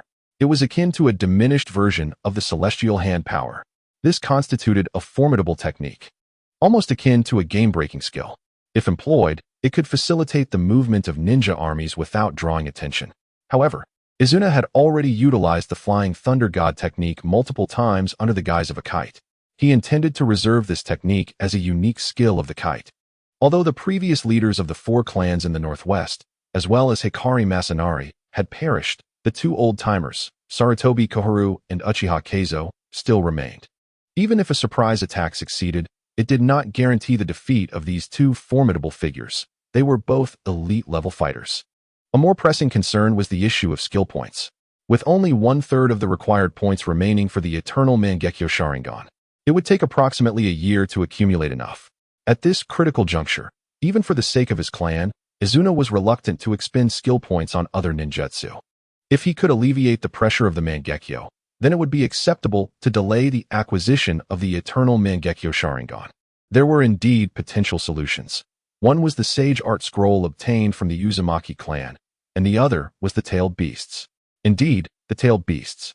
Through yesterday's battle with the 8 Tails, Izuna discovered that if he refrained from using the special abilities of the Mangekyo or Susanoo, merely using Jinjutsu consumed relatively little energy. Controlling a tailed beast with Jinjutsu and subsequently employing it in combat could serve as an excellent means to alleviate the burden of the Mangekyo while simultaneously enhancing his strength. Chapter 67. The Challenges of Sage Art Training. Sasuke, Izuna spoke softly. The next moment, a shadow appeared in front of Izuna's door. Deputy Clan Leader. From now on, have your investigation team search for the whereabouts of the tailed beasts. Uchiha Sasuke's expression froze, and he responded with confusion, Tailed beasts? Izuna cast a glance at him. Realizing that in this era, the term tailed beast had not yet been fully defined, he simply explained, they are chakra-rich monsters with tails. There should be records in the clan's annals. After a moment of contemplation, Uchiha Sasuke's eyes widened with understanding. You mean those monsters? Focus on locating tailed beasts with 4 tails or fewer, and report back to me as soon as you find any leads. Previously, the attempt to control the 8 tails with the Mangekyo had failed, but it had shown some signs of potential success. In that case, they could target the weaker tailed beasts. Yes, Uchiha Sasuke nodded in agreement, but then hesitated, adding, however, Deputy Clan Leader, it is currently wartime, and a significant portion of our investigation team has been dispatched to the front lines to assist the clan leader. It may be challenging to mobilize the remaining personnel for this investigation. Izuna closed his eyes in contemplation for several minutes, then picked up a brush and approached the map on the wall, drawing circles around 4 locations. These were based on his memories from a past life, indicating the future locations of the tailed beast Jinchuriki. The 1-tail Shikaku resided in the western desert, future wind country. The 2 tails Nikomata was in the northern canyon region, future lightning country. The 3 tails Isabu was located in the eastern sea area, future water country, and the 4 tails Son Goku, as it had mentioned to Uchiha Obito after being captured, resided in a place called Flower Fruit Mountain Water Curtain Cave, which Izuna found rather exasperating. However, since its subsequent Jinchuriki was from a Wagakure, Izuna decided to send the investigation team to the future Earth Country territory in the northwest. Izuna summoned Uchiha Sasuke back into the room and pointed to the map. Have the investigation team focus their efforts on these 4 locations. Although Uchiha Sasuke was curious about how Izuna had deduced that the tailed beasts would be in these areas, as a subordinate, he dared not question further. He simply replied, understood, and swiftly departed using the body flicker technique. For the time being, the acquisition of the 3rd stage of the Flying Thunder God technique would be postponed. After Uchiha Sasuke left, Izuna sat cross-legged on the corridor beside the courtyard, opening 2 scrolls obtained from Sage Island, one on each side. The scroll on the right contained a brief overview of the risks associated with sage arts, as detailed by the ancestors of the Uzumaki clan. The first point explicitly stated that when cultivating sage chakra, it was crucial to have an experienced individual present to guide the process, primarily to prevent the practitioner from absorbing excessive natural energy during the gathering of sage chakra, which could lead to rampancy or even death. Then I shall employ this technique. Izuna brought his hands together, fingers forming a cross, and with a resounding bang, he created a shadow clone. After the shadow clone sat cross-legged, it raised its index and middle fingers to form a seal and began attempting to concentrate Sage Chakra according to the instructions on the scroll. Boom. 2 hours passed, and the original body, Uchiha Izuna, who had activated his Sharingan, suddenly noticed a faint flow of chakra within the shadow clone resembling the chakra flow observed on Senjutsu Island with the likes of Hiruzen and others. However, the shadow clone immediately exploded into smoke. Doubting the situation, Izuna created 3 more shadow clones, but the outcome remained unchanged. Just as the shadow clones began to exhibit signs of Sage Chakra, they collectively self-destructed. Was it impossible for shadow clones to endure natural energy? Reluctantly, Izuna had to admit that utilizing shadow clones to mitigate the risks associated with Sage Chakra training was no longer feasible. He recalled that in the future, Naruto Uzumaki had employed shadow clones to dissipate accumulated Sage Chakra, achieving immediate chakra recovery, but that was after he had mastered Sage Mode. Moreover, Izuna had not trained in Mount Myaboku, making Naruto an unreliable point of reference. With a sigh of resignation, Izuna formed hand seals once more to create shadow clones. This time, however, he remained seated in his original form, while the shadow clones monitored him, ready to intervene should there be any sign of a natural energy surge. With the previous experiences relayed back from the shadow clones, Izuna found his Sage training to be considerably more manageable. Sensing an unusual sensation emanating from his dantian, Izuna's eyelids twitched as he inadvertently noticed the irregular expansion of Sage markings on his body, reminiscent of the cursed seal implanted in Sasuke Uchiha by Orochimaru. More alarmingly, his body began to exhibit abnormal changes akin to those he had witnessed during his battle with Hiruzen on Senjutsu Island. The shadow clones' expressions changed as they realized their impending dissolution due to the original body's issues. In a moment of crisis, one of the shadow clones swiftly drew a shuriken and threw it, striking Izuna's shoulder. Bang! In an instant, the shadow clone dissipated into white mist. The sharp pain in his shoulder jolted Izuna back to reality, restoring his body to normalcy. The memories of the shadow clone flooded into Izuna's mind, and he was astonished to discover that he had been entirely oblivious to any abnormalities during his transformation. Was this the side effect of merging with nature? Izuna pondered anxiously. While integrating with natural energy to condense Sage Chakra, even if physical changes occurred, the practitioner would remain unaware, which explained why many had failed and turned into stone frogs in Mount Myaboku. Furthermore, when his body began to mutate, the shadow clones were also affected and vanished. Had it not been for that final shuriken, he might have perished due to Sage Chakra. Should he seek assistance from someone? Shadow clones could no longer serve as allies. If they failed to prevent the Sage transformation before disappearing, the consequences would be dire. Yet, Izuna hesitated to disclose his Sage training endeavors to the entire clan. If he truly needed help, only Uchiha Madara, who was currently engaged in battle at the front lines, remained as a viable option. Although Izuna was reluctant to involve Madara in this matter, he resolved to give it a try. He first formed the hand seal for the shadow clone technique, followed by the cross seal for the shadow clone, creating a new technique, lightning release shadow clone. An A-rank ninjutsu, it could withstand a certain degree of attack and, upon defeat, could release electrical currents to paralyze opponents. Chapter 68, Covert Operations Deputy Clan Leader. I apologize for the delay, but we have discovered traces of a tailed beast in this vicinity. It resembles a turtle with 3 tails. Uchiha Zashu knelt before Izuna, presenting a small map marked with a red circle. Over 20 days had elapsed since Izuna issued the command to locate the tailed beast, and given the previous inefficiency of the intelligence division, this was considered quite a long time.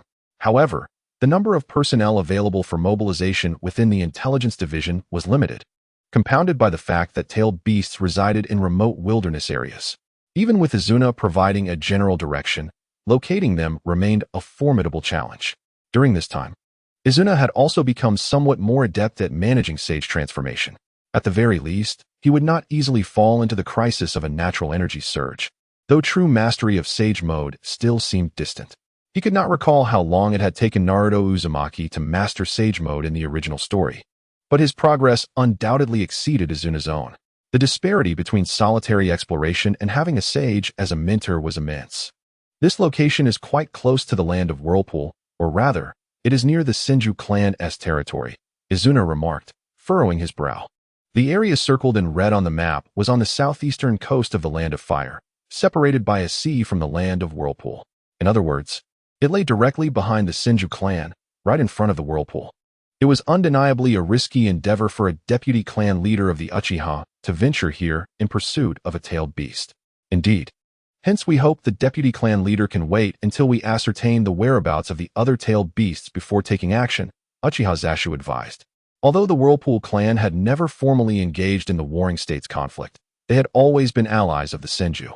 Should Izuna act recklessly, any misstep could result in being surrounded by both the Senju and Whirlpool clans, which was far too perilous. No, I must go, Izuna countered, rejecting Uchiha Zashu's objections. Deputy clan leader, Uchiha Zashu urged. Do I seem like someone who would undertake a reckless mission? Izuna retorted. Uchiha Zashu was momentarily at a loss for words. If they truly surround me, it is not impossible. I will employ my secret techniques to escape. There is no need for you to worry. Rising to his feet, Izuna formed hand seals to create a lightning release shadow clone, telling Uchiha Zashu, while I will leave a shadow clone behind. It is highly likely it will disappear due to the impact of my battle. I will inform the decision-making council that I am undertaking a confidential mission, while keeping my absence from the lower-ranking ninjas entirely concealed. Although a lightning release shadow clone could withstand some damage compared to a regular shadow clone, its resilience was nearly negligible against a tailed beast. Izuna recognized that he must inform the decision-making council, led by the three elders, of his departure. Understood, Uchiha Zashu conceded. Realizing he could not dissuade Izuna, he added, should I send someone to accompany you? No, I can manage alone. This mission is akin to the previous one where I stealthily infiltrated to steal scrolls. The number of sensory ninjas on the Senju side greatly outnumbers the Uchiha. Avoiding their detection is unachievable for ordinary ninjas. Only I, possessing the Flying Thunder God technique, can accomplish this. Unless one is a peak jonin, they would merely be brushed aside by a tailed beast. During wartime, most of the Uchiha's elite forces had been dispatched to the front lines by Madara for the greater good, so it was best not to deploy high-level combatants. As the head of the intelligence division, Uchiha Zashu understood these principles and simply instructed his subordinates to notify the elders, deputy clan leader, please be cautious. As long-standing adversaries, the Senju had not remained idle while the Uchiha allied with the Northwest clans to confront the Sarutobi and Shimura clans. However, their operations had been conducted with small, covert units, avoiding large-scale troop mobilizations, which misled the Uchiha into believing they were truly adhering to the treaty and remaining docile within their territory. In truth, the patriarch Senju Hashin, along with his brothers Senju Hashirama and Senju Tobarama, has led a significant number of elite Senju members who have been covertly operating in small teams. Utilizing the advantages of the Flying Thunder God technique, Senju Tobarama, accompanied by his elder brother Senju Hashirama, stealthily traversed the battlefield, maneuvering to the mountainous terrain behind the Sarutobi clan's territory, preparing to meet the leaders of both clans. Remarkably, their movements went entirely unnoticed by the thousands of Uchiha and members from the four clans. Despite being only 2 in number, Senju Hashirama alone was capable of facing 1,000 adversaries, while Senju Tobarama's mastery of the Flying Thunder God would enable their escape amidst the chaos of battle. Senju Tobarama was exceedingly confident about this operation. Meanwhile, Senju Hashin personally led a 5-member elite ninja team across the sea to the territory of the Uzumaki clan in the Land of Whirlpools. His sole purpose was to persuade the Uzumaki to join the fray and to implore them to forge a marriage alliance with the Senju, thereby solidifying the bond between the two clans. In fact, just 2 days prior, the Uzumaki clan's elder, Uzumaki Hiroshi, had met with Senju Hashin. Within the Uzumaki clan, the elder wielded authority even surpassing that of the patriarch, making him the true decision-maker. Upon hearing Senju Hashin's proposal for a marriage alliance and the Uzumaki's formal participation in the conflict, Uzumaki Hiroshi promptly convened a high-level meeting and arranged accommodations for Senju Hashin and his companions. The Uzumaki clan had not engaged in warfare for a century, yet the Senju dispatched their patriarch as an envoy, underscoring their determination. Frankly speaking, the Uzumaki, accustomed to a peaceful existence, were largely reluctant to involve themselves in the conflict, resulting in overwhelming opposition. Moreover, the Uzumaki's peace was inextricably linked to the support of the Senju. For 100 years, it was the Senju who shielded the Uzumaki, allowing them to live in tranquility. With the arrival of the patriarch Senju Hashin, the Uzumaki felt even less inclined to dismiss the request. Consequently, Discussions among the Uzumaki elites grew fervent. Senju Hashin and his 5 companions remained in the Whirlpool Village for 3 days, awaiting the outcome of Uzumaki Hiroshi's deliberations. Although Senju Hashin himself was patient, his subordinates began to grow anxious. Patriarch, do you think the Uzumaki are deliberating for too long? One of the elite ninja, Senju Tenge, could not suppress his complaints. It's already the 3rd day. Their discussions are excessively prolonged. Another echoed, the Uzumaki truly are timid, without our Senju. Could they have enjoyed such a peaceful existence for so many years? Senju Hashin, displaying his cunning, smiled knowingly. You are too hasty. We have the endurance. Once Hashirama and Tobirama successfully forge an alliance with the Sarutobi clan, we will possess leverage for negotiations with the Uzumaki. Chapter 69. Uzumaki Mizuho. The meeting room of the Uzumaki clan was located within a shrine in the Whirlpool Village. The spacious hall, illuminated by flickering candlelight, exuded an air of solemnity mingled with an eerie ambience. At this moment, the elder Uzumaki Hiroshi and the patriarch Uzumaki Kagami led the high-ranking members in a discussion regarding whether to accept the Senju's terms. The elder advocated for agreement but insisted on negotiating. It was unnecessary for all to participate in battle, and at the very least, the Uzumaki clan's lineage must be preserved.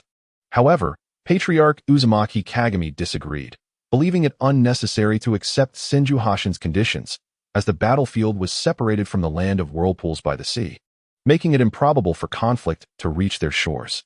Uzumaki Hiroshi, now in his 60s with hair completely white, stroked his beard and glanced at Uzumaki Kagami across from him, perceiving a hint of dissatisfaction in his eyes.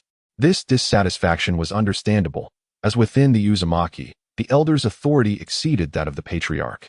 Just then, an elite ninja from the elder faction queried Uzumaki Kagami, "Does this mean we will offend the Senju, according to the patriarch's wishes?" Instantly, the gaze of dozens fell upon Uzumaki Kagami, aware that offending the Senju, given the geographical positioning of the land of whirlpools, would inevitably lead to dire consequences. While Uzumaki Kagami harbored some discontent towards Uzumaki Hiroshi, he was not foolish enough to openly express it. He replied, "I merely suggest that we should decline Senju Hashin's proposal. I did not state that we must offend the Senju." "Then what is the patriarch's stance?" Another elder with graying hair inquired. "Though we shall not participate in the conflict, we can agree to the marriage alliance with Senju's deputy patriarch, Senju Hashirama." As he spoke, Uzumaki Kagami directed a seemingly enigmatic smile towards Uzumaki Hiroshi, indicating that the elder would have to make a sacrifice. It was clear to all that Uzumaki Kagami intended to vex Uzumaki Hiroshi. The patriarch himself had no daughters, and his age was incompatible with Senju Hashirama's. Within the current hierarchy of the Uzumaki clan, only Uzumaki Hiroshi's granddaughter was of suitable age and status to match Senju Hashirama. Just then, the shrine doors swung open, causing a stir of discontent among the attendees. Someone dared to enter during a high-level meeting. However, upon seeing the newcomer, their displeasure swiftly dissipated. The girl who entered was in the bloom of youth, around 18 years old, embodying the pinnacle of beauty. Her long, crimson hair, emblematic of the Uzumaki clan, was elegantly pinned up, resembling the hairstyles of noble women depicted in historical dramas. Draped in a pristine white garment adorned with delicate azure patterns, she approached with graceful steps, exuding both exquisite beauty and an aura befitting a refined lady. Uzumaki Mizuho, the granddaughter of elder Uzumaki Hiroshi, was the rightful princess of the Uzumaki clan. She was precisely the individual Uzumaki Kagami had deemed most suitable for a marriage alliance with Senju Hashirama. "Ah, Mizuho, you've arrived just as we were discussing you," Uzumaki Kagami exclaimed, as Uzumaki Mizuho stepped forward, placing her hands gently at her sides. She bowed slightly and spoke with an ethereal voice. "I, as a junior, have heard of the request from Senju Patriarch regarding the alliance in marriage. Might I offer a few words?" Uzumaki Kagami furrowed his brow, asking, "Do you not wish to contribute to the clan?" Before he could finish, Uzumaki Mizuho interrupted, "Uncle Kagami, if it is for the sake of our clan, I do not oppose the marriage alliance, but please allow me to finish." As the patriarch, being interrupted by a younger generation in front of so many was undoubtedly embarrassing, yet Uzumaki Kagami suppressed his irritation and permitted her to continue. Although Uzumaki Mizuho was not yet a member of the decision-making body, her unparalleled talent and sealing techniques made her a prodigy expected to become the first female clan leader in Uzumaki history. coupled with her grandfather's status as the current elder. Her standing within the clan was not inferior to that of Uzumaki Kagami and his peers. I believe we should unite with the Senju and participate in the war. Her declaration startled everyone momentarily, but they quickly regained their composure as her grandfather supported the alliance with the Senju. It was not surprising for the grandfather and granddaughter to share the same opinion. "Oh, and what is your reasoning?" inquired one of the elite ninjas with a cold demeanor. To him and most others, it seemed that Uzumaki Mizuho's stance was merely a reflection of her grandfather's influence. What could a 16-year-old girl possibly understand? Uzumaki Mizuho, undeterred, stood firmly in the center of the assembly and spoke. "Have you all considered why Senju proposed a marriage alliance with the patriarch Senju Hashin as the envoy, rather than with the deputy patriarch, Senju Hashirama, who is directly involved?" Upon her words, the members of the Uzumaki clan exchanged glances, momentarily taken aback. Initially, they all believed that this was a manifestation of Senju's profound concern regarding the matter. However, after Uchiha Mizuto's remarks, they began to find it somewhat peculiar, feeling that it would be more fitting for Senju Hashirama to serve as the envoy, particularly since he would be the male party in the event of a marriage alliance. "Mizuto, what are your thoughts?" Uchiha Hirokai inquired. "Indeed, grandfather. I believe the Senju clan must have already conceived the idea of ending the chaotic era and unifying the warring states," Mizuto declared with surprising boldness. "Though the Senju are formidable, can they truly bring an end to the tumult of the warring states?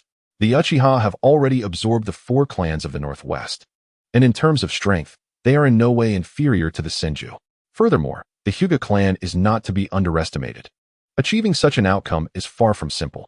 A moment of astonishment swept through the assembly, with discussions erupting. After centuries of warfare, how could anyone claim to end such chaos with mere words? Uchiha Hirokai raised a hand to quell the astonishment among his kin and urged Mizuto to continue. All attention once again focused on Uchiha Mizuto. After a moment of contemplation, Mizuto opened her eyes and continued, "If I am not mistaken, the reason Senju Hashirama did not come to our land of whirlpools as an envoy is that he is secretly heading to the Sarutobi clan to forge an alliance with them. It is often said that the enemy of my enemy is my friend. Now that the Uchiha have joined forces with the 4 clans to pursue the Sarutobi, it is entirely plausible that the Senju are covertly allying with them." Uchiha Hirokai stroked his chin in confusion and questioned, "If that is the case, why not switch roles? Allowing Senju Tobarama to visit the Sarutobi while Hashirama comes here to request the marriage alliance?" Mizuto parted her lips slightly and explained, "If you ask me, there is only one reason. Senju Hashirama's strength surpasses that of Senju Tobarama." Chapter 70. The Three-Tailed Isabu. The comprehensive strength of the Sarutobi clan far exceeds that of the Whirlpools. If we were to send envoys to request an alliance, it would naturally be the stronger party that goes to the Sarutobi, while the weaker party comes to the Whirlpools. Presently, the arrangement has Hashirama visiting the Sarutobi, while Tobarama, as the clan leader, comes to the Whirlpools, which can only indicate one thing. Senju Hashirama's strength outstrips that of Senju Tobarama. As soon as Mizuto uttered these words, a wave of astonishment washed over Uchiha Hirokai and the others once more. It was almost inconceivable. After all, Hashirama was barely in his early 20s, while Tobarama had just crossed into his 40s, a time when a ninja often reaches the pinnacle of their strength, likely rivaling that of Hashirama. Has Hashirama already surpassed Tobarama? If Tobarama were present, he would undoubtedly be astounded by Mizuto's analysis. He could never have imagined that a girl of just 16 or 17, who had never left the land of whirlpools, could dissect the actions of his clan with such clarity. Meanwhile, if Izuna were present, he would have placed great importance on Uchiha Mizuto. She was indeed the one who assisted Senju Hashirama in pacifying the tumultuous world, becoming the first female Jinchuriki. If Hashirama at this age already possessed the strength that surpassed Tobarama, it was unfathomable what he would achieve in a few years. Consequently, Uchiha Hirokai and the opposing factions would need to carefully consider whether to acquiesce to the Senju's demands. Boom. At that moment, a violent tremor shook the ground, and the candles within the shrine toppled to the floor, breaking in two. Uchiha Hirokai and the others quickly rose from the ground and exited the shrine, only to witness an exaggerated mushroom cloud rising from a cliff in the northwestern part of the village. What on earth is that? Uchiha Hirokai's weathered face was filled with shock. Even as an established leader, he recognized that he could not unleash such devastating power. A middle-ranking Uchiha appeared beside the senior decision-making council and reported, "Clan leader and esteemed elders, just moments ago, a red flash shot through the air. Fortunately, the village is protected by a barrier that redirected the attack towards the mountains." And then, Uchiha Mizuto furrowed her brows and closed her eyes to concentrate on her chakra. Her perception was akin to the Byakugan of the Hyuga clan, swiftly traversing the entirety of the land of whirlpools, where she sensed two immensely powerful chakra signatures clashing in the southern sea of the land of whirlpools. "Grandfather, in the southern sea, there are two massive chakra signatures," Mizuto exclaimed, her eyes snapping open as she addressed Uchiha Hirokai. At this moment, Senju Tobarama and the others hurriedly approached, having overheard Mizuto's words. But their gazes soon shifted back to Uchiha Hirokai. "Elder Hirokai, what has transpired?" Uchiha Hirokai, with a weary expression, spoke solemnly. "It seems we have guests arriving in our land of whirlpools. Please allow the Senju to wait. I must first attend to this matter." Upon hearing this, Senju Tobarama, in a congenial manner, remarked, "Since we have encountered this situation, the Senju cannot remain idle. We request your permission to assist." Uchiha Mizuto chimed in, "Grandfather, I wish to accompany you." The presence of those two chakra signatures instilled in her a profound sense of unease. "Elder Hirokai, who is this?" Senju Tobarama glanced at Uchiha Mizuto. "Mizuto is my eldest granddaughter and intends to form a marriage alliance with your clan's deputy leader," Uchiha Hirokai replied. Upon hearing this, Senju Tobarama's heart acknowledged the truth of the matter. Judging by the perceptive abilities displayed by this girl, she was certainly on par with the current foremost sensory ninja of the Senju clan, Senju Tobarama. If she were to marry Senju Hashirama, it would indeed be a formidable alliance. As for Uchiha Mizuto, who had been designated by her grandfather as Senju Hashirama's fiancé, she merely raised an eyebrow. Like Hashirama, she understood that, as a leading figure of the next generation, she would have no say in her marital choices. Every action they took was driven by the interests of their respective clans. Several dozen miles away from the land of whirlpools, in the southern sea region, Izuna stood atop the water's surface, his body completely drenched. Before him loomed a creature of considerable size, resembling a giant turtle, covered in a silvery gray shell, with spikes obscuring its right eye, while its exposed left eye glared at Izuna in fury, its three flat tails thrashing behind it, revealing its identity. The three tails, Isabu. Until just moments ago, Izuna had been engaged in battle with Isabu for quite some time. Faced with the increasingly irate beast, Izuna, soaked from head to toe, now bore a slight smile. "Isabu, your days of tranquility are numbered. Rather than waiting to be shackled in chains, why not sign a contract with me here and now? It would be a fair exchange that ensures your freedom." However, the only response from Isabu was a glare of heightened anger and an overwhelming surge of chakra. Water style, Isabu's great waterfall technique. The ocean surged upward, as if to obscure the very sky. The scale of the attack was reminiscent of a more powerful version of Gaara's sand waterfall technique from the future. "The sea is your domain, and you have the advantage of terrain. I have no desire to continue this battle here." Faced with the oncoming tsunami, Izuna chose to retreat rather than confront it. Unlike his previous encounter with the Eight Tails, this time he was fully prepared for the task of capturing Isabu. Leaping into the air, Izuna bit his finger to swiftly form hand seals, pressing his palm down in midair. With the spread of tadpole sigils, a black hawk emerged from the clouds of smoke. Summoning technique. Once summoned, the black hawk spiraled in the air before landing, allowing Izuna to stand upon its back. The hawk ascended with the utmost speed, evading the tsunami conjured by Isabu. "Earth cannot overcome water. Too bad I don't know any earth release techniques." Standing on the hawk's back, Izuna muttered, placing his index fingers together, cheeks puffing slightly. "Fire style, great fireball technique." The inferno rained down upon Isabu's shell, but to a creature of water, it was nothing more than a minor inconvenience. However, the searing pain emanating from his back enraged the chakra beast. A thunderous roar reverberated across the sea, sending waves crashing.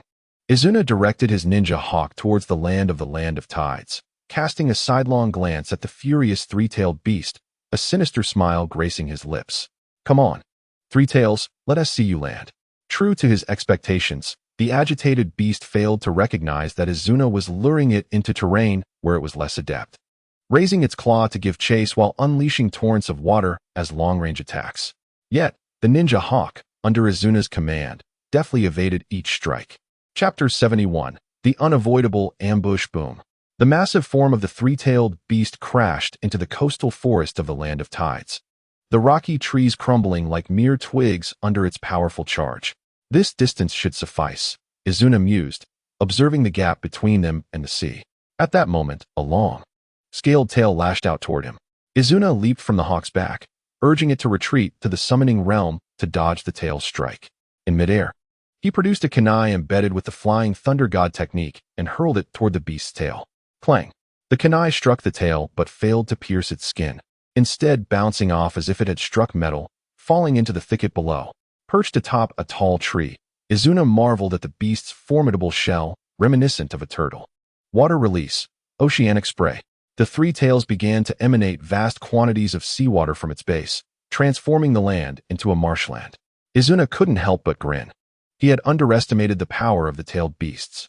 Even when drawn into unfavorable terrain, they could alter their surroundings with ninjutsu to suit their strengths. With the land now a damp swamp, the three-tailed beast moved with even greater speed than before, charging toward Izuna. Hurling a kunai, he appeared directly above the beast. Just as its scaled tail swung with devastating force, Izuna's eyes, adorned with three tomo, spun to form a pattern. Silver-white ribs emerged from his body. Bang! The iron tail struck the Susanu's shell, cracking it with a resounding noise. Izuna caught the kunai in midair and threw it downward, his body flashing to a position about 10 meters above the three-tailed beast's shell, a blue chakra sphere expanding in his grasp. Giant Rasengan. Upon impact with the beast's back, Izuna felt the tremors reverberate through its massive form. Yet, the shell held firm against the assault. The fury in the three-tailed beast's exposed eye intensified, its chakra surging violently.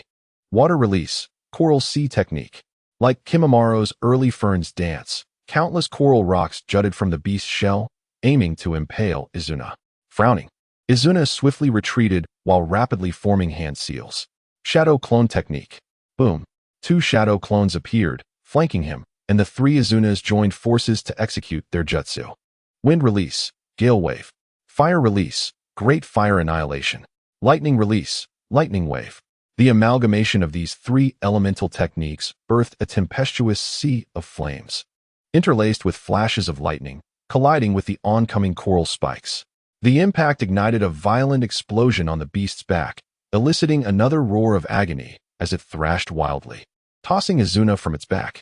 As Izuna flipped mid-air to evade, the three-tailed beast seized the moment. Water release, water prison technique. Waves surged from the marsh at its feet, encircling Izuna and merging to form a massive water sphere, intent on ensnaring him. Suffocate. Unlike Zabuza's water prison that merely trapped Kakashi, the three-tailed beast's technique could siphon away air, maintaining control without needing a hand to stabilize it, manipulating chakra with sheer will. Such a move was only suitable for a stalemate. Izuna sneered, undeterred even by the enhanced water prison technique. Just as he prepared to act, he felt an inexplicable heaviness in his body, his hand seals slowing. Looking down, he was startled to see coral rocks clinging to his ribs. Coral? When did this happen? The three-tailed beast's eyes glinted with disdain, unwilling to explain. Earlier, while executing the coral sea technique, it had reserved its strength, expending vast chakra for a frontal assault while stealthily targeting from behind, deceiving even the Sharingan. Izuna's hand seals faltered, and the water prison fully enveloped him. As the air waned and the weight of the water compounded with the coral's grip hindered his movements, the three-tailed beast's eyes glimmered with triumph. Gurgling, Izuna gasped for air, bubbles escaping his mouth, his pale face indicating the onset of drowning. The outcome seemed inevitable. Just as the three-tailed beast prepared to retreat to the sea, Izuna's form began to shimmer within the water prison. 5 seconds later, a crackling sound erupted, and his body disintegrated into lightning, merging with the water. Lightning release, shadow clone. Whoosh. A kunai struck the three-tailed beast's crown, embedding itself within its spikes, enhanced by wind chakra for greater sharpness. The true Izuna materialized before the beast, his form dwarfed by the massive crimson eye that mirrored the kaleidoscope within his own. Submit to me, Three Tails. To tame a fully awakened tailed beast, one needed the prowess of someone like Madara, who wielded the Eternal Mangekyo Sharingan from the time of the leaf. Otherwise, a tailed beast could disrupt its chakra to break free from Jinjutsu. This principle applied equally to the illusions cast by the Mangekyo Sharingan. Thus, Izuna would first wear down the beast's strength to weaken their mental fortitude, increasing the likelihood of a successful capture. Sure enough, after the three-tailed beast succumbed to his influence, it lacked the fierce resistance displayed by the eight-tailed beast. The tomo within its pupils gradually materialized. Victory was within reach. A euphoric smile spread across Izuna's face. Such moments of joy were rare for him. Earth release, earthquake core. Water release, tooth-shattering explosion. At that critical juncture, the ground trembled, forcing Izuna to leap from the three-tailed beast's eye. Immediately, two spiraling water spears charged at him from either side. Without hesitation, Izuna clasped his hands together. Fire release, scorching ash. Whoosh. Smoke billowed from his mouth, but instead of a linear attack like the great fireball, a wall of flames enveloped him, repelling the incoming water spears. Hiss. Emerging from the steam, where water met fire, Izuna sprang forth. His focus had been solely on the three-tailed beast, causing him to be caught off guard by a stealthy strike that left his shoulder lightly wounded. However, the greater concern lay with the three-tailed beast. Chapter 72. Enraged Izuna, the illusion of the kaleidoscope had just begun to take effect when it was abruptly disrupted, diminishing Izuna's control over the three-tailed beast, allowing it to seize the opportunity. Ugh! A low growl emanated from the three-tailed beast, as if it were striving to break free from some unseen restraint. Through his Sharingan, Izuna discerned the chaotic surge of chakra within the creature, desperately attempting to shatter the illusion.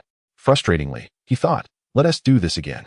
Just as this thought crossed his mind, a torrent of mud, shaped like a dragon's head, surged toward him from the left.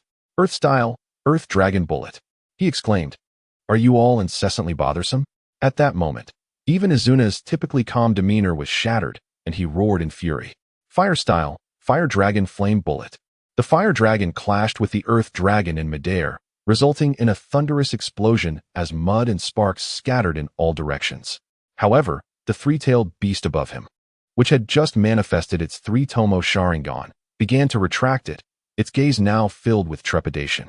Those eyes possessed an overwhelming ability to dominate tailed beasts. Izuna turned his attention towards the source of the ninjutsu. Senju Hashirama stood there, accompanied by 5 elite ninjas clad in armor emblazoned with the Senju clan's crest. Alongside 5 members of the Uzumaki clan, their crimson hair vivid against the backdrop. Among them, an elderly man with a head full of white hair and a strikingly beautiful young woman in her prime drew particular attention. "Senju Hashirama, you infuriate me," Izuna thought, nearly grinding his teeth to dust in his rage. After unleashing 2 jutsu, Hashirama relaxed his hand seals. Upon witnessing Izuna engaged in battle with the beast, he was taken aback. As Izuna cast an illusion on the creature, Uzumaki Mido alerted everyone, noting the beast was ensnared in Izuna's Jinjutsu, its chakra becoming erratically agitated. A sense of foreboding washed over Hashirama, leading him to command his subordinates to interrupt Izuna's illusion. Water-style, Wild Sea Spray. An exaggerated torrent of water erupted from beneath the three-tailed beast, transforming the swamp into a river. In the next moment, the beast's body slid across the ground as if skating, racing toward the shore. Trying to escape, Izuna immediately sensed the creature's intent and turned to pursue. However, as he did so, 3 elite Senju ninjas blocked his path, while Hashirama and another elite ninja positioned themselves behind him. In mere seconds, the three-tailed beast had already covered a considerable distance. "Uchiha Izuna, the land of waves is the territory of our allies, the Uzumaki clan. Do you not have anything to say for your trespass?" Hashirama's voice resonated from behind. The response came in the form of a silver skeletal arm erupting from Izuna's vicinity, crashing down and shattering the earth. As an elite ninja of the Senju, Hashirama swiftly evaded the strike, but the unfortunate Senju ninja beside him was obliterated in an instant. As the Susanu's arm withdrew, the gruesome sight of mangled flesh left Uzumaki Mido nearly retching. This was Uchiha Izuna, the vice leader of the Uchiha clan, who had effortlessly dispatched a Senju ninja with a single blow. Uzumaki Mido and her companions stared in wide-eyed shock at Izuna's capacity to eliminate a Senju elite so swiftly. Yet, there was an element of overconfidence on the part of the Senju. After all, a truce between the Senju and Uchiha clans still stood, and Izuna, as the initiator of the agreement, was the least likely to instigate conflict.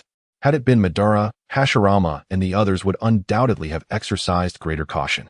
However, in this moment, Izuna was consumed by rage, feeling that the cooked duck had flown away due to Hashirama's interference. You have slain one of our clan. This truce is now null and void. Do you understand? Hashirama's voice turned cold upon witnessing the death of his clan member. I understand your mother. Izuna roared, unleashing the full power of Susanoo. What had initially been a skeletal form quickly manifested a complete upper body, followed by the emergence of legs. Transforming into the second form of Susanoo, a towering 10-meter giant, resembling a demon from the depths of hell, casting a long shadow over Hashirama and his companions. What kind of ninjutsu is this? Hashirama questioned, his familiarity with the Uchiha clan's techniques failing him in this instance. Mito's face paled as cold sweat dripped down. Her sensory abilities zeroed in on Izuna, whispering, such a chilling and malevolent chakra. Uzumaki Kirigakure, standing beside her, commanded, Mito, stay behind me. Two Uzumaki ninjas quickly positioned themselves in front of Mito, shielding the non-combatant princess from the imminent battle. Uzumaki Mito. The mention of her name stirred something within Izuna, prompting him to recall her. Water style, water bite explosion technique. At that moment, Senju Takayama formed seals, summoning two water dragons that surged up from the river created by the three-tailed beast. Since my arrival in this world, I have never felt such a desire to kill. All of you shall perish. Discovering that they were discovered in the land of waves, the Senju, eager to break the truce, would endeavor to force Izuna's hand even if he refrained from violence. Thus, he resolved to act decisively. Let the killing commence. With a sweep of Susanoo's blade, he cleaved the B-rank water techniques as if they were mere cotton. Leveraging his colossal size, Susanoo closed the distance to stand before Senju Takayama and his companions in just 2 strides. The sword of Susanoo, descend. Dodge, Takayama shouted, and the 3 elite ninjas scrambled in different directions. The ground shattered once more beneath the descending blade, yet the seasoned warriors of the Senju clan endured, knowing that they would not meet their end from such a direct assault. Izuna's right eye wept blood as he targeted the slowest of the Senju elite, Amaterasu. A shadow flickered before that ninja, and black flames ignited upon his chest before he could react. Oh, what is this? Engulfed by the Amaterasu flames, he plummeted from the air, rolling in the water below, yet the flames showed no sign of extinguishing. In a panic, he hastily removed his armor, his only recourse. Boom. Just then, Susanoo's sword descended once more, cleaving him in 2 before he could take another action. Chapter 73. A clash of 2 clans in the blink of an eye. 2 elite Senju had fallen to Izuna's hand, instilling a sense of dread within Hashirama. Initially believing that Izuna's victory against multiple foes was merely a stroke of luck, it became evident that he possessed genuine power. Chief, now is the time to capture him. Hashirama responded without hesitation. Although Izuna's prowess exceeded his expectations, Hashirama, being twice Izuna's age and a veteran ninja of the highest caliber, was not one to be intimidated by a mere Susanoo. Wind style, Gale Fist. Senju clan's destructive fist. Water style, bite explosion technique. The 3 elite ninjas unleashed their techniques simultaneously, striking the exterior of Susanoo from both the front and back. The sound of impact echoed as Susanoo was forced back 2 steps, yet its defense remained unbroken. The trio of Senju ninjas were taken aback. They were seasoned warriors, yet they had never encountered such formidable defense. Despite their combined B-rank techniques, they had failed to inflict any damage. Begone, Izuna commanded, his Mangekyo Sharingan sweeping across the battlefield as he commanded Susanoo to sever the water attack, conjuring a rapidly spinning tomo that surged toward the 3 adversaries. Yada mirror. 3 individuals sought to evade, but it was already too late. The profound technique of the 1,000 hands, the cloud-piercing slash, was unleashed. Suddenly, a shadow darted in from the side, striking the flying jewel from the right. At that moment, it seemed as though time itself had momentarily halted. Utilizing her kaleidoscope Sharingan, Izuna discerned the true identity of the shadow. It was Senju Hamura, wielding a formidable katana. The Senju clan, known for their vast chakra akin to that of the Uzumaki, excelled in yang release and possessed mastery over 5 chakra natures. However, for reasons unknown, the Senju clan had entirely withdrawn from the historical stage in later generations, leaving the world familiar only with the first Hokage, Senju Hashirama, and the second Hokage, Senju Tobarama. In truth, they were a clan exceptionally skilled in swordsmanship. And when combined with the Azura bloodline's yang release and physical prowess, no clan in the Warring States period could rival them. Senju Hamura's strike was powerful enough to rival Kakashi's lightning cutter, if not surpass it. Boom! The Susanoo shattered into fine chakra fragments. Yet Senju Hamura's blade was also reduced to iron shavings, as he was propelled back by an immense force, colliding with the trunk of a large tree behind him. Elder! The three who had been saved gasped in shock and rushed forward to assess Senju Hamura's injuries. Fools, do not approach. Senju Hamura bellowed, blood trickling from the corner of his mouth. It was too late. Izuna's expression turned grim as he raised his blade within the Susanoo, aiming it at the three behind him. Go to another world and repent for your folly. How dare you turn your back on your enemy? The chakra greatsword descended, poised to cleave the three in two. However, just as the chakra greatsword was less than a meter from their waists, Izuna realized that the Susanoo had become immobile. Looking down, he discovered that an unfamiliar array had mysteriously appeared on the ground, from which golden chains emerged, binding the Susanoo's limbs and rendering it motionless. Izuna turned to see a group of red-haired individuals, among whom an elderly man with white hair clasped his hands together and solemnly declared, "Sealing technique. Diamond lock." "Is that the Uzumaki clan's sealing technique?" Izuna exclaimed, eyes wide. "Elder Hiroshi, I am immensely grateful." Senju Hamura wiped the blood from his mouth and rose from the ground. "It is nothing. The Senju and Uzumaki have always been allies." Before he could finish, Elder Hiroshi's expression changed as the bound Susanoo began to struggle violently, snapping one of the chains. "Elder, allow me to assist you." Another Uzumaki Jonin quickly formed hand seals, his chakra rivaling that of the Azura descendants of the Senju. Sealing technique, Storm of the Heavens. A circular sealing array appeared above the Susanoo, unleashing a tempest that bore down upon it. But rather than mere wind, it felt as if a mountain was pressing down, compelling the Susanoo to nearly bow to the ground. The Uzumaki clan's sealing techniques were indeed as formidable as their reputation suggested. Seeing the Susanoo restrained, Senju Tenge could not help but express his admiration. The Susanoo, which had nearly annihilated them moments ago, was now utterly immobilized by the Uzumaki's sealing arts. Another Senju Jonin adjusted his grip on his katana, recognizing this as an opportune moment to join forces with the Uzumaki and capture Uchiha Izuna. Across from them, Elder Hiroshi shared the same sentiment, glancing at his granddaughter. He said, "Mizuho, can your sealing technique put Uchiha Izuna to sleep?" Uchiha Mizuho bit her lip, uncertain if it would have any effect through the chakra giant's barrier, but replied, "I can try." "Do you think this will deter me?" Izuna's cold voice resonated from within the Susanoo. In the next instant, as her hands joined together, the Susanoo, despite being suppressed by gravity, mirrored her motion, forming a U-seal. The chakra giant is forming seals.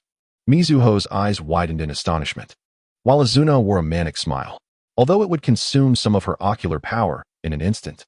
Izuna and the four Senju ninja, including Senju Hamura and Senju Tenge, felt themselves transported from their original forest setting into a chaotic realm. Illusion? Was the immediate thought of the four. However, this notion was swiftly rejected from their minds. It shouldn't be possible. They had not even gazed into her eyes. Drawing inspiration from Tsukuyami, I have developed a new Jinjutsu that is yet to be named, which can only be executed under the enhancement of the Susanoo using my kaleidoscope Sharingan. Izuna's voice echoed hauntingly in their ears, and in reality, seeing that Senju Hamura and the others remained inactive, a sense of foreboding arose within Elder Hiroshi and the others.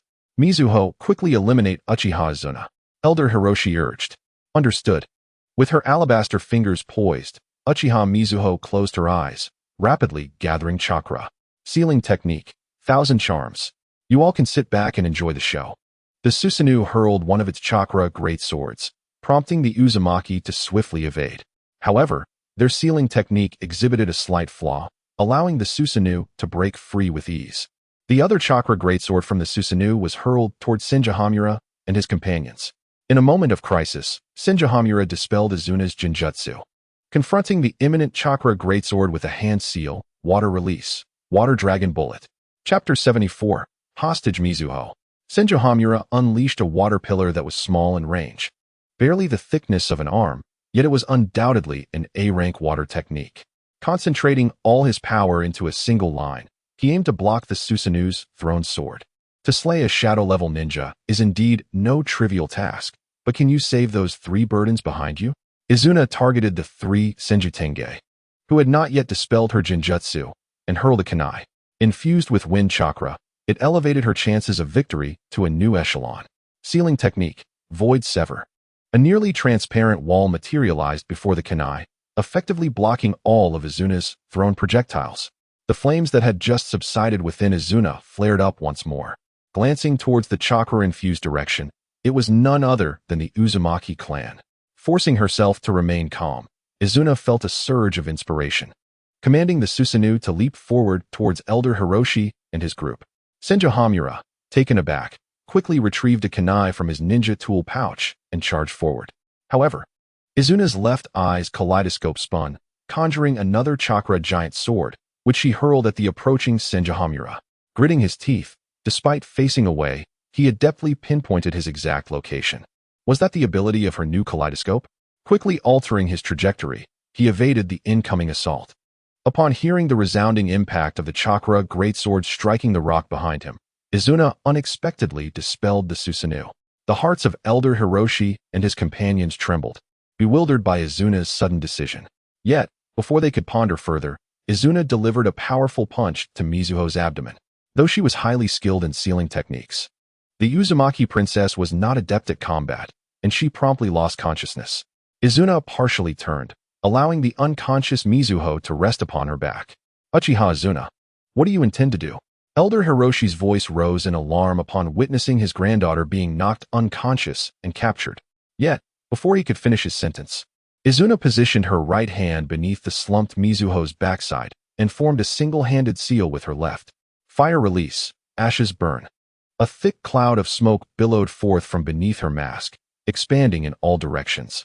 The searing sensation on their skin compelling everyone caught within the smoke to instinctively retreat a step. Wind release, vacuum wave. Avoiding the attack from Susanoo, Senjuyoma quickly caught up and unleashed a gust of wind to disperse the thick smoke. The members of the Uzumaki clan stood ready, prepared to reclaim Uzumaki Mizuho. However, when the smoke finally cleared, both Izuna and Uzumaki Mizuho had vanished without a trace. What on earth is happening? Uzumaki and Hikari gazed at Senjuyoma, who wore a similarly bewildered expression, unable to comprehend the situation. Hikari, sensed the location of Uchiha Izuna, commanded Uzumaki Hirokai solemnly.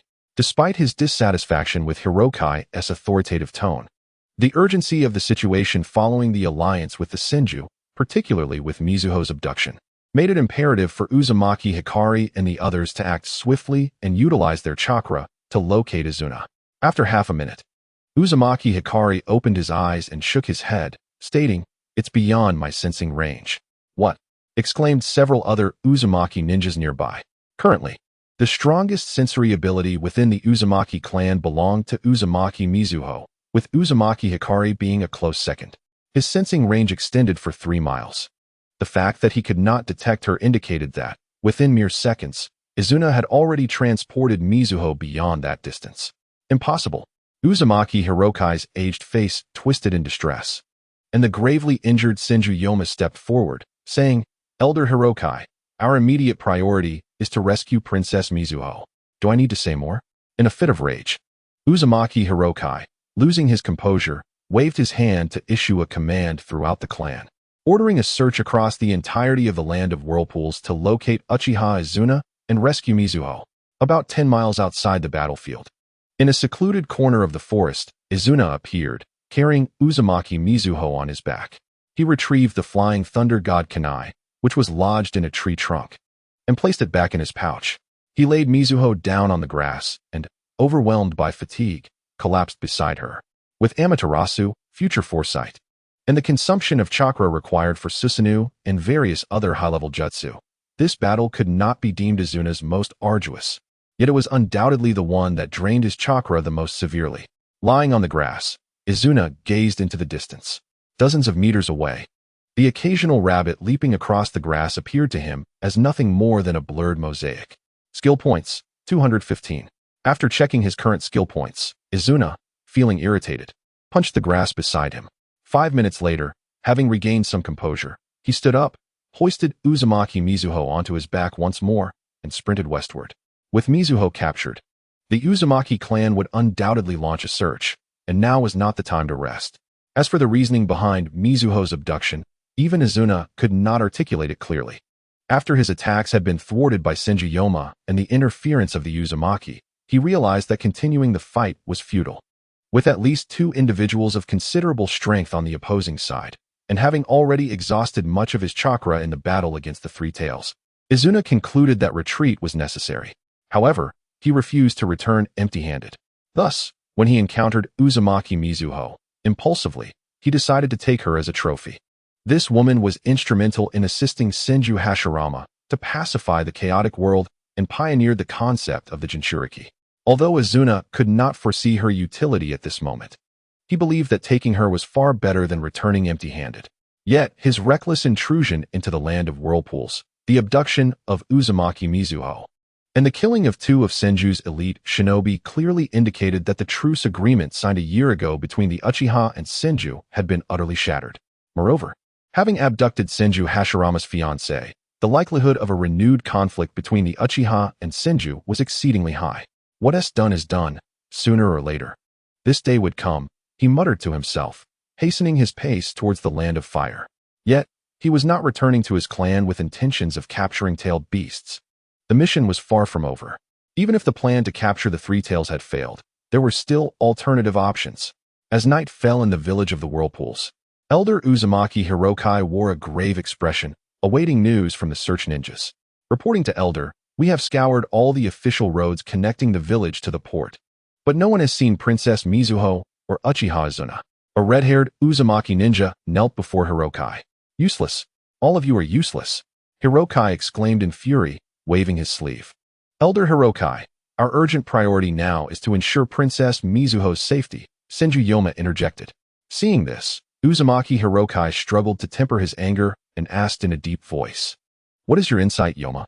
Uchiha Izuna, as the vice leader of the Uchiha clan, has brazenly crossed into the land of whirlpools and killed two of our ninjas, effectively breaking the truce agreement. Senju Yoma replied with a chilling smile, now is the perfect opportunity to counterattack. Hashirama has already joined forces with Tobirama to confront the Sarutobi clan. Should the Uzumaki join us, then Uzumaki Hirokai fell silent, contemplating.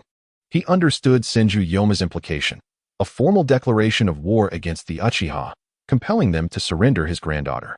Originally, Hirokai had been in favor of an alliance with the Senju to enter the fray, so he bore no grievance towards Yoma's opportunistic suggestion. His only concern lay in the fact that Uchiha Izuna had captured his precious granddaughter. Senju Yoma perceived Hirokai's apprehension and assured him, of course, during the war, we will prioritize the safety of Princess Mizuho. Rest assured, Elder. After mulling it over a bit longer, Uzumaki Hirokai finally shook hands with Senju Yoma in agreement, stating, very well, the Uzumaki clan will officially enter the war today to assist the Senju in eradicating the Uchiha. On a small boat returning from the land of whirlpools to the land of fire, Izuna removed his outer garment and spread it over the edge of the boat to dry. His clothing had been completely soaked during the battle with the Three Tails, making it unbearably uncomfortable to wear. At that moment, leaning in another corner of the small boat was the red-haired beauty, clad in a simple white garment, who was slowly awakening. As she opened her eyes and spotted Izuna sitting opposite her, bare-chested, she instinctively gasped, stumbling backward and nearly falling into the sea. Quick on his feet, Izuna stepped forward and grasped her delicate hand, pulling her back. The force caused her face to inadvertently press against Izuna's chest. Sensing his masculine aura, her delicate face flushed crimson, and she struck Izuna with a punch before hastily retreating. In her haste, she stumbled over the edge of the boat and fell, causing her hair to become disheveled. With a chuckle, Izuna regarded Uzumaki Mizuho's flustered state and resumed his seat across from her. Mizuho awkwardly stood up, adjusting her tousled hair, and sat quietly across from him. Though she remained silent, Izuna could sense her stealing glances at him from time to time.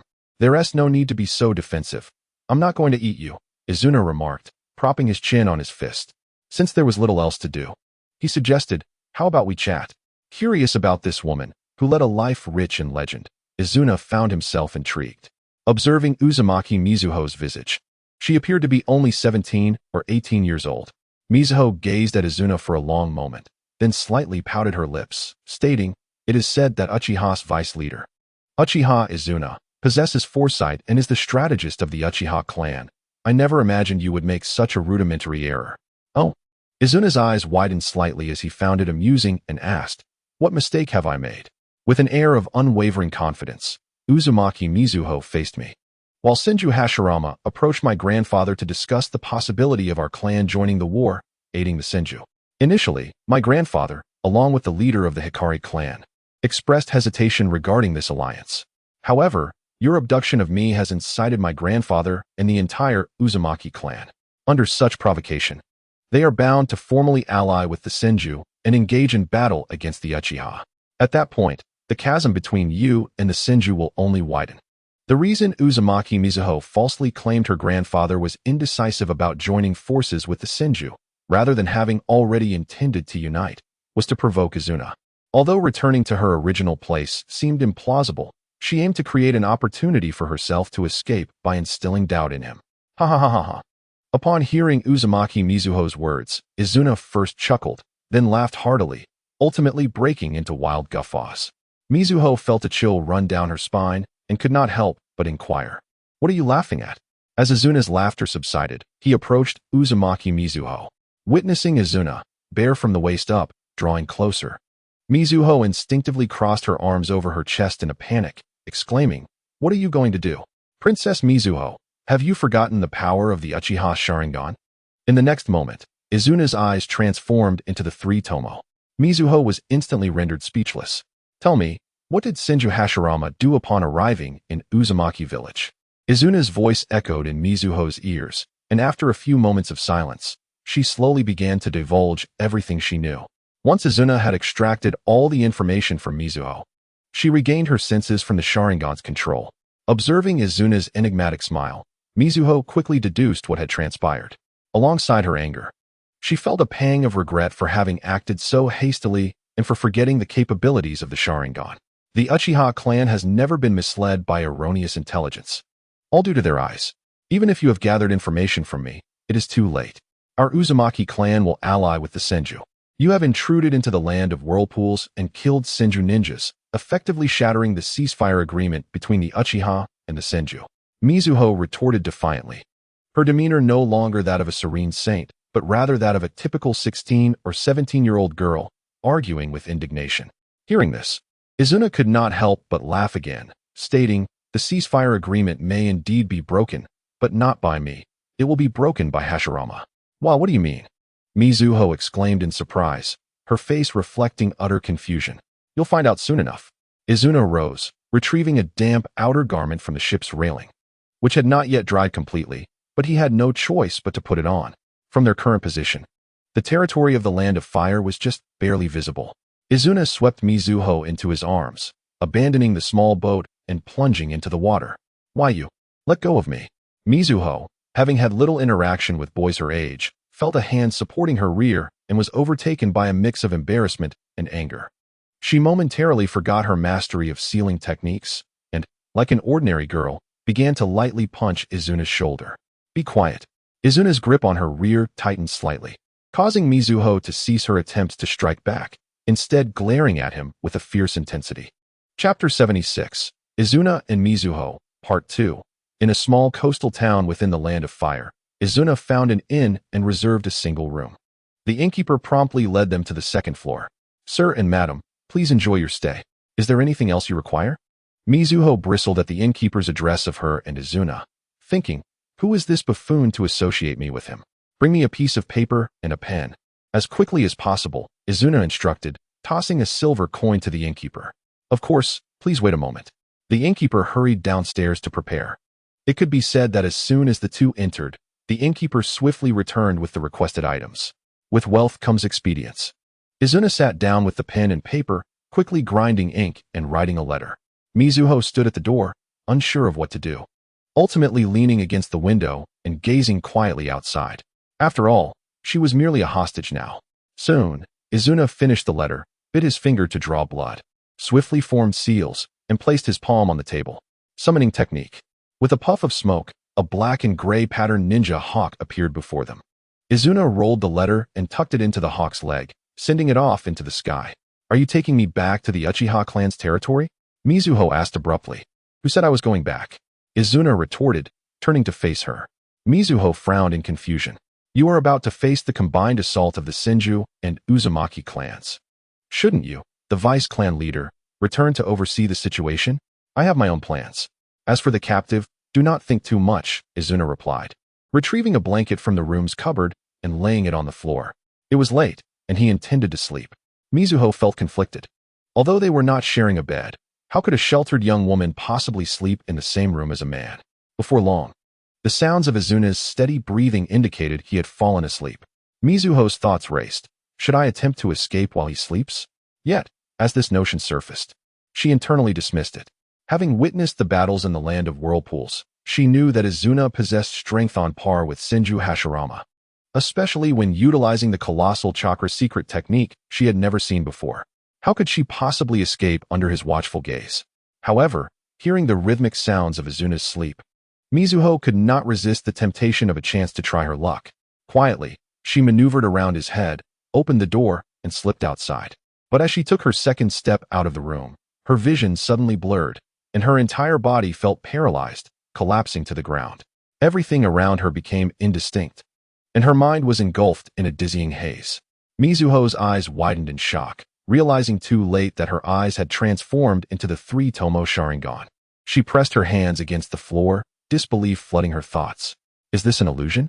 Transcription sealing technique, a technique of my own invention. Quite impressive, isn't it? Izuna's voice resonated from behind her. Mizuho, astonished, attempted to turn around, but her body remained immobilized by the illusion. Izuna crouched before Mizuho, placing a hand on her shoulder, and chakra surged into her body. Release. Instantly, Mizuho's body felt limp, and she fell into Izuna's embrace. Mizuho felt overwhelmed with shame and indignation. Her eyes filled with resentment. Having come from the 21st century, Izuna did not share Mizuho's antiquated views on gender. He carried her back to the room, simultaneously sealing the technique and conditions into her eyes. Once the conditions were met, the technique would automatically be released. What I have sealed in your eyes is a dormant Sharingan, with the condition being when you attempt to escape. With that, Izuna placed Mizuho on the bed and, now wide awake, sat cross-legged on the floor, creating a lightning release shadow clone to begin training in sage arts right before her eyes. After all, this was not something that needed to be concealed. Mizuho felt a mix of irritation and curiosity as she sensed the changes in Izuna's chakra. At the moment when Izumi's body underwent a transformation, the nearby lightning release shadow clone swiftly intervened, delivering a chakra-infused slap to Izumi's back, rousing her from her stupor and restoring her body to its original form. Is it still not working? Izumi muttered to herself in discontent. The effects of the illusion had not yet fully dissipated. Leaning against the corner of the bed, Uzumaki Mido suddenly remarked, "The method you are using to cultivate this new chakra is likely to cause turbulent flows. If you do not find a way to control them, success will forever elude you." Nonsense, Izumi retorted coldly, turning her back to Mido. If I knew how to control them, would I need to go through all this trouble? Mido, who had been raised with good manners, felt a surge of indignation at Izumi's sharp words. You failed to recognize good intentions. I was merely offering a reminder. If our Uzumaki clan. At that moment, Mido realized she had spoken too freely and promptly fell silent. What did you say? Izumi, sensing the oddity in Mido's words, shot back with a question. Nothing. I am going to sleep. Mido feigned annoyance, flipping the blanket over her head. After lying still for a while, Mido, sensing no movement from Izumi, couldn't resist lifting a corner of the blanket and peeking out with her beautiful eyes. She observed that Izumi had resumed her training. Meanwhile, on the front lines of the battlefield, amidst the conflict between the Sarutobi and Uchiha clans, within the temporary encampment of the Uchiha Enka, with a messenger hawk perched upon his shoulder, strode into Madara's tent to report, clan leader. I have a secret letter from the subclan's messenger hawk. Upon hearing this, Madara quickly looked up from his map and waved his hand at the hawk on Enka's shoulder. The hawk flapped its wings and flew to Madara's arm, retrieving the secret letter hidden at its ankle. The more Madara read, the tighter his fist clenched. After finishing the letter, he immediately took out paper and brush, writing a response with remarkable speed. He swiftly handed the letter to Uchiha Yagetsu, who was stationed at Yunin Mountain. Once sealed, he handed it to Uchiha Enka. Understood, Enka nodded in response. Also, Madara spoke in a grave tone. Notify all clan members to retreat. As anticipated by Uzumaki Mido, Senju Hashirama, with the assistance of Senju Tobarama's Flying Thunder God technique, elegantly evaded the gaze of the Uchiha and the four clans, circumventing their territories and arriving at the native lands of the Sarutobi clan. However, the detour took considerable time, even with the aid of the Flying Thunder God, resulting in their delayed arrival. Compounding their troubles was the terrain of the two clans' lands, which were nestled against towering mountains, making the idea of launching a surprise attack from behind exceedingly difficult unless employing the Flying Thunder God technique for collective movement. The two brothers, Senju Hashirama and Senju Tobarama, reached the summit of the back mountains and gazed down at the bases of the two clans, appearing no larger than ants. "Brother, we've arrived," Tobarama announced. Hashirama looked down and then turned to Tobarama. "There is no time to waste. Let us proceed, Tobarama." "Wait," Tobarama interjected, as he secured a kunai with the Flying Thunder God technique between two rocks, ensuring their safety. Though he was confident about the negotiations, he recognized that nothing was certain. If the discussions fell through, they would need the ability to escape swiftly. Hashirama said nothing further regarding Tobarama's caution, and once prepared, the two brothers made their way towards the Sarutobi clan's territory at the base of the cliff. At that very moment, inside the clan's territory, Sarutobi Koharu reacted with extreme shock upon receiving a piece of news, incredulously asking, "What did you say? The Uchiha are retreating?" Sarutobi Keizo, who had been on the front lines dealing with the Uchiha, hurried back and echoed the disbelief. "Koharu, I was equally astonished when I received this news, but I witnessed it with my own eyes. Yesterday at dusk, Uchiha Madara led the entire Uchiha army, along with the Watanabe, Kazemaru, Kichigai, and Saito clans, in a full retreat, now having withdrawn more than 100 miles from our territory." Koharu's expression remained one of disbelief. To prevent the enemy from discovering the current depletion of the Sarutobi clan's strength, they had thrown caution to the wind, deploying most of their elite ninjas to the front lines. Up until yesterday, the stalemate in the battle had persisted, with the Uchiha seemingly holding the upper hand. Koharu and Keizo could not fathom the reason behind the Uchiha's withdrawal at this juncture. Could it be that the Senju have made a move? One of the higher-ranking ninjas suggested. Upon hearing this, both Koharu and Keizo considered the possibility. If the Senju were to engage, the Uchiha would undoubtedly retreat to confront them, as they were their long-standing adversaries. Another special jonin spoke up. "However, our intelligence operatives have not reported any movement from the Senju." Keizo stroked his chin, murmuring to himself. Could it be that the Uchiha received intel ahead of time? Regardless of the reason, Koharu remarked, "This is fortuitous for us. What shall we do now? Rest and recuperate. Nurture the next generation," proposed Sarutobi Kosuka, a jonin who had once served as an envoy to the Uchiha and negotiated with Madara. "I second that. I second that. I second that." Everyone expressed their agreement with the idea of resting. Even the ambitious warmonger, Sarutobi Keizo, after a prolonged silence, ultimately uttered his support. On the surface, the Sarutobi clan appeared to be in no immediate danger, but in truth, it was merely a facade. If the fighting continued, they would certainly be the first to falter. While the reasons for the Uchiha's retreat remained unclear, it was undoubtedly a divine opportunity. Just as the senior members of both clans agreed to temporarily rest, a guard rushed into the conference room, panting heavily, exclaiming, clan leader, something terrible has happened." Sarutobi Keizo sprang to his feet. "What is it? Has the Uchiha launched another attack?" "No, it's not that," the guard gasped, regaining some composure. Senju Hashirama and Senju Tobarama have arrived." Senju Hashirama and Senju Tobarama? The vice-clan leader and the one known as the fastest of the Senju? What are they doing here? The high-ranking members began to murmur amongst themselves. "Where are they now?" Keizo inquired with narrowed eyes. The guard pointed shakily towards the door. "They are just outside the conference room." A collective gasp escaped the lips of all present, including the two shadow-level ninjas, Keizo and Koharu. They had assumed the brothers would at most circumvent the Uchiha site and reach their front lines, yet here they were, directly at their doorstep. Keizo angrily exclaimed. What were the guards doing?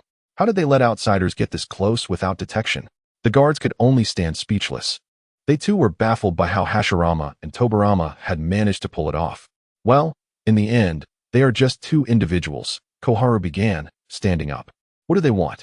They claim to wish to negotiate with clan leader Koharu and clan leader Keizo, said the guard. Negotiate? Koharu mused. nodding thoughtfully. Let them in. Yes. Soon, the brothers, Senju Hashirama and Senju Tobarama, entered the conference hall. Hashirama bowed first, introducing himself. I am Senju's vice-clan leader, Hashirama. Here to pay my respects to the two clan leaders of the Sarutobi. As he spoke, he performed a gesture of respect towards the two leaders present. He is indeed far more courteous than Uchiha Madara. Upon witnessing Senju Hashirama bowing to him, Sarutobi Koka and Shimura Keizo could not help but compare him to Uchiha Madara, the current clan leader of the Uchiha, with whom they had clashed numerous times on the battlefield. It is akin to the past era of Senju Tobarama and Uchiha Taijima. The future of this warring nation will undoubtedly belong to Senju Hashirama and Uchiha Madara. To infiltrate our territories right under the watchful eyes of so many ninjas from both our clans, the Senju clan certainly possesses an abundance of talent, Sarutobi Keizo remarked, his tone dripping with evident sarcasm. I sincerely apologize, clan leader Keizo. It is due to the obstruction posed by the Uchiha and the armies of the four clans that we were unable to convey our message through letters, thus compelling us to resort to this unorthodox approach, Senju Tobarama stated, yet his defiant demeanor betrayed no hint of remorse. Tobarama, please be mindful in the presence of the two clan leaders, Senju Hashirama interjected, casting a glance at his brother. Tobarama clicked his tongue, choosing not to elaborate further. Very well, let us get straight to the point, Hashirama. What is the purpose of this unexpected visit to our clan's territory, having circumvented the battlefield? Sarutobi Koka inquired. The younger generation seeks to establish an alliance between the Sarutobi and Shimura clans, Hashirama declared. However, before he could finish, Tobarama swiftly added, to jointly confront the Uchiha. Chapter 78. The poisonous scheme of Izuna. Ultimately, Senju Hashirama and Senju Tobarama exited the meeting hall of the Sarutobi clan, their faces painted with disbelief. Upon Hashirama's proposal for an alliance, Sarutobi Koka displayed a moment of surprise, quickly coming to understand the rationale behind Hashirama's actions. Nevertheless, Shimura Keizo, a man consumed by his ambition to see the Sarutobi and Shimura clans usurp the positions of the Senju and Uchiha, promptly rejected Hashirama's proposal for an alliance. This left the Senju brothers perplexed. It was evident to them that the current state of war was decidedly unfavorable for the Sarutobi clan. Though no clan in the warring nation wished to meddle in the affairs of the Uchiha and Senju, the imminent threat to their very existence should have compelled Keizo to reconsider his outright refusal. Moreover, Hashirama's proposal did not demand that the Sarutobi and Shimura clans become mere vassals of the Senju as the four clans in the northwest had, but merely suggested a temporary alliance. Primarily, Hashirama sought to seize the opportunity to strike a blow against the Uchiha while remaining steadfast in his commitment to the peace agreement signed a year prior. He aspired to garner the support of the great clans of the warring nation, Sarutobi and Shimura, as a foundation for his dream of a ninja village where all clans could coexist peacefully. When Keizo dismissed the proposal, Hashirama turned his focus to Sarutobi Koka, fervently persuading him. Ultimately, Koka also rejected the offer. Were it not for the current lack of clan strength, Keizo would have likely attempted to replicate the earlier actions of Uchiha Izuna, who had coerced Senju Tobarama into submission, capturing the two brothers for leverage against the Senju. However, given the insufficient strength of his clan, he refrained from antagonizing the Senju and permitted the two to exit openly through the front gate. Once outside the Sarutobi clan's territory, Senju Hashirama, with a conflicted expression, turned to his brother Tobarama and asked, "Was my earlier proposition lacking in sincerity?" Tobarama shot him a cold glance, conveying a silent message of despair. How could that possibly be the reason? The swift rejections from Keizo and Koka stemmed solely from self-interest.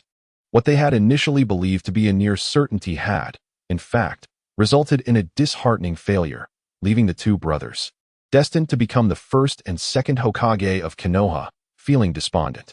There was no recourse but to return to their clan and confer with clan leader Yuma, who had maintained amicable relations with the Senju for over a century, which should pose no problems, Tobarama remarked.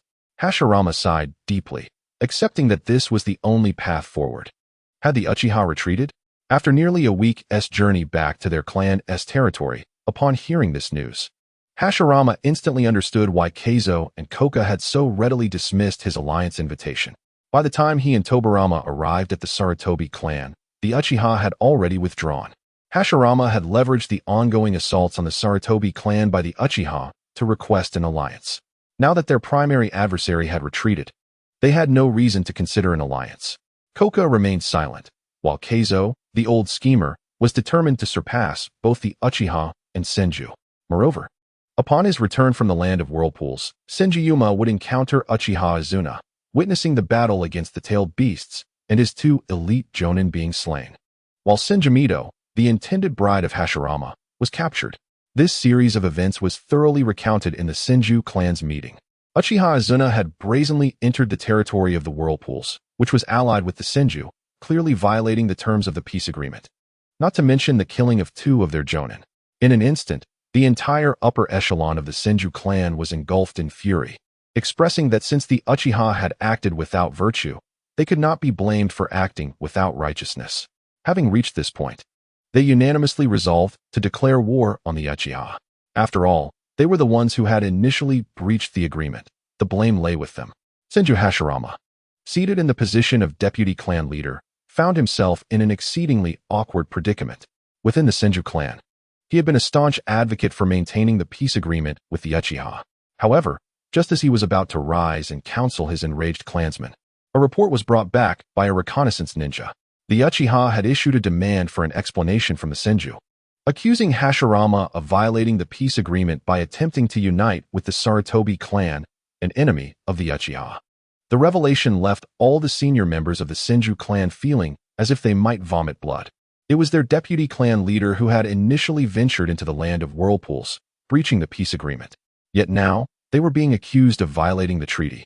What a cunning act of projection. Senjuyuma's expression darkened ominously as he turned to Tobarama, asking, "Have your movements been compromised?" Tobarama, with furrowed brows, pondered for a lengthy moment before coldly responding, It is yet another scheme by Uchiha Izuna." At Tobarama's words, a palpable tension filled the room.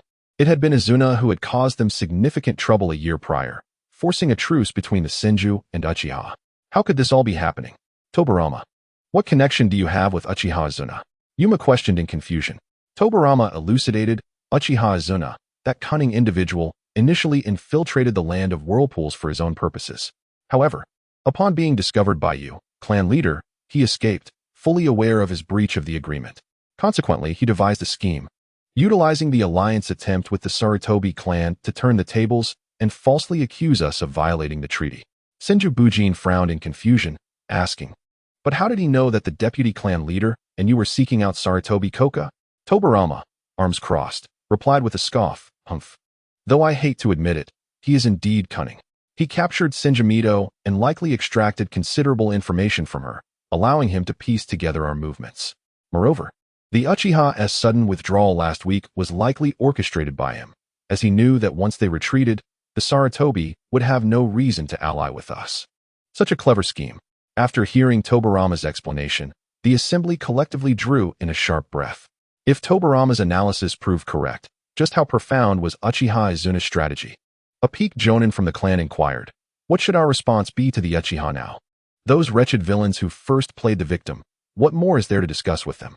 We immediately mobilized our forces and launched an offensive. Indeed, this should have been done a year ago. I am willing to take the lead as the vanguard. Damn the Uchiha.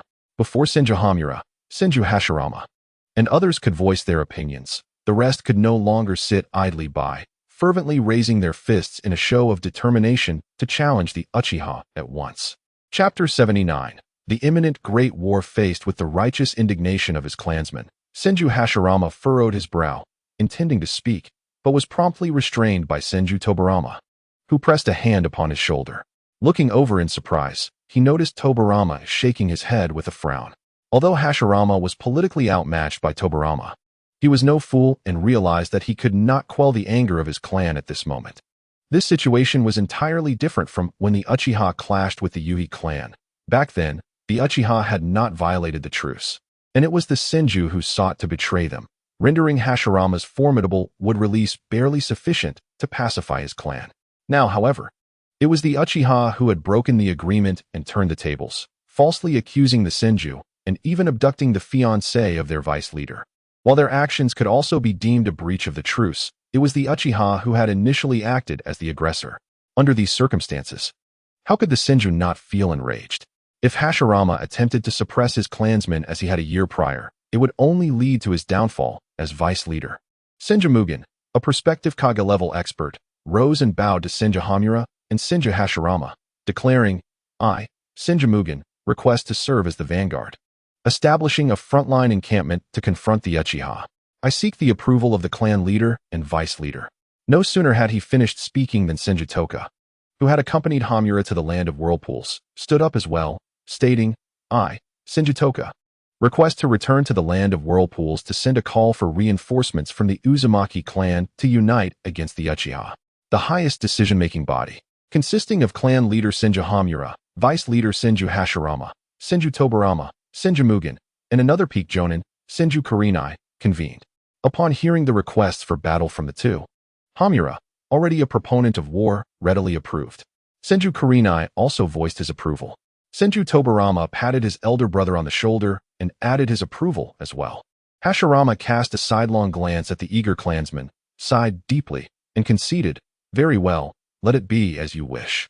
At this juncture, Hashirama understood that he could no longer halt the tide of anger. With Hashirama's agreement, the gathered clansmen finally felt a sense of relief, their expressions transforming into smiles of liberation. They had genuinely feared that the vice leader, who had staunchly opposed war with the Uchiha last year, would resort to the same tactics as before. Having decided to go to war against the Uchiha, the next step was, naturally, to strategize the deployment of forces. After a year of recuperation, the Uchiha had undoubtedly regained considerable strength, and with the destruction of the Yuhi clan and the subjugation of 4 other clans, their power was likely greater than it had been a year prior. Fortunately, Senju Hamura had also managed to persuade the Uzumaki clan to become formal allies, which was crucial, as they had unwavering faith in vice leader Senju Hashirama. As clan leader, Senju Hamura immediately began preparations for the impending battle with Senju Kurenai, a Kage-level powerhouse, promptly leading 300 men to the front line. Subsequently, a small team was dispatched to return to the land of whirlpools, seeking reinforcements from the Uzumaki clan. Having just formalized their alliance, and with the abduction of Uzumaki Mido, the Uzumaki would undoubtedly offer their full support. Hamura intended to deploy Hashirama, the foremost expert of the Senju, to the battlefield at the earliest opportunity.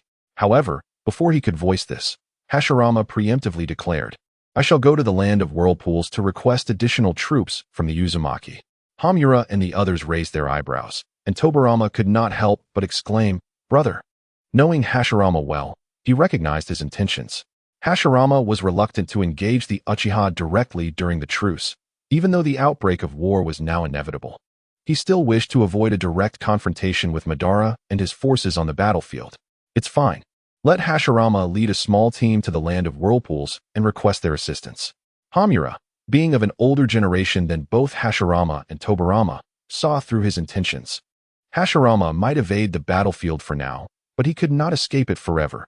Once he returned with the Uzumaki's reinforcements, there would be no further excuses to avoid his responsibilities in battle. In no more than half a month, Hashirama would have no choice but to confront the reality of war, stretching for dozens of miles. The clouds of the Yunshan mountain range served to divide the 2 strongest clans in the land of shinobi, the Uchiha and the Senju. Perhaps it was this very mountain range that kept the sworn enemies apart during the truce, preventing them from harboring even more hatred towards one another. In some respects, this could be considered a fortunate misfortune. To the west of the Yunshan mountain range lay the Uchiha, while to the east resided the Senju. The highest commanding officers of both sides, Uchiha Tsukuyami and Senju Kurenai, had already established their positions there, with the imminent clash of war hanging in the air. News of the impending conflict between the Uchiha and Senju spread like wildfire throughout the land of shinobi, igniting fervor among the populace. Although only half of the 3-year truce had elapsed, it had already been shattered. Both clans proclaimed that the other had initiated the breach of the agreement, which was indeed a curious matter. Ultimately, it mattered little which clan had broken the truce first. As sworn enemies, both sides often contemplated sending the other to the afterlife. The other ninja clans remained indifferent to the reasons behind the conflict. They merely wished to observe from a distance, hoping to glean some advantage from the battle between these 2 titans. After receiving information about the Uzumaki from Izuna, Madara ordered Uchiha Sasuke to increase surveillance in the eastern coastal regions. Soon, he received intelligence regarding Hashirama leading a small contingent to the land of whirlpools. The purpose of this mission remained undisclosed, but it was easy to deduce. However, the fact that such a skilled leader as Hashirama personally undertook the task of requesting reinforcements surprised Madara. Whether it was due to a profound understanding of his rival or the lingering ties of Indra and Ashura's reincarnated destinies, Madara reflected on Hashirama's motivations. Such naivete, Hashirama, he mused, a hint of melancholy crossing his visage. Before Izuna's death, he had never openly expressed it, but deep down, he had longed for Hashirama's dream of a village where all ninjas could coexist harmoniously. At that moment, a jonin appeared, kneeling before Madara and presenting a letter. "Leader, this is from the vice leader." Madara accepted the letter, opened it, and read it with narrowed eyes before commanding, "I shall take the field personally. Dispatch a message to Uchiha Shin, leading 300 men to establish a defensive camp at the White Valley Pass." The White Valley Pass, situated at the northern flank of the Yunshan mountain range, was a perilous path through which large forces struggled to traverse. Historically, the Uchiha had maintained a weak defense along this route. It was highly likely that Senju Tobarama had taken this very path to circumvent the last stronghold of the Uchiha, the Taiyang Mountains, nearly causing their entire rear guard to collapse. Madara would not allow such an error to recur. Chapter 80. Izuna's Northern Campaign. Have you heard? The Senju and Uchiha are about to go to war again. I have heard, but it seems they are both blaming each other, claiming that despite signing a 3-year truce, they have already broken it halfway through. Which side do you think broke the agreement first? I suspect it was the Uchiha. I have hired ninjas from both clans. And the Senju seem more amiable.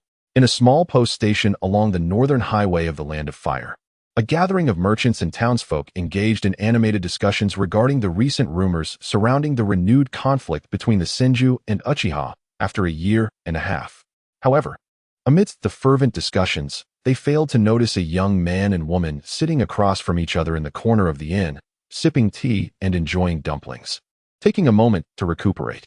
With the impending battle against the Thousand Hands approaching, the young woman's voice was ethereal and melodious, revealing her confusion despite her tender age of 16 or 17.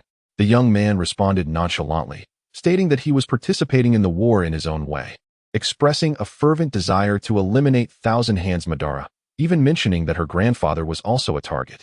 These two were, of course, Izumi and Uzumaki Mito. Upon hearing Izumi express a desire to kill her grandfather, Mito furrowed her brows in displeasure, pouting slightly. Yet, considering that the other party belonged to a rival clan, she found herself at a loss for words, stifling her irritation inside. After finishing the last dumpling on the bamboo skewer and leaving a few coins on the table, Izumi stood to leave. Mito, pursing her lips, followed closely behind.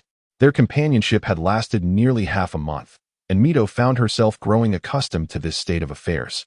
However, just as such thoughts crossed her mind, she shook her head vigorously, banishing them from her thoughts. What was she thinking? He had abducted her after all. This area could be considered the northern border of the Land of Fire. Beyond it lay dense forests leading into wetlands. Though not desolate, it paled in comparison to the bountiful fields of the Land of Fire. It was no wonder that during the great shinobi wars of the future, other nations set their sights on the Land of Fire. After leading Mito out of the inn, Izumi entered a wetland area, and within a week of traveling north, they would reach the borders of the future Land of Lightning. Naturally, like the Land of Fire, the Land of Lightning had yet to establish itself as a nation. As night fell, they finally halted their journey. Izumi found a suitable spot for camping, made a fire, and caught 2 wild rabbits to roast over the flames. "What brings you to such a remote place?" Mito inquired, unable to contain her curiosity as she sat across the fire. "Thanks to Thousand Hands Madara and your grandfather. I've had to expend considerable effort," Izumi replied, a hint of resentment in her tone as she handed one of the rabbits to Mito. With a slight raise of her brow, Mito accepted the roasted rabbit, and after a moment of contemplation, she realized, "Your goal is the tailed beasts." "You know about the tailed beasts?" Izumi mumbled, her words slightly muffled by the rabbit meat, surprised that Mito would refer to them by that name. "Of course. According to the history passed down in the Uzumaki clan, there are 9-tailed beasts, from 1 tail to 9 tails. All monsters evolved from chakra. Long ago, they battled humanity. And even if humans exhausted all their strength to kill them, they would eventually revive after some time," Mito explained, her mouth parched towards the end, instinctively licking her lips. Izumi tossed her a water flask. Drink up. Mito grabbed the flask, took a sip, and immediately spat it out, exclaiming, This isn't water? Izumi chuckled softly. You don't drink alcohol? Frustrated, Mito hurled the flask back at her, which Izumi caught and took a swig from. Mito, not wishing to continue the conversation, took large bites of the rabbit meat, but the dryness of the roasted food only exacerbated her discomfort. Izumi stood up, saying, Wait here. I'll go find some water. Afterward, she turned and walked away. Mito quietly watched his retreating figure, muttering to herself, He isn't really a bad person. Just as the thought crossed her mind, Mito suddenly realized the contradiction in their positions and quickly silenced her thoughts. In the flickering firelight, Mito's delicate features appeared even more enchanting. What are you thinking about? After an unknown passage of time, Izumi's voice suddenly broke through the silence, jolting Mito back to reality as she turned to see Izumi returning. And no, nothing. Where's the water? Mito stammered in a slight panic. Over there, Izumi responded, glancing at her suspiciously as she placed the flask by the fire. The water here doesn't seem very clean. Just to be safe, let us boil it before drinking, in case you ladies experience discomfort during your monthly cycle. Mito blinked, puzzled. Monthly cycle? What do you mean? Izumi felt embarrassed, realizing that in this world, the term ant flow was unknown. It's those days when women have to deal with some blood flow, she explained awkwardly. Those days, blood flow? Mito contemplated, her face flushing crimson as she slapped Izumi, exclaiming, You scoundrel. As Mito's hand flew towards Izumi's face, Izumi swiftly grasped her wrist with one hand, while her other hand instinctively reached for the water flask. In the ensuing struggle, Mito, not to be outdone, raised her other hand to slap again. Izumi, disregarding the flask, tossed it into the fire and seized Mito's other wrist. With both hands restrained, Mito still resisted, stamping her foot in defiance. Is that enough? All I said was monthly cycle. If I were to share some risque jokes from my past life, would you try to seal me away? A slight surge of chakra emanated from Izumi, causing Mito, who was more adept in sealing than combat, to stumble forward into Izumi's embrace. Time appeared to freeze, and the atmosphere thickened with a hint of sweetness and intimacy.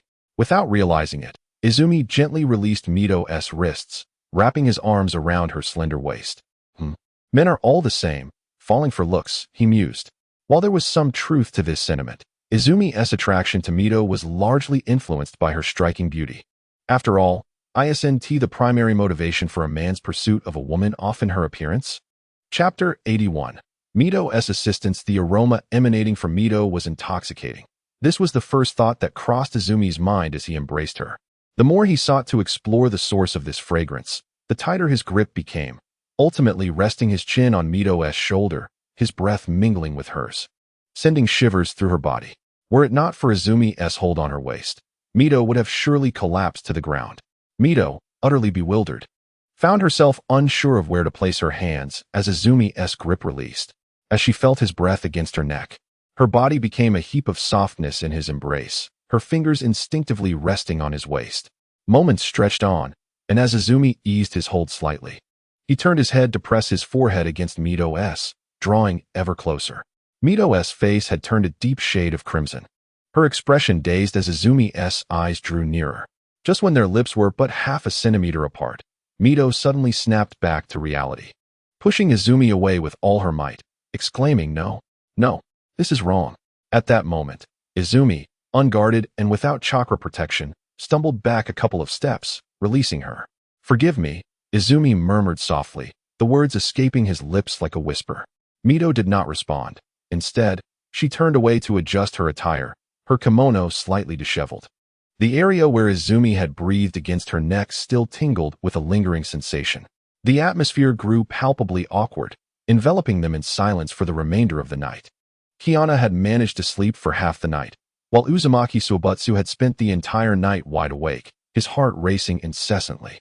I cannot yield to him. It is impossible. He belongs to the Uchiha clan.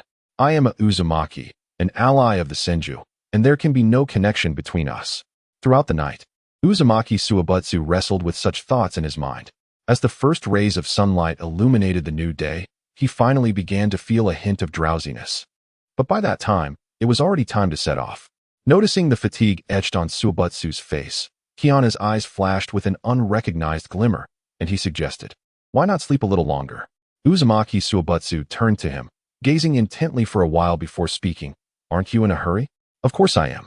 The war between the Uchiha and Senju has already commenced, and my Sharingan's usage is perilously approaching its limit. My vision has likely deteriorated to the equivalent of 300 to 400 degrees in the future. We must hasten to capture the tailed beasts to compensate for our shortcomings in combat. However, after the events of the previous night, Kiana's attitude towards Uzumaki Suibatsu had shifted subtly. Seeing her in such a weary state stirred something in him, prompting him to speak without thinking. The intelligence my subordinates provided indicated that the two tails has been spotted nearby, so there is no need to proceed further. You should rest a bit longer, Kiana said. Uzumaki Suibatsu was uncertain of the truth behind his words, but recalling his internal struggle from the night prior, he decided against saying another word to Kiana. He leaned against a withered tree, closed his eyes, and soon fell into a deep slumber. Kiana raised his fingers, forming a cross seal, and executed the shadow clone technique. Boom, boom, boom, boom, boom. In one breath, 5 shadow clones sprang forth, each rushing in a different direction. This time, Kiana's target was the two tails, one of the two-tailed beasts that would belong to the future Kumogakure. Although it was confirmed that the three tails resided in the southeastern coastal region of the Land of Fire, it remained uncertain whether it would stay there after the recent events. Moreover, having already attracted the attention of the Senju and Uzumaki, attempting to capture the three tails was no longer realistic, so Kiana shifted his focus to the two tails. After dispatching the shadow clones to search, Kiana sat cross-legged, beginning to cultivate Sage Chakra. Since acquiring this ability, he had made little tangible progress, leading him to contemplate abandoning his training in Sage techniques. Nevertheless, this remained the only method to alleviate the drawbacks of his Sharingan, leaving him with no alternative. Sensing the fluctuations of chakra emanating from Kiana, the slumbering Uzumaki Suibatsu slowly opened his eyes, only to see Kiana, with his back turned, gathering chakra. Suibatsu initially intended to close his eyes and continue sleeping, but found himself unable to resist keeping them open. What am I doing? I should just sleep. With this thought, he repeatedly opened and closed his eyes several times, ultimately unable to hold back his voice. The way you're cultivating chakra is utterly ineffective. No. It will only lead to stagnation. Huh. Kiana, who was refining Sage Chakra, turned to look at the indignant Uzumaki Suibatsu. Although he wanted to ask, aren't you going to sleep? His instinct for self-preservation prevailed, and he instead asked, what should I do then? Suibatsu approached, pursing his lips before asking, first, tell me where you learned this method of cultivating new chakra. On an island in the northern sea of waves, Kiana replied without hesitation, recounting how he had stolen the secret scroll of sage techniques from the Jogan clan at the Sage's Island. To think you would steal the techniques of another clan. You Uchiha subclan leader truly are the first in history to do so, Suibatsu remarked, rolling his eyes. Kiana, half squinting, retorted, save the mockery. Do you have any solutions? I still need to see the specific usage method of that so-called sage technique. Can you show me the scroll you stole? If not, then forget it. I don't care. Suibatsu began to say but abruptly changed his mind, awkwardly continuing, but if you can't, it's no matter. Without regard for his sentiments, Kiana directly retrieved the two scrolls and handed them to Uzumaki Suibatsu. The latter was taken aback by Kiana's willingness to part with the hard-earned scrolls. With a complex emotion, he opened the scrolls and began reading meticulously. After 2 hours had passed, Suibatsu finally turned his gaze away from the scroll, a hint of inexplicable resentment in his tone as he remarked, how could you dare to cultivate such a dangerous technique? Even their own clan members cannot perfectly control Sage Chakra. One misstep could lead to mental breakdown or even death. A faint smile graced Kiana's face, and for some reason, he could perceive the concern hidden within Suibatsu's reproachful tone. Seeing the smile on Kiana's face made Suibatsu's heart flutter unexpectedly. He tossed the scroll back to Kiana and, after a moment of silence, spoke. Our Uzumaki sealing techniques can suppress chakra surges based on the user's capability. Would you like to give it a try? Chapter 82. Unspoken feelings in the original narrative, aside from the mystery surrounding how Senju Hashirama cultivated sage techniques. Characters like Madara and Uchiha Sasuke forcibly awaken the power of the Sage of Six Paths. Meanwhile, figures like Uzumaki Naruto, Jiraiya, and Kabuto learned from the three great sage lands. Thus, Uzumaki Suibatsu's critique of Kiana's self-taught sage techniques clearly indicates her exceptional talent in this domain. Although it is speculated that Tsunade's sage training ground was the Wetbone Forest, and many presumed that Senju Hashirama, as Tsunade's grandfather, had the same training ground. This has never been confirmed. It is also possible that Senju Hashirama received assistance from Uzumaki Suibatsu in his sage training. With a light chuckle, Kiana responded, "Then let us begin." In response to Kiana's smile, Uzumaki Suibatsu pouted slightly, requesting Kiana to wait a moment. He then moved about 3 meters away, kneeling down and forming a hand seal that Kiana had never seen before. Closing his eyes, Uzumaki Suibatsu began to concentrate his chakra. After about 5 minutes, chakra erupted from within him, creating a sealing array beneath Kiana, who was sitting cross-legged. Four elongated light whips rose from the sealing array, connecting to Kiana's limbs. Yet, Kiana himself felt no significant discomfort. At this moment, Uzumaki Suibatsu declared, "We can begin." Upon hearing this, Kiana formed seals to generate sage chakra. As before, when Kiana started to gather sage chakra, his body gradually became permeated with natural energy, transforming into the otherworldly form reminiscent of Kinshiki's group. Just as the transformation began to take shape, Uzumaki Suibatsu's chakra flowed through the red light whips connecting to Kiana, suppressing the surging natural energy and restoring Kiana's human form. With his eyes closed and chakra concentrated, Kiana was unaware of these developments, continuing to gather sage chakra and attempting to harness this newfound power. The higher the concentration of sage chakra he refined, the more frequently he underwent transformation. Observing this, Uzumaki Suibatsu could only expend his chakra continuously to suppress the natural energy. The principle of this sealing technique was akin to the method employed by Uzumaki Naruto during his training with Wind Release, Raisen Shuriken, where Yamato sought to prevent the Nine-Tails energy from going berserk.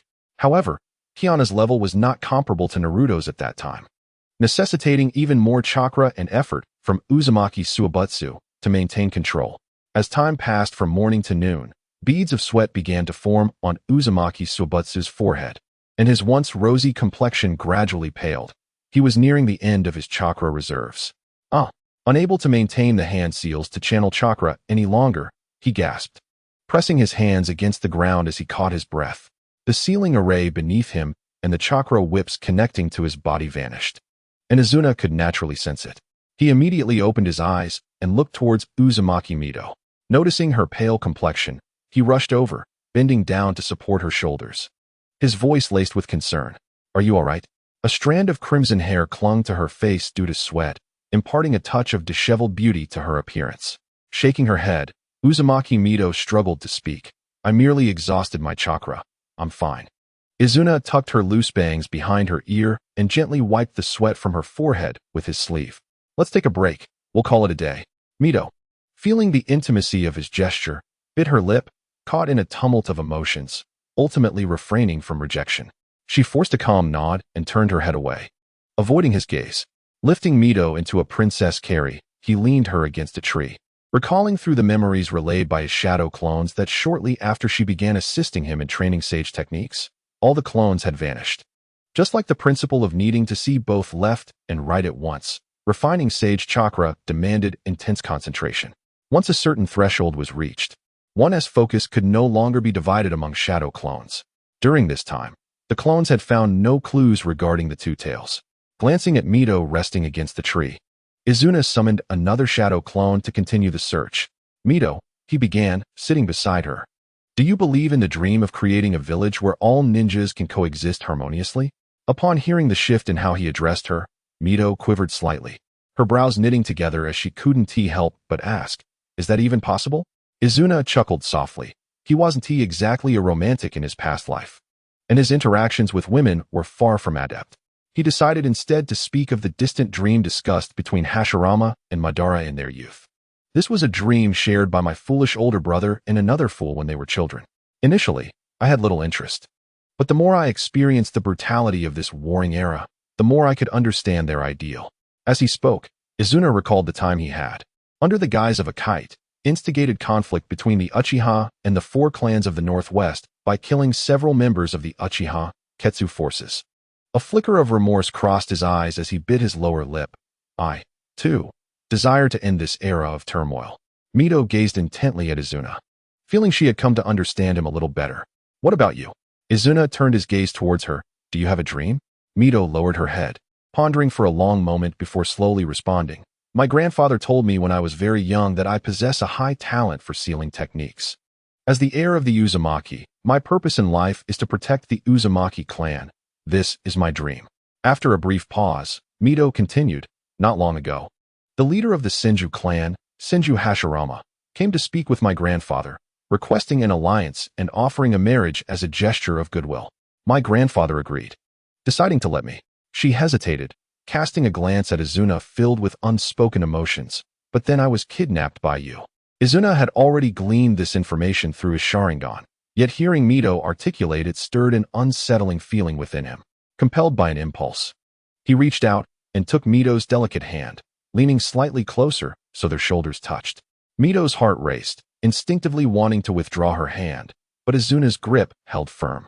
After several attempts to pull away, she ultimately surrendered, remaining silent in this state, her heart pounding until the tranquility of the afternoon was disrupted by a growl from her stomach. Chapter 83. Uzumaki takes action. The protest from Mito's belly caused Izuna to chuckle, unable to contain himself. Mito's face flushed a deep crimson, mirroring her hair as she huffed indignantly. What is so strange about it? I haven't eaten anything since this morning. After a night of turmoil, she had barely rested before assisting Izuna with his sage training. She had expended so much chakra and energy that by now, her stomach had been remarkably patient. I still have a bit of rations, Izuna said, rising to rummage through his ninja pouch. As the sensation of his touch faded, Mito felt an involuntary emptiness. Quickly shaking her head and clasping her hands in front of her chest, repeatedly reminding herself, Uzumaki Mito, you shameless woman, what are you thinking? He even mentioned wanting to kill my grandfather. This isn't very tasty. I hope it's not too shabby for the princess of the Uzumaki, Izuna teased, handing her a dry biscuit. I'm not that delicate. Mito retorted with a huff, defiantly stuffing the biscuit into her mouth. Izuna watched with a smile, handing her some water. Take your time, don't choke. Cough, cough, cough. No sooner had he spoken than Mito began to cough violently. What a foolish girl, Izuna said, a hint of exasperation in his eyes as he gently patted her back. The Uchiha and Senju had entered into battle. This was the first official clash between Madara and Hashirama since they ascended to the pinnacle of the warring states. Due to his circumstances, Madara had refrained from extensively using his Mangekyo powers, likely able to endure for a while longer. His condition was better than Izuna's, and before leaving the clan's territory, Izuna had reiterated the importance of immediate communication should any issues arise. Currently, the daily reports from the Ninja Hawks indicated that the situation between both sides was evenly matched. Izuna could temporarily focus his energy on training sage techniques and searching for the tailed beasts. Time passed swiftly, and nearly half a month had gone by. At 10 o'clock noon, Izuna opened his eyes from Mito's sealing array, noticing the appearance of tadpole-like patterns at his temples, a hallmark of sage mode. However, Izuna's sage mode could not yet be deemed complete. He had merely managed to control the sage techniques cultivated by the Jogan clan within his own manageable limits. Yet this sensation was entirely different from before. Rising to test his body, he drew a kunai and swung it a few times. Both his strength and speed felt remarkably transformed. Although Izuna was not a sensory-type ninja, he could distinctly sense the movements of animals within several miles. Was this the enhancement brought by sage chakra? However, he felt a pang of disappointment that his vision had not improved to any significant degree. Perhaps sage techniques could only alleviate issues rather than cure them. Or the techniques refined through the Jogan clan's methods were inferior to those derived from Hashirama's cells. Nevertheless, this represented a significant breakthrough. Is this the essence of sage chakra? Mito approached, her beautiful eyes fixated on the patterns at the corners of Izuna's eyes. Thank you, Mito. Izuna cupped her fragrant shoulders with both hands. Mito felt uneasy under his gaze, shaking her shoulders slightly, turning away to assert, and no, don't get the wrong idea. I only helped you out of interest in sage chakra. Izuna chuckled in disbelief. It seemed Mito had a touch of pride. Suddenly, a sharp cry of a hawk pierced the sky. Izuna looked up in the direction of the sound. It was the summoning hawk used by the Uchiha for communication. He raised his arm, allowing the hawk to perch upon it, and retrieve the message tied to its leg. As he opened it and read the contents, the smile on his face was instantly replaced by a grave expression. What's wrong? Mito had turned back upon noticing Izuna's serious demeanor, instinctively asking. News has just arrived from the front lines. Hashirama Senju has led approximately 500 members of the Uzumaki clan to the battlefield, spearheaded by the clan leader, Uzumaki and Hikari, along with your grandfather, Uzumaki Hiroshi. Upon hearing this, Uzumaki Mizuho trembled slightly. In any ninja clan, it is customary for the elders to remain stationed at the rear. Yet, the esteemed elder, Uzumaki Hiroshi, has taken it upon himself to venture to the front lines, which leaves little doubt that it is for the sake of his granddaughter. Mizuho hesitated momentarily before managing to utter a single word. You are my captive. Do not forget that. Izumi extended a finger, playfully tapping Mizuho's delicate nose. Mizuho shot him a glare, oblivious to the fact that her expression held a hint of ambiguity. At this moment, within the main camp of the Senju clan, located on the eastern side of the battlefield, Senju Mukun greeted Hashirama Senju and the reinforcements from the Uzumaki clan with a hearty laugh, including Uzumaki Hiroshi and others. It was not merely the presence of the Uzumaki. More importantly, the formidable Hashirama Senju was finally making his official entrance. With a wry smile, Hashirama pondered whether the Senju and Uchiha clans would ultimately have to resolve their differences through warfare. After a round of pleasantries, Uzumaki Hiroshi eagerly inquired whether the Senju had uncovered any information regarding the whereabouts of his granddaughter, Mizuho, the fiancée of the deputy clan leader. Senju Mukun responded, Elder Hiroshi, we Senju have been diligently investigating this matter, but regrettably, we have not uncovered any leads concerning Princess Mizuho. How can this be? Hiroshi clenched his fists tightly. Could it be that Mizuho has already fallen into the hands of those Uchiha scoundrels? At this point, Senju Tobarama interjected, Rest assured, Elder Hiroshi. The Uchiha Izumi's capture of Princess Mizuho likely serves two purposes, either to undermine our morale or to use her as leverage in future negotiations. In either case, her safety should not be in jeopardy. With this reassurance, Hiroshi managed to regain his composure. If that is indeed the case, then it is imperative that we rescue Mizuho swiftly. As the leader of the Uzumaki clan, Uzumaki and Hikari inquired about the absence of the clan leader. Senju Mukun explained. Oh, the clan leader is overseeing the battlefield at Hakagokuen in the north. If we secure that location, it will provide a significant advantage for attacking the Uchiha. The clan leader is responsible for the flanking battle? The Uzumaki members expressed disbelief. Typically, it is the clan leader who commands the frontal assault, while the secondary or tertiary leaders manage the rear or flanks. Why is the Senju clan approaching matters so differently? At this moment, Senju Tobarama glanced at his brother, Hashirama, with a smile. Brother, when the clan leader departed, he entrusted you with complete command of the battlefield at Yunshan. The Uzumaki members were astonished once more. The main battlefield is under Hashirama's command? Does this imply that his strength truly surpasses that of the clan leader, Senju Mukun? Hashirama could only manage a deeper sigh, realizing that the pressure to engage in battle with the Uchiha was mounting. Thus, time could no longer be squandered. After incinerating a secret message from the Uchiha front lines with fire release, Izumi murmured to himself, 3 days. Only 3 days remain. Regardless of whether I locate the tailed beast, I must return to the front lines after this period. As the deputy clan leader, if he were to be absent for too long, it would not only affect his standing within the clan, but also place him at a disadvantage against the formidable brothers, Hashirama and Tobarama Senju. Without him, Madara would be left vulnerable. Uchiha Izumi, Mizuho began, but her words were interrupted as Izumi remarked, I believe it is time we change your title, shall we? Hearing this, Mizuho bit her lip, ultimately refraining from uttering the two words. Let us pause the training of sage arts for these 3 days. Saying this, Izumi formed a cross seal and summoned 50 shadow clones to conduct a thorough search. After all, he could always resume training Mizuho in sage arts once she was taken back. His focus for the next 3 days would be on locating the tailed beast. Izumi pulled Mizuho back down to sit, picked up a twig, and began to sketch a map of the battlefield in the dirt at their feet. However, while one hand held the twig, the other mischievously clasped Mizuho's delicate hand. Despite her attempts to resist, Mizuho found herself unable to escape his grasp and shot him a fierce glare, resigning herself to his antics. Gradually, her attention shifted to the map that Izumi was drawing, and she realized that he was outlining the battlefield situation for the upcoming war between the Senju and Uchiha clans. From the front lines at Yunshan, the Uchiha side, led by Madara Uchiha and Uchiha Yagami, was bolstered by the 4 allied clans, including Watanabe Ryoha, totaling around 2,000 members. In contrast, the Senju side, based on the initial confrontation 5 days prior, was led by the semi-Kage level Senju Mukin and the Kage level Senju Tobarama.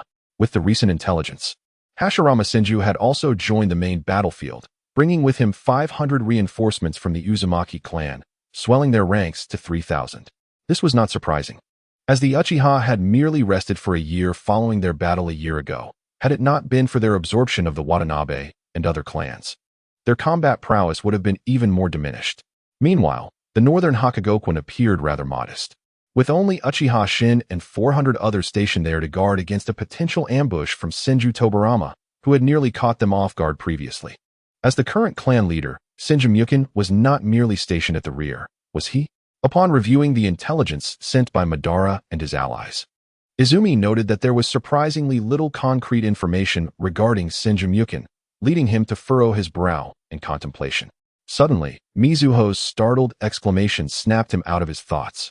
Turning to her, he saw her delivering a light punch, indignantly exclaiming, "That hurts." Izumi glanced down, realizing that in his deep contemplation, he had been gripping Mizuho's hand too tightly. He quickly released her grip, apologizing profusely.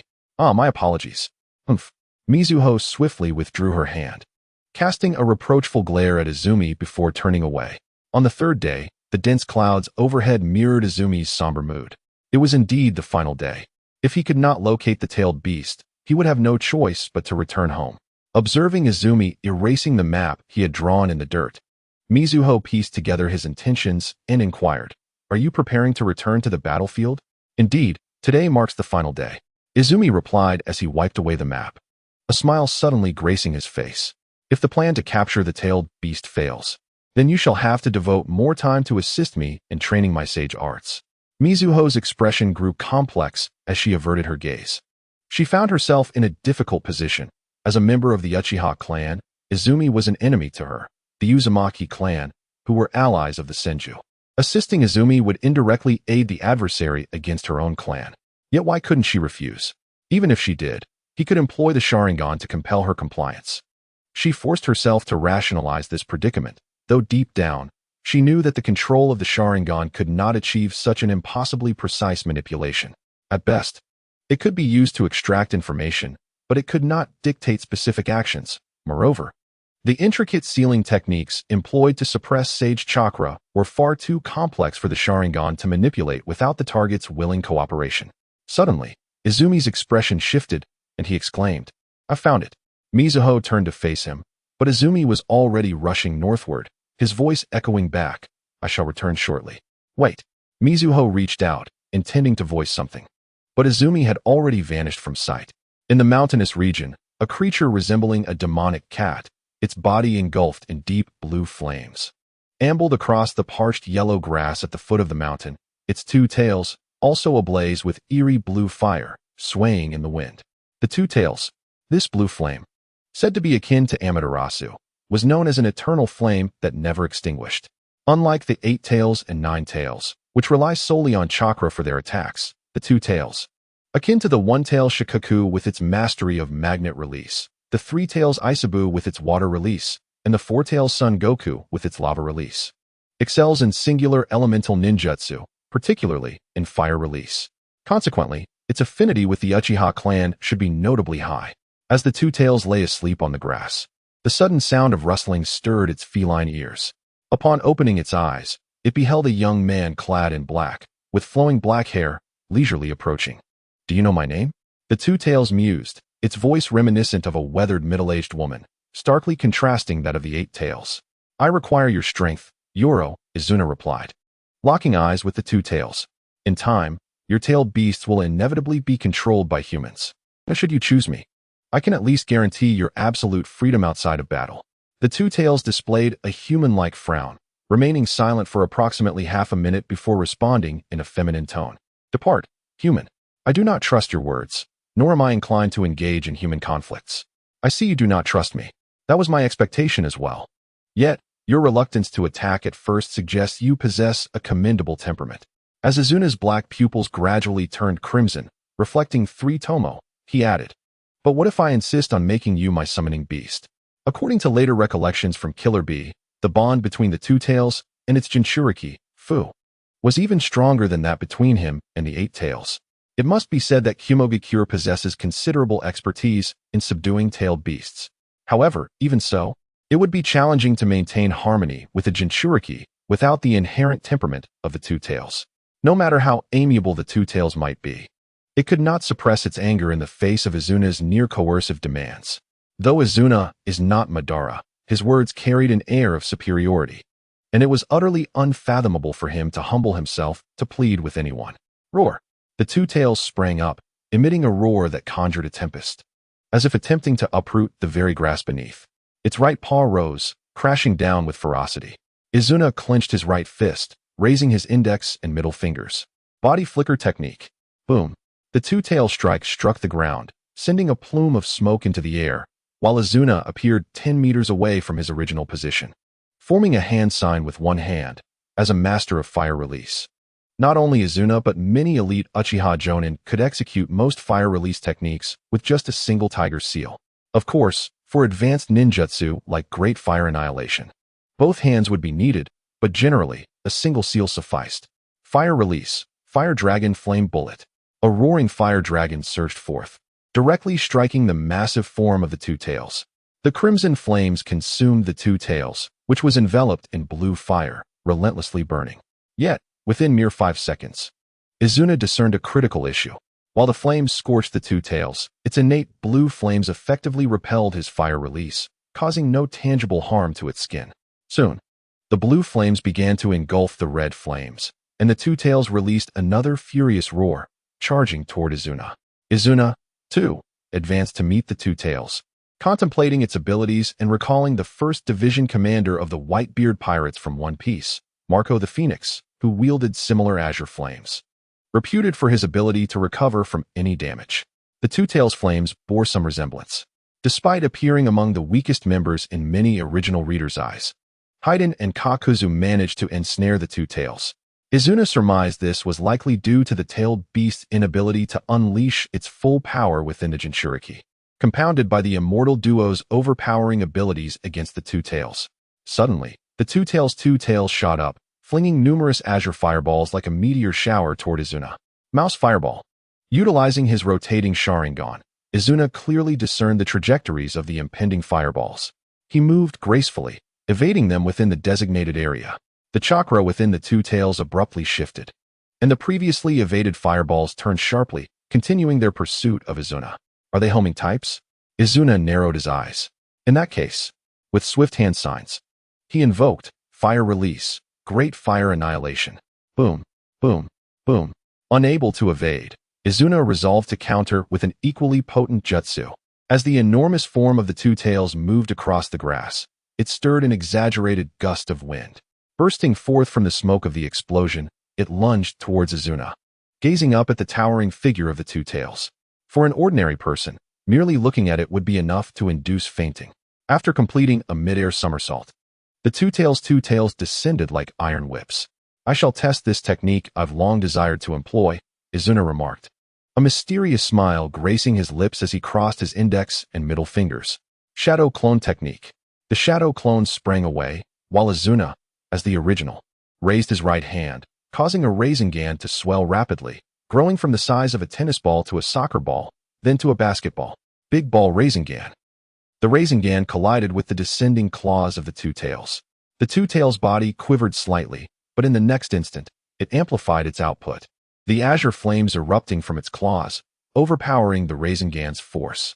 Boom. Izuna was sent flying, just before crashing into a rocky outcrop behind him. He retrieved a trident kunai from his ninja tool pouch and hurled it towards the ground. Whoosh! In an instant, the airborne Izuna descended to the ground. Fortunately, he utilized the Flying Thunder God technique at the last moment, minimizing the damage. However, Izuna was somewhat taken aback when the Two Tails did not immediately pursue him.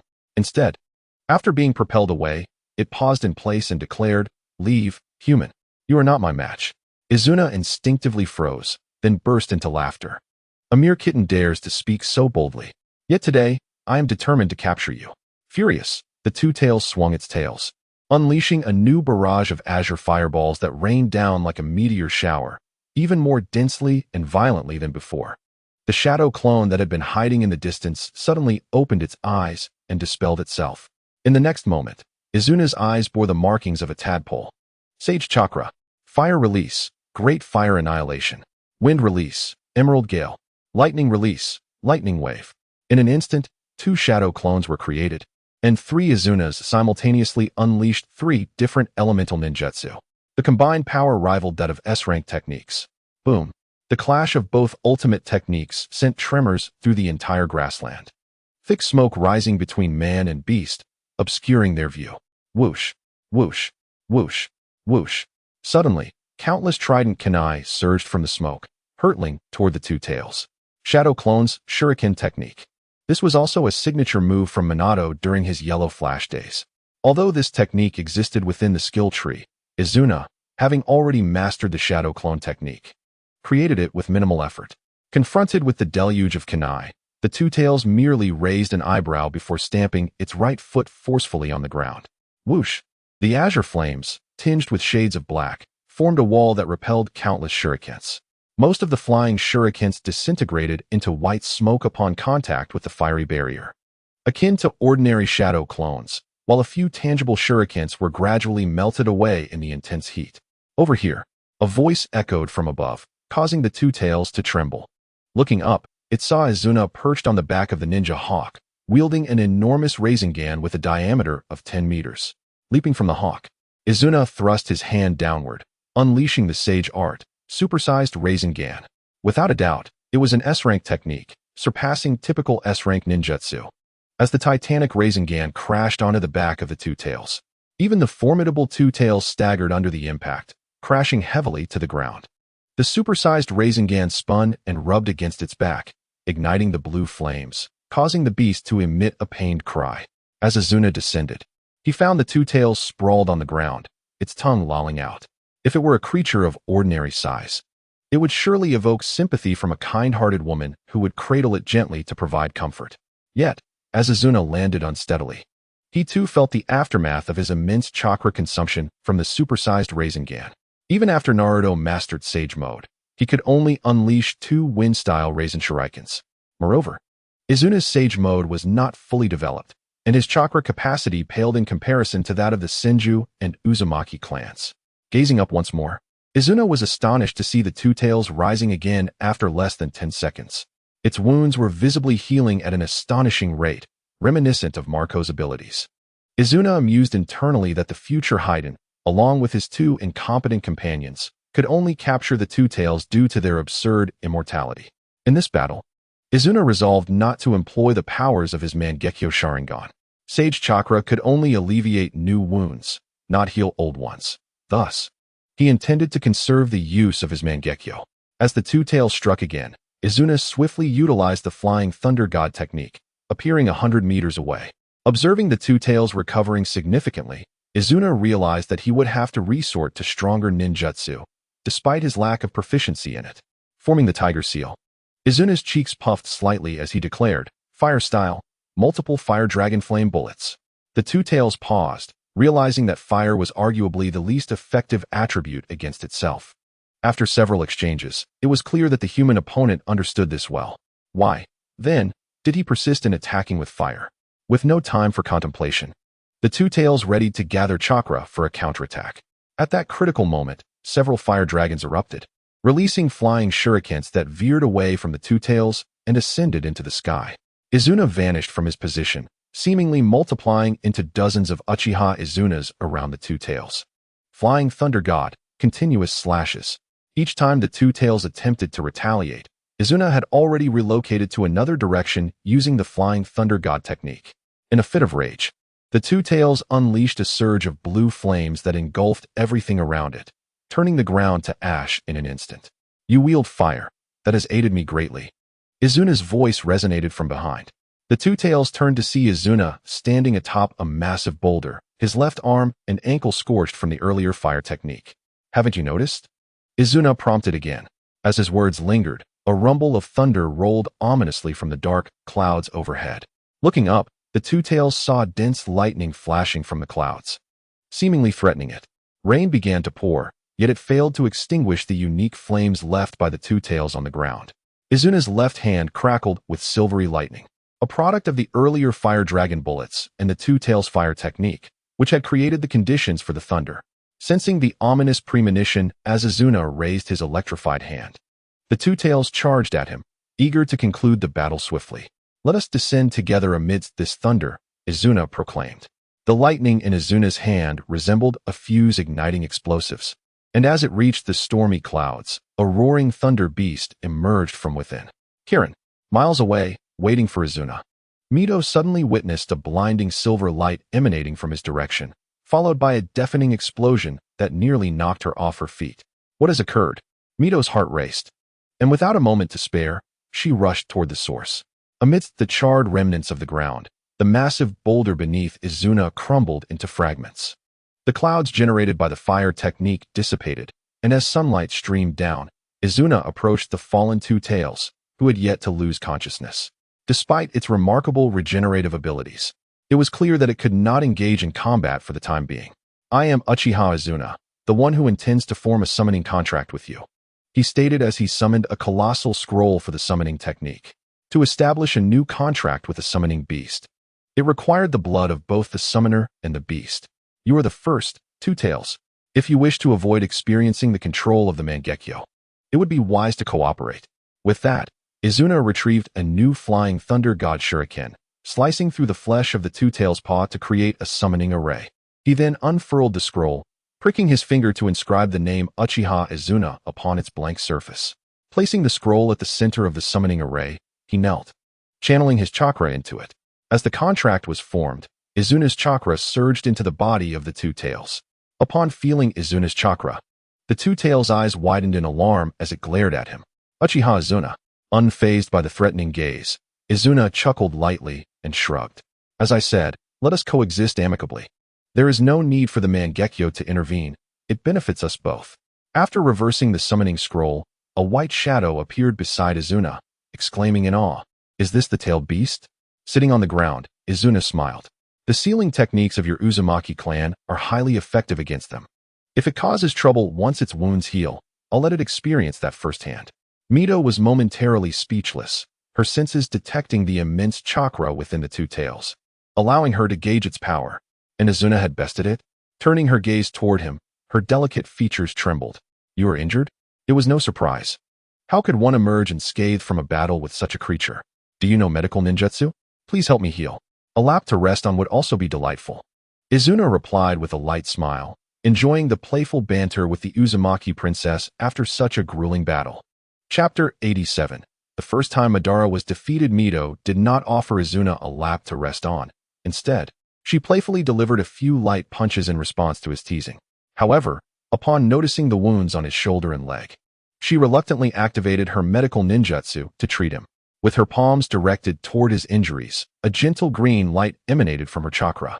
At that moment, the recovering Two Tails stirred slightly, causing Mito to glance nervously at the massive beast beside her.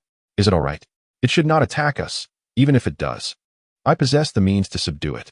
Sitting on the ground, receiving treatment from Mizuho, Izuna spoke with unwavering confidence. There was no sense of hostility emanating from the Two Tails. "Should this cat-like demon choose to strike, I would swiftly harness the powers of my kaleidoscopic Sharingan to control it. Indeed, the recovery speed of the tailed beasts is unparalleled." In no time, the Two Tails stood upright again, its slit-like eyes fixated intently on the couple below. Mizuho's heart raced, and she instinctively clutched the hem of Izuna's garment. "Do you still wish to fight? Or have you come to a realization?"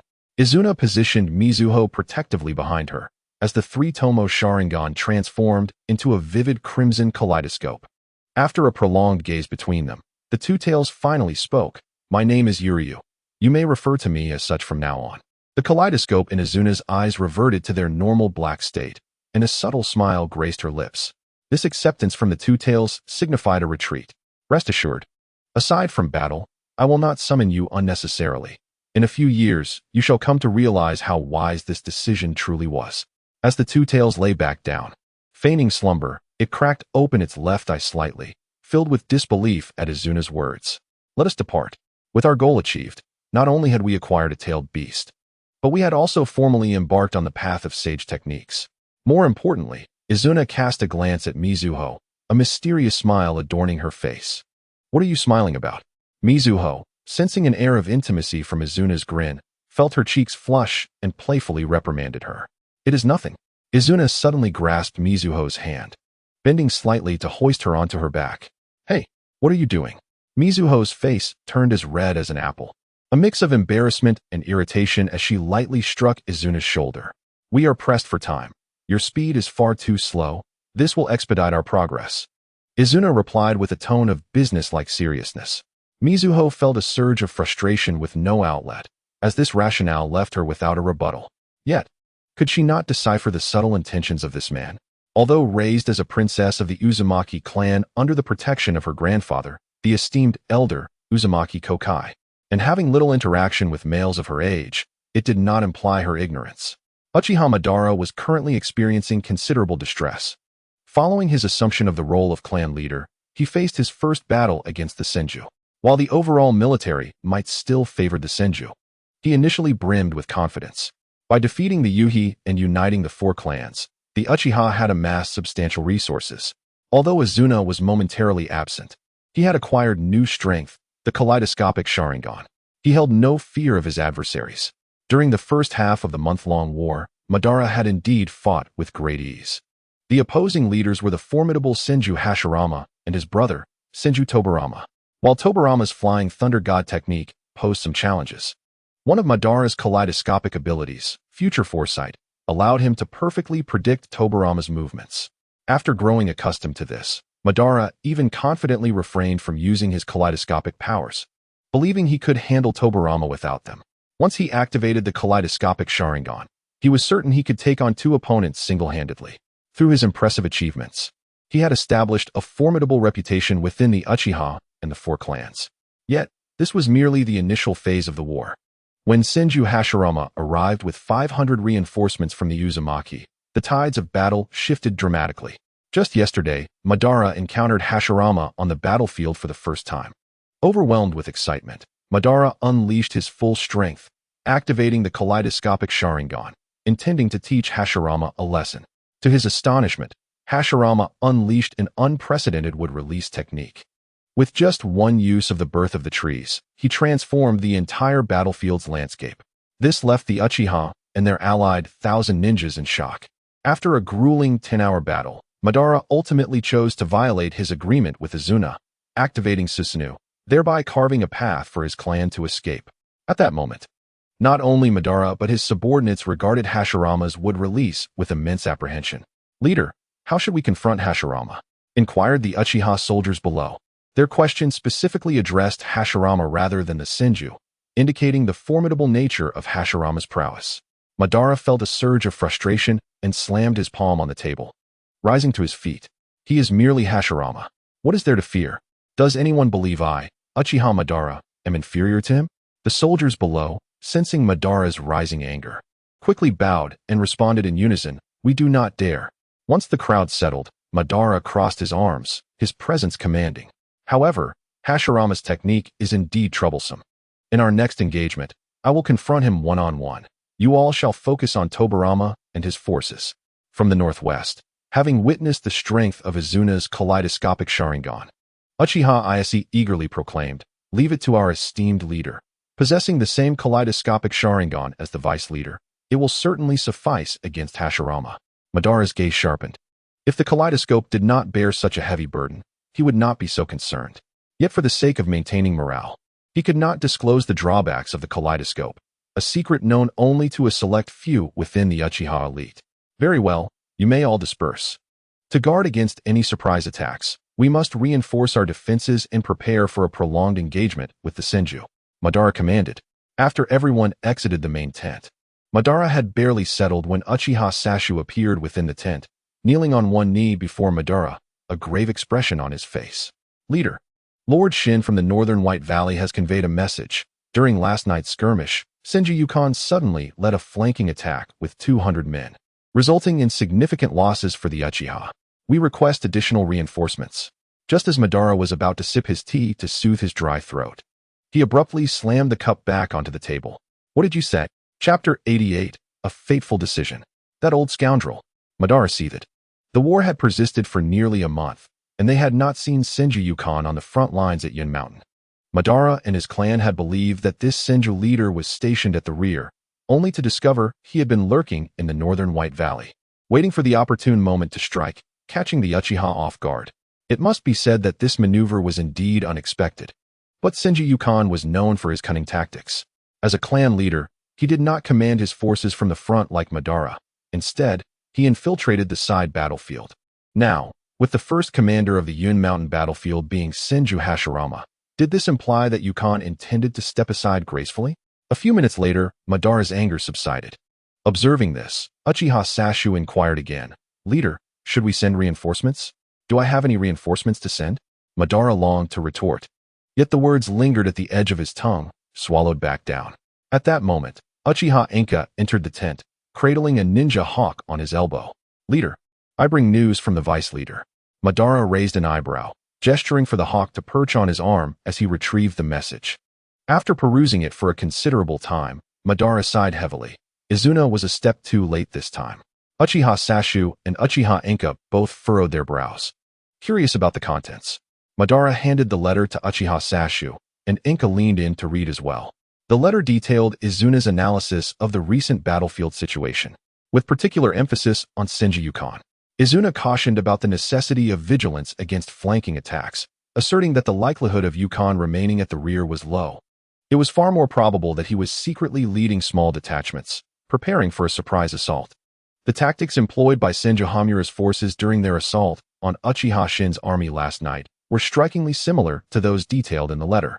After reading its contents, both Uchiha Suzuki and Uchiha Inka let out a deep sigh. Had this letter arrived just a day earlier, perhaps Uchiha Shin would not have suffered such a devastating defeat. Suddenly, a spark of inspiration struck Uchiha Suzuki. "Clan leader," he addressed Madara. "The vice-clan leader mentioned in the letter that he is already on his way back. Why not let him?" Madara shot him a knowing glance, quickly grasping Suzuki's intent. After a moment's contemplation, he deemed it reasonable and swiftly procured paper and ink, composing a letter that he tucked into the messenger hawk's leg. As they watched the hawk ascend into the night sky, Uchiha Inka quietly remarked to Suzuki, "Can the vice-clan leader alone turn the tide of battle at White Valley Pass?" Suzuki replied confidently. Did he not once create miracles during the campaign at Northwest Stone City, in the northern region of the Land of Fire? The night enveloped the campsite where Izuna had kindled a fire. A messenger hawk perched at his feet, pecking at a roasted wild chicken that Izuna had prepared for dinner. As he basked in the firelight, he perused a handwritten letter from Uchiha Madara. "So, is it true that Senju Hashirama's strength has completely eclipsed that of Senju Hamura, prompting such actions?" Izuna mused aloud. As the clan leader, Hamura should have been leading the charge on a grand battlefield like Yun Mountain, rather than appearing at the northern White Valley Pass. Now, Hashirama was flaunting his might at Yun Mountain, signaling that the entire Senju clan had submitted to him. It seemed inevitable that Hamura would have to relinquish his position in due time, if not by his own accord, then by force. A bitter smile crept across Izuna's face. At that moment, Uzumaki Mito approached, holding a lotus leaf filled with dew. Upon seeing the letter in Izuna's hand, she paused, momentarily taken aback. "The one your grandfather arranged for you has certainly made quite an impression on the battlefield," she teased, glancing at Izuna. "Senju Hashirama?" Mito placed the dew-laden leaf down. Having yet to meet her fiancé, she felt neither affection nor aversion towards him. "Fear not. He shall soon learn of a suitor far superior to Senju Hashirama," Izuna said with a mischievous grin as he grasped Mito's hands. Mito shot him an incredulous glare, and after fruitlessly attempting to withdraw her hands, she sighed. "You know that's impossible for us." She shook her head in frustration. The two clans they represented were adversaries. How could they ever unite? Yet before she could voice her thoughts, Izuna suddenly silenced her with a warm kiss. Mito's eyes widened in surprise. Her focus solely on Izuna's striking features as he drew closer. His hands slipped from her grasp, one encircling her waist, pulling their bodies together, while the other tangled in her crimson hair, deepening their kiss. In a flurry of emotions, Mito's hands instinctively began to strike Izuna's back. Though he did not use any chakra for protection, the pain was trivial compared to the warmth of their connection. As she felt his tongue probe into her mouth, her body softened, yielding to his embrace. The once frantic punches turned into gentle taps, finally evolving into a tender hold. Izuna did not pursue further advances. merely holding and kissing her until, after what felt like an eternity, he released her, gazing deeply into her eyes. I shall not be deterred. Anyone who dares to stop me shall face dire consequences. Mito's mouth fell agape, yet inside, she felt a pang of emptiness. Flushed with embarrassment, she shot him a glare. My grandfather would never agree to this. Are you planning to kill him? Izuna recalled the saying from his past life about the trials of courtship. And with a playful glint in his eye, he replied, I assure you, I won't kill him. You scoundrel. Mito huffed, stepping on his foot.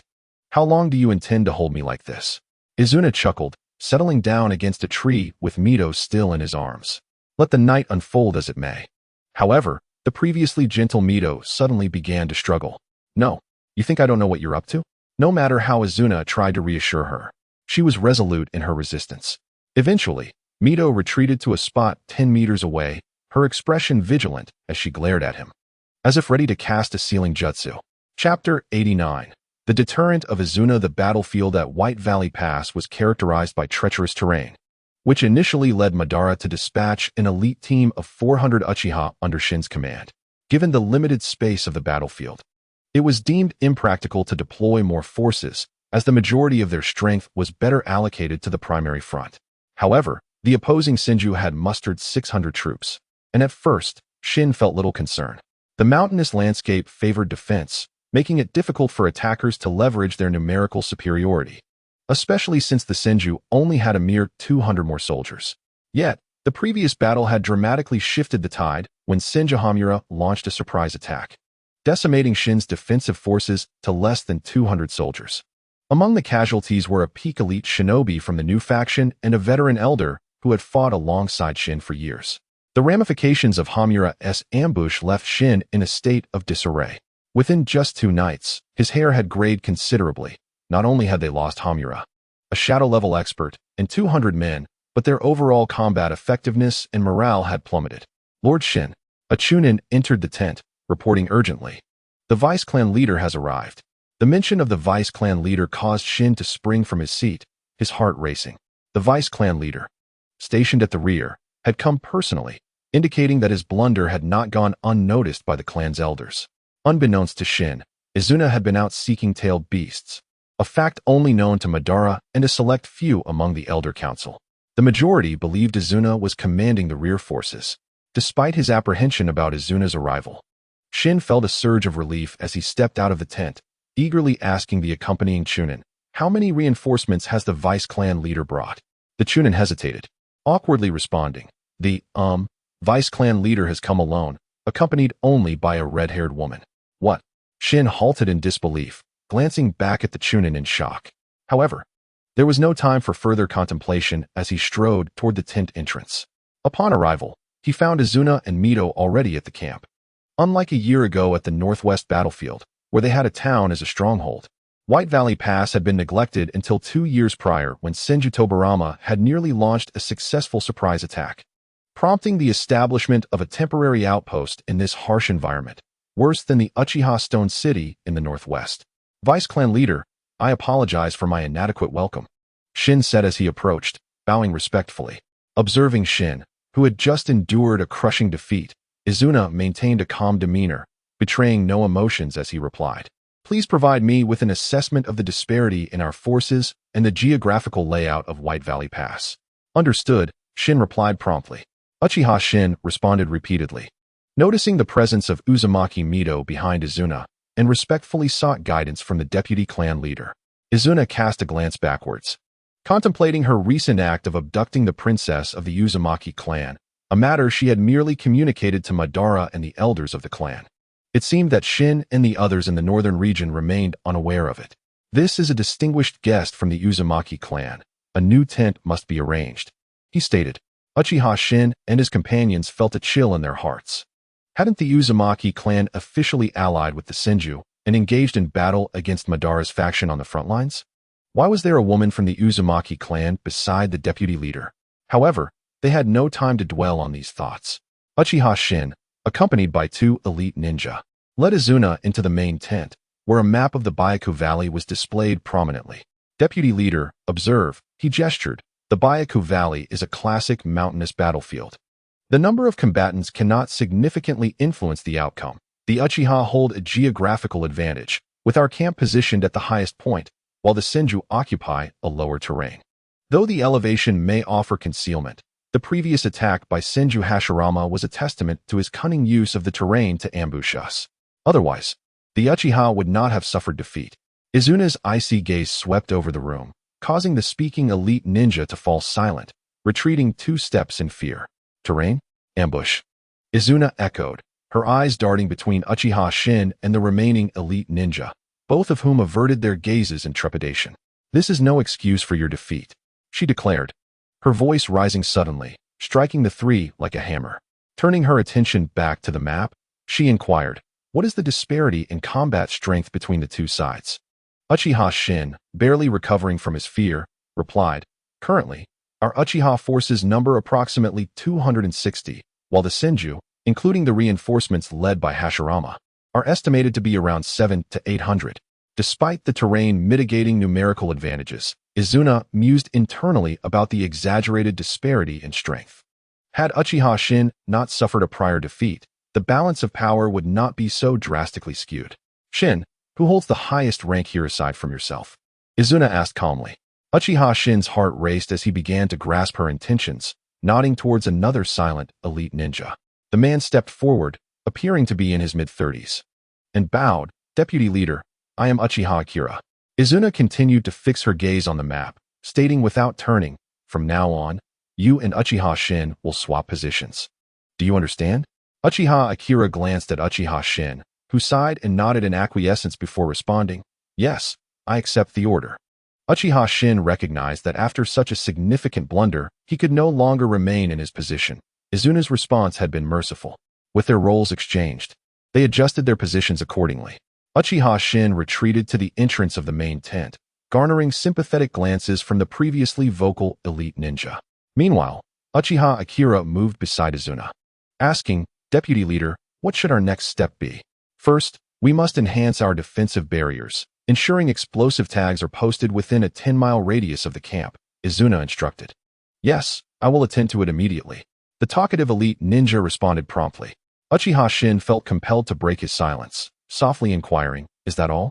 Surely, that cannot suffice. We must also address the issue of morale. Izuna's voice turned icy as she replied, it is imperative. Uchiha Shin quickly affirmed, understood. Izuna narrowed her eyes, scrutinizing the map of the Senju encampment. While the Uchiha occupied the highest position in the Byaku Valley, affording them excellent visibility and the potential to thwart ambushes, the Senju also held a strategic location amidst rugged mountains and forests, providing ample cover, unlike the exposed position of Izuna and her troops. Izuna spoke again, her tone colder than before. Hasn't Hashirama already taken over 100 of our lives? I shall demand 100 in return. Both Uchiha Akira and Uchiha Shin gasped, exchanging wide-eyed glances before Uchiha Akira hesitantly asked, Deputy Leader, how many will you take? One will suffice. As the sun set, twilight approached the camp. Within each tent, personnel began to collaborate on tasks, lighting fires, serving meals, and dining together. Despite the somber atmosphere of war, the expressions of the Uchiha forces were numbed, even tinged with despair. The news of Izuna's arrival had not instilled much joy, primarily due to the painful memory of their previous defeat. Izuna entered a newly erected tent in the corner of the camp, carrying a simple bowl of watery porridge made from clean water and rice, accompanied by some stewed vegetables. She offered the bowl to Mito. In wartime, sustenance was merely about filling one's stomach, and after experiencing defeat, no one possessed the heart to savor the taste of their meager rations.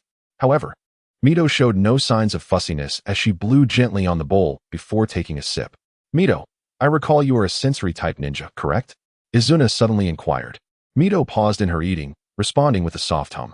Once she finished her porridge, Izuna took out a handkerchief and gently wiped Mito's red lips, smiling as she remarked, finding such luxuries in a military camp is no easy feat.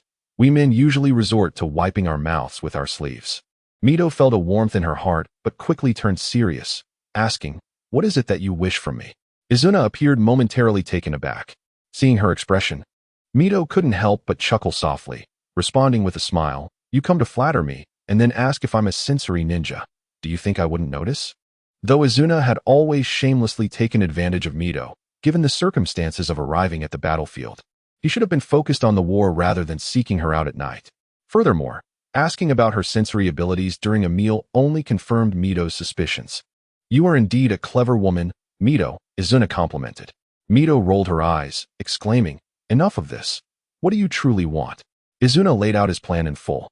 After listening to his detailed account, Mito fell silent, her expression a mix of hesitation and turmoil. After a long pause, she finally managed to say, "You do realize that the Uzumaki are currently allied with the Senju, correct?" Izuna moved closer, embracing Mito. "I apologize, Mito, but I cannot accomplish this plan alone. I require your strength. So you want me to betray my own clan and assist you against the Senju?" Mito whispered softly. Both fell into a long silence before Mito spoke again. "What if I refuse? What will you do?" "I will not force you," Izuna interrupted, yet his resolve remained firm. "But I shall still proceed. Though perilous, there exists a possibility of being discovered by the Senju, or worse, being captured and subsequently utilized as a tool to threaten the Uchiha or as a bargaining chip. If fortune truly turns against us, one could even meet a grim fate at the hands of those wretched Senju." Listening to Izuna's incessant chatter, the initially burdened Mito could not suppress a chuckle, remarking, "If you were so easily ensnared, my grandfather and the Senju clan leader would have captured you back in the land of whirlpools." Just as a smile emerged, Mito abruptly recognized the weightiness of their conversation, forcing her expression back to seriousness. "Are you not pressuring me? Using your own life as leverage?" Izuna laughed softly. "Mito, you mean to say I hold significance for you too? Am I correct?" Mito stood frozen in surprise, and after a moment, leaned her head against Izuna's shoulder, murmuring, "You fool, can't you tell?" Izuna embraced Mito tighter. "I am so happy, Mito. This is the first time you've said I'm important to you." They held each other for a long while, and ultimately, Mito conceded, "All right, you truly are a curse in my life. You win." Izuna released her hands. Gazing into Mito's eyes with astonishment, "Have you agreed?" Mito's eyes shimmered with a sorrowful hue, thinking that if her grandfather found out, he would surely deem her a traitor to her clan. Izuna lowered her head and pressed her lips against Mito's, having the experience from their previous encounter. Mito did not resist as fiercely this time. Instead, after a few moments, she wrapped her arms around Izuna's neck, responding gently. At that moment, Mito seemed more in search of a new emotional anchor than anything romantic. After their lips had become slightly swollen, Izuna reluctantly released her, finally whispering those three words. "I love you. I hate you," Mito quietly replied, tears streaming down her cheeks, which Izuna tenderly kissed away. As night deepened, Izuna donned a new black combat uniform, but refrained from wearing the cumbersome red armor. She urged Mito to change out of her restrictive white kimono and into a form-fitting Uchiha female ninja outfit. After instructing her to wait, Izuna entered the main tent, calling upon Uchiha Akira and Uchiha Shin, declaring her intention to launch a solo attack on the Senju. Uchiha Akira was taken aback, deputy clan leader. "The terrain where the Senju are located is complex, with forests for cover. You cannot go alone." Izuna raised her hand, signaling him to cease his pleas, chuckling. "If we do not undertake a spectacular feat now, we cannot hope to restore the morale of our clan members." "But, deputy clan leader, isn't it too reckless to go alone?" Uchiha Shin voiced his concern. "I know my limits. Do you think I wish to court death?" Seeing Izuna's resolute stance, the others were at a loss for how to dissuade her, silently hoping that she could once again create a miracle as she had in the past. Chapter 91. Strike at the right moment, Mito. "You look surprisingly fitting in that attire," Izuna remarked, stepping out of the Uchiha camp and eyeing Mito's ninja ensemble with teasing admiration.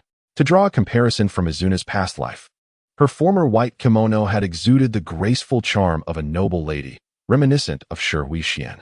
Now, however, the snug ninja outfit accentuated Mito's figure, evoking the allure of Wan, imbued with an inexplicable enchanting quality. Without responding, Mito kicked at Izuna's calf, a gesture that conveyed her feelings. The rugged terrain of the White Valley was manageable for a few individuals, but if hundreds marched, they would easily be detected. In the world of ninjas, there existed an exceedingly bothersome breed known as sensory ninjas.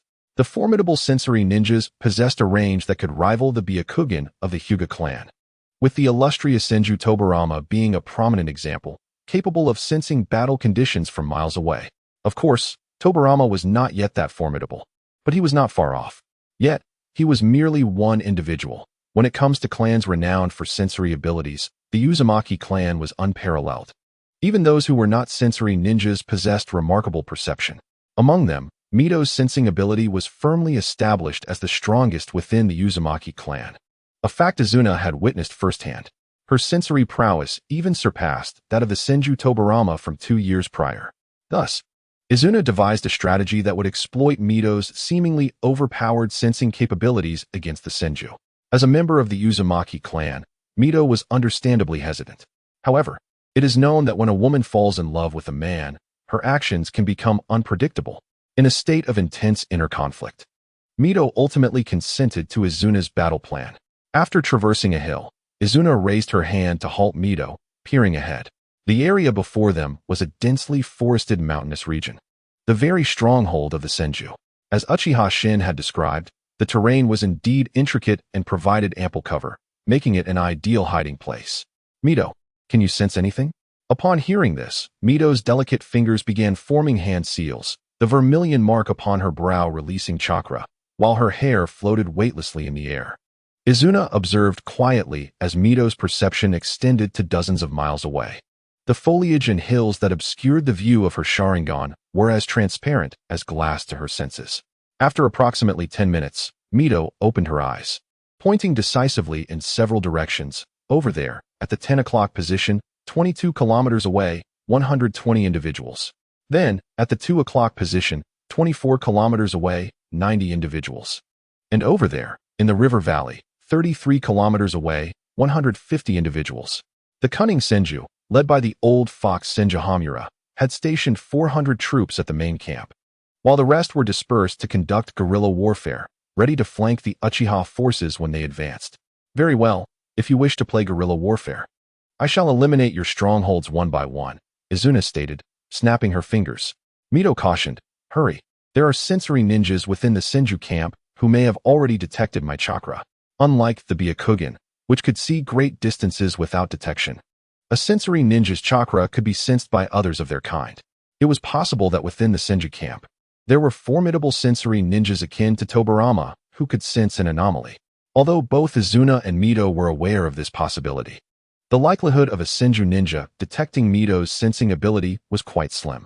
Even if there were, the sensation would be fleeting, easily mistaken for an illusion. Unless it was a sensory ninja of Tobarama's caliber, the likes of Senju Hamura and others, while strong, were not sensory types.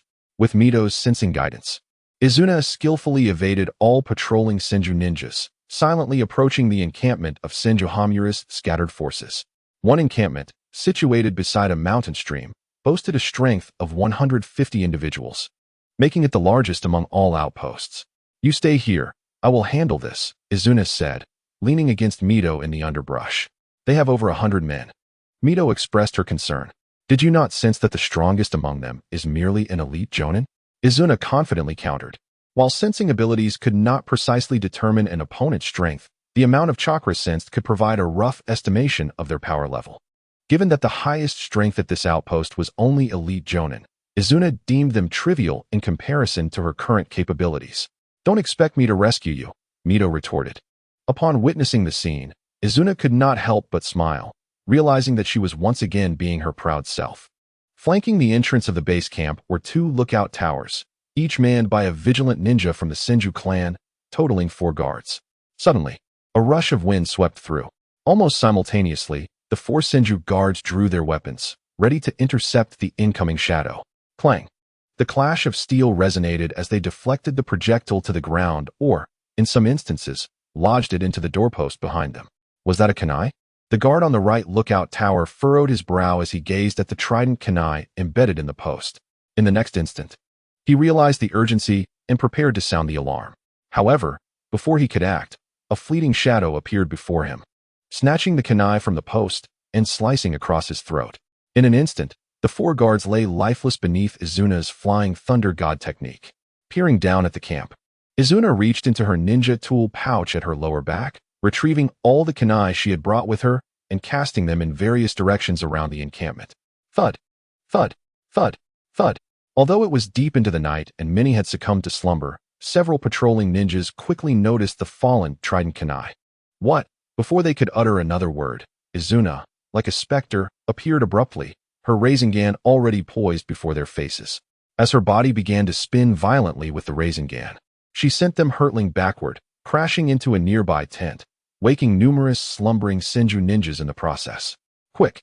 We are under attack. Everyone get up. Is it the Uchiha? Damn it, what were the patrols doing? How could they have allowed an enemy to infiltrate here? Chapter 92. Annihilate a stronghold first during the Warring States period. The response of ninjas to combat was formidable. The Senju Patrol ninja had just been sent flying by Izuna, and in less than 5 seconds, all the sleeping ninjas in the base awoke, rushing out of their tents. Sound the alarm. An elite Senju Jonin shouted. But just as he finished speaking, a subordinate responded. It's no use. Lord Chiyong, the alarm bell has been destroyed. The Senju clan's alarm bell, crafted from a special copper alloy, could resonate for 10 miles when rung, serving as a call for reinforcements during wartime. Hearing this, the highest-ranking officer at the base, Senju Chiyong, was taken aback, unable to contain his expletives. How many did the Uchiha send? What was the sensory patrol doing? How could they allow the enemy to breach our stronghold? There's only one of them. Izuna's voice rang out, with the corpse of a Senju ninja lying at her feet. Uchiha Izuna. Senju Chiyong was startled, but he quickly regained his composure, stating solemnly, I did not expect the vice-clan leader of the Uchiha to venture so deeply into enemy territory alone. Quite bold, but do you not think it overly reckless? Izuna smiled without replying and tossed a trident kunai. Senju Chiyong, a master of the Senju martial arts and proficient in swordsmanship, effortlessly deflected the kunai into the air with his blade. After knocking the kunai aside, Chiyong turned to look at Izuna, only to find her figure had vanished in an instant. What? Senju Chiyong was startled, suddenly feeling a lethal aura from above, and instinctively raised his blade. Bang! Sparks flew as Izuna, wielding a kunai, was a step ahead. The tip of the trident kunai grazed the side of Senju Chiyong's face, blood gushing forth and leaving a 10-centimeter-long wound. This is the Flying Thunder God technique of Lord Tobarama, wiping the blood from his face. Senju Chiyong could hardly believe it. Throwing a kunai and then instantly teleporting to its location. That is precisely Tobarama's Flying Thunder God. Izuna, however, remained unconcerned. After all, every soul in this stronghold was destined to perish. Lord Chiyong, we are here to assist you. A dozen Senju ninjas surged forth, surrounding Izuna and Senju Chiyong. Senju Chiyong spoke in a low voice. Have you notified the clan leader? A ninja within the encirclement replied. We have sent someone to inform the clan leader. Excellent. Before the clan leader's reinforcements arrive, if we can hold off Uchiha Izuna and eliminate him, it would be a tremendous achievement. Senju Chiyong rallied the spirits of his comrades. Kill me? Izuna scoffed, biting her finger. I told you, not a single one of you will escape from here. Even if Senju Hamura arrives, all he will find are your corpses. Hare, dog, rooster, monkey, horse. The seals were completed in the blink of an eye as Izuna pressed her right hand to the ground. Summoning technique. Boom. A thick cloud of white smoke billowed. And in the next moment, a giant claw ablaze with blue flames emerged from the mist, crashing down onto the ground. The earth trembled, catching many of the Senju ninjas off guard and sending them soaring into the air. What is this? The second tails let out a roar that shook the air, and Izuna stood atop its head, murmuring to herself. Summoning the second tails with such an overwhelming chakra will soon attract Senju ninjas from other strongholds. I can only annihilate this one stronghold. However, Izuna found herself with no choice, for the enemy numbered over 100. Even if she activated her Susanoo, it would be difficult to prevent someone from escaping to alert Senju Hamura and his reinforcements. In that case, it is better to summon the second tails and swiftly eliminate the strongest stronghold first. What kind of monster is this? Aren't Uchiha's summoning beasts supposed to be eagles? Don't think too much, attack. We must hold out until the clan leader arrives.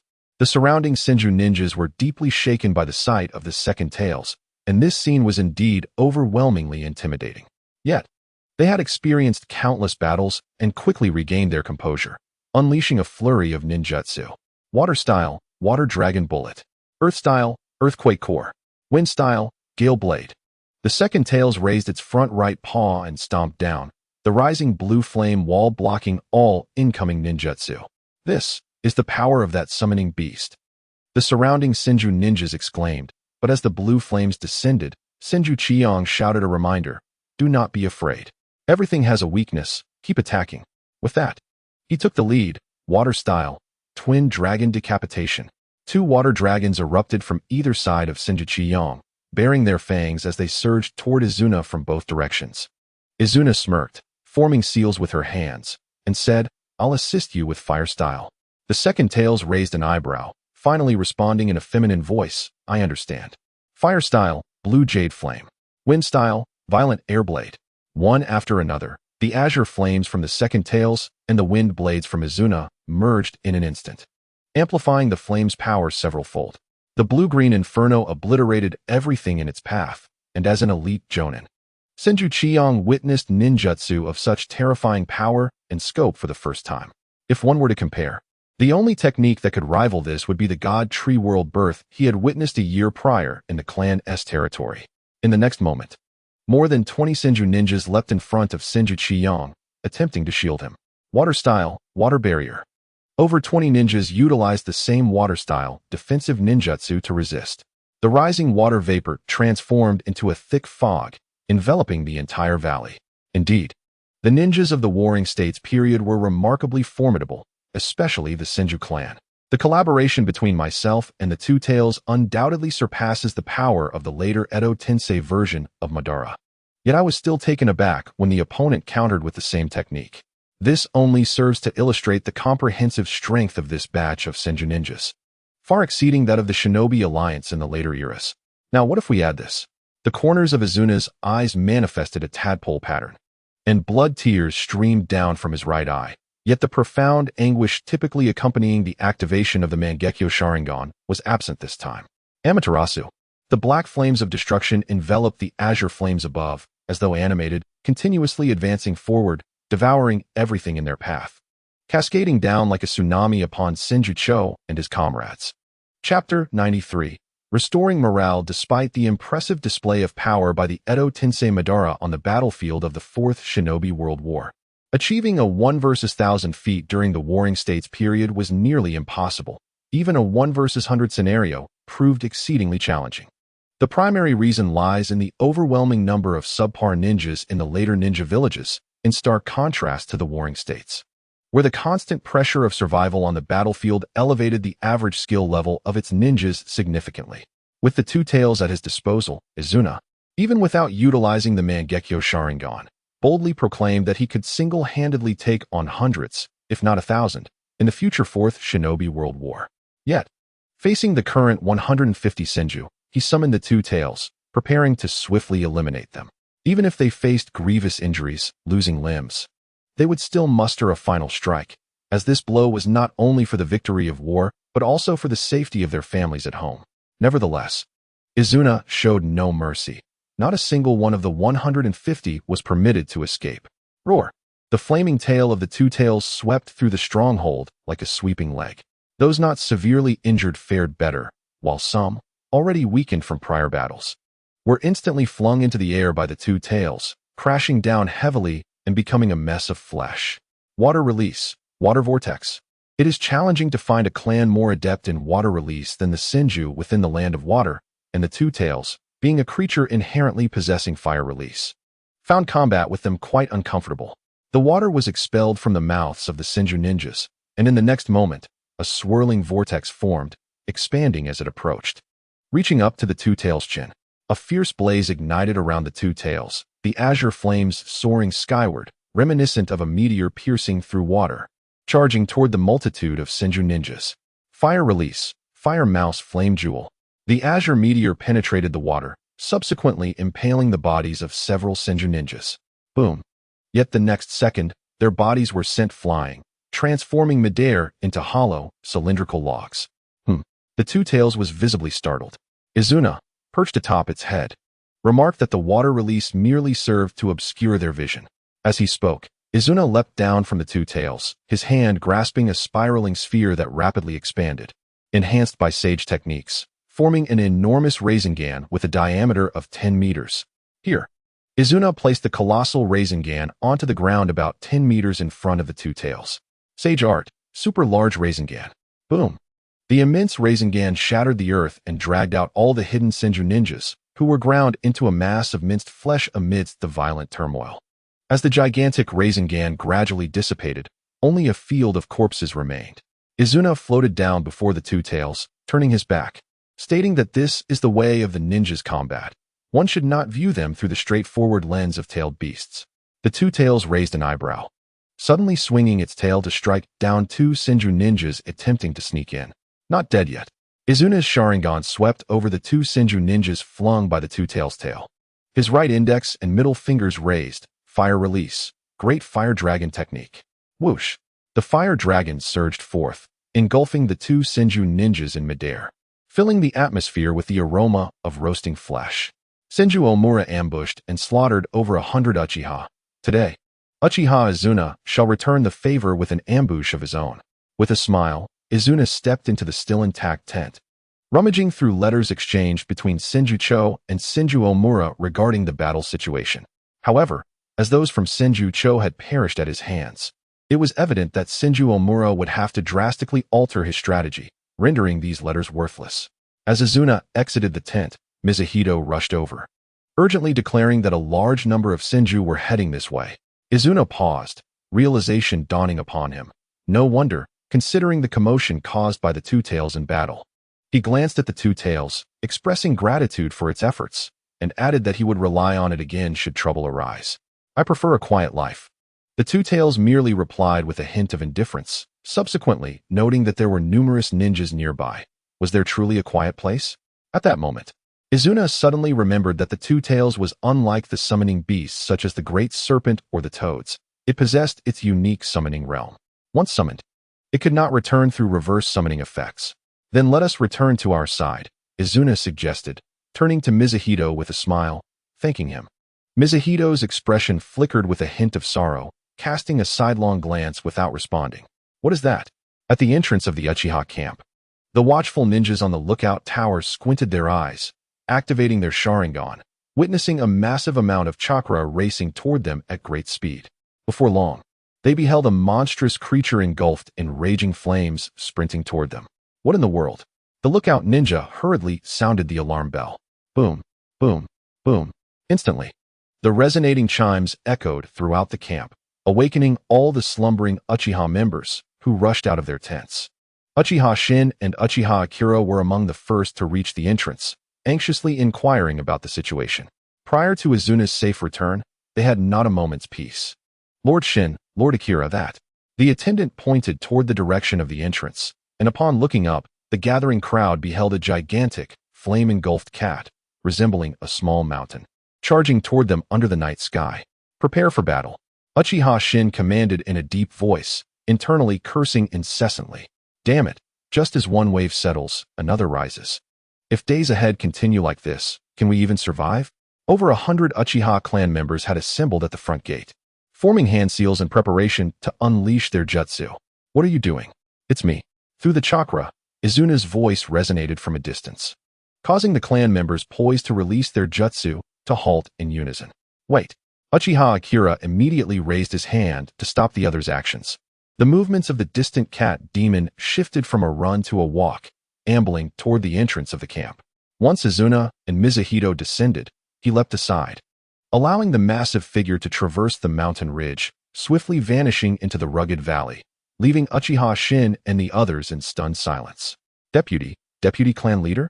Chapter 94. The enraged Senju Omura at the main camp of Uchiha in Baigu Pass. Uchiha Shin, a senior member of the Elder faction alongside Uchiha Taijima, now respectfully presented a cup of hot tea to Izuna.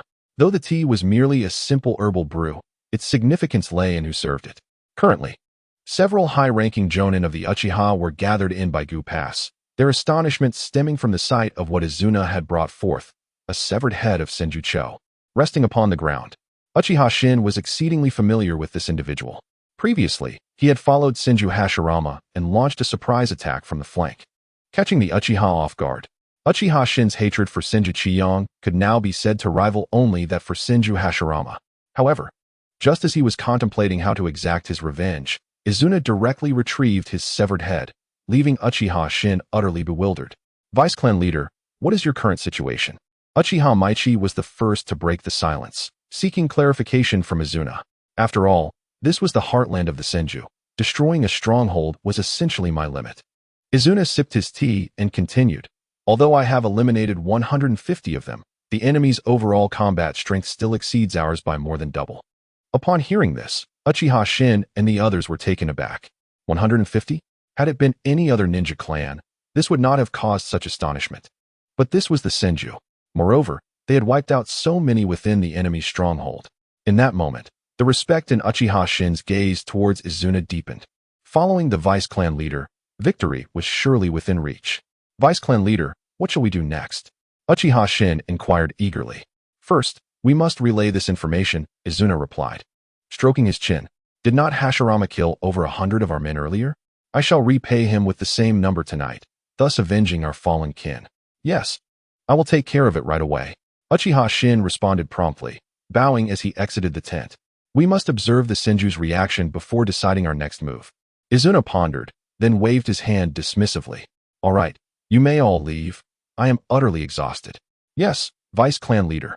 Uchiha Maichi led the remaining members out of the main tent. However, Izuna did not retire to the main tent to rest.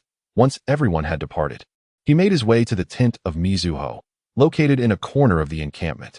Lying on the wooden bed, Mizuho, tossing and turning, was startled upon Izuna's arrival. Wrapping herself in her blanket. What are you doing here? She exclaimed. Izuna grinned mischievously, sitting beside her and pulling her into an embrace, pressing his lips against hers. No, this is not right. A dazed Mizuho snapped back to reality, using all her strength to push Izuna away, vigorously shaking her head. No, not unless my grandfather agrees. The words hung unspoken, but Izuna could guess the rest, his face darkening, convincing the staunch ally of the Senju, Uzumaki Hiroshi. To accept their relationship was nothing short of a fantasy. At the very least, they would have to wait until the two clans united to establish Konoha.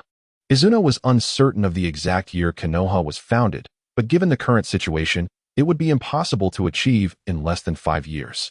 Was he truly expected to wait 5 long years? Yet, judging by Mizuho's demeanor, if he were to force the issue now, even if successful, it would surely breed her resentment. If she were to darken again and follow the original narrative by choosing to marry Hashirama, would he not find himself in a precarious position? After a moment's hesitation, Izuna embraced Mizuho once more. It would be best to bide his time. But returning empty-handed was simply not an option. Several dozen miles away from the Uchiha encampment, as Senju Hashirama and his reinforcements arrived at the stronghold overseen by Senju Chiyong, they were met with a scene of devastation, a battlefield strewn with corpses. What infuriated Hashirama further was the sight of Senju Chiyong's body, the highest authority of the stronghold, displayed prominently at the entrance, head severed. Even more unforgivable was the bloodied message inscribed at the entrance. Hashirama, this is my gift to you. Uchiha Izuna. Uchiha Izuna. Hashirama bellowed, each name enunciated with fury, as he crushed the blood-stained earth beneath his foot. I demand blood for blood. Behind him, Senju Unkan, a peak-level jonin, stepped forward. Clan leader, Uchiha Izuna managed to accomplish this before our arrival. His strength might now rival that of Vice Clan leader Tobarama. Upon hearing this, Hashirama fell silent. If he were to annihilate 150 enemies, he could certainly do so, but he could not achieve such a clean execution. At the very least, he could not have accomplished it before the reinforcements arrived so closely. Among the Senju clan, only Tobarama, with his Flying Thunder God technique, possessed an attack power slightly inferior to that of Hashirama. Was Uchiha Izuna truly at a level comparable to Hashirama? Just then, a Chunin elite approached, reporting to Hashirama. Clan leader, including Lord Chiyong, the entire stronghold has been wiped out, and nothing of significant value has been lost. Uchiha Izuna knows that I would change my strategic deployment. Taking anything would be futile, Hashirama replied coldly. Senju Unkan inquired, Clan leader, what should we do next? Hashirama clenched his fists. Uchiha Izuna's surprise attack on our stronghold has resulted in such heavy casualties among our clan members. If we do not retaliate, how can we face our brethren? Return to the main camp, revise the overall deployment, and prepare for an assault. Hashirama commanded, and Senju Unkan and the others immediately responded with a bow, yes. However, Hashirama had one lingering question. No matter how strong Uchiha Izuna was, how did he evade the senses of so many patrolling ninjas? Even Hashirama himself could not easily accomplish such a feat. Could it be that he had mastered the art of teleportation? Chapter 95. Direct confrontation with the clan leader as the vice clan leader. One must maintain an image and lead by example. Although his relationship with Mizuho had progressed to a significant point, Izuna did not indulge in that feeling nor make their relationship public. More often, he remained within his main tent, as the highest commander of the army. It was not appropriate for him to be frequently visiting the tent of a female prisoner. Nearly 10 days had passed since Izuna had dismantled Senju Chiang's stronghold. During this time, he had not launched a single offensive, although his actions had somewhat restored the morale of the Uchiha clan. The terrain of the Senju encampment made it easy to defend but difficult to attack. In contrast, the Uchiha camp had a clear view of approaching enemies.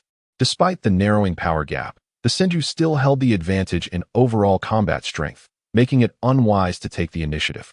Hashirama would soon lead his forces into an attack, Izuna surmised as he sat at his desk, reviewing documents. Beside him, Uchiha Maichi, who had taken Uchiha Shin's place as his aide, was momentarily taken aback and quietly inquired, "Vice Clan Leader, what makes you think that?" "I have taken down the strongest stronghold overseen by Senju Chiang. Hashirama must be furious. To prevent another surprise attack from me, he will undoubtedly change the geographical location of his other strongholds, which will take some time. Then, he will be eager to attack us," Izuna explained, signing a document with his brush before closing it. "By now, he should be preparing to assault us." No sooner had he spoken than Uchiha Shin rushed in, breathless. "Vice Clan Leader, Hashirama is leading a large force to attack." Upon hearing Uchiha Shin's report, Uchiha Maichi's eyes widened in astonishment, turning to Izuna. Having heard of the Vice Clan Leader's foresight, it was indeed well-deserved. Izuna set down the documents and donned the red armor hanging nearby.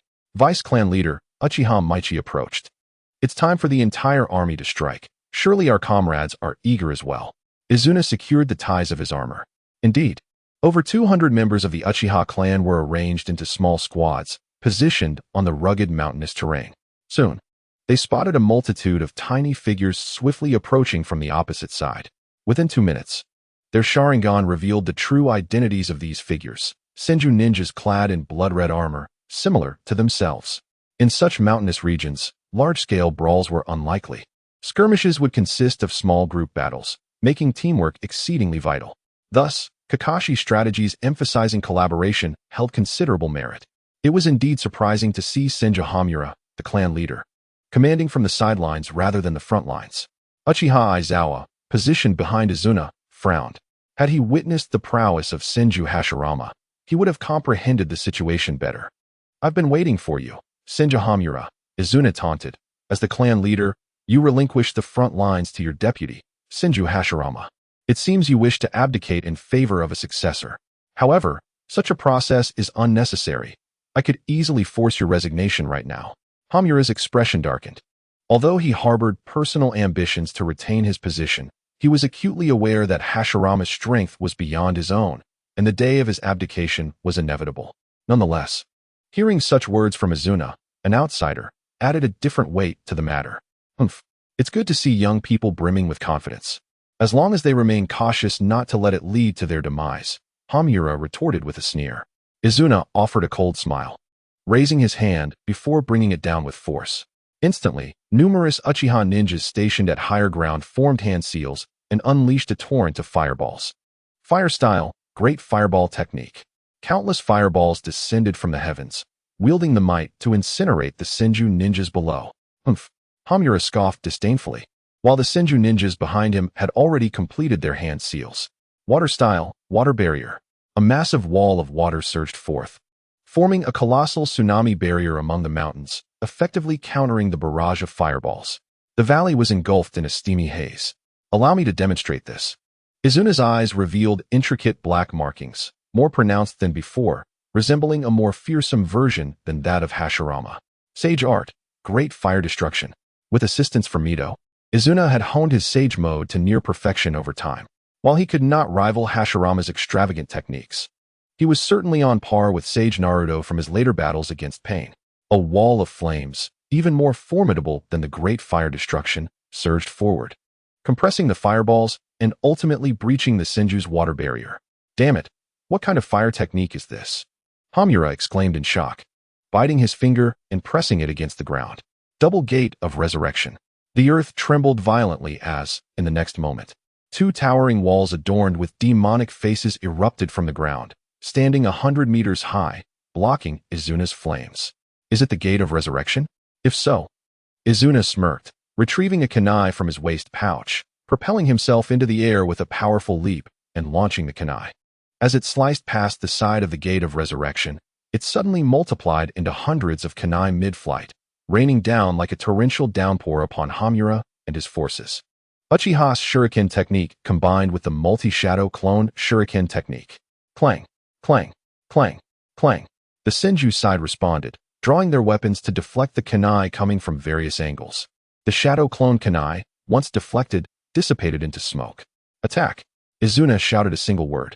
The entire Uchiha clan roared, charging through the top and sides of the Gate of Resurrection, unsheathing their blades and weapons from their pouches as they surged toward the Senju forces. Senju Yunkai is one of the higher-ups. Aizawa, allow me to handle him. You are not yet his match, Uchiha Shin declared, sprinting alongside Aizawa. His gaze fixed on Senju Yunkai. Aizawa nodded, redirecting his focus to other Senju ninjas. Although Shin currently held a lower rank than Aizawa, his experience and strength surpassed Aizawa's, making it evident who should lead on the battlefield. Chapter 96. Direct Confrontation with the Clan Leader, Part 2. Battles in such rugged terrain often evolved into duels between the strong and the weak. Due to the undulating geography, it was impossible to replicate the grandiose style of combat seen later when Madara was resurrected, commanding legions with his Susanoo and wood-release techniques. However, if a complete Susanoo or a potent area of effect attack like wood-release were to be unleashed, it would fundamentally alter the battlefield. But that is a matter for another time. Within mere minutes of the war's commencement, both factions had identified their respective opponents.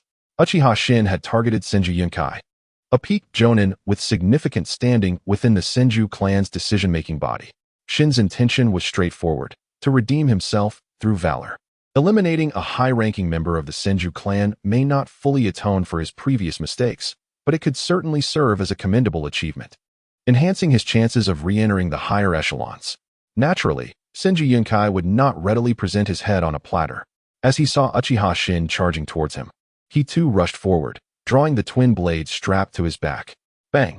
In an instant, sparks flew as their weapons clashed. Both combatants, evenly matched, were forced to retreat about 10 meters from the sheer force of the impact. Uchiha Shin formed hand seals with one hand. Fire style, Dragon Flame Jutsu. He was resolute in claiming Yunkai's head, launching an advanced Uchiha fire technique typically reserved for jonin. Senju Yunkai was not like Hamura, who excelled in various elemental ninjutsu. He swiftly swung his blade, emitting a sharp sound as he faced the incoming fire dragon. With two swift slashes, he cleaved through the fire dragons, then executed a single-handed seal in midair to unleash his own technique. Earth style, Earth Spike. Earth style, Exploding Earth. Earth style, Earth Pillar. The Senju clan possessed an immense chakra reserve rivaling that of the Uzumaki clan, enabling them to unleash a relentless barrage of Earth-style ninjutsu upon Uchiha Shin. Earth style? I've truly chosen an excellent opponent. In response to the overwhelming onslaught of Earth techniques, Uchiha Shin displayed a disdainful smile, momentarily leaving Senju Yunkai taken aback. Sizzle. In the next moment, Shin's blade erupted with silver and white lightning. Chidori Blade. This technique was originally exchanged from the system by Izuna and taught to the clan's lightning-style chakra users, later developed by Madara and disseminated among many adept in lightning techniques, mirroring the future prowess of Uchiha Sasuke. However, as the originator, Izuna did not master this technique, as he was more adept in wind release. Standing atop the second Gate of Resurrection, Izuna's target was undoubtedly Senju Hamura, the clan leader destined to abdicate. Earth style, Earth Flowing River. The ground trembled violently as Hamura formed seals. The rocky terrain transformed into a viscous swamp, causing the Gate of Resurrection to vanish and sending Izuna plummeting from the sky. As he fell, Izuna joined his fingers together in a cross, executing the shadow clone technique. He only created one shadow clone, but that was ample. In midair, he gripped his right hand, hurling it towards Senju Hamura. In the air, a Rasengan had coalesced in Izuna's palm. Earth style, Earth Flowing Wall. Senju Yuji fiercely slammed his hands against the ground, raising a towering stone wall that reached 3 meters high. The Rasengan shattered the wall into fragments, but it had provided Senju Yuji with precious time to evade. Drawing a kunai from behind, he swiftly lunged with it, aiming directly for Izuna's neck. Thrust. It struck true. However, as the kunai pierced Izuna's neck, his body transformed into a streak of lightning, coursing through Yuji's arm and leaving it numb, causing the kunai to slip from his grasp. Instantly, Yuji retrieved another kunai, slicing his palm to dispel the numbness. Meanwhile, he glanced towards the swamp, where what he had initially thought was a mere clone of Izuna suddenly sprouted a layer of silver ribs and a rapidly emerging arm just as it was about to plunge into the mire. Pushing against the surface of the swamp, Izuna effortlessly leaped back onto solid ground, long aware of the Uchiha clan's vice leader's cunning. Yuji found it surprising that Izuna's prowess extended beyond strategy into combat as well. It appears those who cannot keep pace with the times should hastily step aside for the younger generation, he remarked, a blend of praise and mockery. Izuna retorted sharply, and Yuji's temples throbbed with indignation. At just over 40 years old, being called an old man was one thing. But Izuna's incessant taunting regarding stepping down was pushing his patience to its limits. Water release, heavenly rain. He formed a hand seal distinct from other water release techniques, summoning droplets that formed an array of minuscule water projectiles in midair, barely perceivable to the naked eye, cascading downwards. A surge of silver chakra ignited around Izuna's body, and the skeletal form of Susanoo manifested, shielding him from the torrent of water projectiles. Senjutsu is indeed a remarkable asset, Izuna mused, covering his kaleidoscope Sharingan and the intricate patterns of Senjutsu around his eyes. Even with Susanoo activated, he felt little pain. He finally comprehended why, in later times, Obito could wield Kimui without consequences. I've witnessed that technique countless times. Did you think I wouldn't find a counter? Yuji suddenly shouted, slamming his hands against the ground, triggering an earth release that fractured the terrain. The ground beneath Izuna's feet split open, revealing a seemingly bottomless chasm. As Izuna prepared to move, the ground on either side flipped 180 degrees, forcing him to leap into the air to evade. Simultaneously, the legs of Susanoo, bolstered by Izuna's chakra, rapidly grew. Seize the opportunity and strike, Yuji commanded with authority. The numerical superiority of the Senju greatly outweighed the Uchiha, and upon his command, numerous Senju ninjas sprang into action, forming seals aimed at the airborne Izuna. Water release, water dragon bullet. Wind release, vacuum wave. Earth release, rising stones. Uchiha Akira, witnessing the impending assault, shouted in alarm, Vice Leader, be careful. Izuna narrowed his eyes, the kaleidoscope in his gaze shimmering ominously. My strength transcends the Sharingan. Do you presume I am as foolish as that buffoon Tobirama?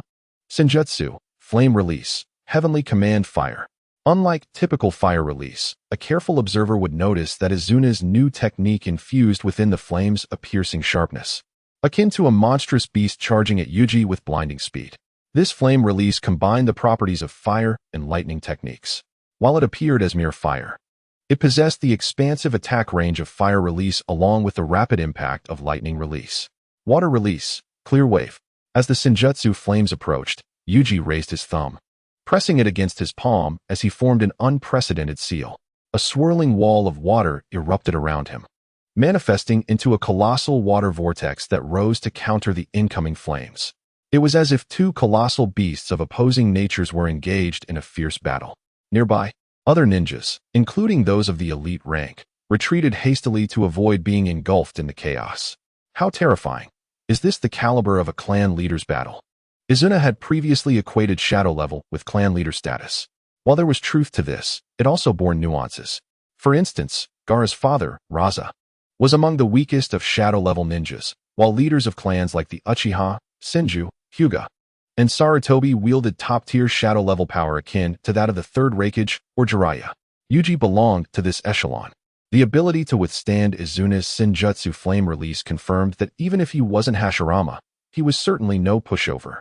Izuna murmured to himself, when suddenly, two hands emerged from the ground, grasping his ankles. Earth release, heart-cutting technique. The hands swiftly pulled Izuna down into the earth, but before his legs could be fully ensnared, Susanoo appeared, its colossal skeletal hand piercing into the ground, seizing a Senju Jounin and crushing him instantly. Focus on the other Uchiha. Leave Izuna to me. He is beyond your capacity to handle. Yuji shouted as he witnessed one of his Jounin perish at Izuna's hands. Cloud-piercing slash. With that, Yuji drew his sword, unleashing an S-rank technique rivaling Raikage's lightning strike, aimed directly at the gap in Susanu's defenses above Izuna. I sense your position clearly. Izuna raised his kunai to meet the attack, his Sage Mode perception ensuring that unless Yuji achieved a speed akin to the fourth Raikage, he could not evade his awareness. The clash of blades echoed through the air as Izuna's Sharingan spun rapidly. Jinjutsu, Sharingan. Yuji's body halted midair, and Susanu seized the moment, coalescing chakra into a piercing blade that thrust into Yuji's abdomen. Is it successful? A nearby Uchiha Chunin exclaimed in astonishment. Bang! In the next instant, Yuji's form dissipated into white smoke. Fool, you let your focus wane. A Senju ninja seized the opportunity, driving his blade through the Uchiha's body. The Uchiha Chunin's eyes widened in shock before he swiftly succumbed to the void. The Senju ninja withdrew his sword and kicked the lifeless body aside. The Warring States period is indeed ruthless. Shadow Clone. Izuna's eyes flickered with uncertainty, for the Senju clan was not attuned to the Sharingan's replication abilities. If Yuji could perform such a technique, it could only mean one conclusion. Tobirama, the original creator, had developed this technique and passed it on to other Senju ninjas. Earth Release, Earth Flow River. Yuji's voice echoed from behind as the ground beneath Izuna transformed into a swamp once more. And that's not all. Yuji swiftly transitioned into another set of seals, Earth Release, Earth Dragon Bomb. For Earth Dragons, eyes wide open, emerged from the mire, positioned around Izuna and glaring at him intently. With a thunderous roar, the four dragons launched their assault from all sides, seeking to engulf Izuna entirely within their grasp. Not finished yet, you inexperienced brat of the Uchiha. Yuji roared, rapidly forming another set of seals, Fire Release, Head Carving Technique, Lightning Release, Thunder Flash. Flames dried the earth, crafting an inescapable prison, followed by a barrage of penetrating lightning strikes. One must admit, the Senju and Sarutobi clans are the most prone to manifesting multiple elemental affinities in their ninjutsu. Most members of the Uchiha clan possess dual elemental affinities, typically with Fire Release as one and another element as a secondary. There are, however, a few individuals, like Izuna and Madara, who are rare in their possession of three affinities. In contrast, figures such as Sarutobi and even Senju are frequently seen exhibiting 3, 4, or even all 5 elemental affinities. The current Senju leaders, Hashirama and Tobirama, each command the 5 elements: water, fire, wind, lightning, and earth. Similarly, the third Hokage, Sarutobi Hiruzen, also wields mastery over all 5 elements, inciting a sense of envy among others. Deputy Clan Leader, are you all right? With the relentless bombardment of lightning striking the muddy ground, countless Uchiha members expressed their deep concern, and Uchiha Akira could not help but shout out loud. Summoning Technique. Izuna's cold voice echoed from within. Boom. A cloud of white smoke erupted, dispersing the descending thunder, revealing a giant claw engulfed in an eerie blue flame. Cat Fireball. The azure flames rapidly dissipated, neutralizing all the multiple elemental jutsu unleashed by Senju Hashirama, even sending backlash towards him. What on earth is that? The surviving Senju, including Senju Chihaya, who had witnessed the two tails before, gasped in astonishment upon seeing the beast. Positioned atop the two tails, Izuna swiftly surveyed the battlefield. Ultimately, it was clear that the Senju held the advantage in strength. Adhering to a straightforward battle strategy, the Uchiha found it exceedingly difficult to secure victory. Retreat. I shall cover your escape, Izuna commanded proudly, just as Uchiha Shin, who was intent on claiming Senju Kumigane's head, paused momentarily. He quickly retreated while shouting for everyone to fall back. Fire Release, Ash Cloud. The surviving Uchiha members hastily employed techniques to obscure the enemy's vision as they retreated swiftly. Thinking of fleeing? It won't be that easy. Wind Release, Vacuum Sphere. Senju Hashirama unleashed an advanced wind technique, dispersing much of the thick smoke enveloping the battlefield. However, in the very next moment, he noticed the two tails beneath Izuna, with its gaping maw gathering a dark purple, near-black chakra sphere. What is that? A wave of ominous premonition washed over Senju Kumigane. Izuna wore a chilling smile as he announced, Boom! Here it comes. Tailed Beast Bomb. Chapter 98. Lingering concerns. The first direct confrontation between Izuna and the current head of the Senju clan, Senju Hashirama, concluded with the devastating tailed beast bomb from the two tails. To be precise, Izuna did not count how many lives were lost under that attack, but it was certain that Senju Hashirama had not perished. Reflecting on it, even the tailed beast bomb from Killer Bee later failed to take down the 4 underwhelming members of Team Hawk due to its overly straightforward approach. While it serves well as a weapon of mass destruction, it lacks the agility needed to take down a single formidable ninja, leaving room for improvement. Within the camp, Uchiha Shin, after assessing the injuries among his clan members, entered Izuna's main tent to report, "Deputy Clan Leader, our losses are within an acceptable range. I believe the Senju have suffered at least as much, yet their overall combat strength undoubtedly surpasses ours." Hesitating momentarily, he continued, "Therefore, I suggest that the Deputy Clan Leader requests reinforcements from the clan leader. In a one-on-one fight, I doubt anyone on the battlefield can match Izuna, especially with the added threat of the two tails. But war is not a solitary endeavor.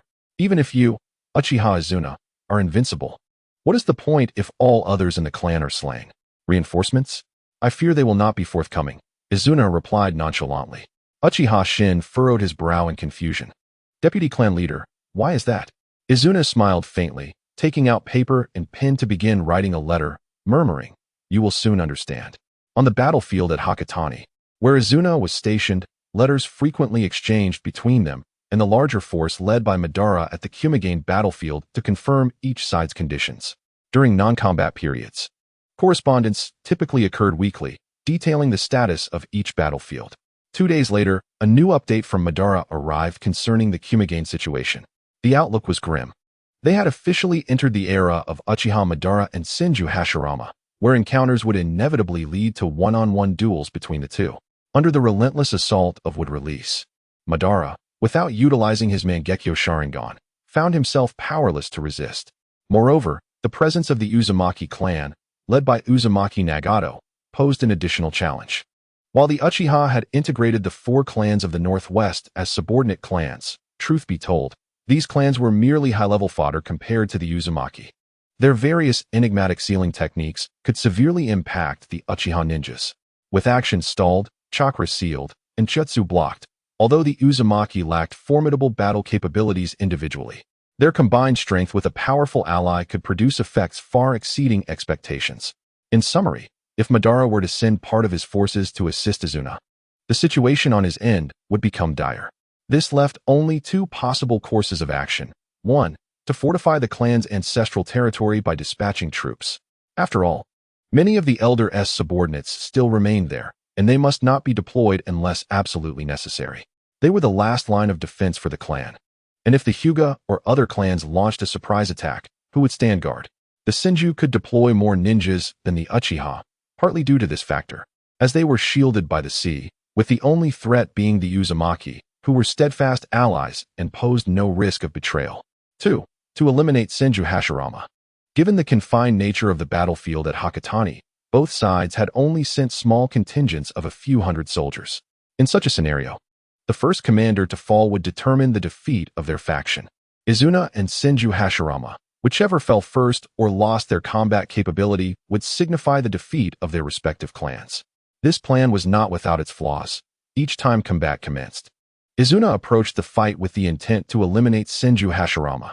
Nevertheless, while he currently surpassed Hashirama in strength, he was far from being able to crush him outright. And taking down a top-tier ninja was no simple task. "Akira," Izuna suddenly called out. The Uchiha standing guard at the tent's entrance quickly turned and entered, bowing respectfully. "Deputy Clan Leader, what are your orders?" "Increase the number of ninjas fortifying our defenses.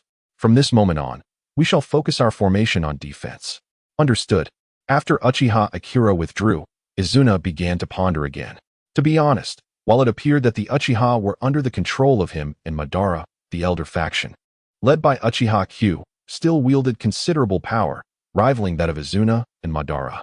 To draw a parallel with later Konoha, although Izuna and Madara appeared as the leaders, they were still behind the scenes with the elder faction and advisory council, akin to the likes of Toka and Mito in later years.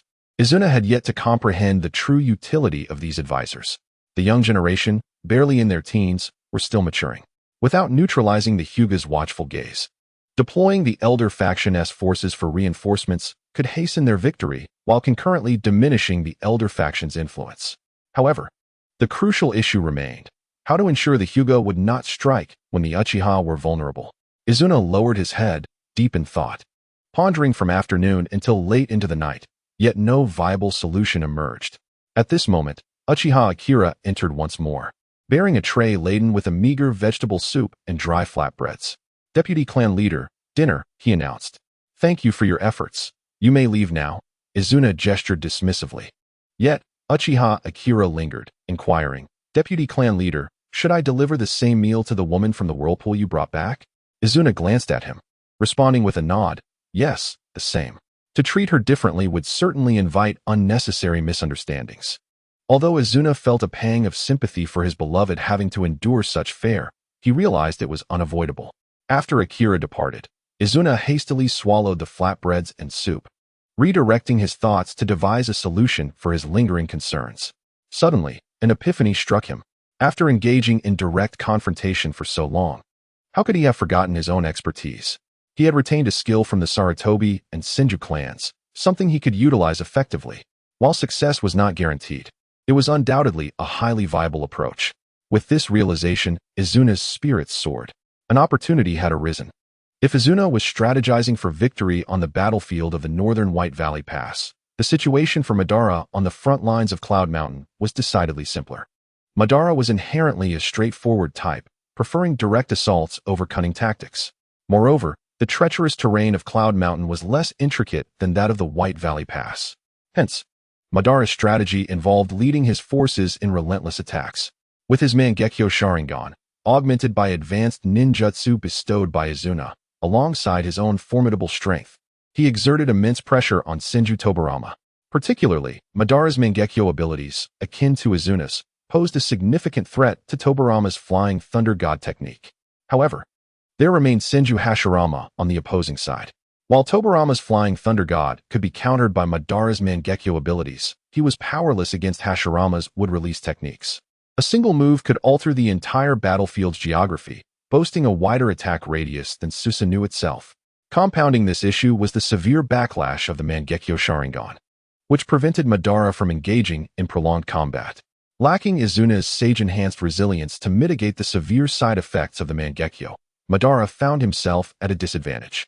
Izuna had conveyed this information to Madara through a confidential message, to which Madara had reacted positively, given the overwhelming repercussions of the technique. Yet, for Madara to cultivate sage techniques, two obstacles remained. Firstly, he required the assistance of a high-ranking ninja from the Whirlpool clan. Secondly, Uzumaki Mito was currently with Izuna. No matter the circumstances, Izuna could not approach Mito with a request. My elder brother wishes to learn sage techniques. Could you assist him? Mito would undoubtedly refuse. And the matter could not be made public, lest she be branded a traitor by her entire clan. In response to this predicament, Izuna suggested that Madara adopt a strategy of attrition, while he would strive to conclude the conflict with the Senju in the north swiftly, and then lend his support. As for Madara's Mangekyo dilemma, Izuna could not solicit Mito's assistance. He was already grateful for her help in mastering Sage Mode, and did not wish to impose further. However, Madara's issue could not be left unresolved. After much contemplation, Izuna ultimately devised a compromise. He would request Mito to impart the sealing techniques necessary to aid his Sage Chakra training, akin to how Kushina had passed on the dead demon consuming seal to Minato. During the initial request, Mito had declined, as it was a closely guarded secret of their clan. However, after Izuna's persistent entreaties, and in light of her feelings for her first love, Mito, a mere 18 years of age, ultimately chose to prioritize her romantic inclinations over familial loyalty. Naturally, Izuna faced the price of his request, a barrage of playful punches and a fair share of playful banter. Deputy clan leader, the first line of defense has been breached by the Senju. The leader is Uzumaki Kokai. Uchiha Shin, responsible for the first line of defense, rushed back, his attire marred with dust and wounds. What? Uzumaki Kokai? Izuna's expression shifted. Indeed, the Whirlpool ninjas involved in this assault numbered around 200. Led by the elder of the Uzumaki clan, Kokai, whose information had been noted in the clan leader's reports. Izuna quickly regained his composure, realizing that it was not surprising for Kokai to shift the battlefield. After all, his beloved granddaughter had been abducted before the eyes of many. The news of Izuna's presence on the White Valley battlefield had undoubtedly reached the Senju. In pursuit of his granddaughter, Kokai would naturally seek retribution. What should we do? Clan leader? The Senju forces have increased. Uchiha Shin exclaimed. Although the terrain here mitigated the numerical advantage to some extent, it did not eliminate it entirely. They say the terrain plays a vital role in warfare, but no amount of positional superiority could allow 100 men to defeat 10,000. Do not panic. Mobilize all clan members aside from those on defense. I will personally confront Uzumaki Kokai. Izuna promptly led 200 warriors toward the front lines. His exchanges with Mito had made him acutely aware of the challenges posed by the Uzumaki, and he understood that defeating their medical ninjas was paramount, just as it was crucial to eliminate the Uzumaki forces in battle. Upon arriving at the battlefield, Izuna found the Uchiha warriors engaged in combat with the approaching horde of red-haired Uzumaki ninjas. Dozens of Uchiha unleashed fire techniques, igniting a sea of flames that surged toward the Uzumaki. After approximately 20 seconds, the flames dissipated, yet the Uzumaki forces remained unscathed. How could this happen? The Uchiha warriors gasped in astonishment. Upon activating his Sharingan, Izuna discerned a nearly transparent barrier shielding the Uzumaki clan. Sealing technique, distance barrier, he murmured, recognizing it as a defensive jutsu akin to the Senju's Rashomon rather than a sealing technique. Wind release, gale force. A powerful gust surged from the opposite side, prompting cries of alarm from the warriors on the right. Senju Tobirama is here. Uchiha Shin immediately dashed to the front lines, unleashing his fire release, great fire destruction. The fierce flames clashed with the tempest, and after a tumultuous dance of fire and wind in the air for several seconds, they ultimately neutralized each other. With the Uzumaki in front and the Senju at the side, the Uchiha warriors felt an overwhelming sense of pressure due to their lack of combat strength. Uchiha Izuna, surrender and hand over Mito. I assure you, I will not harm your clan. Kokai, with his white hair, bellowed. Izuna's right hand brushed over his heart as he performed a courteous bow, reminiscent of noble greetings he had observed on television in a past life, and replied in a melodious voice imbued with chakra. The noble princess is receiving the highest standard of treatment in my camp. I am quite smitten, and Mito and I share a profound bond. Why not unite the Uzumaki and Uchiha clans in a marital alliance and join forces against the Senju? Tobirama was momentarily taken aback by this proposition, only to respond with a cold laugh. This brat has quite the knack for nonsense. Kokai, upon hearing these words, was incensed, his eyes bulging as he formed hand signs and shouted, "You will pay for your insolence, brat." He could scarcely believe Izuna's words, dismissing them as mere provocations meant to incite their wrath. Diamond ceiling. Countless enormous chains, radiating a golden glow, erupted from the ground, hurtling toward the Uchiha. Izuna's gaze sharpened. He recognized this technique, a high-level sealing jutsu that had once ensnared his Susanoo. Should he be ensnared, the flow of chakra would be forcibly halted. A powerful ninja wielding such a technique could even suppress the Nine Tails. Chapter 100. The Gradual Rise to Fame. The Art of Spirit Communication. In the face of overwhelming numerical disadvantage, Izuna decisively summoned the Two Tails for battle and immediately shifted his strategy. While the other Uchiha clan members engaged the Uzumaki ninjas, he confronted nearly 400 Senju ninjas led by Hashirama Senju. This audacious move sounded almost preposterous. However, it was not merely Izuna's confidence that compelled him, but also the stark necessity of the situation. After all, the sealing techniques of the Uzumaki clan wield absolute control over tailed beasts. Many years ago, the Senju and Uzumaki clans were part of the same lineage, suggesting that they too might have inherited the legacy of the Sage of Six Paths. At times, Izuna pondered whether the sealing techniques of the sage had indeed been passed down to the Uzumaki clan. Leading only the Two Tails against the formidable army of 400 Senju ninjas, spearheaded by the pinnacle of Hokage's strength, naturally caused concern among Uchiha Shin and his comrades. Yet, when Izuna unveiled his Mangekyo Sharingan, to their astonishment, he successfully held back the horde. Though he lacked the Eternal Mangekyo Sharingan and could not unleash the overwhelming power of the tailed beast's transformation, he summoned a skeletal Susanoo to hover above the Two Tails. Enhanced by Sage Mode, he unleashed a torrent of formidable sage techniques that transformed mountains into mere hills. The full extent of his power instilled a palpable sense of pressure among the ninjas of both the Uzumaki and Senju clans. Meanwhile, Uchiha Shin and Uchiha Akira, Leading the Uchiha forces felt inadequate against the combined might of the Senju and Uzumaki armies. However, they showed no fear when facing the 200 Uzumaki ninjas commanded by Kurama. With the terrifying display of Izuna's power, the morale of the Uchiha troops surged, compelling them to press forward and obstruct Kurama's advancing red-haired army, determined to protect their vice-clan leader at all costs. Many even resorted to using the clan's forbidden technique, Izanagi, to thwart the enemy. After a protracted battle, the Senju and Uzumaki coalition retreated, plunging the conflict into a stalemate. Such scenes had repeated countless times in the history of Uchiha and Senju clans, resembling an unending cycle of conflict passed down from generation to generation. Although the Uchiha found themselves at a relative disadvantage, it was not glaring. The various ninja clans observing the situation adopted a stance of cautious inaction, preferring not to disturb these two ferocious beasts unless absolutely necessary. Upon successfully repelling Hashirama and Kurama's coalition and returning to the Uchiha camp, Izuna issued two commands.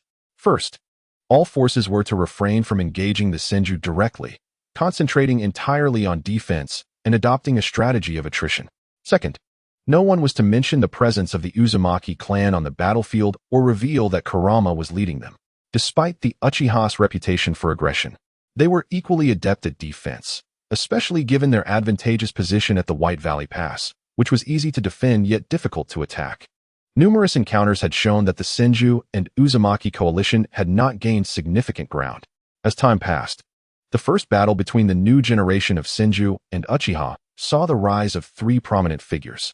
The first was Hashirama Senju, who pioneered the unprecedented wood-release technique, which was formidable enough to be described as capable of single-handedly taking on 1,000 foes. Rumors circulated that, had his opponents not been the Uchiha, Hyuga, or Sarutobi clans, Hashirama alone could end the war. However, Izuna found such claims exaggerated. While Hashirama indeed possessed great power, it was contingent upon his awakening the wood-release technique to reach that potential. The second figure was Izuna himself, situated at the battlefield of the White Valley Pass. Although he did not create a new technique like Hashirama, he fought using a spirit beast engulfed in flames and his mesmerizing Sharingan, utilizing a novel combat style.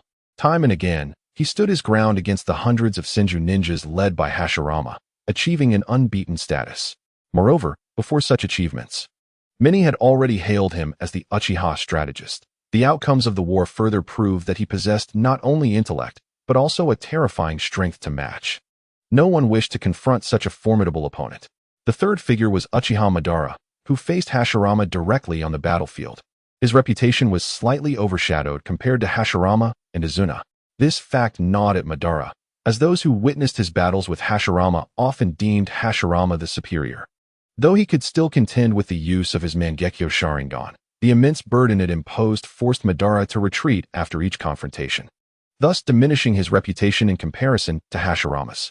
If one were to mention another individual, it would be Tobarama Senju, the master of water release. His combination of water release and the Flying Thunder God technique had gradually earned him the title of the fastest ninja in the Senju clan.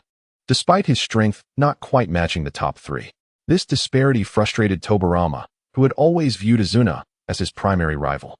However, being a man of considerable depth, he chose to endure this slight.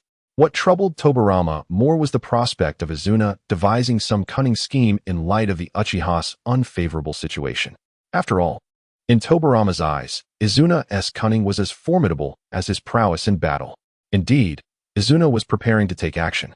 Before departing, he made a special visit to Mito to review the sealing techniques capable of suppressing chakra disturbances. Similar in principle to the sealing techniques used by Yamato to contain Naruto's Nine-Tails chakra in later generations. Izuna intended to use this technique to assist Madara in mastering sage techniques, alleviating the burdens imposed by the Mangekyo Sharingan. After demonstrating the sealing technique to Mito, who lightly tapped her chin in contemplation, she remarked that while he was not yet fully proficient, it should suffice to contain chakra disturbances. Izuna smiled, embracing Mito and planting a kiss on the seal between her brows. "Thank you, Mito." Mito shot him a glance, slightly breaking free from his embrace, frowning as she looked up. "Are you hiding something from me?" Izuna's expression faltered momentarily. "No, why do you ask?" Mito pouted. "The ninjas stationed at the tent entrance used to discuss the war, but lately, they've been silent. Did you issue a gag order to prevent me from learning anything? Chapter 101. The resurgence of Action Mito's words caused Izuna to feel a pang of frustration. Damn it, being too clever is not always an asset. Many men prefer their partners to be a tad less astute, although not to the extent of being easily swayed by others.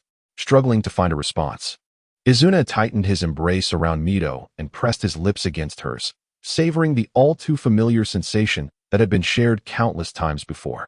This time, however, Mito did not close her eyes to enjoy the moment. Instead, her gaze was filled with displeasure as she glared at Izuna, her teeth clenched tightly, refusing to yield. Only when Izuna gently smacked her rear did she instinctively let out a surprised squeak, momentarily loosening her grip, which Izuna seized upon with alacrity. As he conquered her defenses, Mito briefly contemplated biting down to reclaim her autonomy, but ultimately chose to endure this relentless teasing. I will be away for a while and will not come to see you. Uncertain of the passage of time, Izuna rested his forehead against that of Mito after releasing him. Mito offered no reply, merely casting a fierce glare in his direction. Faced with Izuna's defensive tactics, Senju and Uzumaki forces found themselves unable to breach his defenses. Over time, their offensive strategies slowed considerably, granting Izuna the opportunity to pursue other endeavors. During the Warring States period, the Land of Fire was home to numerous ninja clans. Among them, the Senju, Uchiha, Hyuga, Sarutobi, and Shimura clans occupied the most extensive territories and resources. Clans of comparable strength would dispatch reconnaissance ninjas to monitor one another constantly. For instance, although Uchiha and Senju regarded each other as mortal enemies, they nonetheless kept watch over clans such as Sarutobi, Shimura, and Hyuga. The strength of the monitored clan dictated the rank and number of ninjas dispatched for surveillance. Regarding the Sarutobi and Shimura clans, they deployed numerous spies to observe the movements of the Uchiha and Senju clans. In contrast, the Hyuga clan, which was nearly on par with them in strength, only sent a small team for monitoring purposes due to their considerable distance from the Sarutobi and Shimura territories. The geographical separation between these clans was significant, with the Sarutobi and Shimura clans situated to the north of the Uchiha and Senju, while the Hyuga lay to the south. This distance, compounded by the presence of these two formidable clans, resulted in a lack of conflict between the Sarutobi and Hyuga clans throughout centuries of warfare. During this time, the Sarutobi and Shimura clans had been recuperating from their losses. However, Shimura Keizo remained troubled by the fate of over 20 elite jonin led by Shimura Ri, whose demise was shrouded in mystery. It was reminiscent of the fourth Reikage, who, upon mistakenly believing his brother Killer Bee had been captured by the Leaf's defector Uchiha Sasuke, convened a meeting of the five Kage and nearly instigated war against Konoha. The volatile temperament of a leader can lead to dire consequences, and Keizo's fiery disposition was not much less than that of the fourth Reikage, fueling his desire for vengeance. Keizo concentrated his hatred on the figure known as Quan. Had it not been for that peculiar individual, who claimed to hail from the four clans of the Northwest and lured Shimura Ri and his companions to their doom, they would not have perished. To this day, Keizo had somewhat calmed down, recognizing that Quan could not possibly be a member of the four clans of the Northwest, as they lacked the power to eliminate a figure of Shimura Ri's caliber. Furthermore, engaging in such actions would yield no benefit for them. It was equally improbable that Quan belonged to the Yui clan, as the entire clan had been annihilated over a year ago by Izuna and the Uchiha. Who then could he be? The mystery left Keizo perplexed. At that moment, intelligence ninjas monitoring the Hyuga clan reported that Quan had been sighted in the south, within the territory of the Hyuga clan. This revelation filled both Keizo and Sarutobi Ko with astonishment and excitement. At last, they had located their nemesis, and this vendetta must be avenged. Keizo promptly dispatched a team led by two elite jonin southward for further investigation. They were to proceed with caution, ensuring they uncovered Quan's true identity. Quan was, of course, Izuna, donned in a black cloak and wearing a Uzumaki mask, utilizing a shadow clone technique. After much effort, he finally captured the attention of the Shimura ninjas, realizing it was time for his true self to make an appearance. Izuna understood the importance of performing this role convincingly to deceive the hot-tempered Keizo. The Hyuga clan, in certain aspects, exhibited a rather peculiar disposition, possessing the Byakugan bloodline limit. They held themselves in high regard, considering their ocular ability to be the finest in the warring states, claiming even the Uchiha fell short in comparison. Their pronounced sense of superiority, combined with a combat prowess that ranked just below the Uchiha and Senju, allowed them to attract numerous surrounding ninja clans. The Hyuga clan could be said to possess the most vassal clans among the ninja clans of the warring states. Among those known to Izuna, two clans that would later become part of Konoha were the Moonlight and Akatsuki clans, both subordinate to the Hyuga. Additionally, there were three clans, Igaguri, Yamashiro, and Akame, that had not produced notable figures in Konoha's history. Alongside these five vassal clans, two secret arts clans, the Inuzuka and Yamanaka, formed an alliance with the Hyuga. These two clans, while lacking a bloodline limit, wielded unique clan techniques to control ninja dogs and a type of parasitic insect in combat, thus securing a place in the warring states. Although they ultimately fell to the Hyuga clan, they allied with them out of necessity for survival and strength. However, due to the disparity in power, this alliance was far from equal, with the Hyuga clan claiming the majority of any victorious spoils, leaving the Inuzuka and Yamanaka to scavenge the remnants. Together, these seven clans formed a formidable barrier, ensuring the Hyuga remained in a secure position against the northern threats posed by the Uchiha and Senju. Was Quan to be found here? Within a small town's inn, a group of disguised travelers, concealing weapons, convened in a room. Those already present acknowledged the newcomer's inquiry, confirming that Quan had indeed been spotted just outside the town, and they speculated that he remained within its confines. The clan leader has commanded us to capture him alive, or at the very least, uncover the forces backing Quan. Do not be careless, one of the newcomers urged gravely. Indeed, these two groups were intelligence ninjas dispatched by Shimura Keizo to investigate Quan. Chapter 102. Deception awaits. This small town was, in fact, under the jurisdiction of the Moonlight clan, a subordinate of the Hyuga. Not every ninja clan possessed the vast numbers and strength of the Uchiha, Senju, or Shimura, capable of sustaining themselves independently. Some smaller clans resided within villages, where commoners, seeking survival, would rely on these ninja clans for protection, in exchange for substantial tributes of food and resources. The commoners were unbothered by this arrangement. In a chaotic world, their primary concern was survival. However, this left them vulnerable to exploitation, as their defenses were not as robust as those of the Uchiha and Senju. At that moment, in the most expansive estate within the town, a sign bore the name Moonlight. This was the residence of the Moonlight clan leader, Moonlight Kazuma. The Moonlight clan was renowned for their swordsmanship, particularly the Moonlight-style ninja sword technique, which had once been copied and adapted by the Uchiha clan using the Sharingan. Moonlight Kazuma was merely 35 years old, a standard age for a clan leader. However, his overall strength was not particularly formidable, ranking only as an elite jonin, still some distance from the pinnacle of jonin. The reason for this lay in the Moonlight clan's scarcity of ninjutsu resources, unlike the larger clans that boasted vast collections of scrolls.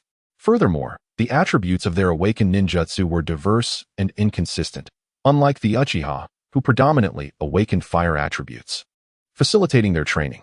Within the Moonlight clan, some awakened fire, others water, and still others wind, with most individuals awakening only one attribute, complicating their training. Ultimately, they sought protection from the more powerful clans and became a subordinate clan to the Hyuga several decades prior. Even at this age, Moonlight Windstorm has never ceased in his pursuit of enhancing his strength to a higher echelon. It is only through the augmentation of his own capabilities that the overall prowess of his clan can ascend. He even dreams of a day when he can separate from the Hyuga clan, allowing Moonlight to establish its own lineage, akin to the esteemed Hatake family, which, despite its limited numbers, has managed to stand as a distinguished clan during the Warring States period. After concluding his training for the day in the dojo, Moonlight Windstorm prepared to return to his quarters. It has become a long-standing habit of his to review the documents submitted by his subordinates, which are invariably placed on his desk after each day's training. Upon opening the door, as he stepped into his study, he suddenly halted, shock coursing through him as he instinctively adopted a combat stance. A mysterious figure clad in a black robe and adorned with a mask was seated at his desk, perusing the files presented by his subordinates. "I have been waiting for you, Clan Leader Moonlight," the masked man spoke coolly. "Who are you?" Moonlight Windstorm demanded, his demeanor guarded. The security of his residence, though not as formidable as that of the major clans of the Warring States, still consisted of over 100 guards, always on alert. The masked individual's ability to infiltrate his chamber unnoticed indicated a strength that was likely on par with his own. You need not concern yourself with that. The masked man replied, placing his right hand upon his mask, indicating he was about to remove it. Moonlight Windstorm found himself involuntarily drawn to the unveiling of the face beneath the mask. However, as the mask was lifted, a pair of crimson Sharingan eyes met his gaze, momentarily immobilizing him as the power of the Mangekyo surged through him. Remember the first rule of engaging with the Sharingan. When faced with one, you must flee, the man stated coldly, replacing his mask with a dismissive tone.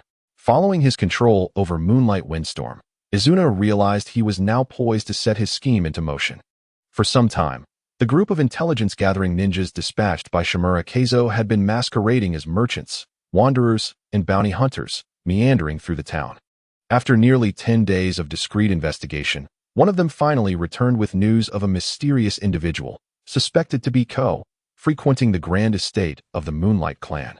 This revelation startled the other intelligence ninjas from Shimura, as they had not anticipated Ko's connection to the Moonlight Clan, whose backing was the powerful Hyuga clan, the third largest clan of the warring states. In the wake of the previous skirmish, the Hyuga seemed far removed from this affair. Yet it was precisely this peculiarity that warranted further investigation. Soon, all the intelligence ninjas from Shimura convened to deliberate on their next steps. Although the Moonlight Clan was merely a second-tier ninja clan, delving deep into their territory was no trivial matter. The prospect of alerting the Hyuga clan was a risk not to be taken lightly. Simultaneously, messages were dispatched to the clan. Sarutobi Kahaku and Shimura Keizo were informed of the potential connection between Ko and the Moonlight Clan. The two clan leaders were equally astonished. Sarutobi Kahaku advocated for a cautious investigation, urging patience, while Shimura Keizo argued that Ko's elusive nature meant that missing this opportunity would be regrettable. Kahaku was implored to dispatch elite covert ninjas from his clan to expedite the inquiry.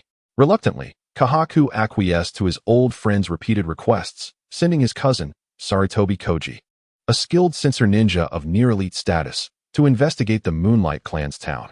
Aware of Ko's perilous nature, Kahaku instructed his cousin to remain vigilant and to retreat immediately should any danger arise. The journey from Sarutobi's territory to the town took nearly 10 days. Even for the adept Sarutobi Koji, due to the necessity of circumventing the formidable mountains of Uchiha and Senju. Upon reaching the town and coordinating with Shimura's two teams, he promptly commenced his covert inquiry into the Moonlight Clan's estate. One fateful night, Sarutobi Koji found himself atop the residence of the clan leader. Lord Ko, I wonder how your endeavors are faring. He overheard through his sensory techniques, his heart racing with excitement. Quietly, he pried open a tile on the roof, channeling wind chakra into his blade to create a small opening in the floor below. Pressing his eye to the gap, he beheld Moonlight Windstorm kneeling before the enigmatic figure in black. It was him. There could be no mistake. Although Koji could not see the masked man's face from this angle, he was undeniably Ko. A familiar and gravelly voice emanated from Ko. The Uchiha and Senju are engaged in battle, and for the foreseeable future, I cannot extract any advantage from their conflict, especially since I have already revealed myself before Senju Yukon. Chapter 103. Framed and entrapped indeed, it was Ko. With the conversation unfolding within, Sarutobi Koji was now even more certain of the masked man's identity, precisely the individual Shimura Keizo had been fervently seeking. He leaned in intently to grasp the details of their exchange. My lord, my previous attempt to incite discord between the Uchiha and the four clans of the Northwest was unsuccessful. Might this endeavor yield better results? Moonlight Windstorm inquired with a tone of respect. Windstorm, are you mocking me?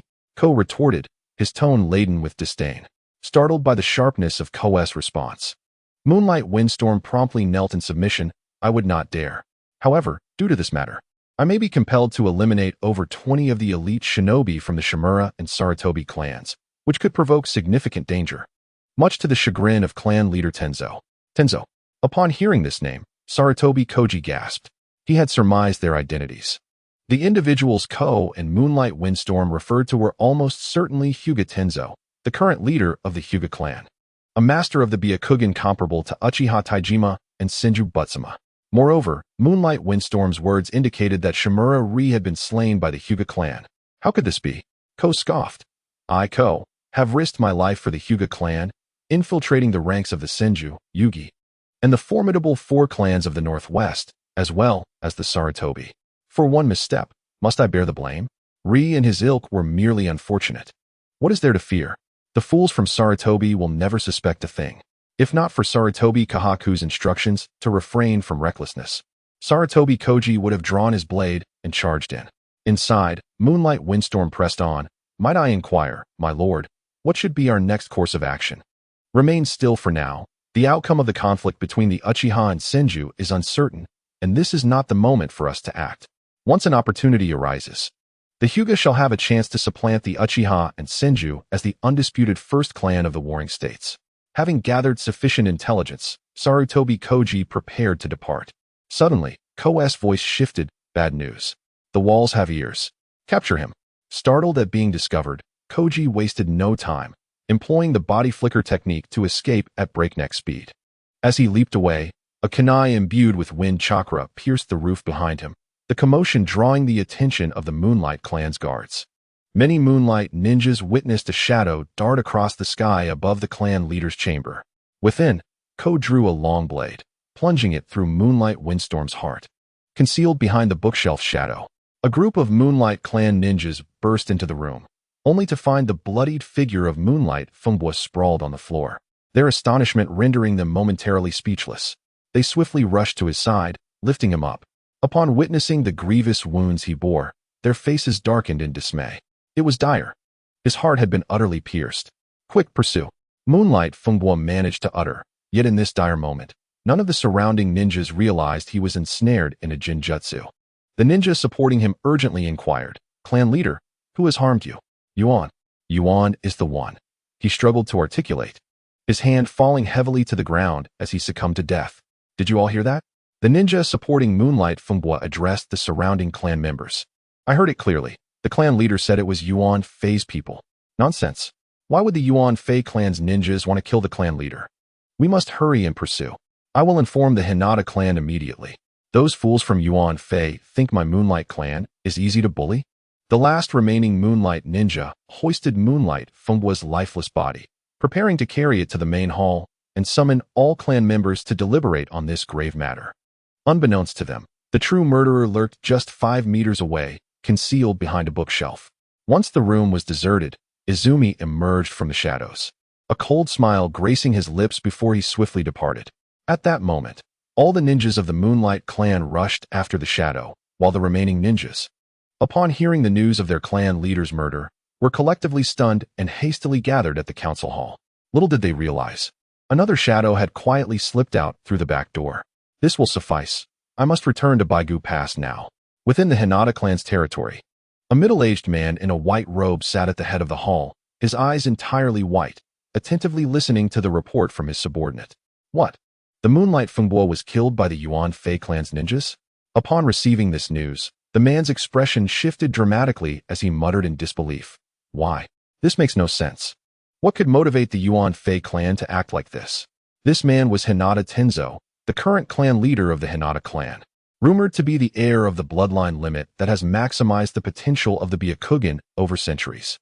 His utmost ambition was to see the Hinata clan surpass the Uchiha and Senju clans, establishing themselves as the foremost clan of the warring states. During the ongoing conflict between the Uchiha and Senju clans, he had been seeking an opportunity to capitalize on the situation and extract some advantage from either clan. However, before he could find an opening, the shocking news of the Moonlight Clan leader's assassination reached his ears. Clan leader, the entire Moonlight Clan is incensed and demanding that we, the Hinata, support their quest for justice. They have even allied with the Shiranui and Yamashiro clans to petition for war against the Yuan Fei and Shizuru clans. His subordinate continued. Nonsense. Is war such a trivial matter? Besides, the Yuan Fei and Shizuru clans are so distant from us. What benefit would we gain from such a conflict? Hinata Tenzo angrily waved his sleeves. Although he aspired for the Hinata clan to eclipse the Uchiha and Senju, he was not a mindless warmonger. Moreover, it was clear to any fool that engaging in a battle so far away would yield minimal benefits and be unwise. However, clan leader, if we do not respond, it may be impossible to quell the Moonlight clan's fury, and our other vassal clans, such as Yamashiro and Akame, may also be affected, a worried ninja from Hinata expressed. Hinata Tenzo pressed his fingers to his temples, massaging them slightly before replying. You go over there and do everything you can to stall the Moonlight Clan. Do not let them act rashly. I will confer with the elders on how to resolve this matter. Yes, but clan leader, the anger of Moonlight Funghua and the Moonlight Clan is beyond imagination. We cannot withstand this for long. Please act swiftly. I understand. Go now. Chapter 104. This grudge must be avenged. The elder and deputy clan leader have sent a letter, hoping to deploy some ninjas from our internal forces as a final line of defense to the northern Baigu Pass battlefield. In a secluded room within the Uchiha clan's territory, a ninja from the intelligence department knelt before Elder Uchiha Saki, delivering his report. Are they so eager to weaken the power of us old bones? The elder replied with a harsh tone. He was aware that the situation on the northern battlefield was precarious. Although Izumi and the Two Tails were holding back the joint forces of Shinji Yuji and Uzumaki Hiroshi for the moment, the disparity in strength placed them in a state of stalemate, unable to lose but also unable to win. Yet, for Izumi to request that his subordinates be sent to the front lines as the clan's final line of defense, the elders perceived this as an attempt to diminish their own influence. Return and inform the deputy clan leader that we must remain vigilant against the Hinata clans in the south and cannot spare reinforcements. Let the deputy clan leader devise another plan, the elder stated, providing a perfectly reasonable excuse. He could not allocate troops to Izumi, citing the need for vigilance in the south. Upon hearing this, the intelligence ninja produced a letter from his robe and presented it to the elder, stating, "The deputy clan leader said if you refuse the reinforcements, to deliver this letter to you." The elder was taken aback but accepted the letter nonetheless. The intelligence ninja then stood and said, "Elder, the deputy clan leader mentioned that you will understand the contents of the letter. I take my leave." With that, he vanished using a body flicker technique. The second elder, Uchiha Tanzo, approached and inquired, "What does it say?" The elder opened the envelope, revealing handwritten notes from Izumi. After reading the contents, the elder's tone was filled with disbelief. "How could this be possible?" "What do you mean? How could this be possible?" the second elder pressed. The elder handed him the letter, and upon reading it, the second elder echoed the same astonishment. "How could this be possible?" The letter stated that soon, the Yuan Fei and Shizuru clans would declare war on the Hinata. At that time, they hoped the elder would immediately send troops to reinforce the north. Izumi had crafted a compelling reason. Did the elder not say it was necessary to be vigilant in the south, which was why he could not send reinforcements? Now that the Hinata were busy with war in the south, they would naturally pose no threat. He could hardly refuse to send aid now. However, the notion of the Yuan Fei and Shizuru clans going to war felt improbable. After all, the distance between these two clans was significant. There were mountains, namely the Uchiha and Senju, obstructing a direct confrontation. Any attempt to engage would require a lengthy detour, consuming both resources and effort. Moreover, having not experienced any friction for centuries, the prospect of large-scale warfare seemed far-fetched. Yet, Izumi suddenly sent a letter claiming they were preparing for war. This was simply inconceivable. However, this assertion came from Izumi, the foremost strategist of the Uchiha clan. They had no choice but to believe it. Not long ago, Izumi had predicted that the Yuan Fei and the four clans in the northwest would engage in conflict, allowing the Uchiha to reap the benefits. At that time, no one believed it, yet the outcome unfolded exactly as Izumi had foreseen. Could this time be the same? Meanwhile, Yuan Fei Gu, leveraging his shadow-level prowess, deftly evaded the pursuit of the Moonlight Clan ninjas and returned to the territory of the Yuan Fei and Shizuru clans. Upon receiving the news, clan leaders Yuan Fei Guha and Shizuru Keizo immediately set aside all matters and summoned Yuan Fei Gu. Yuan Fei Gu recounted the conversation he had overheard between Yuan and Moonlight Funghua on the rooftop, leaving nothing omitted. He also mentioned how he was nearly caught by Yuan at the end. The revelation that Yuan was a member of the Hinata clan shocked both clans. However, upon careful consideration, Keizo Shimizu soon analyzed that it is indeed plausible. As a member of the Hyuga clan, Tensei seemingly has no connection to the matter at hand. Yet, should his scheme succeed, not only would our clans, the Shimizu and Sarutobi, be affected, but other major clans, including the Uchiha and Senju, would also be ensnared. Fortunately, the Uchiha and Senju have managed to avoid falling for that roguish treachery. That scoundrel from the Hyuga clan is intent on surpassing the Uchiha and Senju, aiming to become the most formidable clan of the warring states, and little did he anticipate resorting to such underhanded tactics. At that moment, An elite shinobi from the Shimizu could no longer contain himself and stood up, brimming with fighting spirit. Clan leader, this group from the Hyuga is truly malicious, causing our two clans to suffer such tremendous losses. This grudge must be avenged. Of course it must be avenged, Keizo Shimizu replied, but we need to deliberate carefully first. He gestured towards the large map hanging on the wall behind him. Look, we are separated from the Hyuga by the Uchiha and Senju. If we take a detour to reach them, it will take at least half a month to transport provisions. There are too many issues to consider. The more composed Sarutobi Furuya did not deter Keizo's desire for war, but instead began analyzing the situation. If we could utilize the official roads held by either the Uchiha or Senju, we could complete the food transport within 5 days. Another Sarutobi shinobi suddenly realized, clan leader, do you mean to borrow their roads? Keizo Shimizu stroked his chin thoughtfully. Borrow their roads, you say? That could indeed be a viable approach. However, Furuya, which clan do you propose we borrow from? The Uchiha and Senju both possess crucial transport routes. Whichever clan we approach, we must offer a certain reward and curry favor, which would inevitably offend the other clan. Both the Uchiha and Senju are not clans to be trifled with. Furuya scanned the high-ranking members present and spoke plainly. I believe everyone here understands the situation, correct? Everyone nodded involuntarily, taking turns to voice their opinions. Senju. We should choose Senju. Senju is more favorable.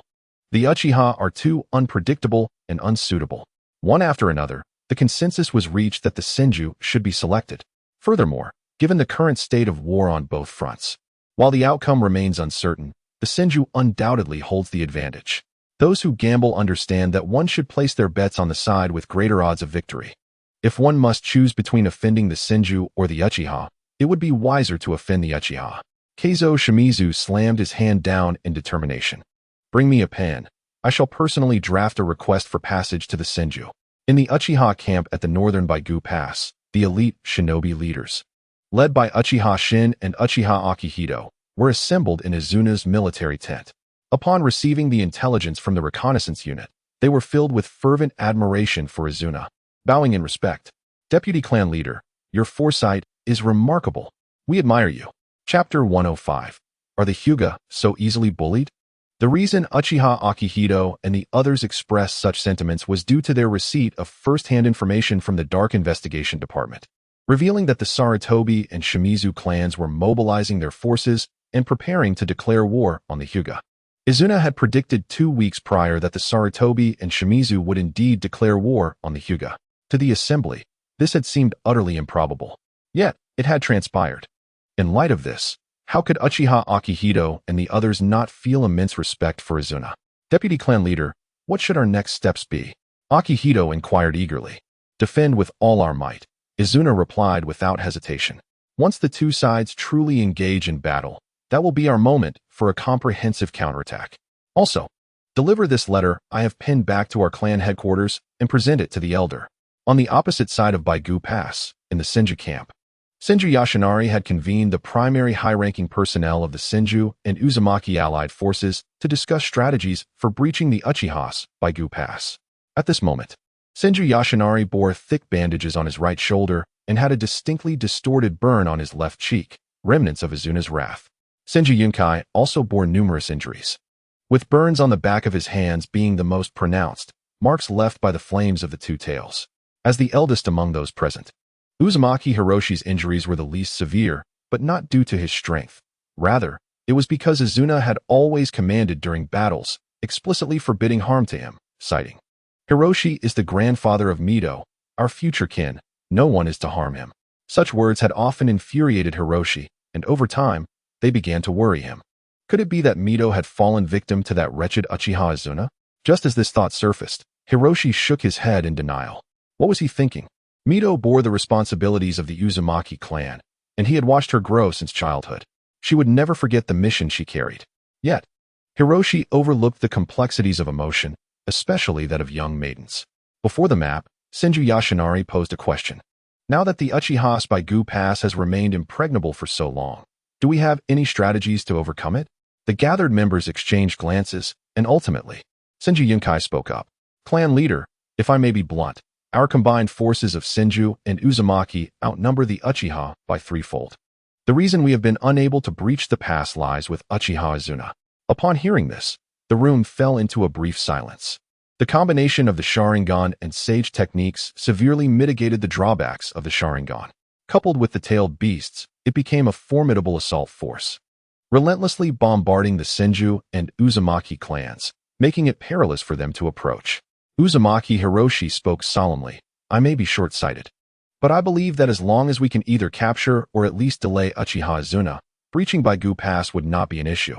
After a moment's pause, he continued, in my estimation, only the vice clan leader of the Senju can accomplish such a feat. The vice clan leader, of course, referred to Senju Hashirama.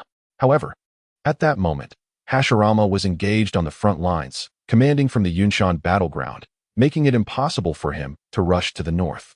Seeing the silence among the crowd, Uzumaki Hiroshi pressed on.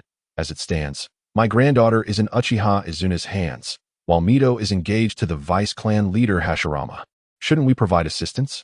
At this moment, Uzumaki Hiroshi could not help but let his personal feelings seep through, especially given that Mito had been in Uchiha Izuna's hands for far too long, intensifying his foreboding sense. Senju Yoshinari then proposed, I do have a plan. Perhaps you would care to hear it? Clan leader, please share. After approximately 15 minutes, Senju Yoshinari articulated his plan. Uzumaki Hiroshi remained silent for a long while before nodding in agreement. This could indeed be a viable strategy. Just then, a Senju intelligence shinobi entered the tent, presenting a letter to Senju Yoshinari. Clan leader.